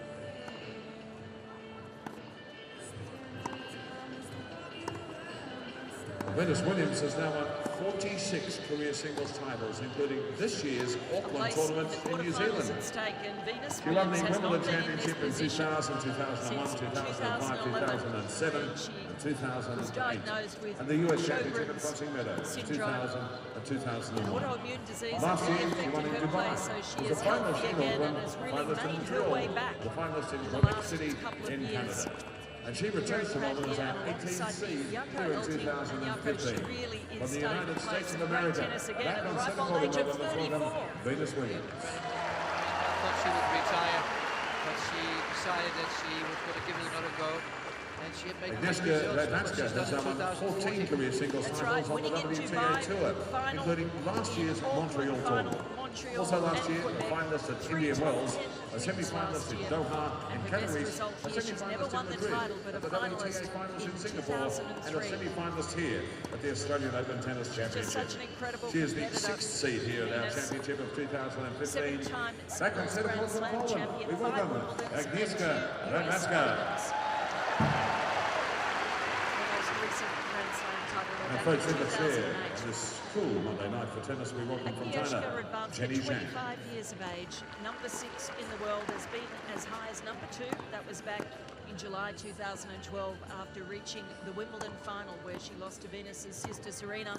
Last year won in Montreal, final at Indian Wells, and a big start to the year, reaching the semi-final at the Australian Open and the WTA final semi-final as well. She had a win over Petra Kvitova, semi-finalist here last year. That is her best result at the tournament, and the Wimbledon final in 2012, her best Grand Slam result. But she is a player itching to break through on the Grand Slam stage. Absolutely, she has all the skills to do so. And at the same time, I think she'll be a little nervous for this matchup today. Obviously, playing against such a great champion, you never know what to expect.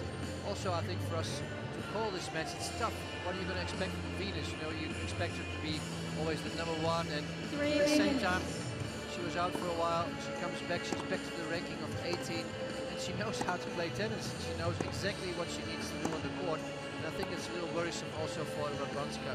I think it's hugely worrying for Aggie. Tang in the chair, and she was really rattling out the instructions at the start of the match, laying down the law, saying the challenges had to be timely and don't consult with the coaches. I like the way she was really controlling it from the outset.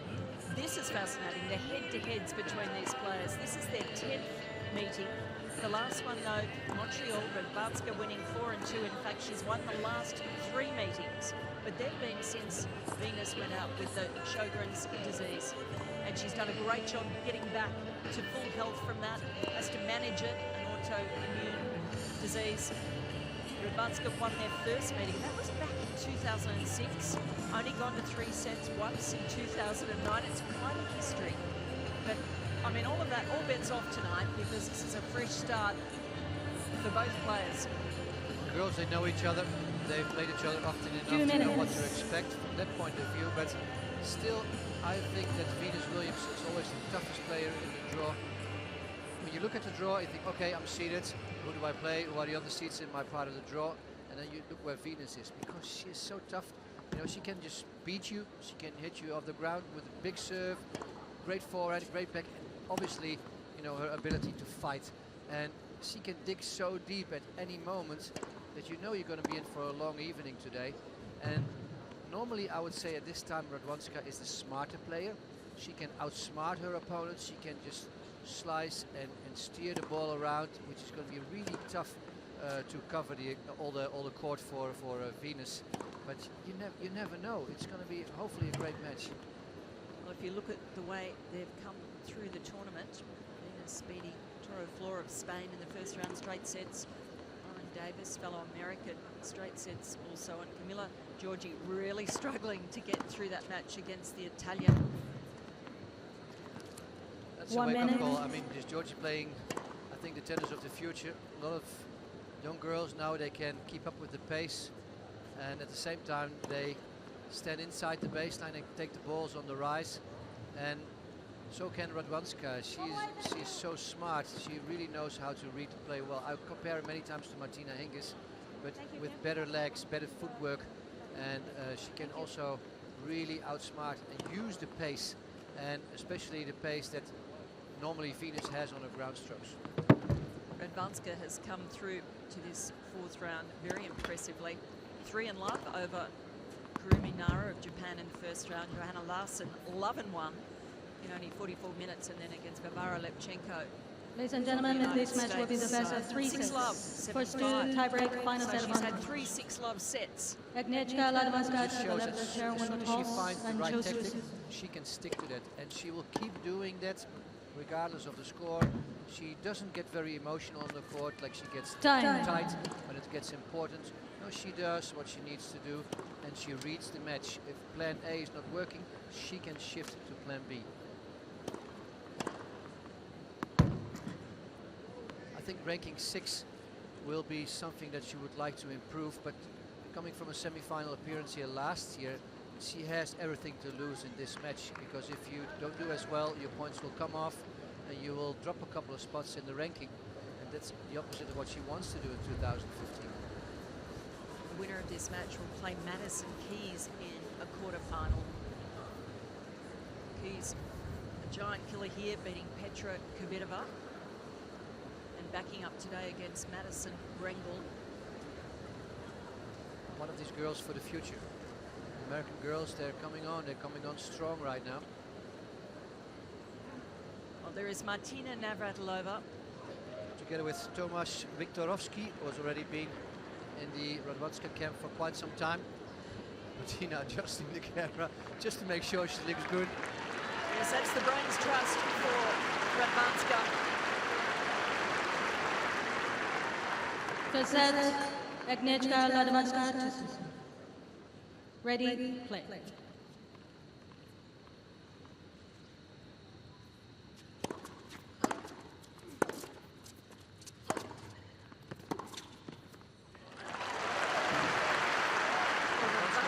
Has come so close 15 to winning a Grand Slam. The final at Wimbledon, semi-final here last year, another semi-final at Wimbledon, and I think that's the reason that she has enlisted the help of Martina Navratilova. She'll be looking to make that extra step. She has to add this 2-3%, and we've seen it on the men's side as well. You maybe need the experience of somebody as great as Martina to just help you there. It's not necessarily to change the shots or anything. It's the inspiration, the motivation, the words of advice for the big matches. How to deal with playing 7 matches in a row during a Grand Slam. Exactly.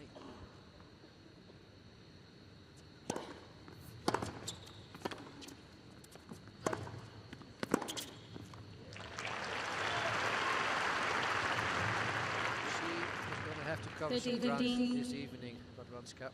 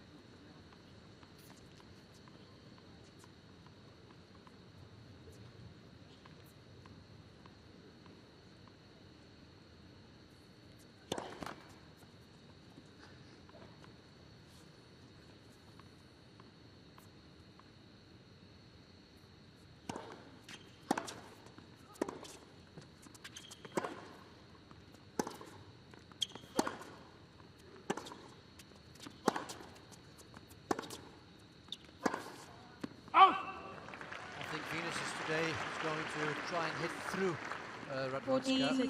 She has not been able to do it the last couple of matches against the Polish lady, and to do it the smart way. I think today is going to be the hard way. Low speed on the ground strokes and taking some more chances than normal.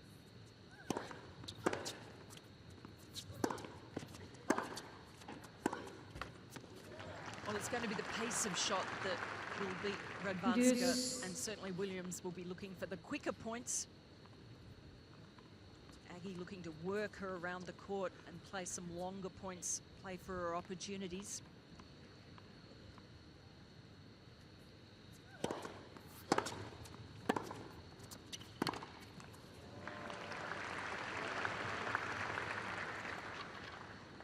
Advantage, Radwanska.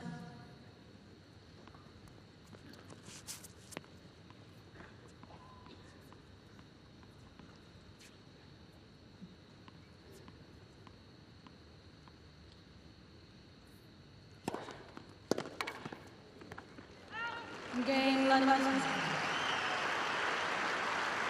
Radwanska on the board, doing what she has to do in that opening game. I really like watching her. She's a very feminine style, and if you see a lot of girls coming from the Eastern European countries, they're tall, they're strong, they hit the ball very hard, and actually quite one-dimensional. And she is, you know, she's smart. She doesn't hit the ball really hard, but she reads the ball, she reads the play so well, and she's so fast. She's really quick around the court. She certainly is. She's been described as a magician on court for the sorts of shots she can produce, and a ninja because she's one spot and then she's in the next in the blink of an eye.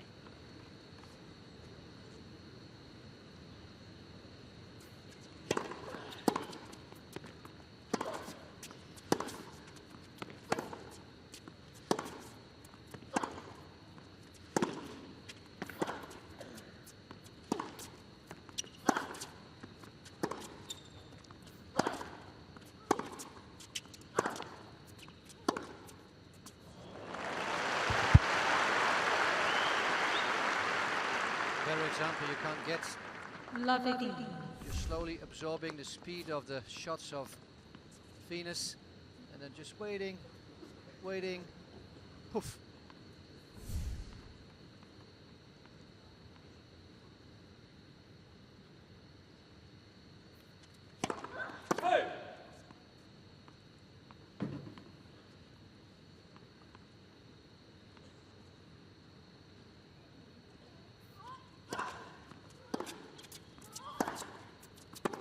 Correction was good. Miss Laver's challenge the call on the right baseline. It was called in. It's tough to understand what the umpire is all saying, but she overruled the call of the linesman. Vodka doesn't agree with that, and she's asking for the challenge now. Let's see what Hawkeye brings. And it was a good overrule from the umpire. 13. Well, unless an umpire is absolutely sure The call came. they're not going to overrule. But she's given the 50. point to Venus 50. instead of replaying it. Miss Laver has 2 challenges. It's to her interpretation. You can go either way. You can also play a let. But I think in this case she made a good call.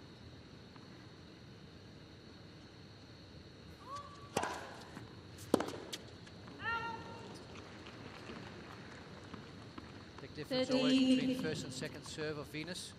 First serve most of the time above 170, sometimes even above 180 kilometers an hour. Second serve dropping way below 120.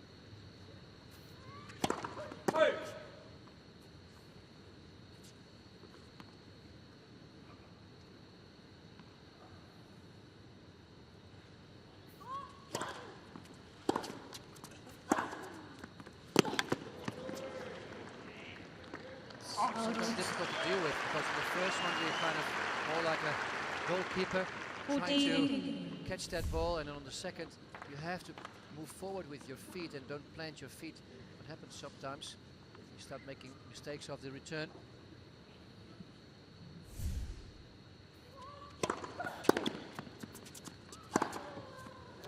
A strong service hold from Venus Williams. It's 1-1.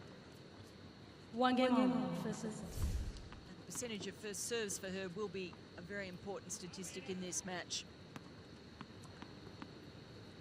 The reasons you just mentioned, Jaco.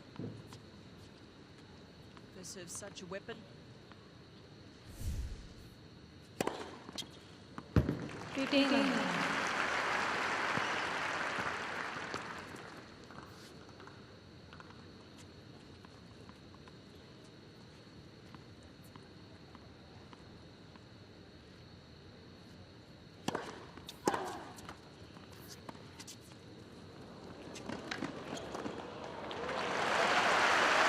The magnificent touch of Radvanska coming to the fore there. 13. She does it in such a calm way.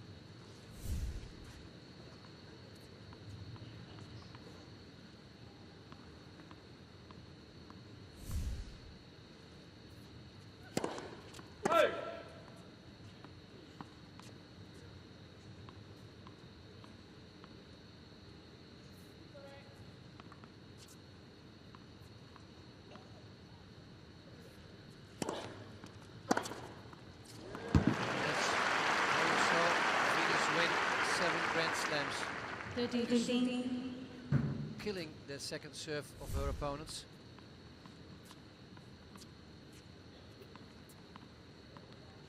It's like a flashback memory when you see these shots.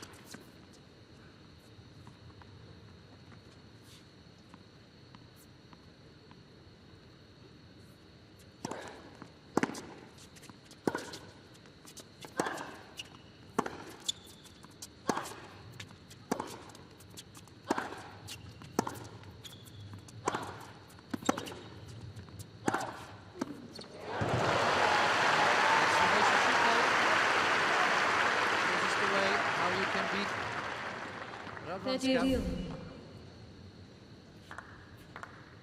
to keep on doing that for 2 entire sets, that's not easy.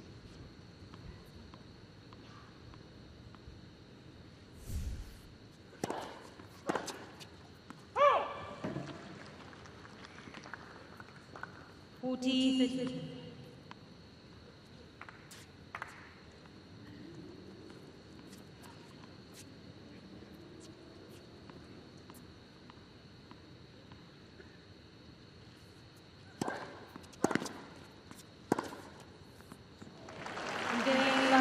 Great shot making.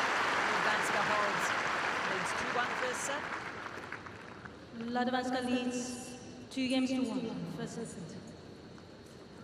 Be a matter of whether Venus can sustain that big hitting, not let the errors come in. So far, it's been a very interesting start. Both stepping up and playing aggressively when they've had the chance. Some good quality tennis out here already, as you would expect from these two players. There's always a fine line between hitting winners and not making mistakes. It's so tough. Every tennis player knows that. Look at all the flags. It's Australia Day here down under. A national public holiday.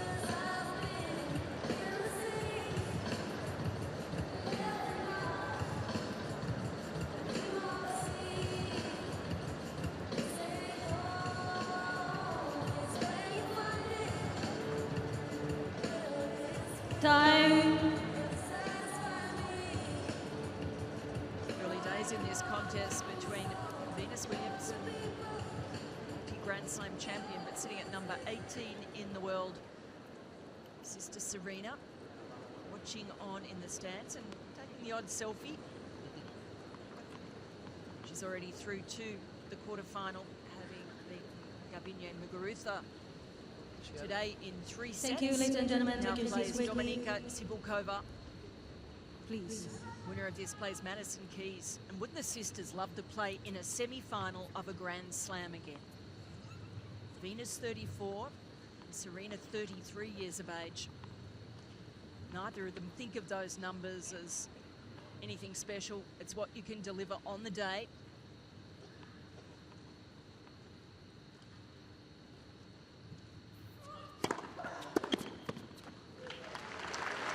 I think it was in 2003 when Serena 15. won again. She beat her sister in the finals. Yes, they've had some amazing battles over the years. They've met 25 times, Serena and Venus. 12 years ago.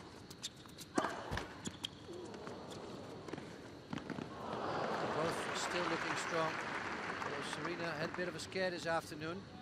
She was, I wouldn't say lucky to get through, but she had to work hard for it.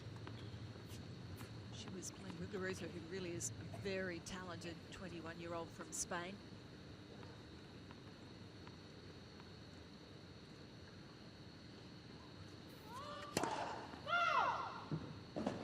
Tomorrow having a day off, so obviously she can spend time now watching the match of her sister.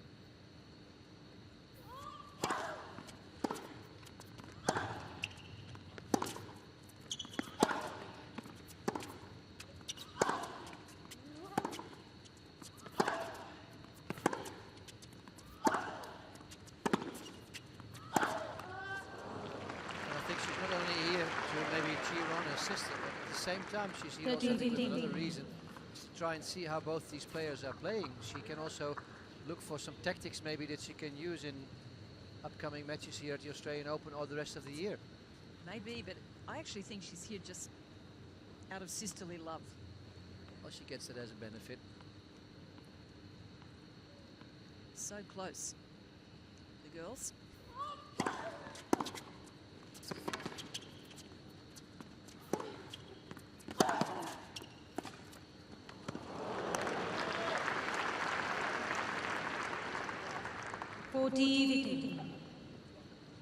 David Witt has been with Venus for such a long time. They always describe him as hitting partner. I think you really were short with that description. He's much more than that.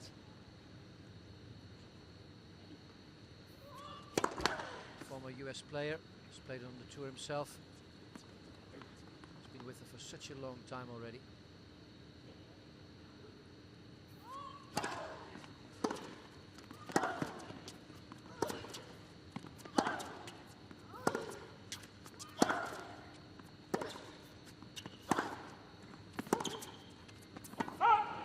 Game winner.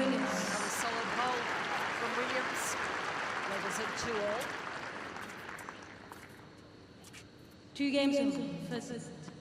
Maybe the conditions a little bit slower this evening with the cooler temperatures going into the evening. It should favour Radwanska, I would say. It's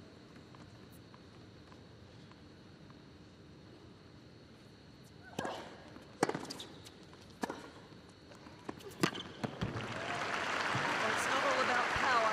Superb placement from Radwanska. Taking the ball early. Be great to see where she hits that last forehands inside the baseline. She uses the speed of Venus. It backfires on the American.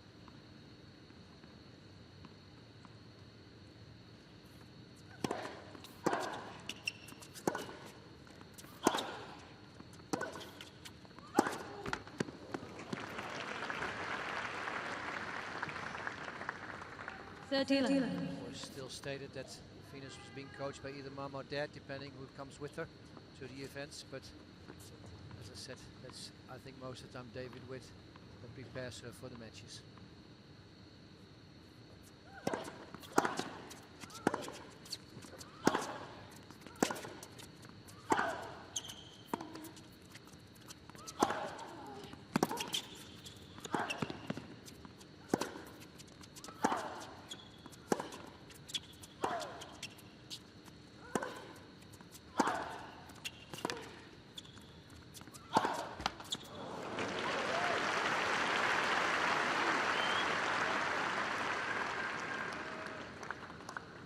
A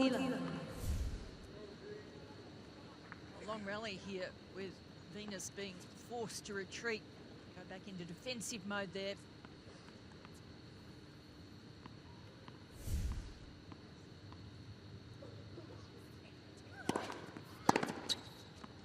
Game Radwanska. Radwanska taking the advantage, or on serve, 3-2. Radwanska leads 3 games to 2. First set. She's, as always, looking very composed out there, Aggie. Don't read too much emotion into things with her. Doesn't give much way to her opponents. If she's nervous or uncertain, she never shows it. She always shows like she knows what to do on the next point. Shows natural confidence without being arrogant. If you look at the stats so far, 6 winners from Radwanska, 3 from Williams, and it's a bit of a reversal of what you might normally expect. Certainly, Radwanska, I think, is going for a little bit more than she normally would. Venus is trying to hit hard, but because of the great footwork of the Polish, she kind of uses that speed and directs the ball to the open corner that creates a winner. Time.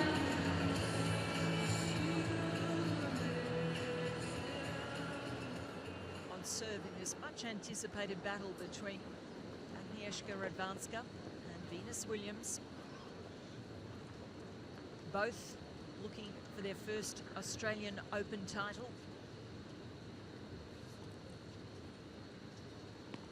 Venus was asked, getting through to the 4th round for the first time since 2011. That must feel very good. And she said, well, yes, but I'm here to win titles.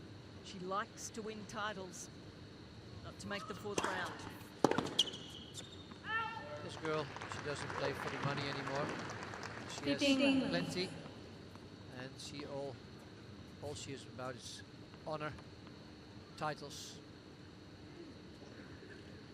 history. Had a great start to the year, winning the title in Auckland, beating Caroline Wozniacki.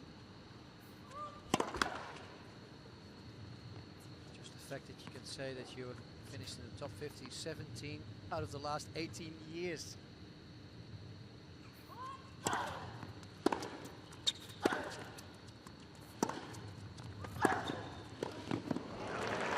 Despite her injuries and her illness, you can talk about longevity in her case. Definitely, she's a veteran of 14 Grand Slam finals, has won 7 of those.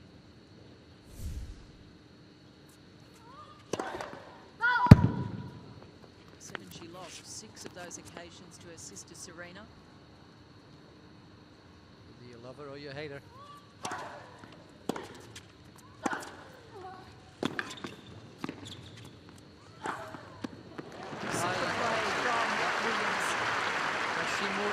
She hit and win, and this is what I like to see, to make her, you know, come inside the court. As soon as you see Radwanska's in trouble, she has to run, almost playing a squash shot or one-handed backhand. She has to move in a little closer.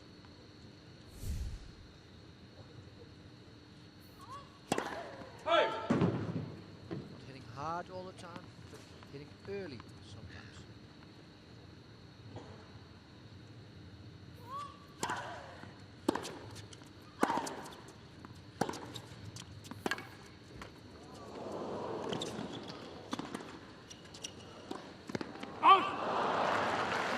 On that occasion, and she holds serve to love. 3 games. First set. The best sign I've got from Venus is that she, as you just mentioned, she won in Auckland and she beat Wozniacki there also in the finals. And if you start beating players again like Wozniacki, you mean you're really back on track.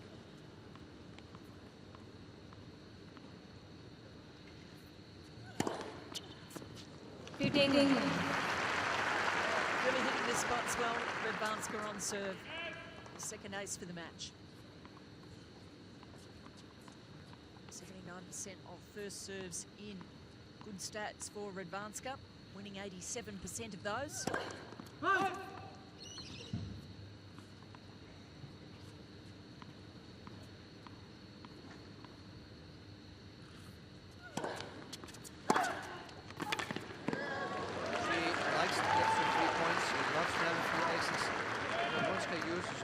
Serve, get the ball in play so she can open up the rally. And therefore her first serve percentage needs to be high. It's part of her skills, it's part of her tactic. If the first serve percentage is too low, she's going to be in trouble.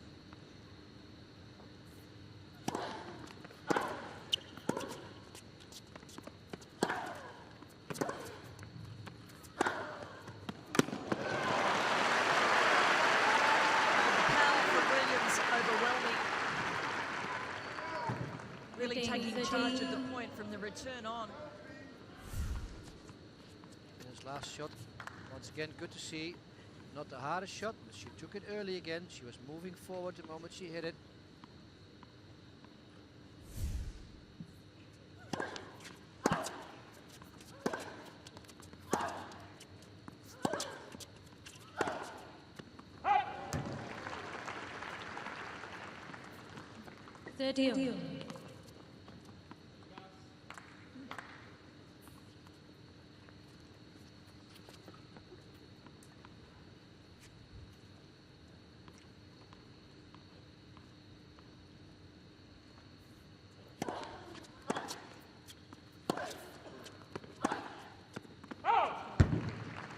She had a little opportunity at 15:30 and 40. overshooting on 2 forehands in a row.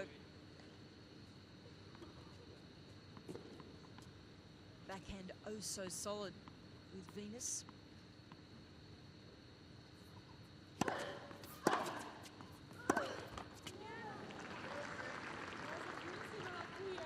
Deuce. Mumbling to herself. Martina saying, okay, it's the right play, just badly executed. It's something that a coach can do. He can clap when nobody else does. Means the choice was right. Okay, you just didn't do it well, but you stick to it.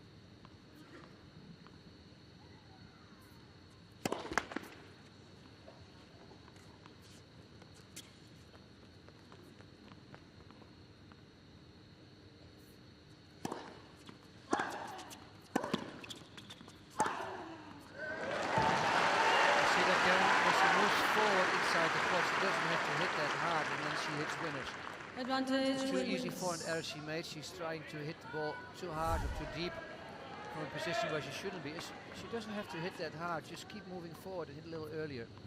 She'll be in charge.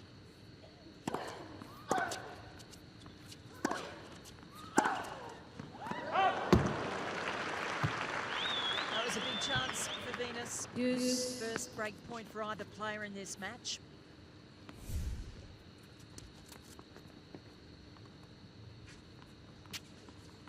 Banska in lots of trouble when she's having to rely on the second serve as won only 1 point. All good when she lands the first delivery though. Advantage. Really getting around the serve. It's a lot of movement on it. Imagine you can get Venus on a stretch with such a long arms and a racket added to that.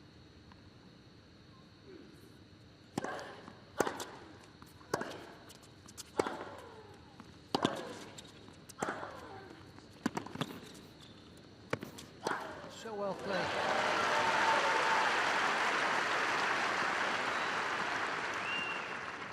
Deuce. I saw her sister, was it Serena, who had this little paper sometimes with her at changeovers to remind her what she had to do on court.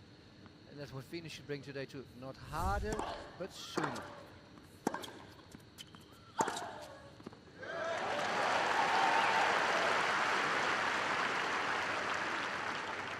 Advantage Williams. Second break point in this game. Key moments.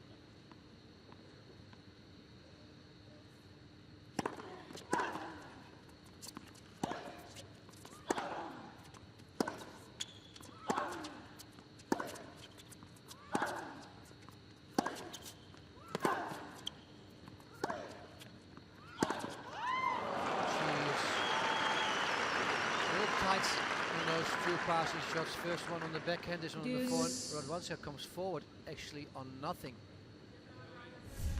But because it was a big point, yeah, she got away with it. Look at this, it's like an approach, it's like target practice. She stands right in the middle. Better opportunity you're not going to get.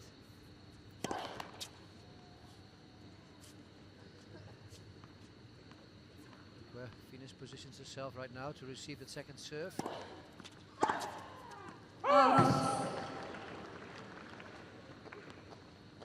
Advantage, Just missing, but of course that's what she is going to do. All of those.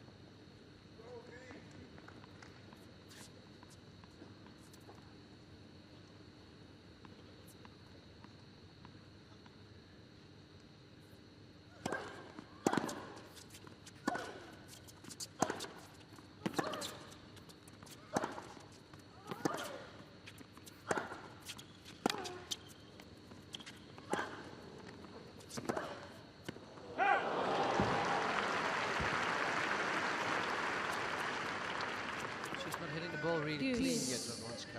Just might be the reason because of the speed of the ball of Venus. She's a little off center still.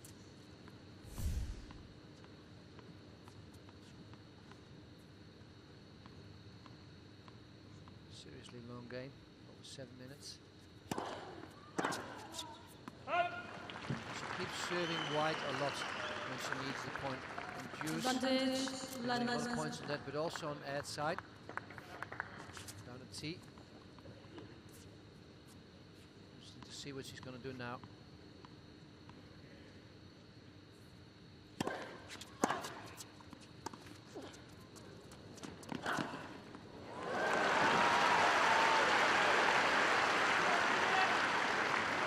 a drop shot not fine enough. A lot this last week in men's and ladies tennis, but only a few times it has been successful. It's got to be very good. Hard court.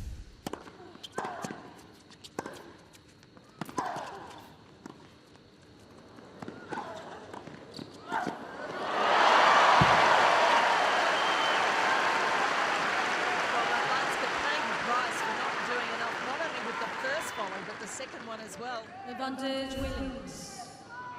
What do you think Martina Navratilova is going to say after these last 2 points? The greatest volleyer maybe of all female tennis players ever. She might have had her head in her hands after the first one. And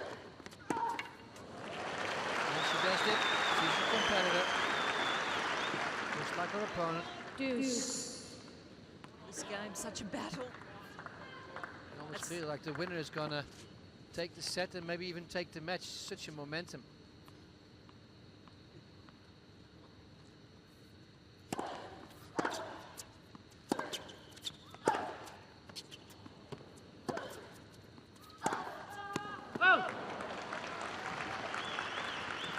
I would like to see her hitting the ball close to the lines, Venus, or hitting the ball so hard. I think that's not the key to win against Radwanska. She gets under your skin and you start to miss when it gets tight.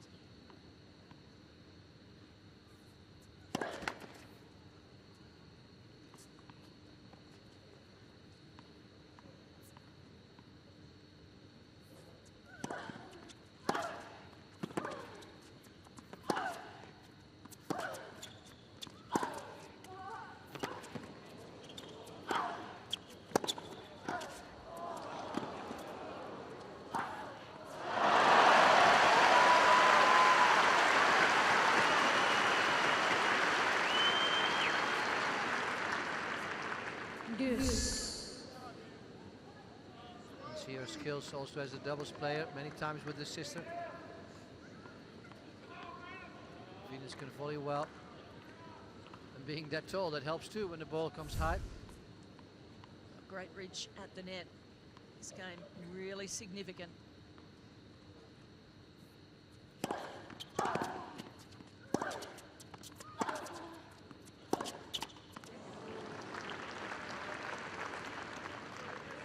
Advantage Williams.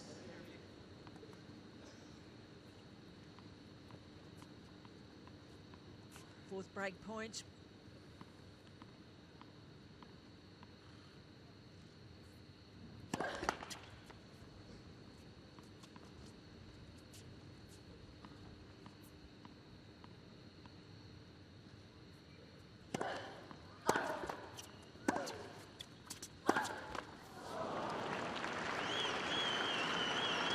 Well, the odds start to go in Venus's favour if she can get another break point, another one.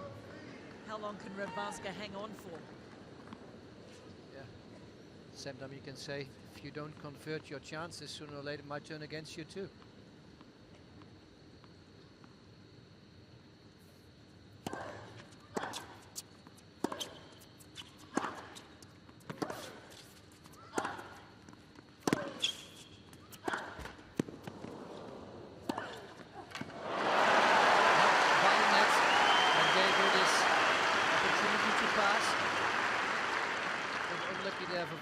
Advantage Radwanska. Popped up, giving Radwanska plenty of time to line that backhand up.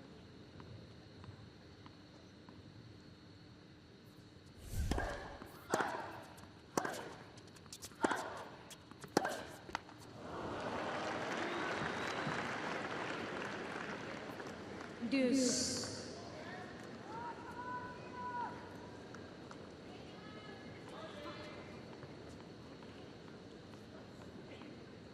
10th deuce,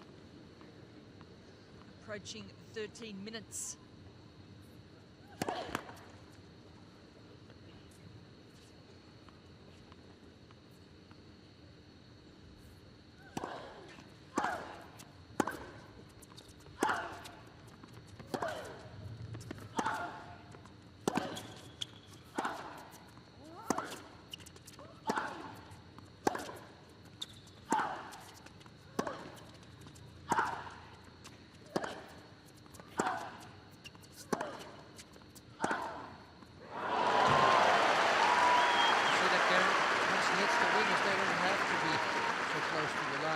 Was 1 meter inside from the sideline, more Advantage than a meter and a half Williams. inside the baseline.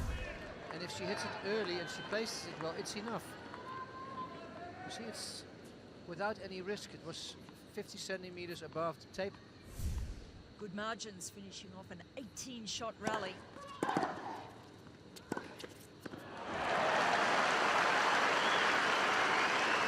battle just within this game only. Deuce. It's quite quite incredible when you get a game like this. It just goes point for point, game point, break point. Becomes so vital to the outcomes of the match, as we've said.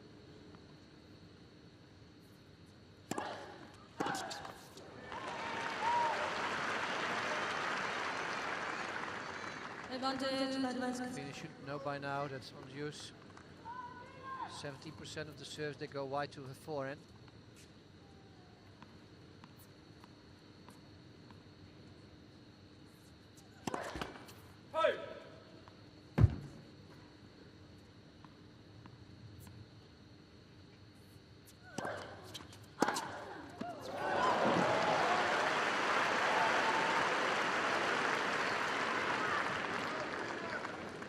Deuce.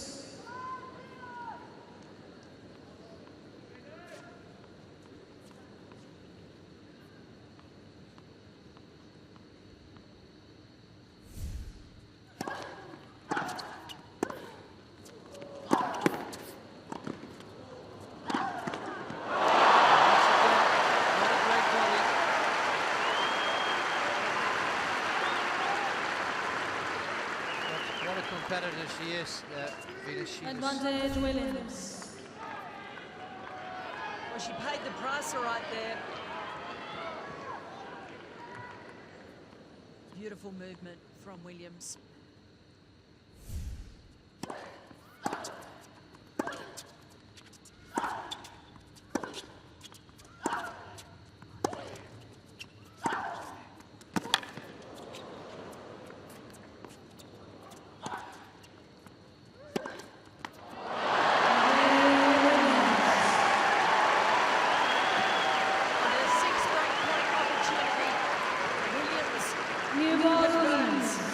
She gets the break, 4-3.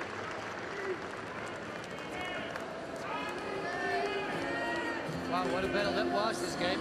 Williams leads 4-3. Amazing.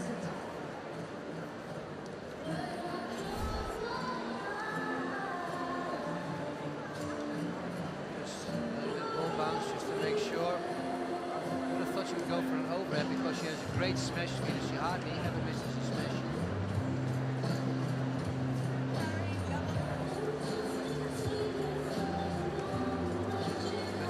It's quite clear to me what Williams needs to do to win this match against Ramonska. It's not about hitting hard, it's about hitting early. She has to have the guts to follow up. And it was funny also to see that when she had these easy passes earlier on in this set, she missed. But then all of a sudden when instinct kicks in, when she has to run and she has to fight, then she makes it. Now, that's a really interesting observation that you make there, Jaco, because that's what you see with Venus quite often.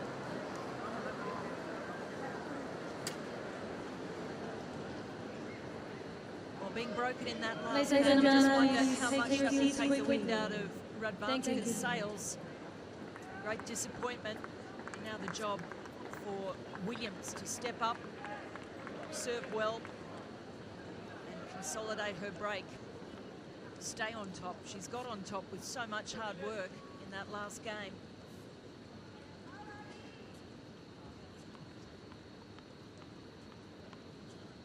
New balls.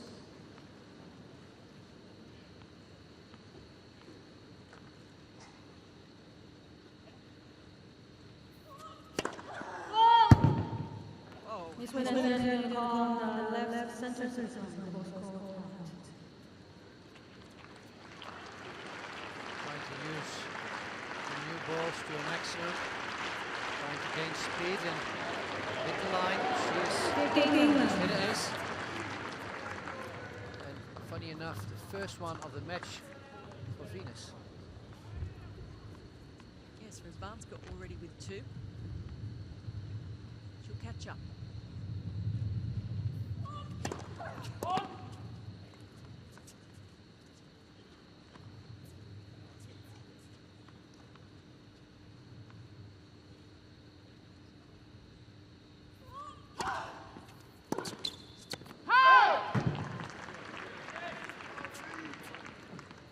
Stealing 47% of her first serve so far, but she's very successful winning the points on serve. She won 86% of those first serve points, but still also she's winning 89% on second. On another ace Williams. This is just the sort of game she would have dreamt about at the changeover. So they're visualising these aces.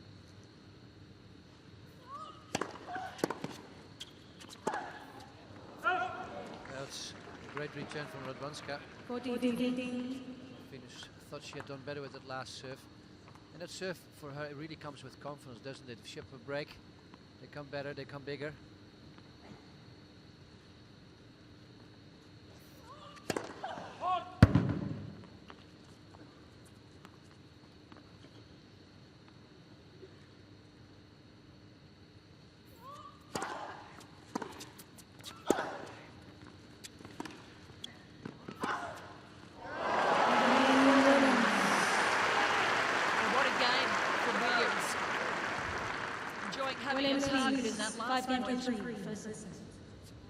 Convincing, going out to a 5-3 lead. It's probably the best service game she's played throughout this match. Topping it off with a wonderful pass.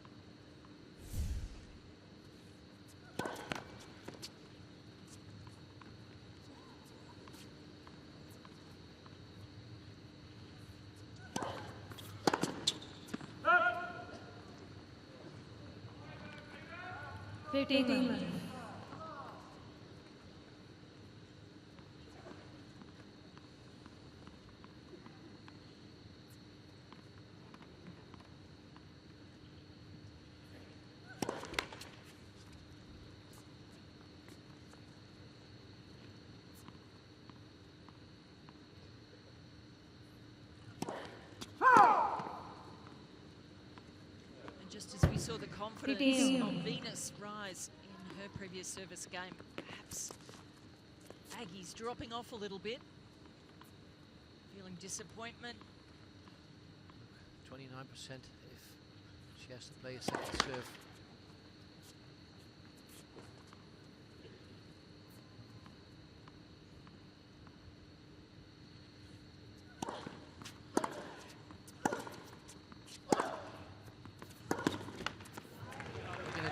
Stats. Venus has by far had the better opportunities. Was in control of the game, and Radwanska just kind of depending on the shots that Venus hits and not bringing it out of balance enough.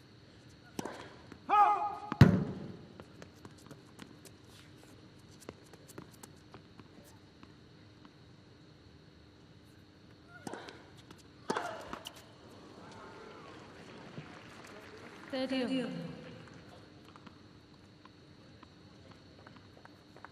likes to use the speed of someone else, but you're going to have to make sure that you steer the ball properly then. She's not hitting the ball that well yet.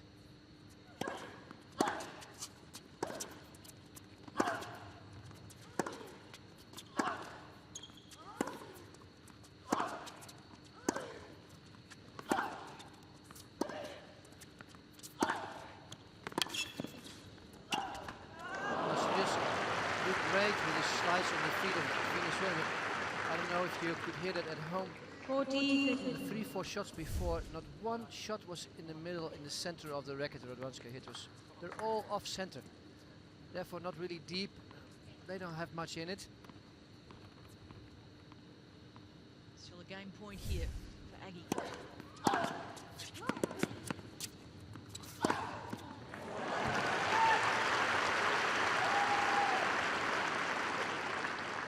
Sound of the ball off Venus's racket, something quite different, isn't it? A real thud.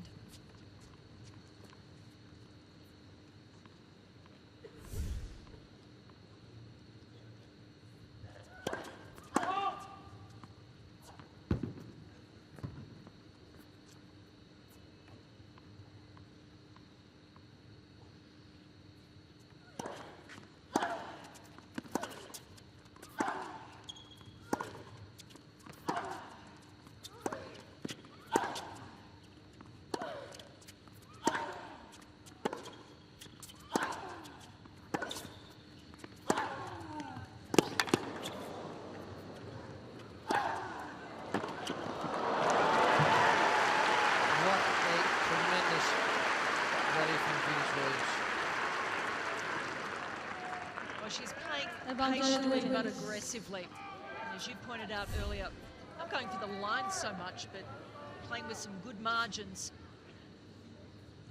Overpowering Radwanska.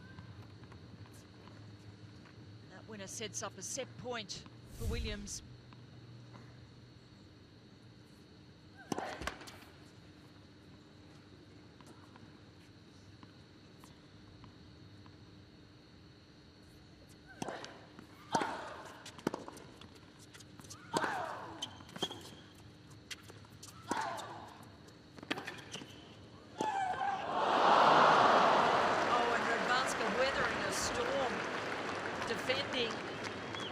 A couple of great recovery shots, that slice hit on the toes, and this last one right here.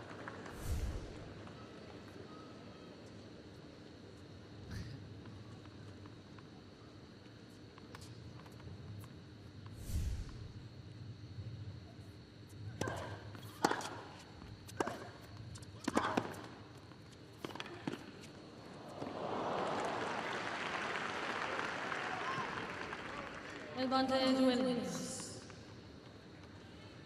The only danger in this match to Venus is Venus herself. If she starts going for too much.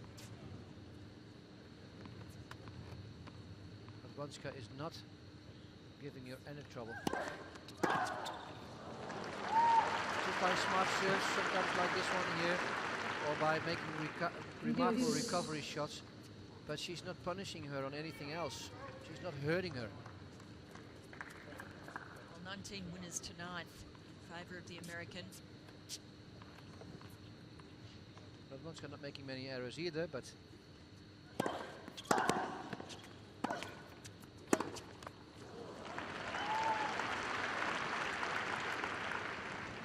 Advantage. Neither is Laver. Venus really. Until that shot, it was 19 winners to 11 unforced errors, so a pretty good ledger for her so far.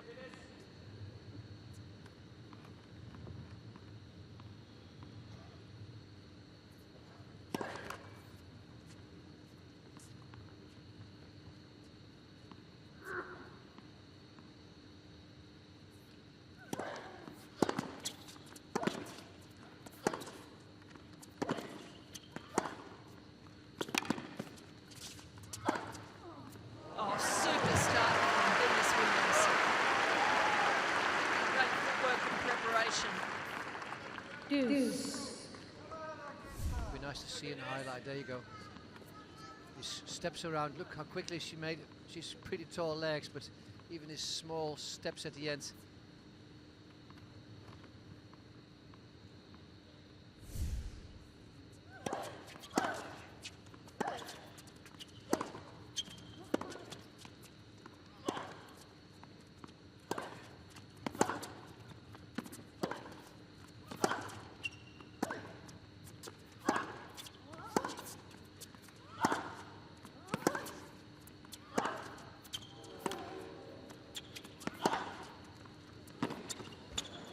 One of the best rallies you can see. She's earned another set Advantage point. This one her Williams. third.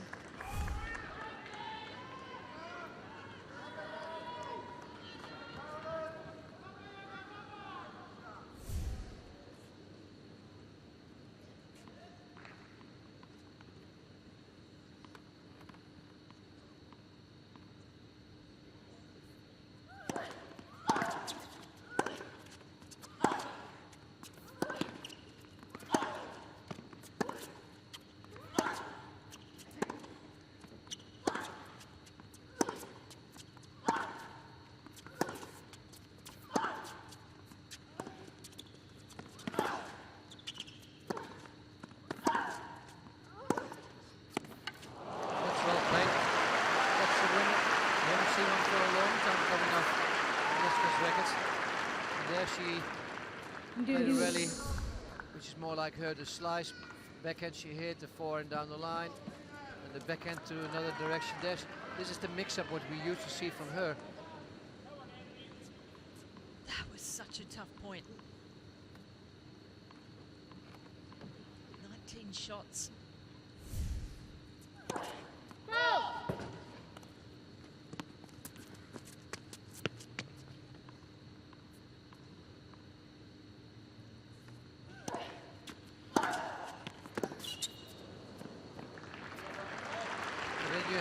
worked so hard for a point, and then the second serve 114 right in the racket of Venus, and you're back to add again another set point right here.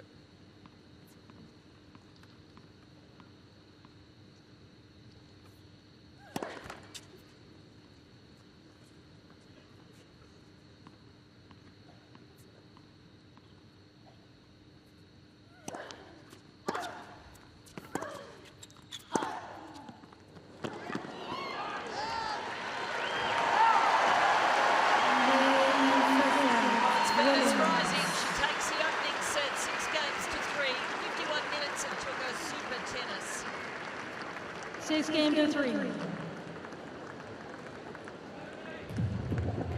Gee, she played well towards the closing stages of that set. Power tennis, but well within herself. I really like what I see. I said already earlier, if you can beat Wozniacki in the finals of a tournament, that must mean you're playing well. Her first serve percentage is not there where she wants it yet, but if it's in, you know, she wins 8 of 10 points, which is good.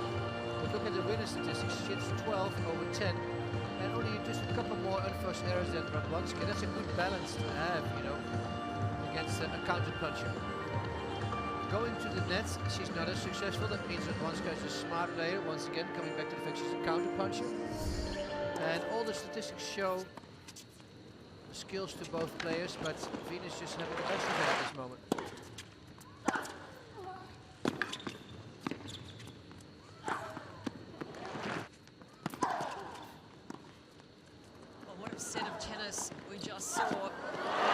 Of everything, and Venus really moving beautifully, striking the ball cleanly and powerfully. Radwanska doing everything she could, but couldn't find enough in her bag of tricks. Overwhelmed by the control and aggression of Venus Williams, former world #1, on the comeback trail at the age of 34 from severe illness. It's a great story, isn't it? It's great to say if you can be 34 and on the comeback trail. That's beautiful if you can say that. Well, she's saying it. She's letting her racket do the talking, and she's taking the ball very aggressively, very early, particularly the second serve of Radwanska. But also the first serve, she's taking the first serve in front of the baseline. Second set. Quite incredible. Williams. She's seeing the ball so big out there. Played herself into some great form in this round of 16 encounter.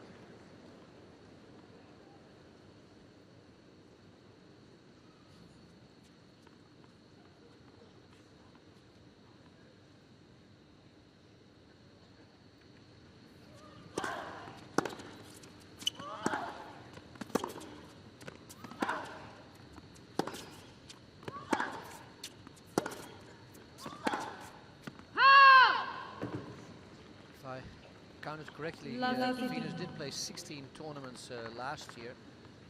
She's on the comeback trail, as you said, so playing 16 tournaments, that means she has been, you know, around. She's been seeing a lot of tennis again, having a win in the beginning of 2015. It's all about actually climbing back to the higher ranking again and getting things back to where she used to play, in the top 5 and even to the #1 position of the world.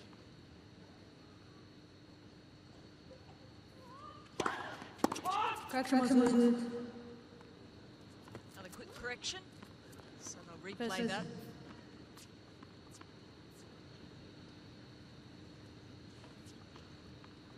This umpire doesn't seem to be one you like to argue with. She's done a great job so far.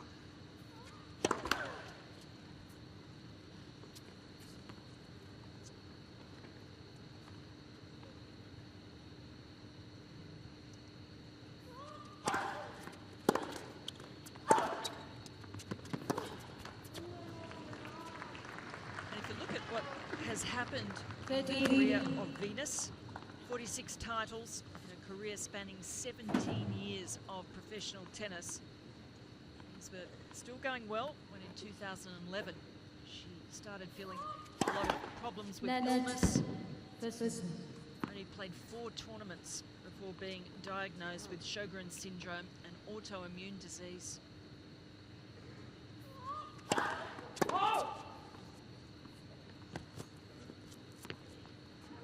Yeah, it's not something you like to have. It comes and goes. Sometimes you think you're better. A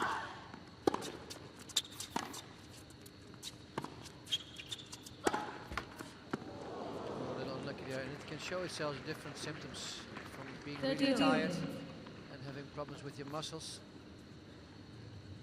eyesight, and it just varies.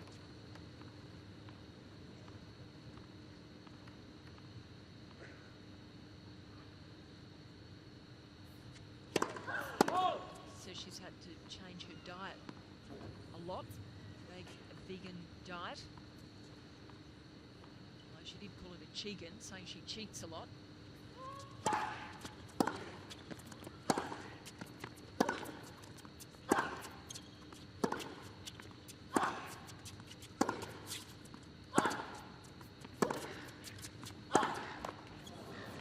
Well, she's down break point, and we expect it always from Radwanska.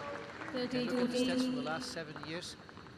Look when she breaks. That's usually also often after she's been broken herself. She is such a feisty player. Therefore, I think a joy to work with also for Navratilova. You never have to tell her to work hard.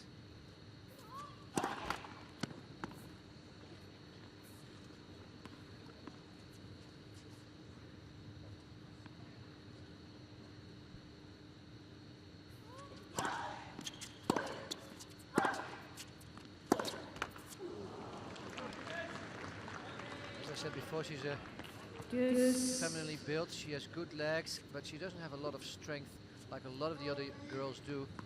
So she has to be smart, but I do think she has to add strength also on her groundies if she wants to continue and stay where she is.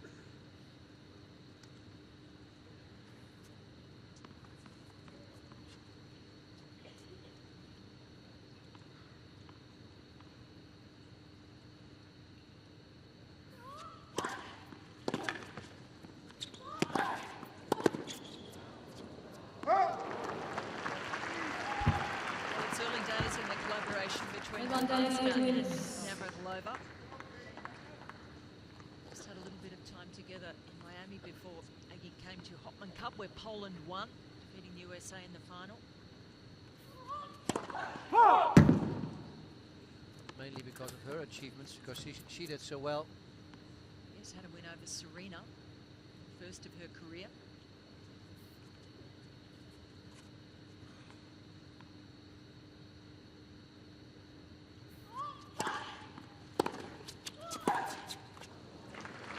I like that, attacking that second serve. I'll give Venus a bit of her own medicine.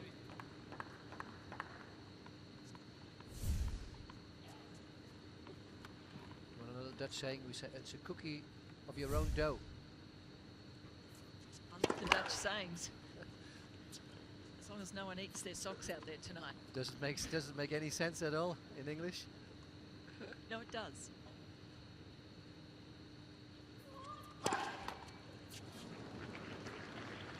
And it did more damage than just at 1 point to get back to deuce. Venus felt that, and therefore a little shaky on this second serve.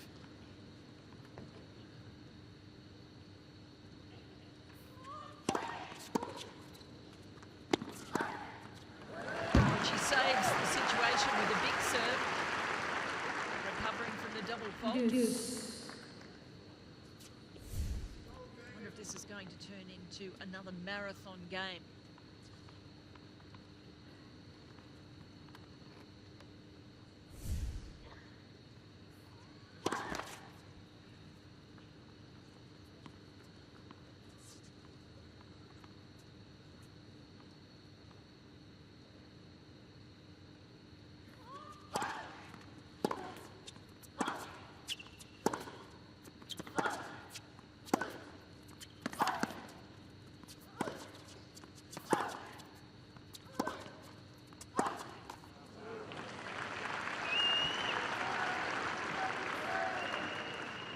Advantage, advantage.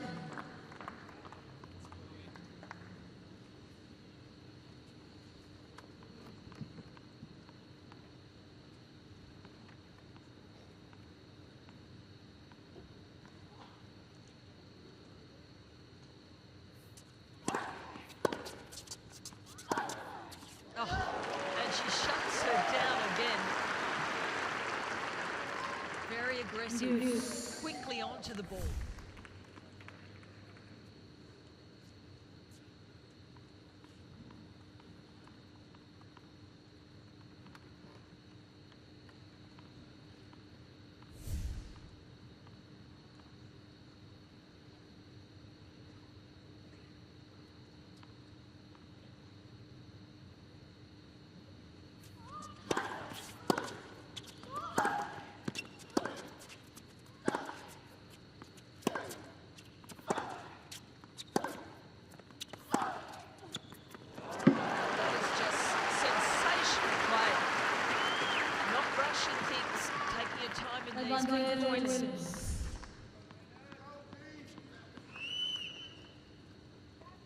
That was close to the line, but hey, sometimes you have to gamble a little bit. It's again such a long game, over 8 minutes now this time.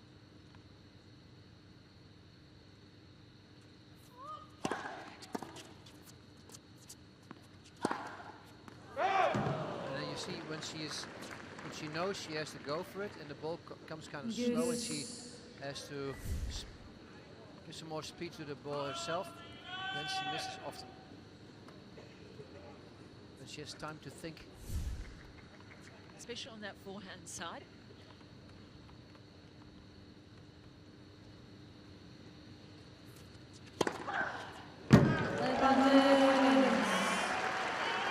This serve I would try and practice with her over and over again in training, because if she's confident and she can keep that same motion going, she can hit so many winners against every female player.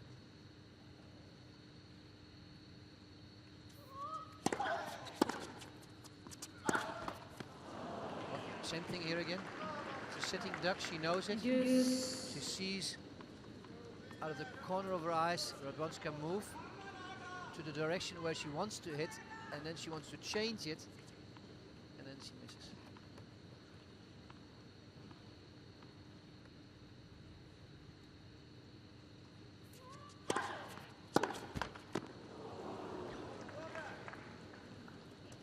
Advantage wins.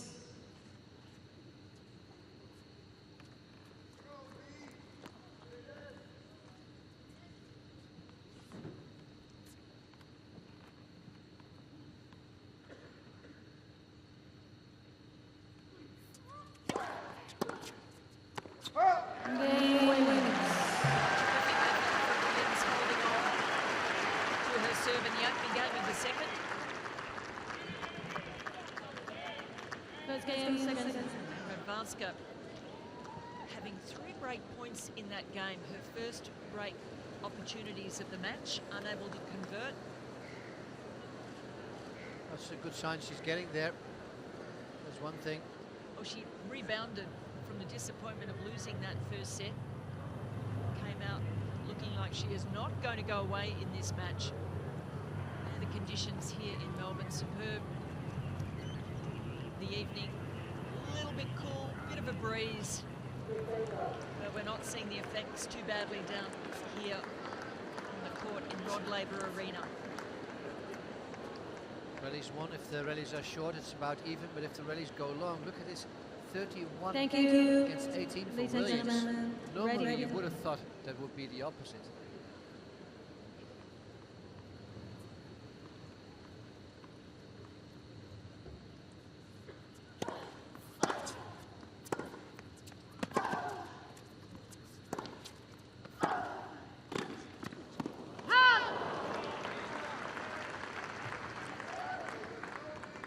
Lovely. You sort of get the feeling that, you know, Venus is here. She thinks she can win this title. She's also loving playing. Even her reactions when she misses points is a big smile, despite the fierce competitiveness.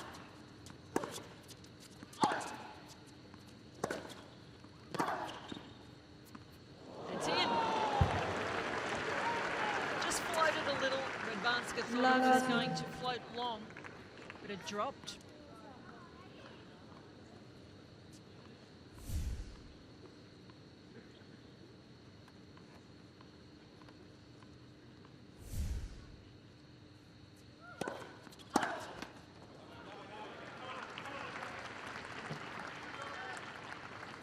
Venus keeps playing like this, it's not a strategy to keep waiting all the time for this mistake.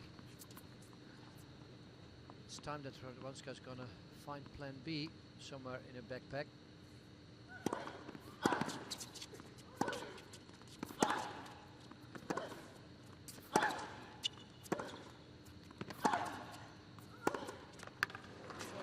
Because if she keeps going like this, slowly but steadily, she will go under.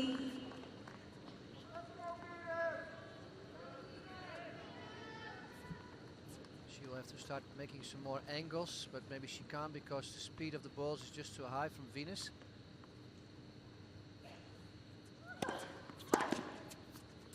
She'll have to try and get Venus outside the court a little bit more, pushing her to go for a winner. Start to get her on the run.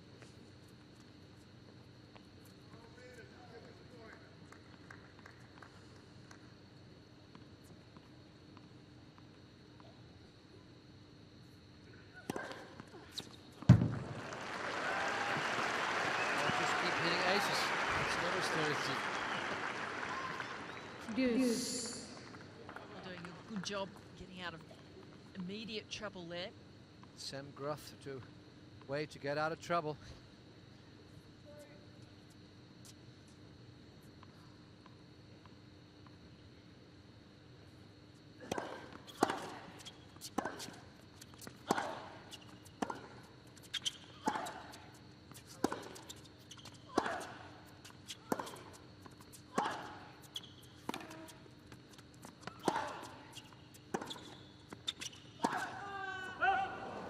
That's the only thing that I can see happen if Venus for some reason starts to go for too much and overdo it or get really tired, or that's where Agnieszka can turn around the match. If that doesn't happen and if Venus stays calm and just keeps doing what she's doing, she's looking very good. Game Radwanska hangs on. Survived a couple of break points in that game. Level at 1-1. One game on. Second set. She needed that game. If you give Venus a set and a break, I think she's a pretty good front runner. Has closed out so many matches before in her life.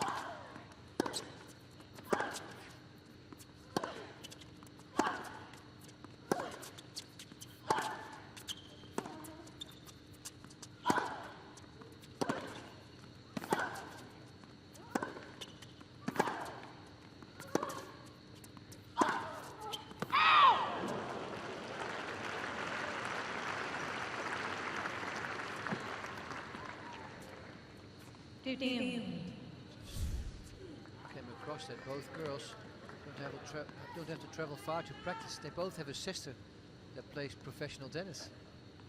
Ursula, sister to Agnieszka, and obviously Serena to Venus. They both hate playing their sisters. Remember there was a run there where Agnieszka had to play Ursula in 3 first rounds in over a handful of tournaments, and she was so upset about it.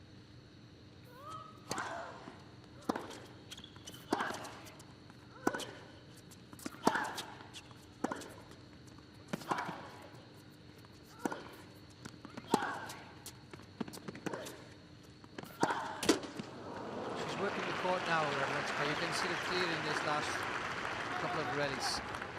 Obviously, she survived the game before, but she is working the court a little bit more. She makes Venus run a little harder. She makes sure that she's not in a position to go for a faster or a quicker shot.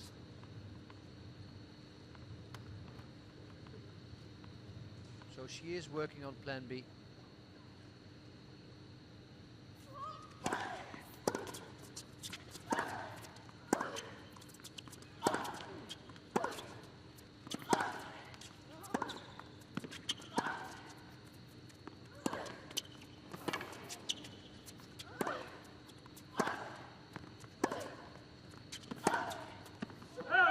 Once again, on a deep loopy forehand, to a short one, and switching to the other side, doing the same thing again. And she's mixing it up well now. She's trying to throw off her opponents.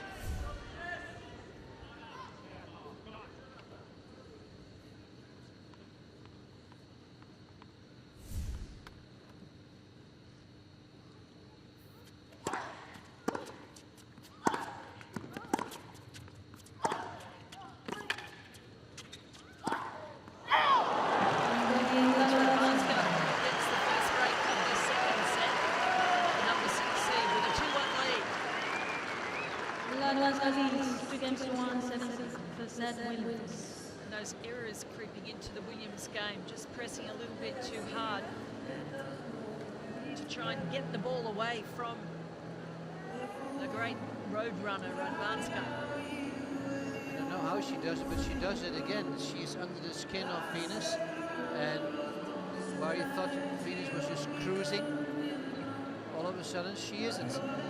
She started going for too much. Clearly showing on that last forehand drive. Thomas Wojciechowski there in the foreground, who is the Polish Fed Cup captain and long-time coach of Radwanska on the tour. The legend Martina Navratilova alongside him, a new addition to Radwanska's support team. Time. I think that also adds an extra level of motivation for Radwanska, having Navratilova courtside for her.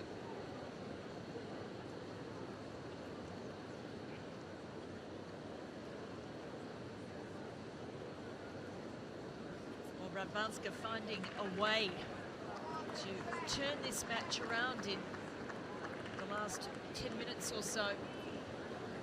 What she does so well. Unlocking the puzzle and frustrating Venus Williams. Thank you, ladies and gentlemen. Radwanska with a break. Please. But Williams will come right back at her here. Radwanska has to serve well.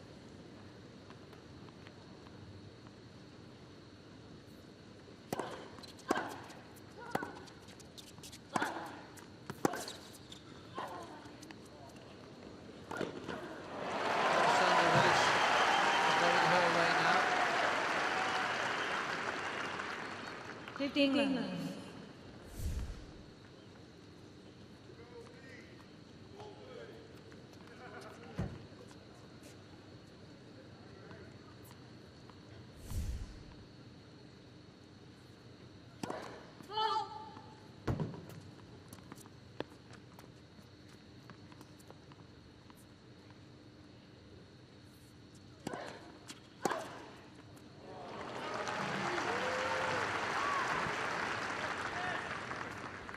Deal.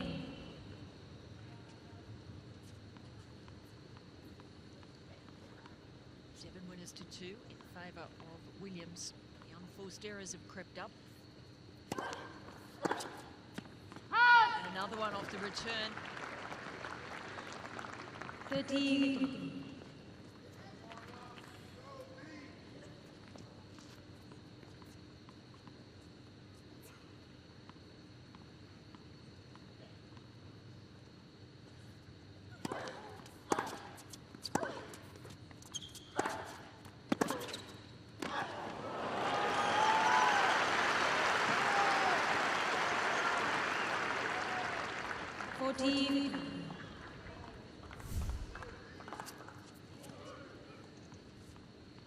placement from Radwanska.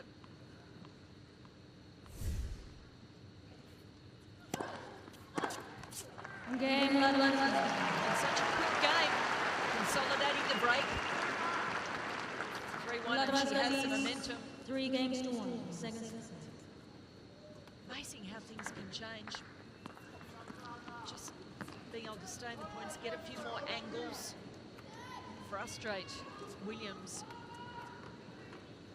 Mix-up is paying off now. But still, I feel it's Williams' own mistake by being in this situation. Obviously, it's Radwanska who keeps pushing her and keeps working and keeps trying, and that's a great effort. But Williams just doesn't have to do more than she has been doing. Somehow, Agnieszka still achieves that in Fina's mind.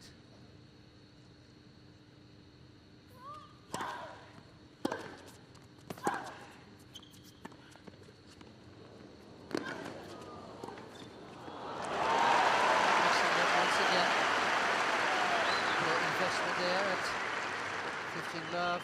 15.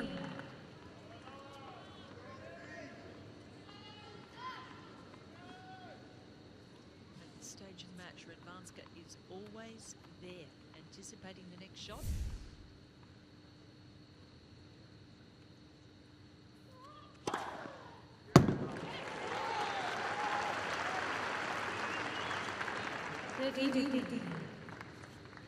David also realizing that's the shot we need to train more.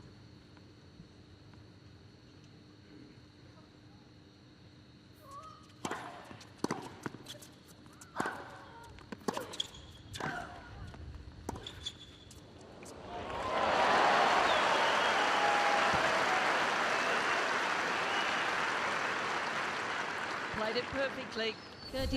Williams closing into the net. Great feel of that shot.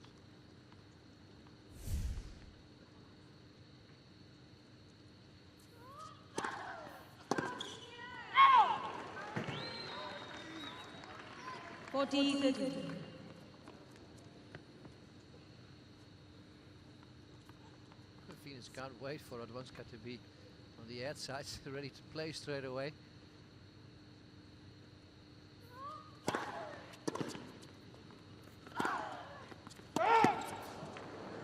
It's really close. Really close. It's really close, and you're not going to overrule it. Maybe you should challenge. Deuce. I don't see Venus challenge too often. Oh, that's why, probably. It's long. Unless you should challenge.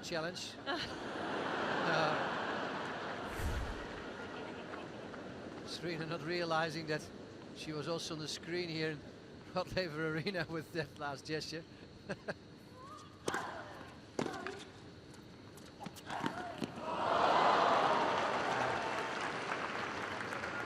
She's doing things unexplainable. Also, the last approach of whether it was in or out, it was not necessary to hit it so close again. And now she's in trouble here. Break point to go down 4-1.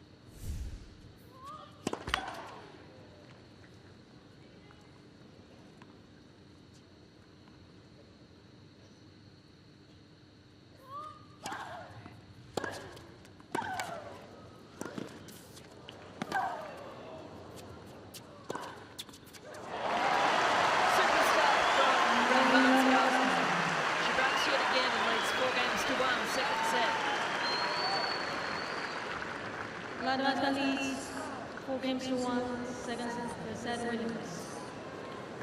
And what a turnaround this has been. 14 unforced errors to 3. Radwanska really being stingy with the errors, and she's hit double the number of winners. That's a telling stat. Taking the returns a little earlier, not hitting winners of it, but pushing her opponent and letting her feel, okay, I'm still around, you have to do something extra. Therefore, maybe some double faults are sneaking in.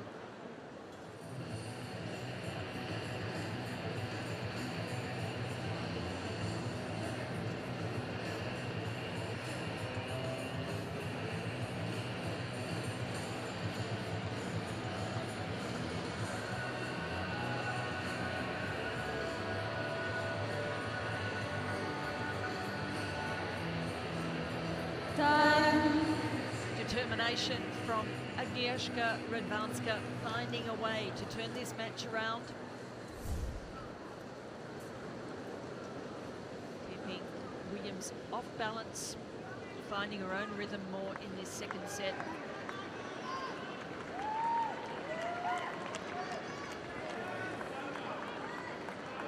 Number 6 seed from Poland, serving at 4-1.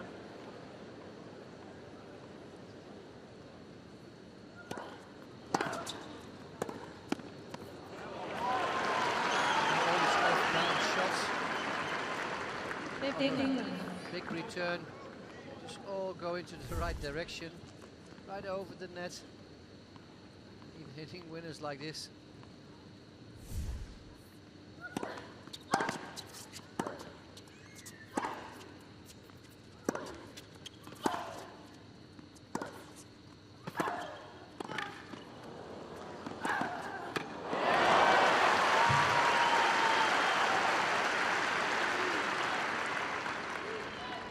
Damn.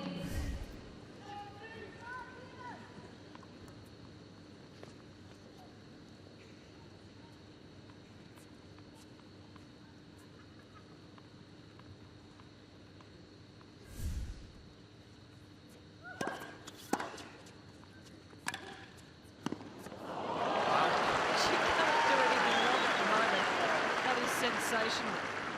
The audacity. I see there a little tiny smile there on the face.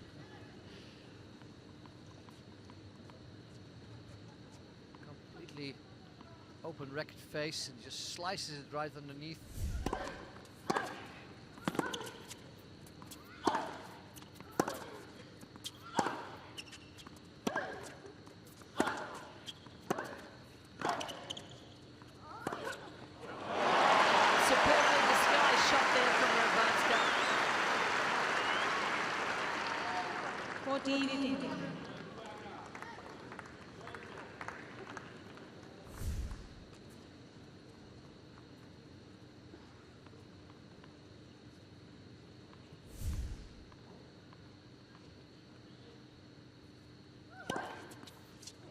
Game, Laver. Series the service game with an ace. 5 games to 1. Laver leads 5 games to 1. Second set. You could not have seen this coming, this turnaround with the way Venus had been playing.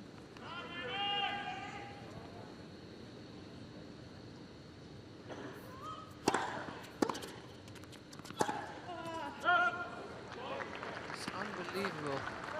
Difference between that first set and the close scoring in the beginning of the second.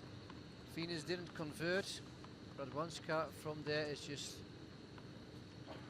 gone. From the third game of this set.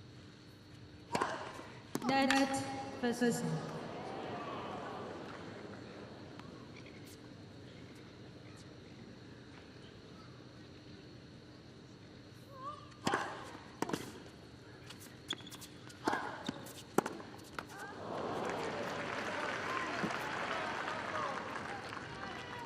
Damn.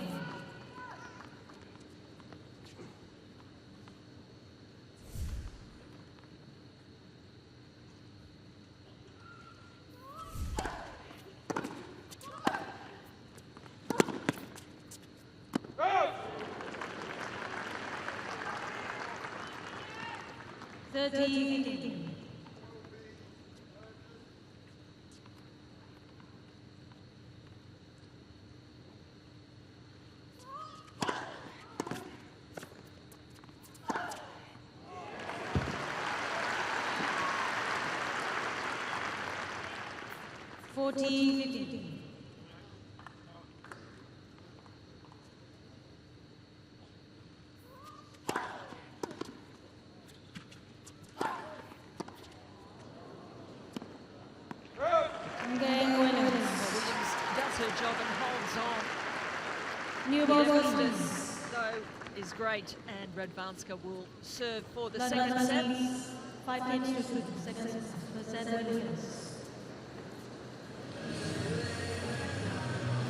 Yeah, double break is a lot. One break break can still be possible. She just has to hit a couple good returns. The double break is quite a lot. But what's worrisome is that she lost the patterns that she used in the first set and is not trying to do the same now. She's all over the place, hitting millions again, and all of a sudden going to the net, and then also hitting different places with the serve. So Venus just has to start to think again once she change over. What did I do to win the first set 6-3? What did I do? And I think by going back to these strategies, she still has a good chance in the third, I think. Well, the problem for her here too is that she's allowed Radwanska to gain in confidence. She's hitting the ball more cleanly and confidently, for sure. She said she's only won 18%, for instance, on her second serve, so that's really poor. Both players actually being vulnerable on the second serves.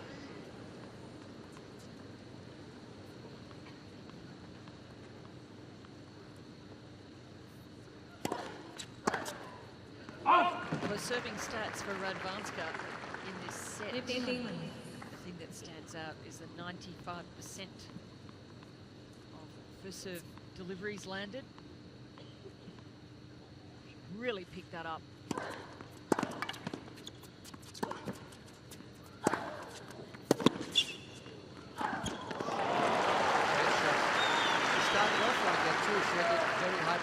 Also in the first 5 games of the first set, then it kind of went down a little. That's part of a strategy. There's a lot of first serves in and start working the point from there. She doesn't use the serve to hit an ace or get a free point. If it happens, it's good. She just wants to avoid also of hitting too many seconds, so Venus can attack. Just like this.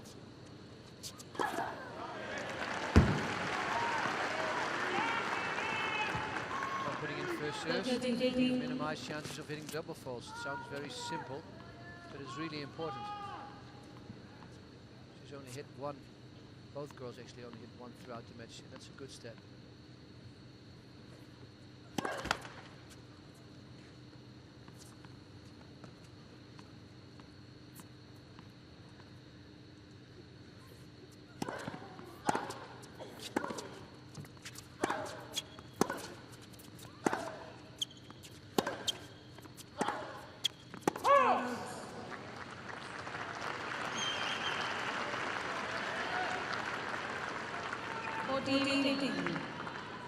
Trying to beat player speed and length while she's already standing in that side of the court.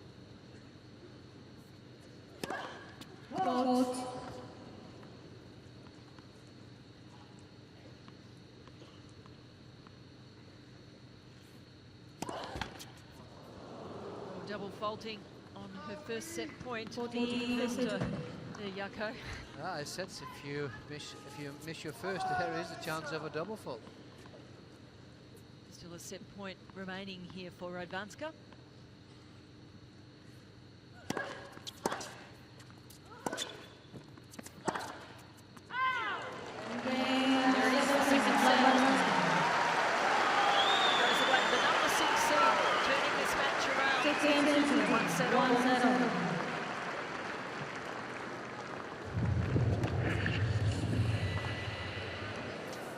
It's been remarkable how this changed around from the first to the second set.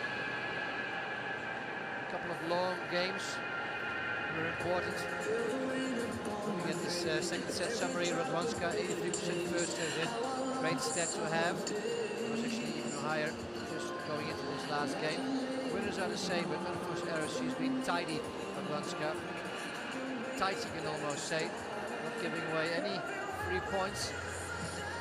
Therefore giving an opportunity to turn around this match, and she just made Williams play more and more shots, trying to catch her off set patterns, a little bit more angles, getting uncomfortable situations like this, unconventional I should say. She really did a good job of keeping Venus off off balance in that set. Used a few more angles to get herself in charge. It's a lovely touch in all departments. The lob and coming forward in the court as well. Very solid with her own overhead. It's a lovely drop shot in there somewhere as well. So she showed us some great touch. Venus, just like last set point, for going too much, for going too close, too hard, too deep. Venus will have to go back to the basics.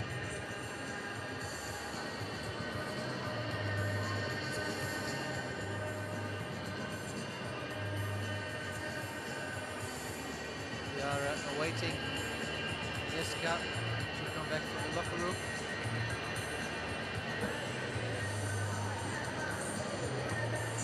Oh, she's striding purposefully out here. She want to get on with things.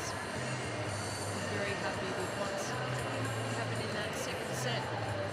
Her opponent has really dropped off and she has lifted.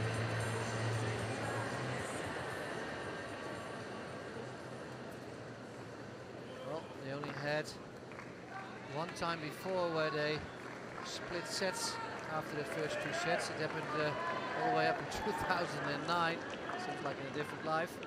And all the other matches they played against each other has been straightforward, been straight sets. Final set. Battle, beginning of the third. Williams.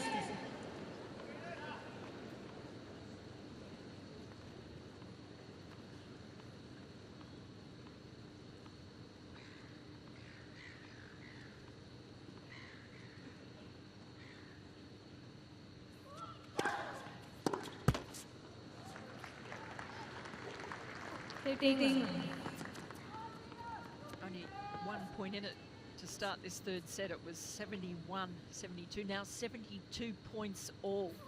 So nothing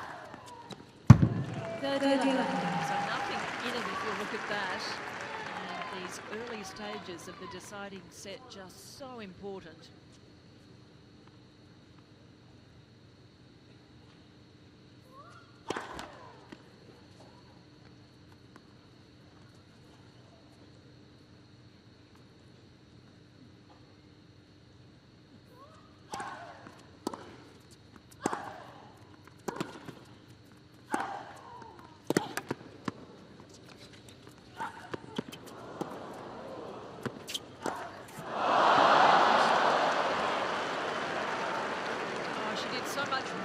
Early in that point. We're not with the last two shots.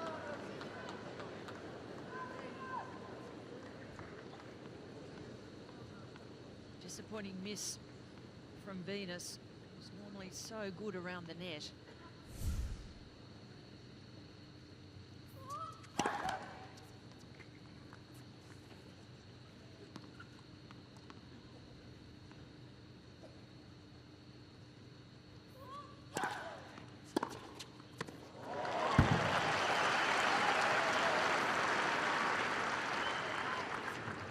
Really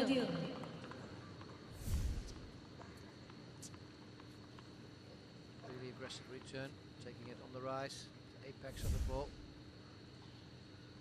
Flight. Hey!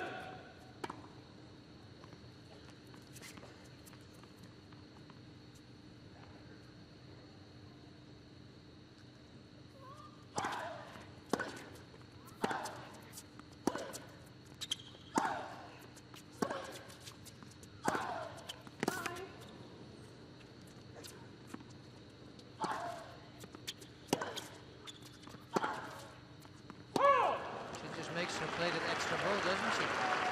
Yes, over and over again as the match has gone on. More susceptible to making errors. Little sister is watching on. She's already through to the quarterfinal. She'll play Dominika Cibulkova.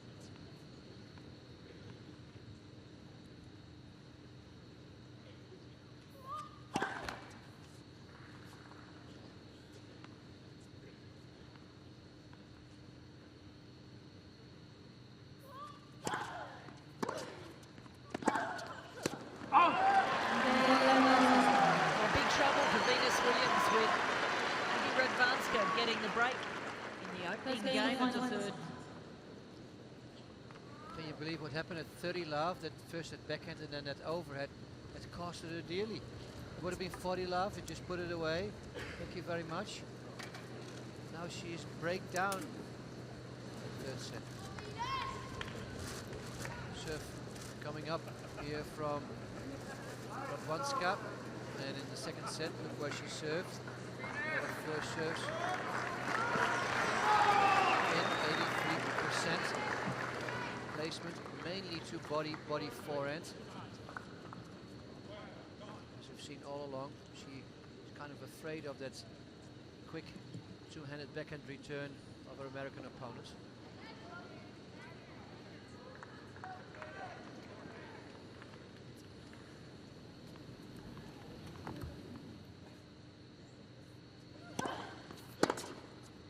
Go! 15.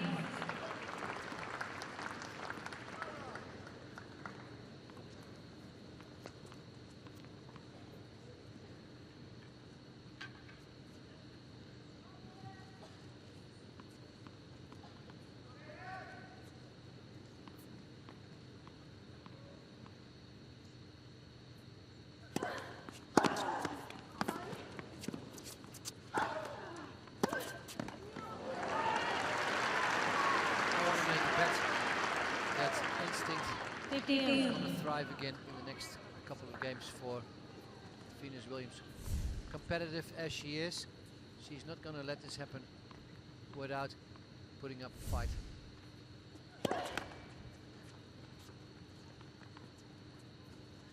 It's do or die actually in the next 2 or 3 games.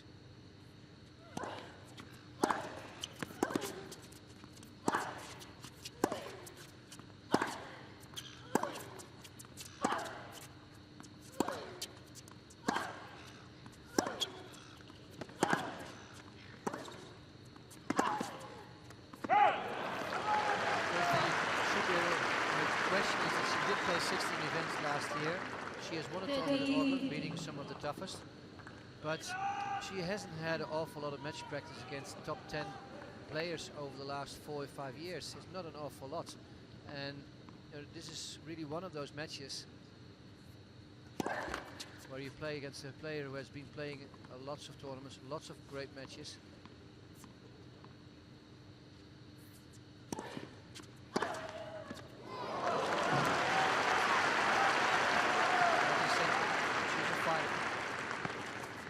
Deal.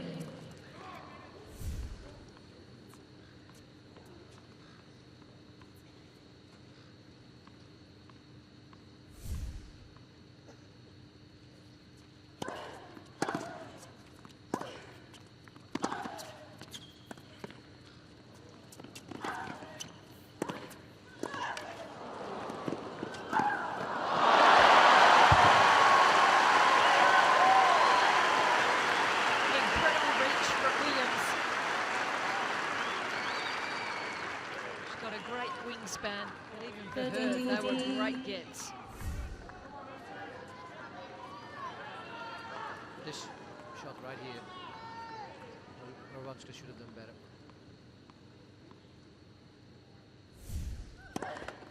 Net versus.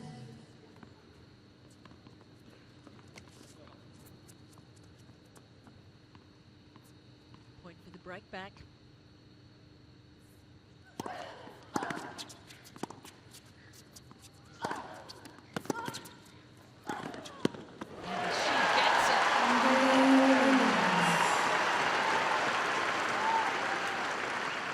She was the #1 player in the world. It's been a long time ago. Finals.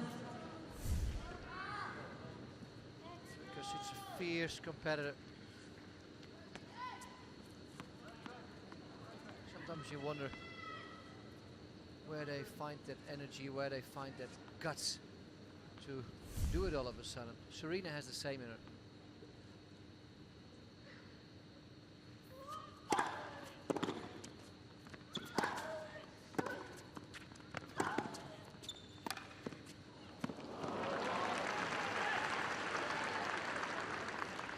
Venus just loves the competition. She missed it when she couldn't play. A lot of injuries over the years. And illness. So really appreciating these opportunities. Playing such great tennis at age 34.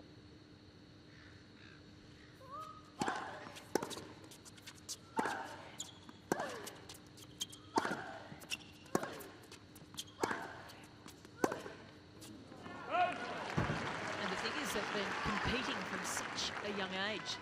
Venus and Serena born to be champions. Their skills honed by their father, Richard Williams. Came from really the ghettos in Compton, California. Tennis stardom there. Ticket out.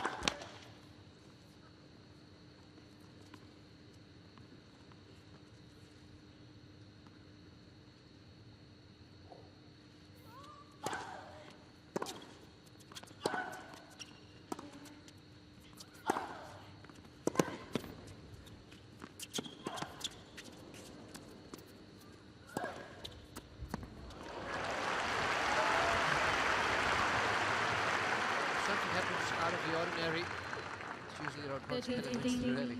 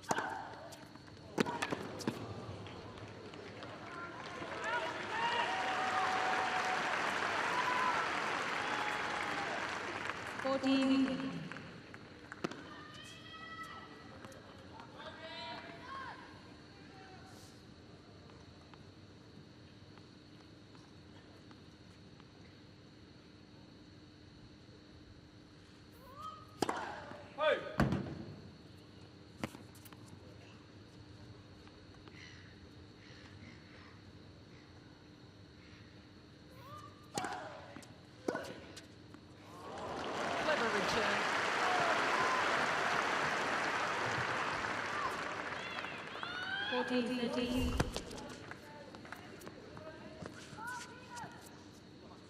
Took the pace off, angle off backhand.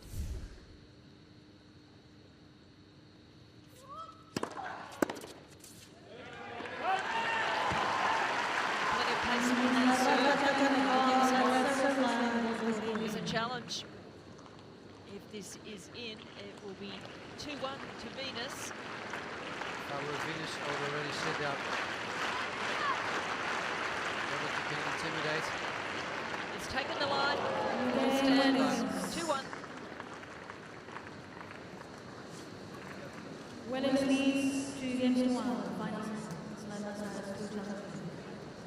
Karen, while we're having this changeover, I'm just going through some of the information.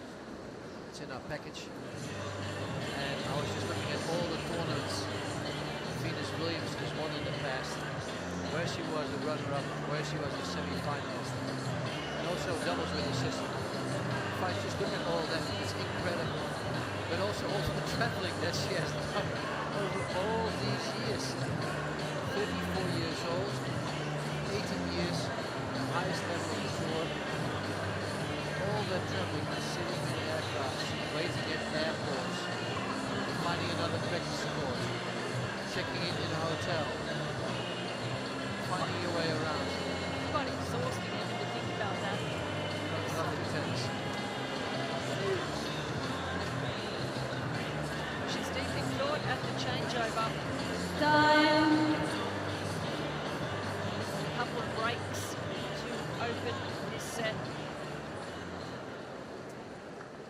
A bit of a lunar landscape there on screen.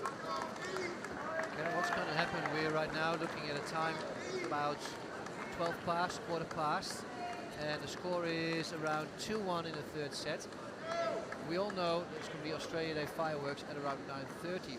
What are they going to do? Because I've seen in the past that they have to stop the match. If that's the case and we're still playing, it will be a crucial moment at the end of the third. Yes, I think that's what's on the cards here. Or do they let all of Australia, or especially here in Melbourne, that they wait for this round of 16 ladies match?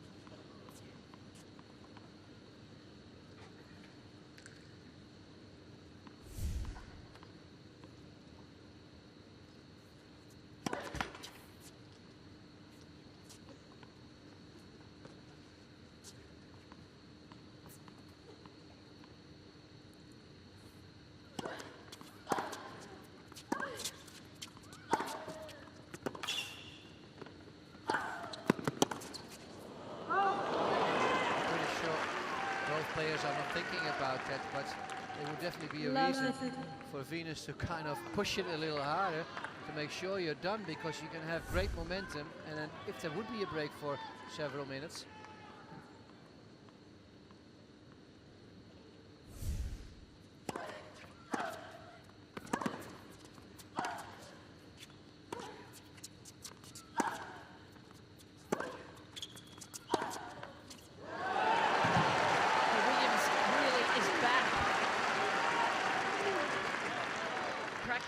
Once more. This one was quite low over the net. It's still way within the lines. She's indeed picking up the things that she's done so well in the first set.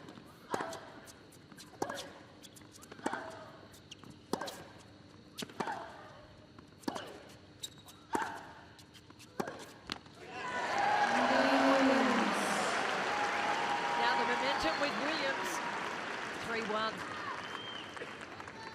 Quite incredible how we've had some twists and turns in this. Williams leads 3 games to 1. It's really been the way that Venus has been able to hold things together, whether she's been playing solidly. It will be interesting to see how this complete set's going to go, because if you look at all the matches that they've played, they've been reasonably quick sets. So the one who takes an early lead has taken on the set pretty much in all their previous encounters.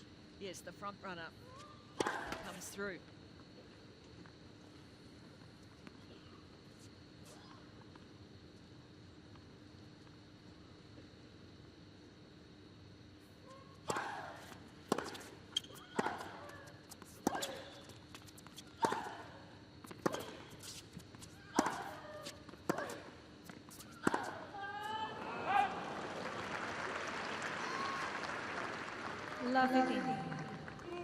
Things would have to turn, it should be now for Radwanska. Halfway through the set.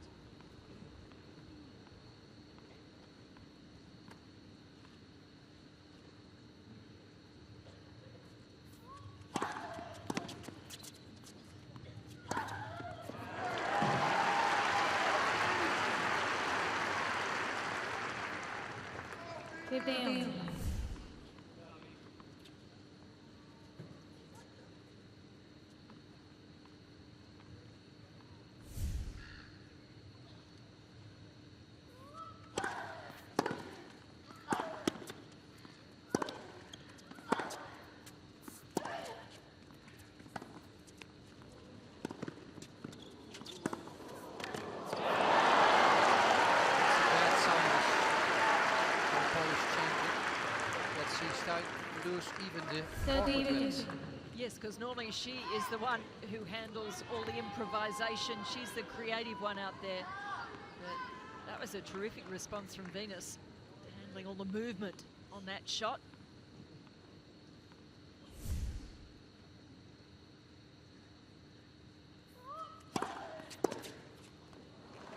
Big serve, body serve.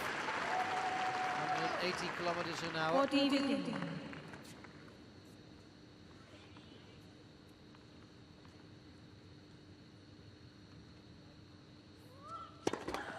Net versus.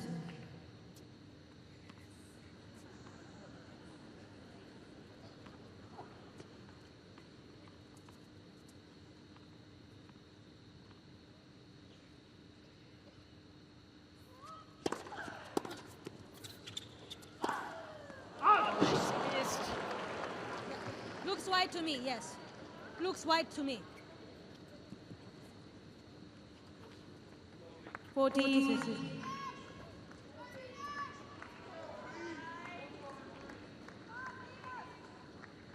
her time here. Still with a game point. That last one, the first point she's lost when she's got her first serve in this set.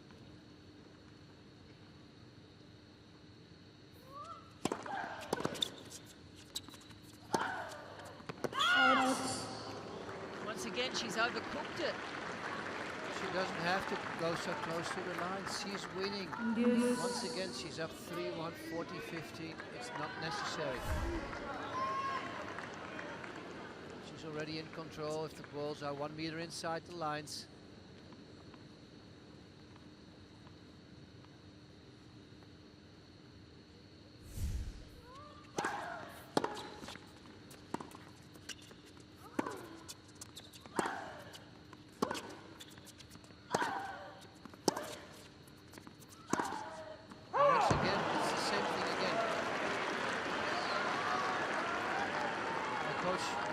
Situation like this, why you make it so difficult for yourself? You know, just winning the match once is already difficult. You're making yourself do it twice.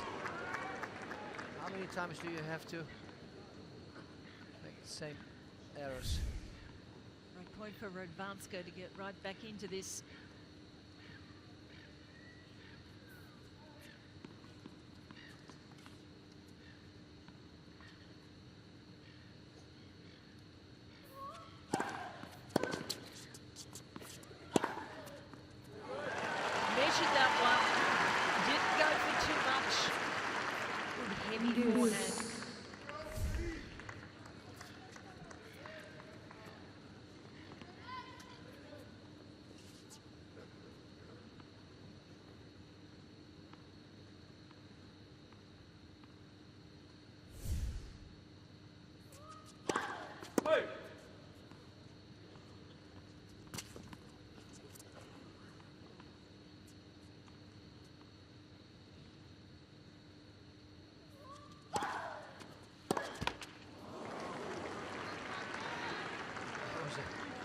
Shaky second serve, 1-11. Radwanska wanted to take advantage of that, but also too close. The highest part of the net, if you go down the line, you have to spin it a little. I must say this umpire, she's really spot on every time. She's calling the ball quickly. She's gutsy.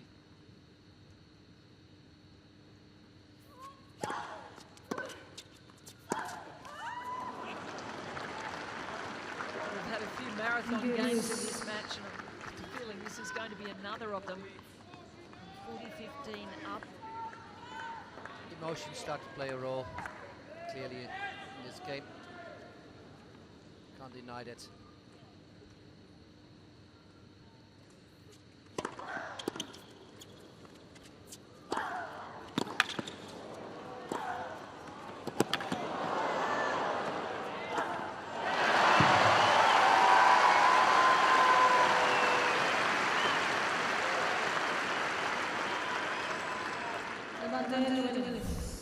The crowd just enjoying this so much, as we are. Contrast of styles out here.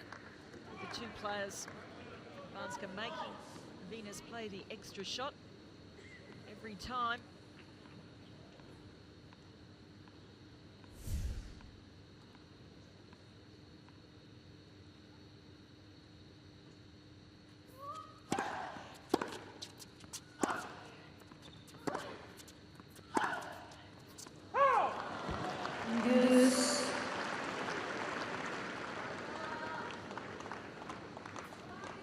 She was going so well, keeping the unforced errors down in this set before this game, or really to 40-15, Williams.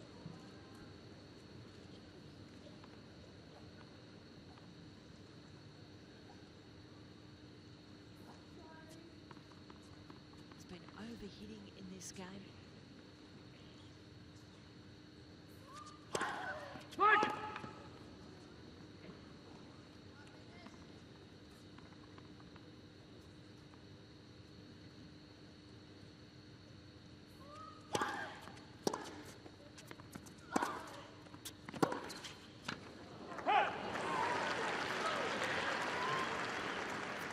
Advantage Williams.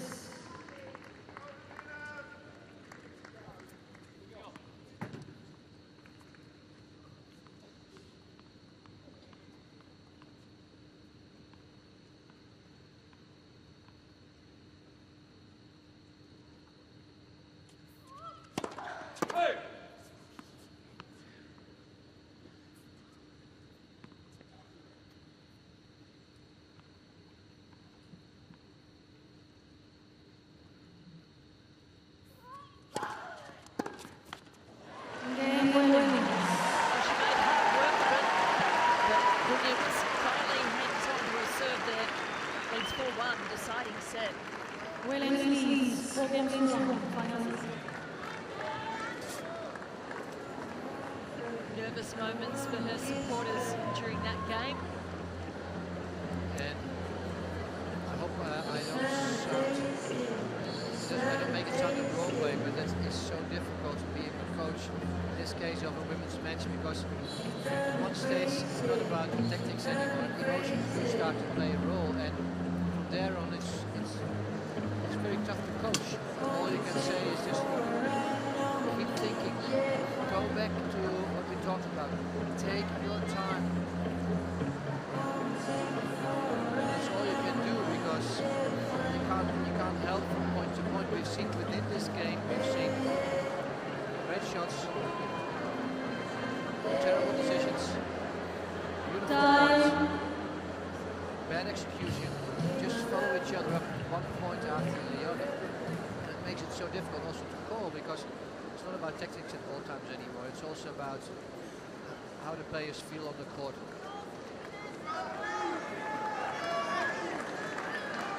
Venus Williams. She is closing in on victory here, 4-1. With an eye to a quarterfinal spot here, engaged in a tight battle with Agnieszka Radwanska. Thank you.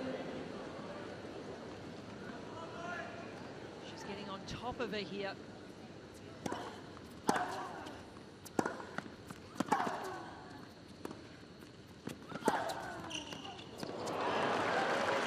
Unlucky for Radwanska with that ball flipping the top of the net. Lovely.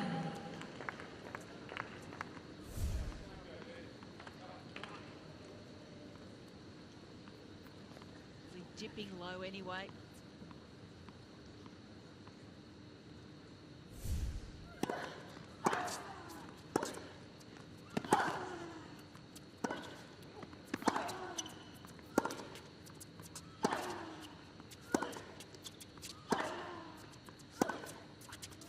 Well, an incredibly patient point from Williams, and for once, a bit of toughness and impatience from Radwanska.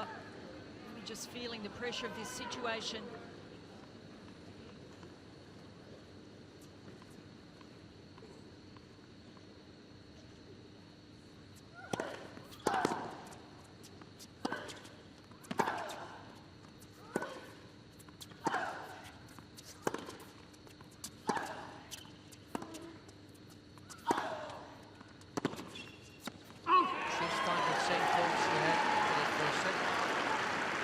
Stay down after that second set. Gave it a good thought. And I must really admire Venus here. Fantastic.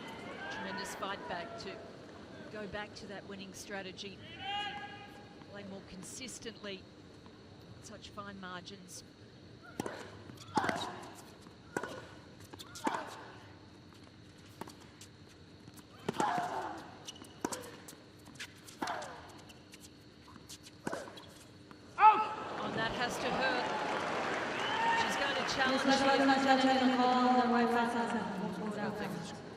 Staying this course.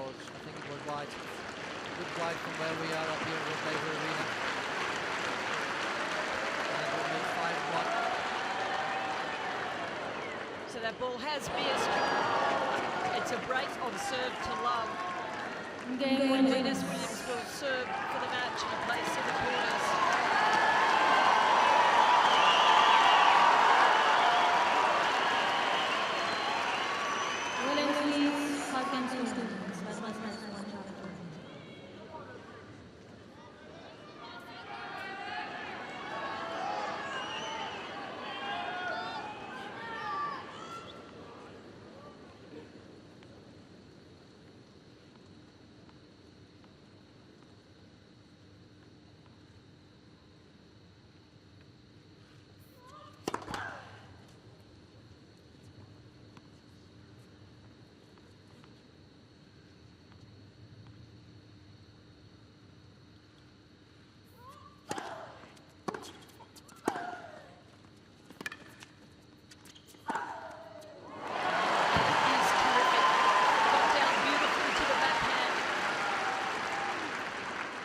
positive first point. Was not an easy one. She had to really bend her knees well and make sure she was going to lift it over the higher part of the net.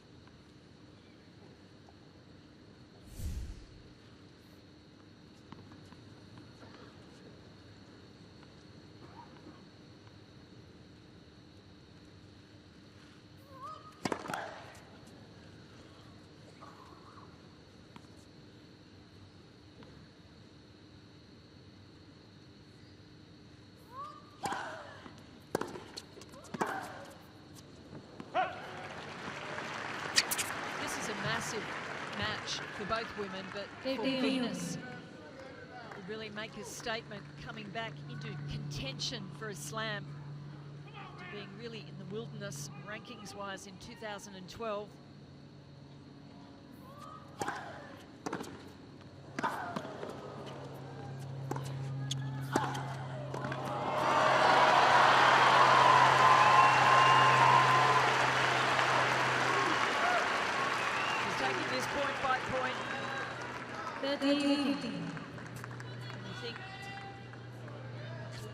Ago, we were talking about her retirement. She was motivated to make her way back. These are the moments she trained for. Must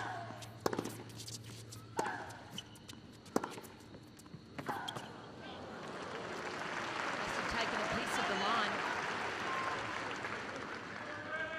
30.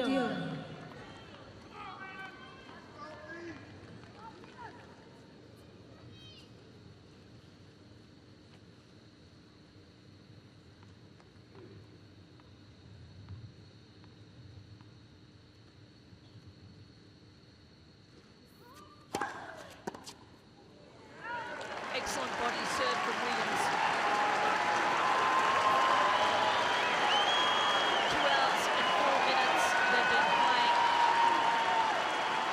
And the former world #1 now sees a match point.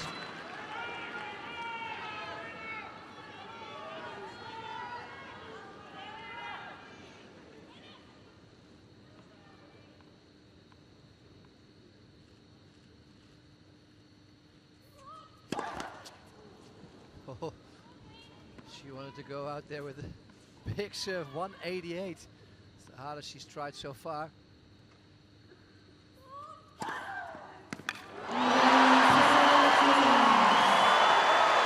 Back to that one, 6-3 to 6-1. Well, she's all smiles now. What a tremendous victory for Venus Williams. Serena with an ace. What a competitor she is. Well done. Venus Williams. You think that you said to me on this quick one in that third set. She really grabbed hold of it and went away with it. Fantastic. I'm telling you, a lot of the young and upcoming girls this year, they're going to fear her. She's going to be there in 2015 to make a mess of their career. Fantastic. The way she played as she came back in the beginning of that third set. What a turnaround. And a tough pass for Radvanska, playing a woman with a number 18 next to her name, but we all know what a great champion Venus is. And Radvanska just couldn't match it with the power and in the end the consistency with which she was able to play those powerful shots and big serves. Coming through to take a spot in the quarterfinals where she'll play another American, Madison Keys. 2 Williams sisters through to the quarterfinals of a Grand Slam. It's a little bit of a rewind in history, the clock going back, but boy, isn't it fun. 2003, it was a final between the two sisters. Now maybe a semi-final. It's quite incredible to think that was the final 12 years ago. And they're both still in contention come the quarterfinals. The smile says it all on the face of 34-year-old Venus. What a moment for her, what a match. Let's hear from her. Venus, congratulations tonight. It's been a while since you've been in the quarterfinals of the Grand Slam. What was the inspiration for the performance? Definitely my sister Serena. She's just the ultimate champion, so definitely a lot of inspiration, and of course all my fans who've always stayed behind me through thick and thin.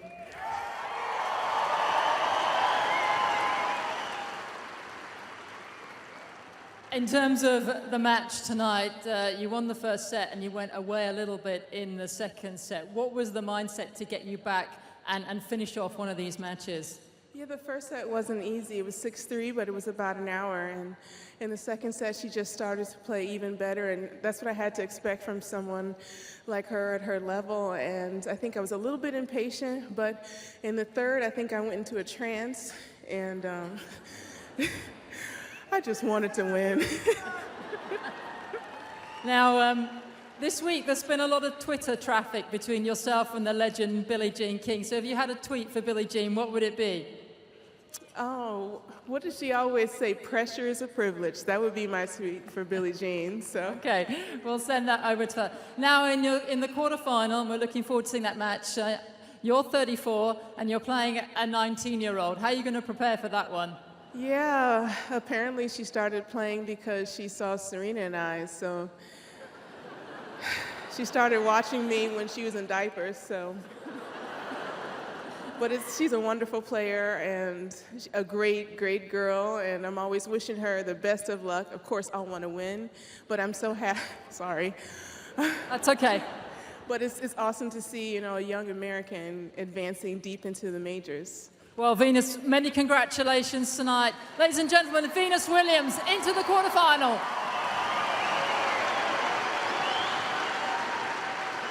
Thank you, Sam. Well done again to Venus Williams. Ladies and gentlemen, keep your eye on the big screen. Very shortly, Venus. They're going to be on their way to Johnson on Laver Arena. Men's singles next. The court happy with that result. She just wanted to win. Really came up with a great approach in that set. The fireworks going off here in Melbourne to celebrate Australia Day in the background as we look at the match summary. First serves from Redbanska dropped off in that final set in terms of their effectiveness. She was only able to win 1 point in 10 off her first serve. So just couldn't do enough with it. Venus really picking up the returns and looking at the unforced errors throughout the match. Redbanska way down, but it was the winners where Williams was able to hurt her 43-23. All round, a fabulous match from Venus. The fireworks, we could be celebrating her return to the pointy end of a Grand Slam here, coming through in 3 sets. And she will now face the young American who she inspired, the next generation of Americans in the quarterfinal. Venus Williams still playing wonderful tennis, having another shot at a Grand Slam title. 6-3, 2-6, 6-1, she comes through. Williams fought on through a nasty cough and the overhead distraction of the aeroplane acrobatics to swing the match in her favour. 17 aces at 40 kilometres along in favour to a biggest game of elimination come from behind 3-7. It's still open now. Australia in the quarter.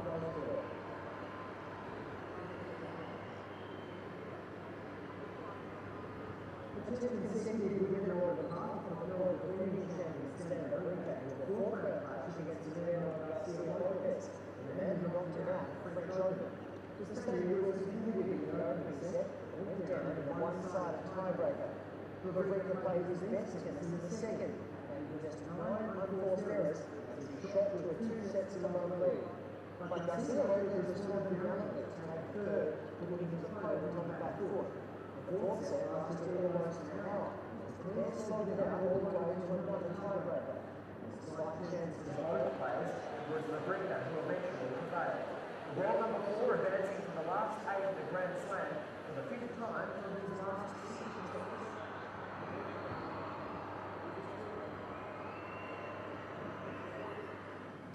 30 seconds. It's just keep picking this back up.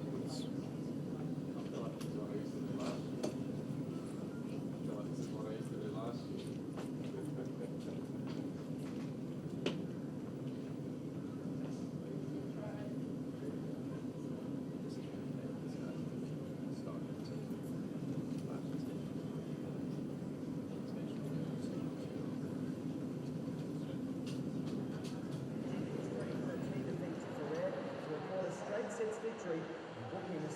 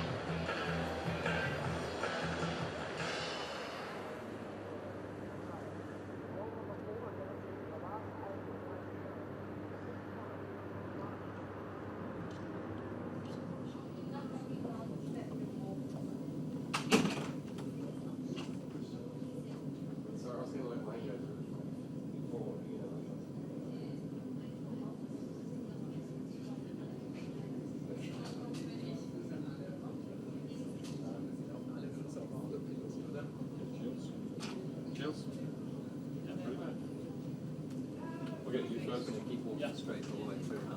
Yeah.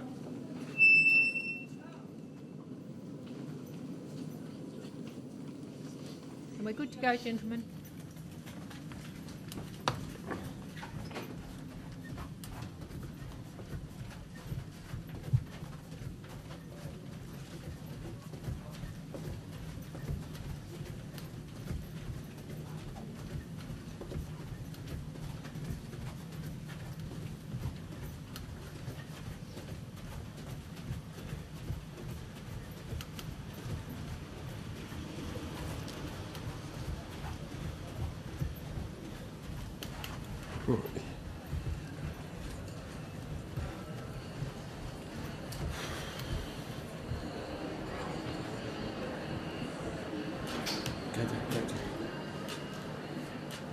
Ladies and gentlemen, in singles action now on this cool Monday night from Luxembourg, please welcome Gilles Muller.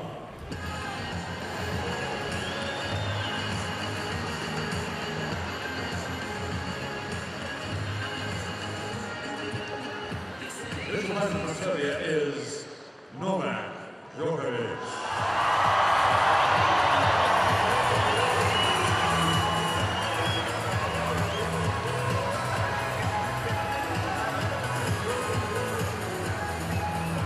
Welcome everyone to day 8 action of the Australian Open Day. Australian Open, it is Australia Day here in the fair city of Melbourne. Men's 4th round action taking place between the #1 seed, Novak Djokovic, taking on the big serving man from Luxembourg, Gilles Muller, sitting at number 42 in the world. 6'4", 31 years of age. He has been moving comfortably through this year's Australian Open. I'm Mark Woodford, and sitting beside me is a man who is a 2-time semi-finalist here at the Australian Open, also reached a career high of number 6 in singles. It is none other than Wayne Pereira. And Wayne, let's cut straight to the chase. Gilles Muller there. Yes, coming out to play. Yes, so he's going to have to. He's going to have to come out and really play. He's going to want to take Novak Djokovic. We'll just do the photo first. Thanks, Novak. Just because otherwise I forget. So do a photo. I think this side. Yeah. Thank you, Stammy. Just hearing from the umpire Jean Blanc, also from Australia, and one of the Okay, hot so shot usual kids. things, guys. 6 balls, 7-9, no tiebreak, final set. Stammy's going to toss the coin, and would you like to call, Novak? Sure. Heads a call. Yep. And tails the results. So. So. Yeah, perfect. Thank you very much, guys. Thanks, Stammy.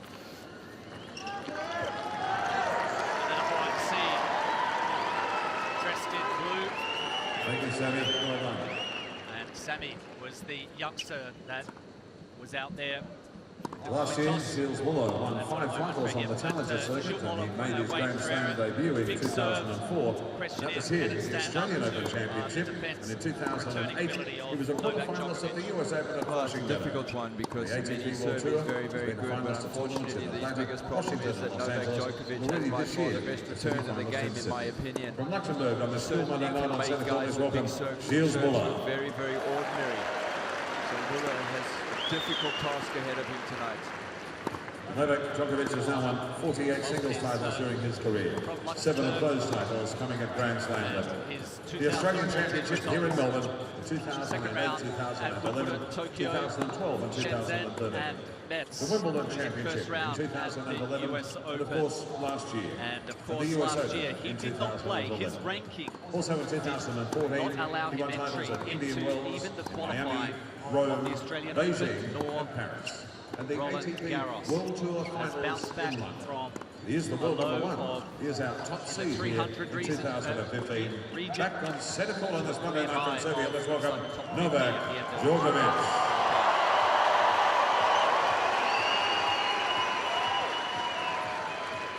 Ladies and gentlemen, in the chair in command of this men's singles encounter from Australia, we welcome John Algernon Blanc. Gilles Muller playing against Novak Djokovic tonight, spending his time in Monte Carlo, as a lot of the players do due to the tax reasons. 1.88 meters tall, which is tall in good terms, but very much shorter than Gilles Muller. And what an unbelievable year. Prize money, $14 million. The win-loss rate, 61-8. Winning Wimbledon, Miami, Indian Wells, Rome, Paris, the ATP Finals, Beijing, semi-finals of Roland Garros, finals of Roland Garros, semi-finals of the US Open. What a year. Definitely the best player, without a doubt, last year. Best result, 2014, or last year, 2014 quarterfinals. Champion here 4 times, 2008, 11, 12, and 13. I tell you what, looking at his results from last year, Mark, and looking at how good he is, you would have to favor him, as always. As the overall favorite for the tournament. For sure, no question. He has been moving through the 3 rounds so far with ease, has yet to drop a set. Something that he has achieved a number of times here at the Australian Open. First round took out the qualifier Bredanye. 2 minutes. Next up was Kuznetsov from Russia, also in straight sets, and then defeated the Spaniard Fernando Verdasco in 3. John Blom from Australia in the chair, very experienced umpire. I'm sure that he will keep control of this match. The 2 serving styles of the players, the left-handed serve style of Gilles Muller against Novak Djokovic. He has only dropped 2 service games in the tournament so far, Gilles Muller. Both came in round 2 against Roberto Batista Agut. Took out the big serving John Isner in the previous round, gave him a dose of his own game. Yeah, he sure did. Jeez, I tell you what, was that some firepower floating around on that court, and a very emotional match. I watched a little bit of Isner. Not very happy about the outcome of that one, but a great effort by Gilles Muller. He has a great serve. He's going to need it tonight. Left-handed, obviously a factor, as you are, Mark. Getting away with having that left-handed serve makes it a little bit easier. There is the team of Novak Djokovic, led now by Boris Becker. His longtime coach, Marin Beider, has taken a step back due to family commitments, and Boris Becker has been handed the reins. Team also sitting beside him is the manager and longtime physio. 12 months ago, quarterfinals, losing to Stan Wawrinka, and that was in the early stages of the partnership between he and Boris Becker. And interestingly, on match point, serve volleyed and missed a volley wide, and there was a lot of murmurings going on about the influence of Boris Becker and whether he was maybe getting or asking Djokovic to serve volley too much at the important times. Jamie Delgado on screen, former player from the UK and sometimes doubles partner of Gilles Muller. You'd have to say, Wayne, he's done a very commendable job. Yeah, he sure has. I mean, for Gilles Muller to be at 47 in the ranking. But you know, it was interesting when they showed the stats at the beginning over there that Gilles Muller is ranked 47 and he only played 12 matches on the tour last year. So that obviously means he must have spent a lot of time in the challenger and future levels playing, and he must have been very, very successful because it's awfully difficult. I mean, he had 6 wins and 6 losses last year. So he must have done an exceptionally good job in the challenger circuit and won a lot to be able to get his ranking up to 47. Gilles Muller to serve. Well, Gilles Muller is going to kick off this singles action.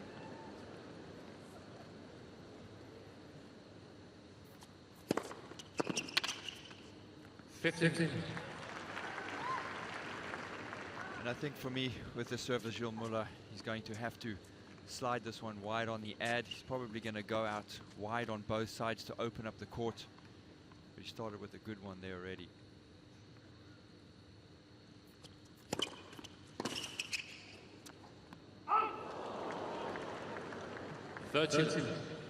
Muller has played his matches on the outer court. To this particular encounter, any nerves in the opening game for Muller? Well, so far he's had 2 good first serves. And the third one coming close. This is unknown territory for him, playing against Djokovic on a center court. I would hope he's nervous. And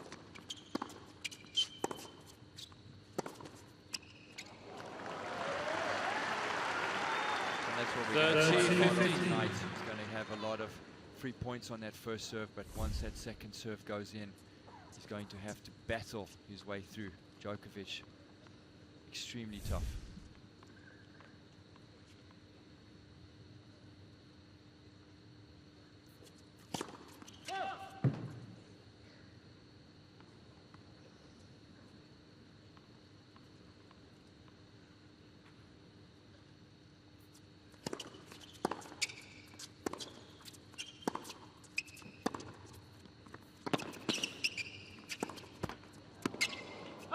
First shield.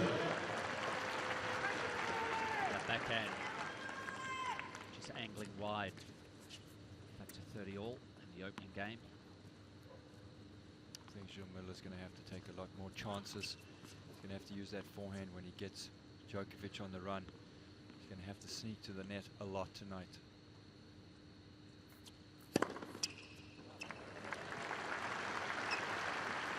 Lovely serve. His win rate when he lands that first serve has been close to 90% in each of the 3 rounds. Settled on 90% against John Isner. They played over on court 3.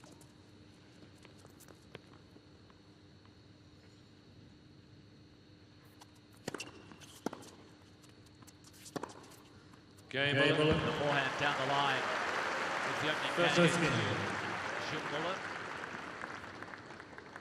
Yeah, he definitely has a powerful serve and he is going to get a lot of free points, but I think getting 90% against John Isner is a much easier task than 90% against Djokovic. Djokovic, obviously, we know the greatest returner in the game right now, even maybe one of the greatest ever. So Gilles Muller is going to have to even serve better than he has in his matches before if he's going to get 90% win ratio. So for Muller to sit down and work out a game plan with his coach Jamie Delgado, where do they focus on for Novak Djokovic? Is there one particular wing? Well, I do think that serving out wide on both sides, due side out to the forehand, ad side out to the backhand, is important because it'll open up the court a bit, allow him to use his forehand. The forehand is quite good of Gilles Muller, so he needs to use that 1-2 combo as much as he can. Third Backhand, strong as ever from Djokovic, straight down the line. But I think the biggest task that he has is obviously getting through his serve games, but what does he need to do to try to break the Djokovic serve? Very difficult to win a match if you can't break. So in that case, does he have the mindset of someone like a John Isner or a Goran Ivanisevic that, you know, quite happy to just push some of these matches into a tiebreaker? A lot of his matches go to tiebreakers, but you know, guys like him, what they like is they like to get through their serve games very quickly, put the pressure on their opponent. The opponent then starts worrying on their serve. They feel tight because if they don't serve well, they're going to lose their serve. So it's important for him to breeze through his serve games as quick and easily as he can. And then he can invest some energy into Djokovic's serve. But if he starts struggling on his serve games and he has to invest energy just to get through his serve game, he's going to have an awful time. And already Djokovic, also like Gilles Muller, breezing through the first serve game, putting down a couple of his own aces too.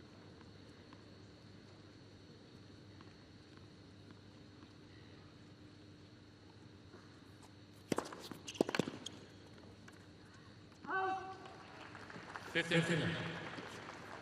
you know Gilles Miller's not going to be standing out there to rally too long. He's going to try to make the point short. He's going to try to take advantage of his forehand. Doesn't want to stand out there too long, hitting ground strokes with Djokovic.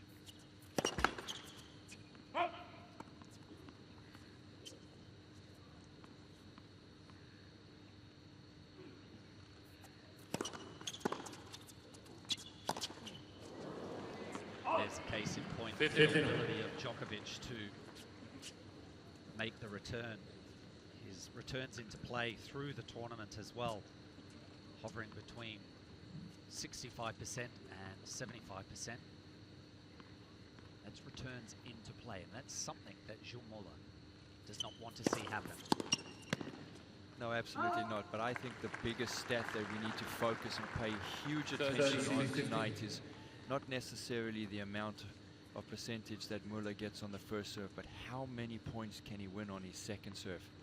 It's going to be about that second serve, because he's going to miss serves sometimes.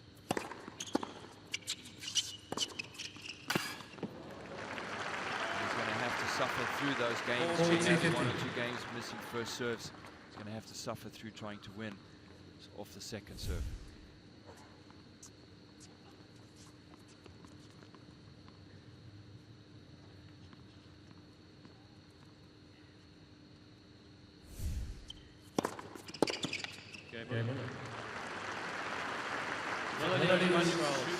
Holds his second serve for the match. It's 2 games to 1. And already you can start to see some play that Muller's doing on the serve. He's gone almost every time out wide to the Djokovic forehand on the backhand side and slid the ball out wide out wide on the Jew side to the forehand and out wide to the backhand on the hand side. We're trying to use the angles as best he can. So through 2014, he did compete mainly on the Challenger circuit. Left elbow injury contributed to his dive in the rankings. He ended up winning 5 Challenger titles. As you know, Wayne, as a player, either when they're starting their career or if they do go through a period of injury, there are a variety of tournaments and countries that they have to visit. It's almost like world tour. Time.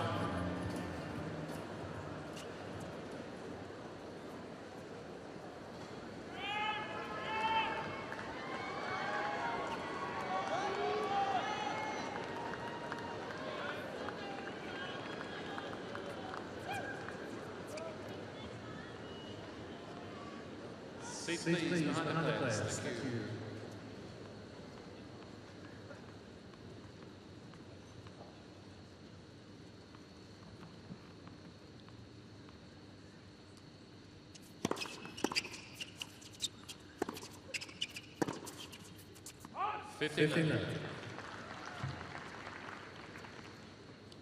So that world tour that Gilles Muller had to undertake, he went through Guadalajara, Mexico, Shenzhen in China, Taipei, Kimchon in Korea, and Recanati in Italy. So played a futures event in Germany.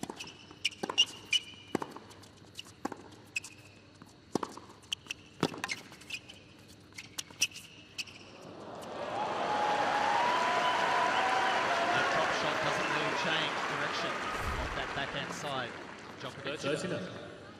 Sure made that look easy, didn't he? Take back just like he's going to hit the double hander, taking that one hander off, dropping it.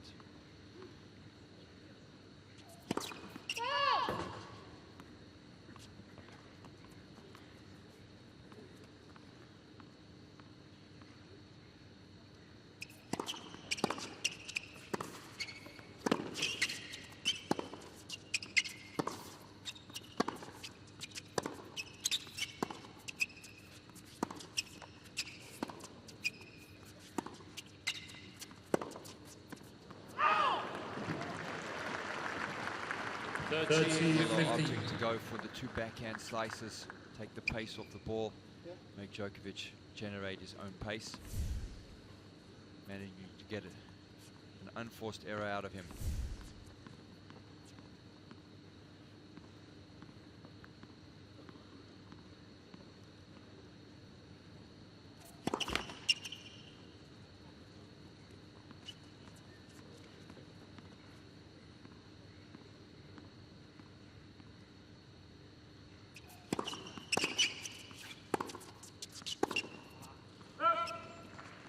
40-15. Serving sets for Novak Djokovic have been a shine in the 3 matches. Good, solid first serve percentage, a high win rate. Second serve, very strong. Okay. Djokovic. Number 1 seed holds. 2 games over. Is that 2 games each? One aspect of his game that people don't really take into account is how deceptively good his serve is. It comes at some pace. He's over 200 Ks. The percentage is always high. Sneaky quick. Sneaky quick. Yeah. He gets very few double faults. He's got a very, very tough serve, along with the rest of the game. That's why he's number 1, and a deserved number 1.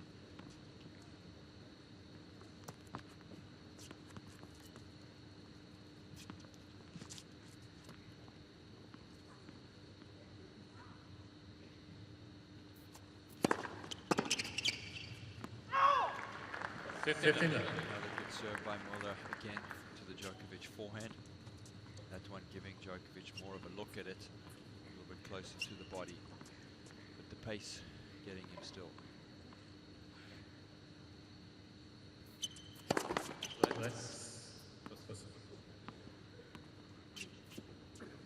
Given that they haven't faced each other, might take Djokovic maybe well, at least to the latter end of this first set to pick up the flight of the Muller serve. Third. Yes, he'll be looking at Muller's serve, trying to see if he can find any way of figuring out where he's going. Does he throw the ball in a different place? Does he look differently? Does he start having some patterns? Always the parts of the game that you have to start looking at. This is what makes these guys better than the rest, is that they're able to pick these things out.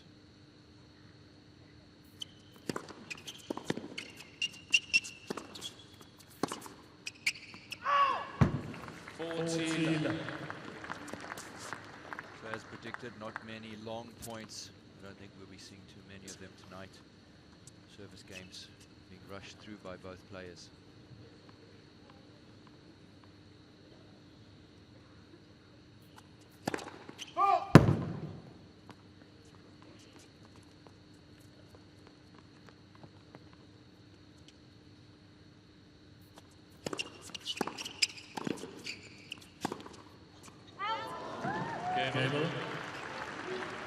So he's at a career line. 3-2 Muller. He holds serve again. It's 3 games to 2 in the opening set. You have to classify Muller as an old-style player. Not many guys like him anymore. It's actually quite nice to see somebody like him still in the game. I mean, you get hard-serving Isner, you get a couple of guys like him. It's really old style. I mean, he's really trying to get to the net. He had a good serve to volley in that last game. A dying breed. He certainly is. For 2015, now that he's ranked inside the top 15, top 50, he will have entry into all of the major tournaments, including the slams. Can he be a viable competitor? I think the reason why he most definitely can is because he plays an unusual type of tennis. Most of the guys these days, the younger generation, have not learned how to play a serve and volleyer or an aggressive baseliner. I think he's going to do well.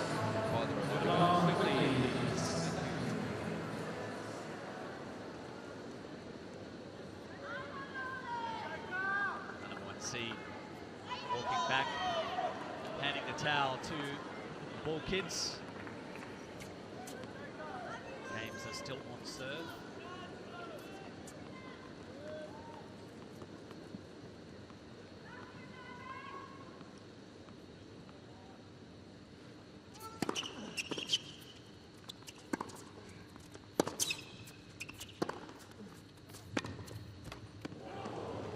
Fifteen.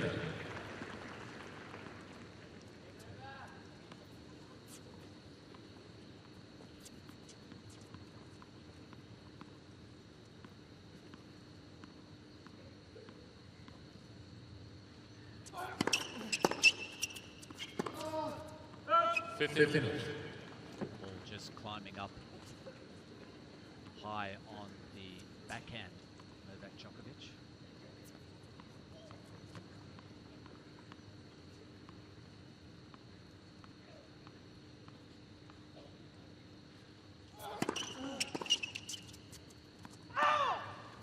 30-15. The style of tennis that Gilles Muller plays is awfully difficult because he gives you no rhythm either. I mean, the points are going quick, you know, and sometimes you'll hit a winner, sometimes you'll miss. It's difficult to create some rhythm, and it throws you out of your game pattern.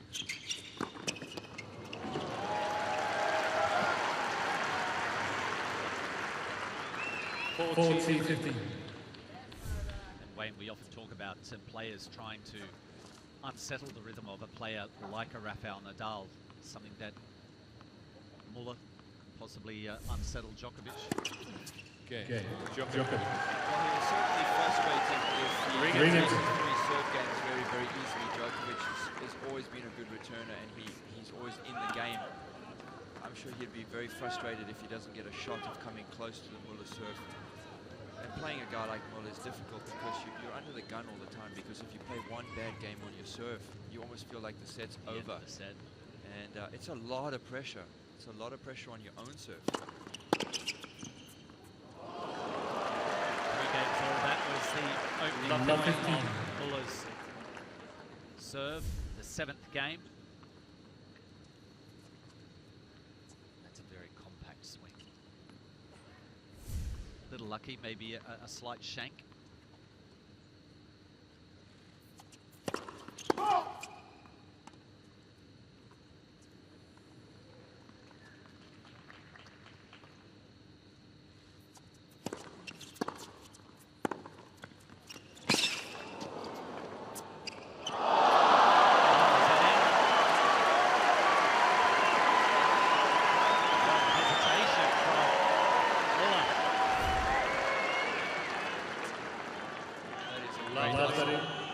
Wow, look at that. Not only does he get it back on the back of the line, not much that Gilles Muller could do on that. I think even if he had chased it, he would have had no chance. First opportunities, love 30 for the #1 seed.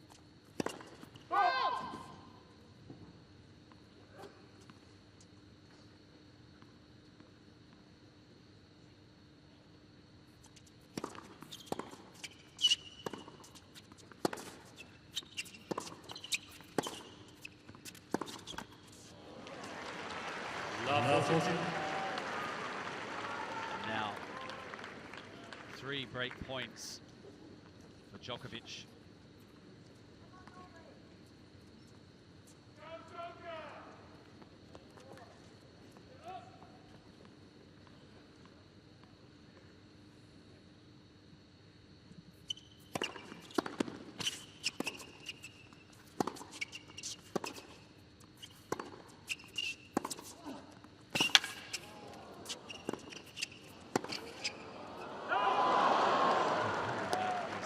Oh, Gilles Muller had to do a lot just to win that point. Getting Djokovic out wide on that forehand twice. He felt like it was a chance. He knows the importance of this break.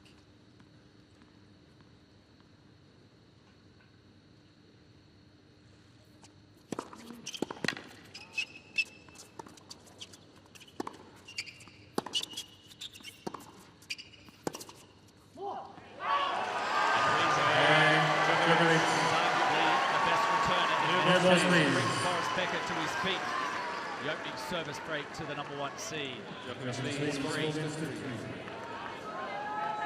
That isn't he impressive? I mean, look at that return. That was an unbelievably good serve from Gilles Muller that most people would have barely got a racket onto. Not only does he get a racket on it, he puts it on the baseline. And that's where he is just so tough. Muller breezing through his first few serve games. Before he knows it, he's down a break.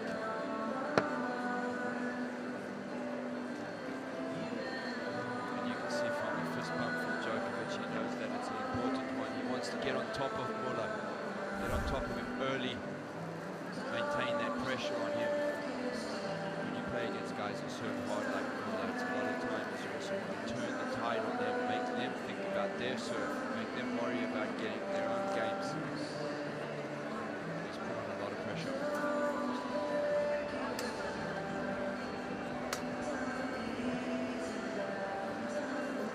Time.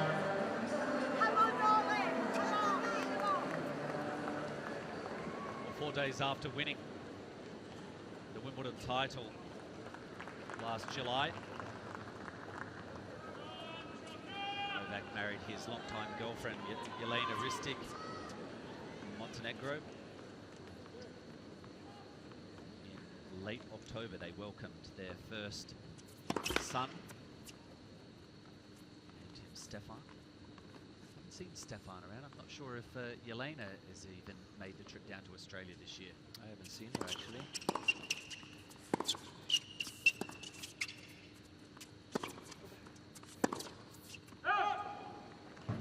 Stefan, any significance to Stefan Edberg? Is it any particular reason for the name? I haven't heard, but we can make that connection. Say, no, he's got by Boris his as the idol. coach. And I think Stefan's a better name than Boris, maybe. Maybe son number 2 might be. Maybe.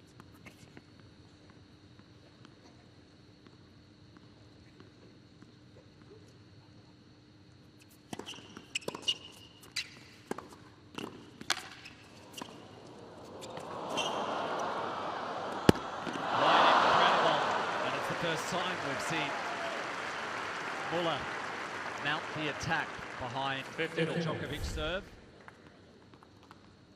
He's going to have to do that a lot, but I tell you what, if that's what he's going to have to do to win a point, it's going to be a very, very long night for Gilles Muller.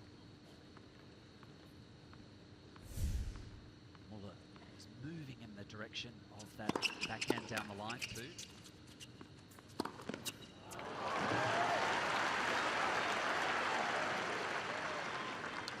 Call it, Mark. Sneaky serve, sneaky fast, 196, putting Muller in trouble. And it's not like that was down the middle, down the tee, was it? It was Muller would just happened to be trying to cover the wide serve.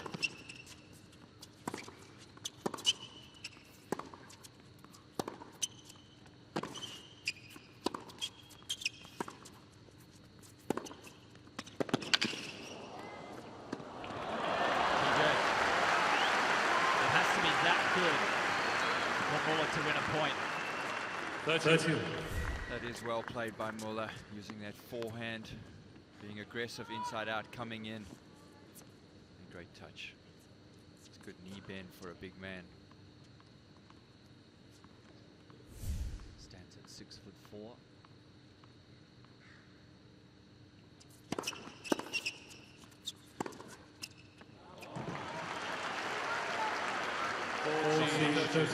Cool as a cucumber, 30 all.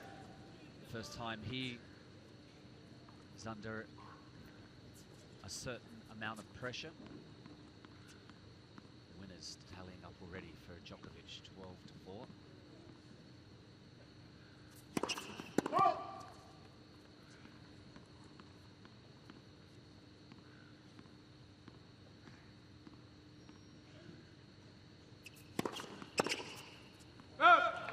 Miller is just going to be called on the right side. The ball's called 18.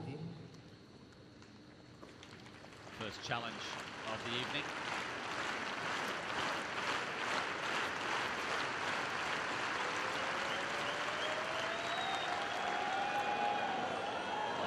Catches. Back of the line. Game. Djokovic leads 5 games to 3. Miller has 2 challenges remaining.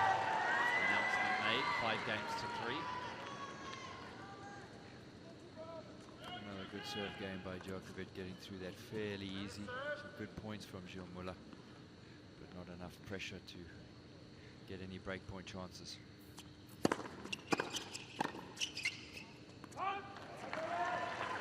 Ready. Djokovic picking that serve a little bit better, a little bit more aware of it, going out to his forehand side. Good return.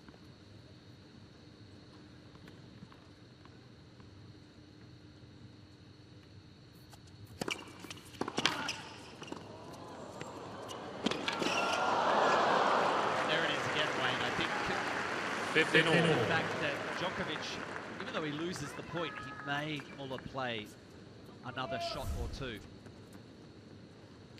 it wasn't an easy shot for Muller. He did a good job to do what he did. Good athleticism from Djokovic. Slide. certainly has changed the game with the sliding on the court. Some of the Seagulls just making their presence known above Laver Arena. And that is a quality volley from Muller. That's what I like to see.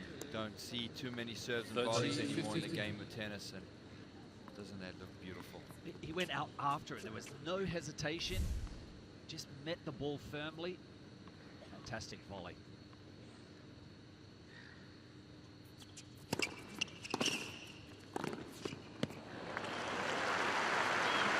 that beautiful 1-2 punch, slider out wide. Get Djokovic to go to the one-hander. Once somebody goes to the one-hander on the return, very easy to sneak in behind it. Nice, easy put-away volley. Making good coverage as well inside the service line.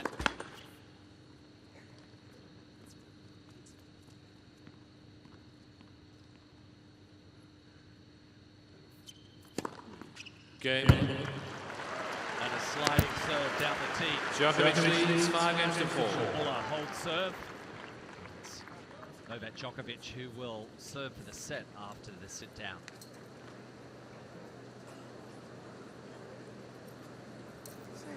The trainer just tending to Novak.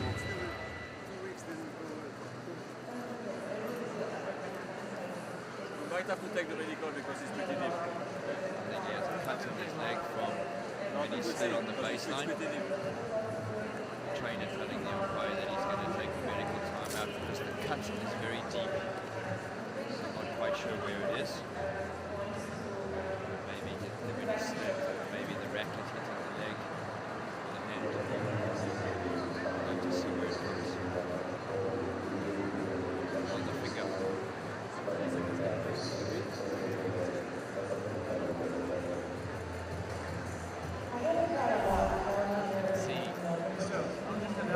Movement on Djokovic just there on the knuckles.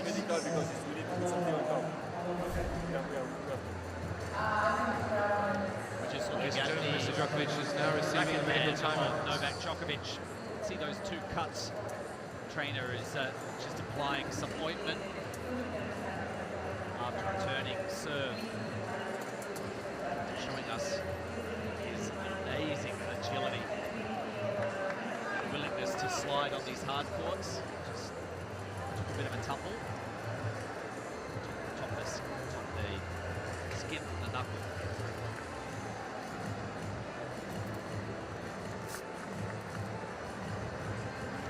So Wayne, two semi-finals here. What happened? Why didn't we see you in the final? Two times. I got absolutely thumped both times. I got taken apart by Stefan Edberg my first time in 3 sets, and then got pulverized by Agassi the second time. So in 92? 92 I lost to Edberg, 2003 I lost to Andre Agassi. The year he basically ran through the draw and killed everybody. And that's quite an amazing spread between semi-final appearances. It was a good stretch, but you know, I was very successful here in Australia. I made the round of 16, I think 8 times out of my 15 most scored. This was my most successful Grand Slam. Always loved coming here and playing here. My results here were very, very good. And what do you put that down to? Arriving early and acclimating, similarities from where you grew up back in South Africa? Difficult one to say because a couple of years, you know, I would have a couple good years and I would do a certain routine, and then I would have a bad year, and then I would change it up the next year and that. But generally what I would do, I would go to South Africa for Christmas, see my family, spend the time over there.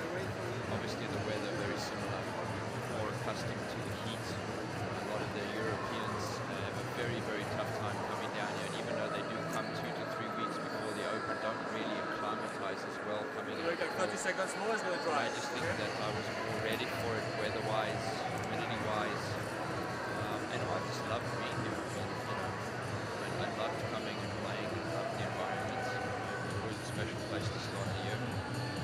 Thank you. Time. Final appearances at Wimbledon, US Open, fourth round at Roland Garros. Certainly know what these two gentlemen are out, what they're playing for.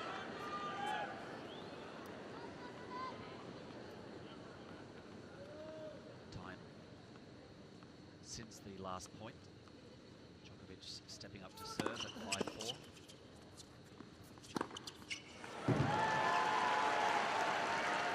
Good serve again into the body of Jill Muller. Again at a decent pace of 198 kilometers an hour.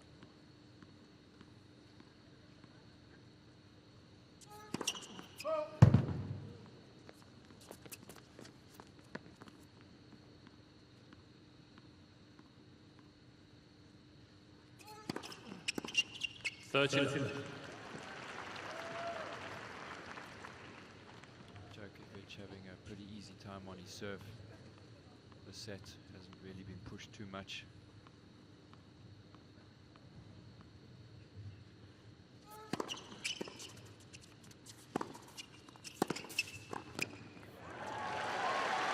Djokovic making his way to net and putting away a high forehand volley. So a comfortable game thus far. 3 set points to the #1 seed.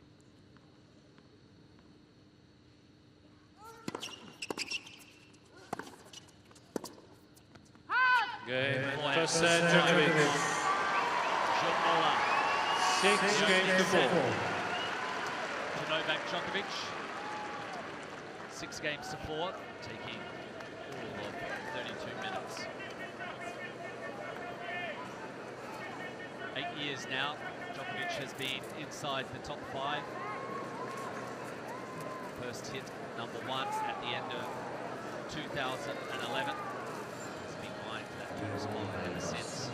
Stats from set #1, Wayne. Well, I mean, winners from Djokovic, 14 unforced errors, 3. I mean, how solid is this guy? Just doesn't give you anything. 3 aces, 72% first serve. Really kind of dominant on his serve games. Having that one opportunity in that one serve game of Muller. Muller doing well on his serve, except for that one game. 81% first serves won, 44 on second serve, so second serve's a bit of an issue for him. But really it came down to just one good game from Djokovic. Other than that, both of them breezing through their serves relatively easily. Some of the highlights. Clever touch from Djokovic. Again, doesn't seem to change drop shot direction. Preferring down the line with a little inside spin. And set point.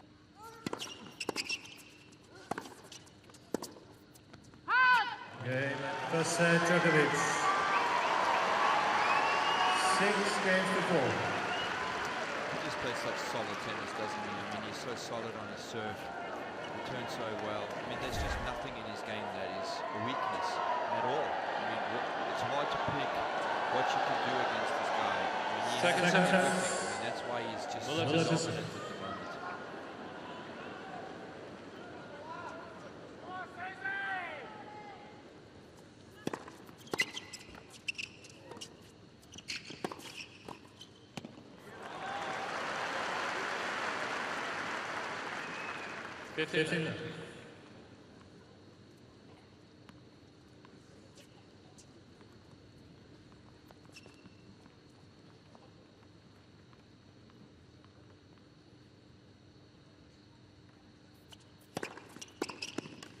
Good serve again by Jill Muller. So the big thing for Jill Muller right now, Mark, obviously, is for him to stick to his guns, keep trying to get through his serve games, hope to get an opportunity on the Djokovic game sometime.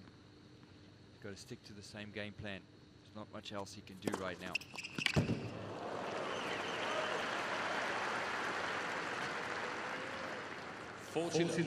Quickly out to 40 love. His best result at a Grand Slam came back in 2008 at the US Open. Qualified for the tournament that year, made it through to the quarterfinals. Ended up losing to Roger Federer. But what was surprising. What made certainly a name for Muller as he came back from 2 sets to love down in the second and third round.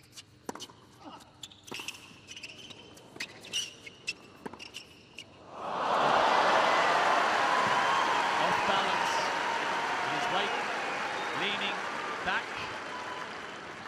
14-15. Doesn't do that. Look at that. How does he do that first Oh one, my God. as well as the second one? And how many times do we see that? It's not like it's a fluke and he does it once in a blue moon. He does that all the time.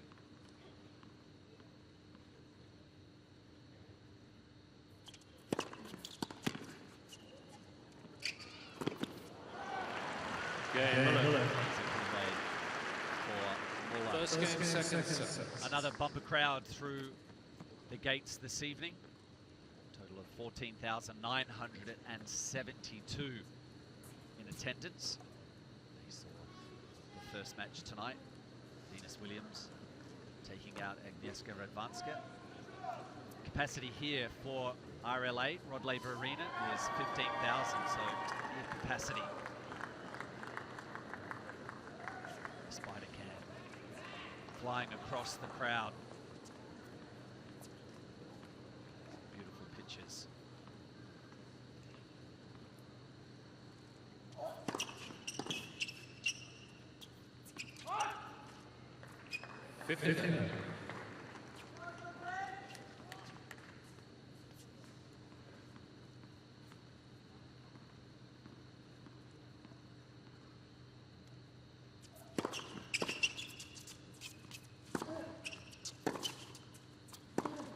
Fifteen.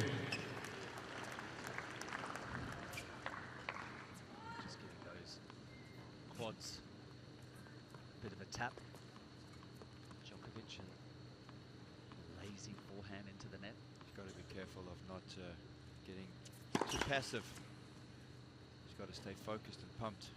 Before you know it, if he loses his serve, he's to start struggling. He's got to stay focused as much as possible.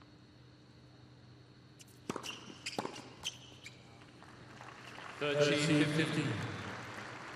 That's the difficulty playing somebody like Gilles Muller. You know, everything is just kind of sporadic. It's boom here, miss here, winner, miss.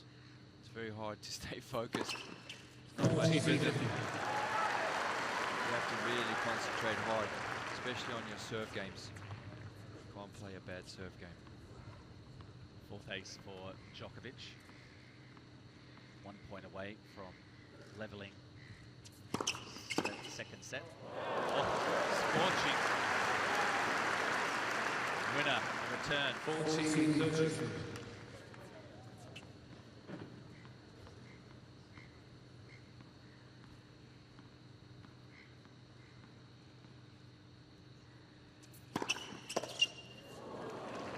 Game. One game. Hold of serve from Djokovic. 1 game apiece.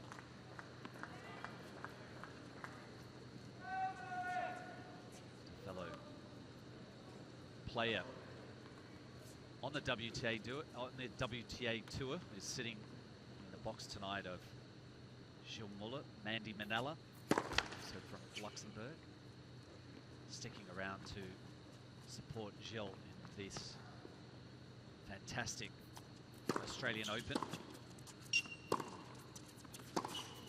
15.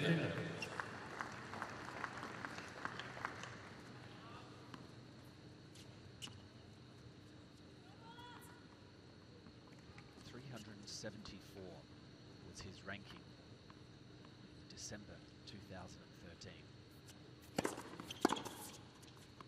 2011 got up to 54. It was another good year for him.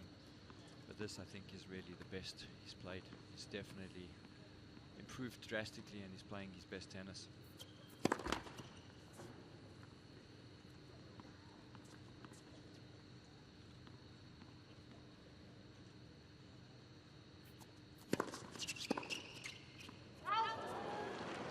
Djokovic challenging the call. Right challenge. Balls from Djokovic.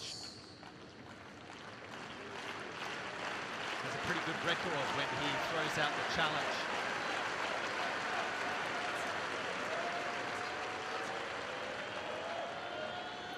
It's close. A worthy challenge. But not close enough. No. But that was worth the challenge. 1 millimetre wide.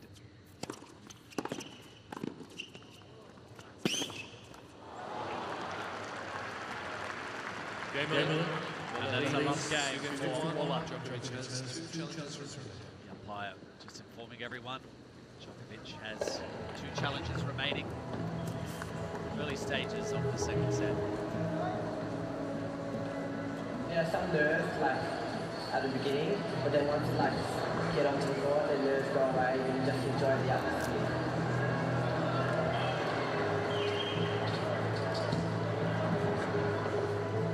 Another good game by Gilles Muller, getting through his serve game relatively easy, starting the second set off exactly how he would like the match to go.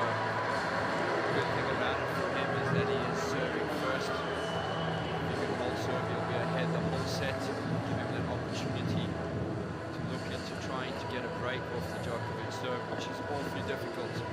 Djokovic has been tough on his serve, serving at 80% first serve percentage. Time. Being very tough right now, and he's not giving Muller much.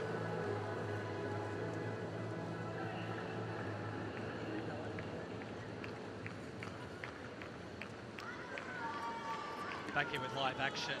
Novak Djokovic taking the first set. Still on serve in the early stages.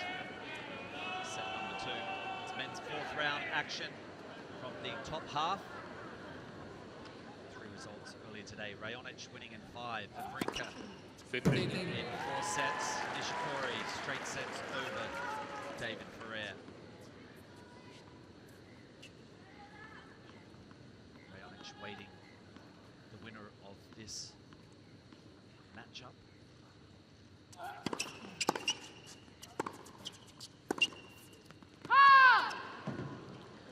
Good strike by Muller, following that one in. Didn't miss by much. It's the right tactic for him.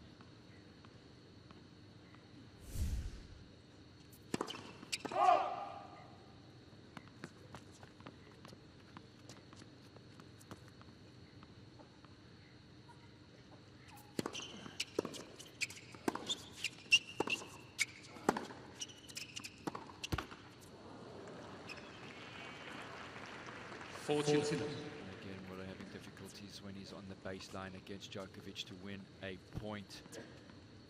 He's going to have a hard time. Djokovic is so tough from the baseline.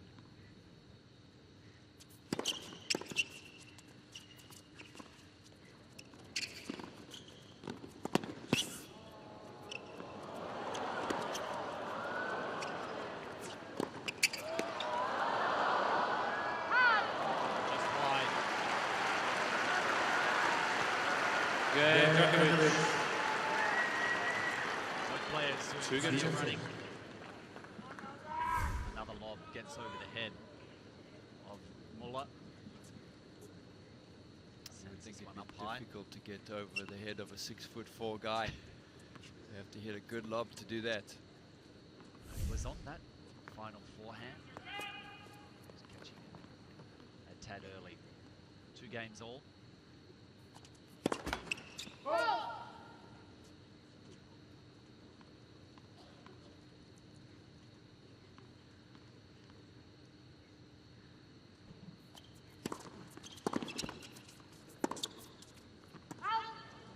Laver.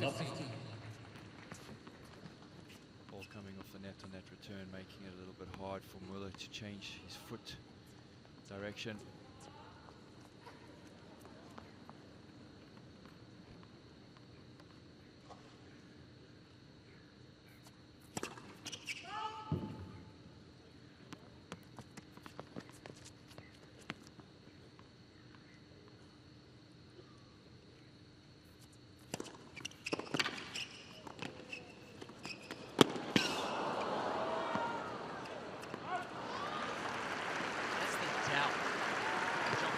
15 all. Your mind.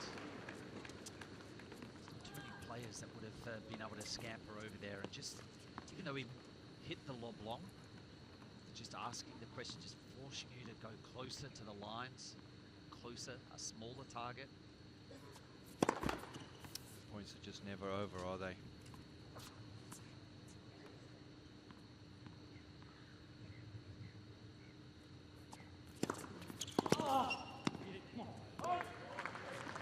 Big second serve by Muller. 15.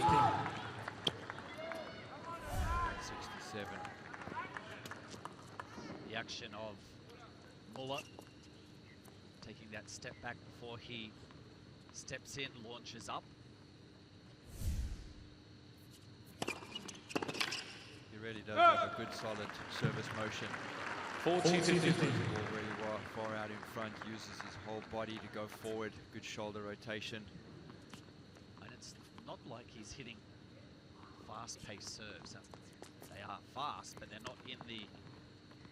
Not yet has he hit a 200k serve.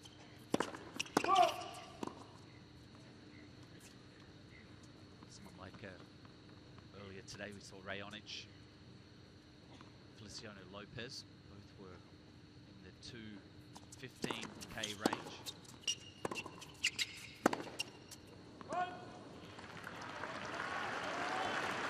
Game over. Hold serve once again. Muller leads 3 games to 2. 3 games to 2 after 15 minutes. The more people we get involved, the more money we raise for good To cause. say that you would expect a guy 6'4" and considered to be a big server and volleyer. You would expect him to be over the 200k mark. You would expect him to have a much harder serve than Djokovic. Djokovic right now fastest speed 205 and Muller at 199. So it basically shows you that it's more about the movement and the placement of the Muller serve.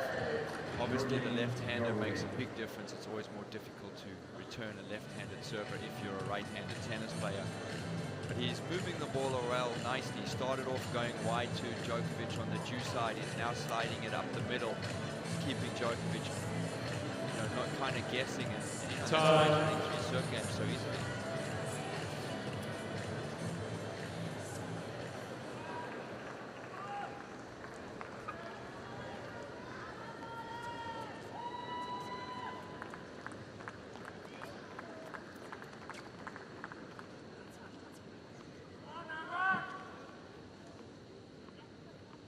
Djokovic stepping up to serve.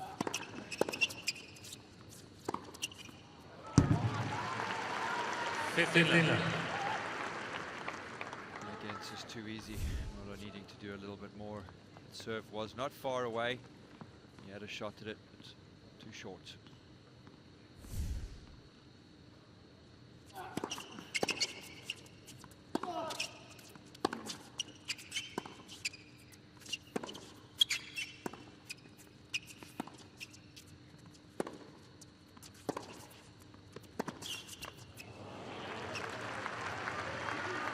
Muller giving himself a better chance on that point, and it came from a much better return. He got that one nice and deep.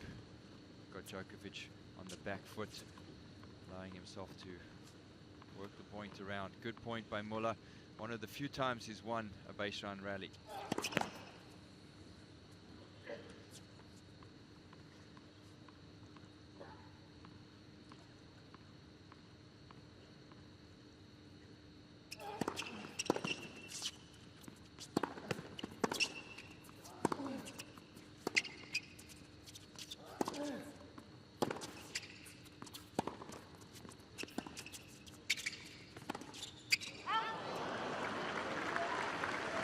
On the Djokovic forehand.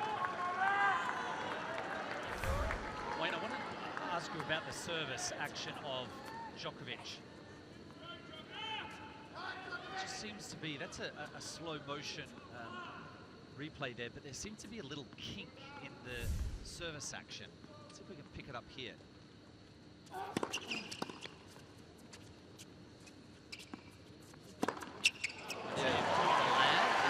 Sort of drop the hand the other way around instead of going straight back. He drops it But you know, the start of the serve at the beginning is not really that important. It's more important when you get towards the top of the serve that you get it behind the head. You get a lot of rotation and a lot of forward motion from the top side, and that part of it is pretty solid.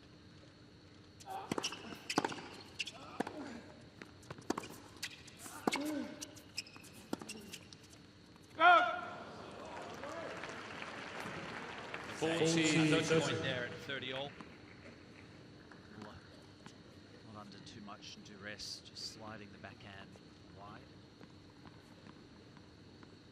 He's undergone a few changes with that service motion, Djokovic, over the last 7-8 years.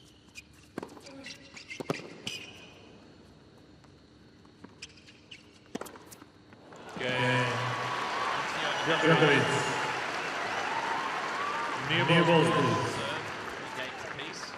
3 games. He has changed a lot on his serve. He had some issues earlier on. I think most of the issues really came from the second serve and the amount of doubles he used to serve. But you know, it's interesting. He does have that little hitch or whatever you call it. But the serve, I think, has improved a lot over the last couple of years. Bring the old one. It's become quite a strength in his game. Well, again, in this tournament alone, he has been serving a high percentage of first serves into play without really compromising the speed. Win rate exceptional, and the second serve hasn't been attacked by any of the opponents. That's, I think, where he's improved his game, is on that second serve. It's a strong second serve, it's powerful, doesn't serve many doubles. It's already tonight, not one double fault.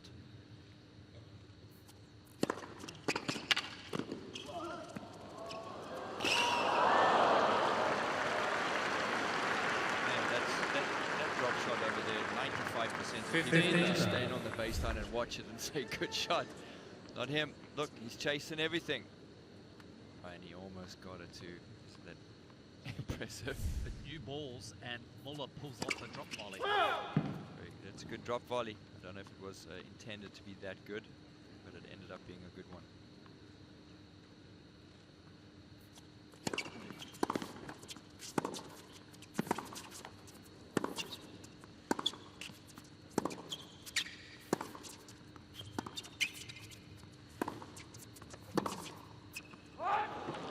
Just long.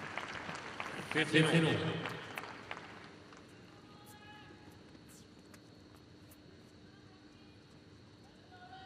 Djokovic in the double blue outfit, bidding to reach his 8th consecutive quarterfinal here.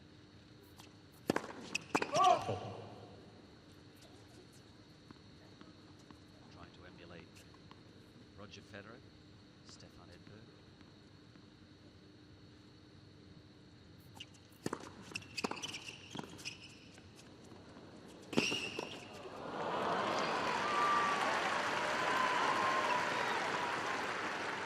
Again, Muller trying to go for that drop shot. That was more of a difficult one. That was half volley, too tough. Djokovic getting to that one much easier. Boy, that guy can move. The slide again. I wonder how many pairs of shoes he goes through in a tournament.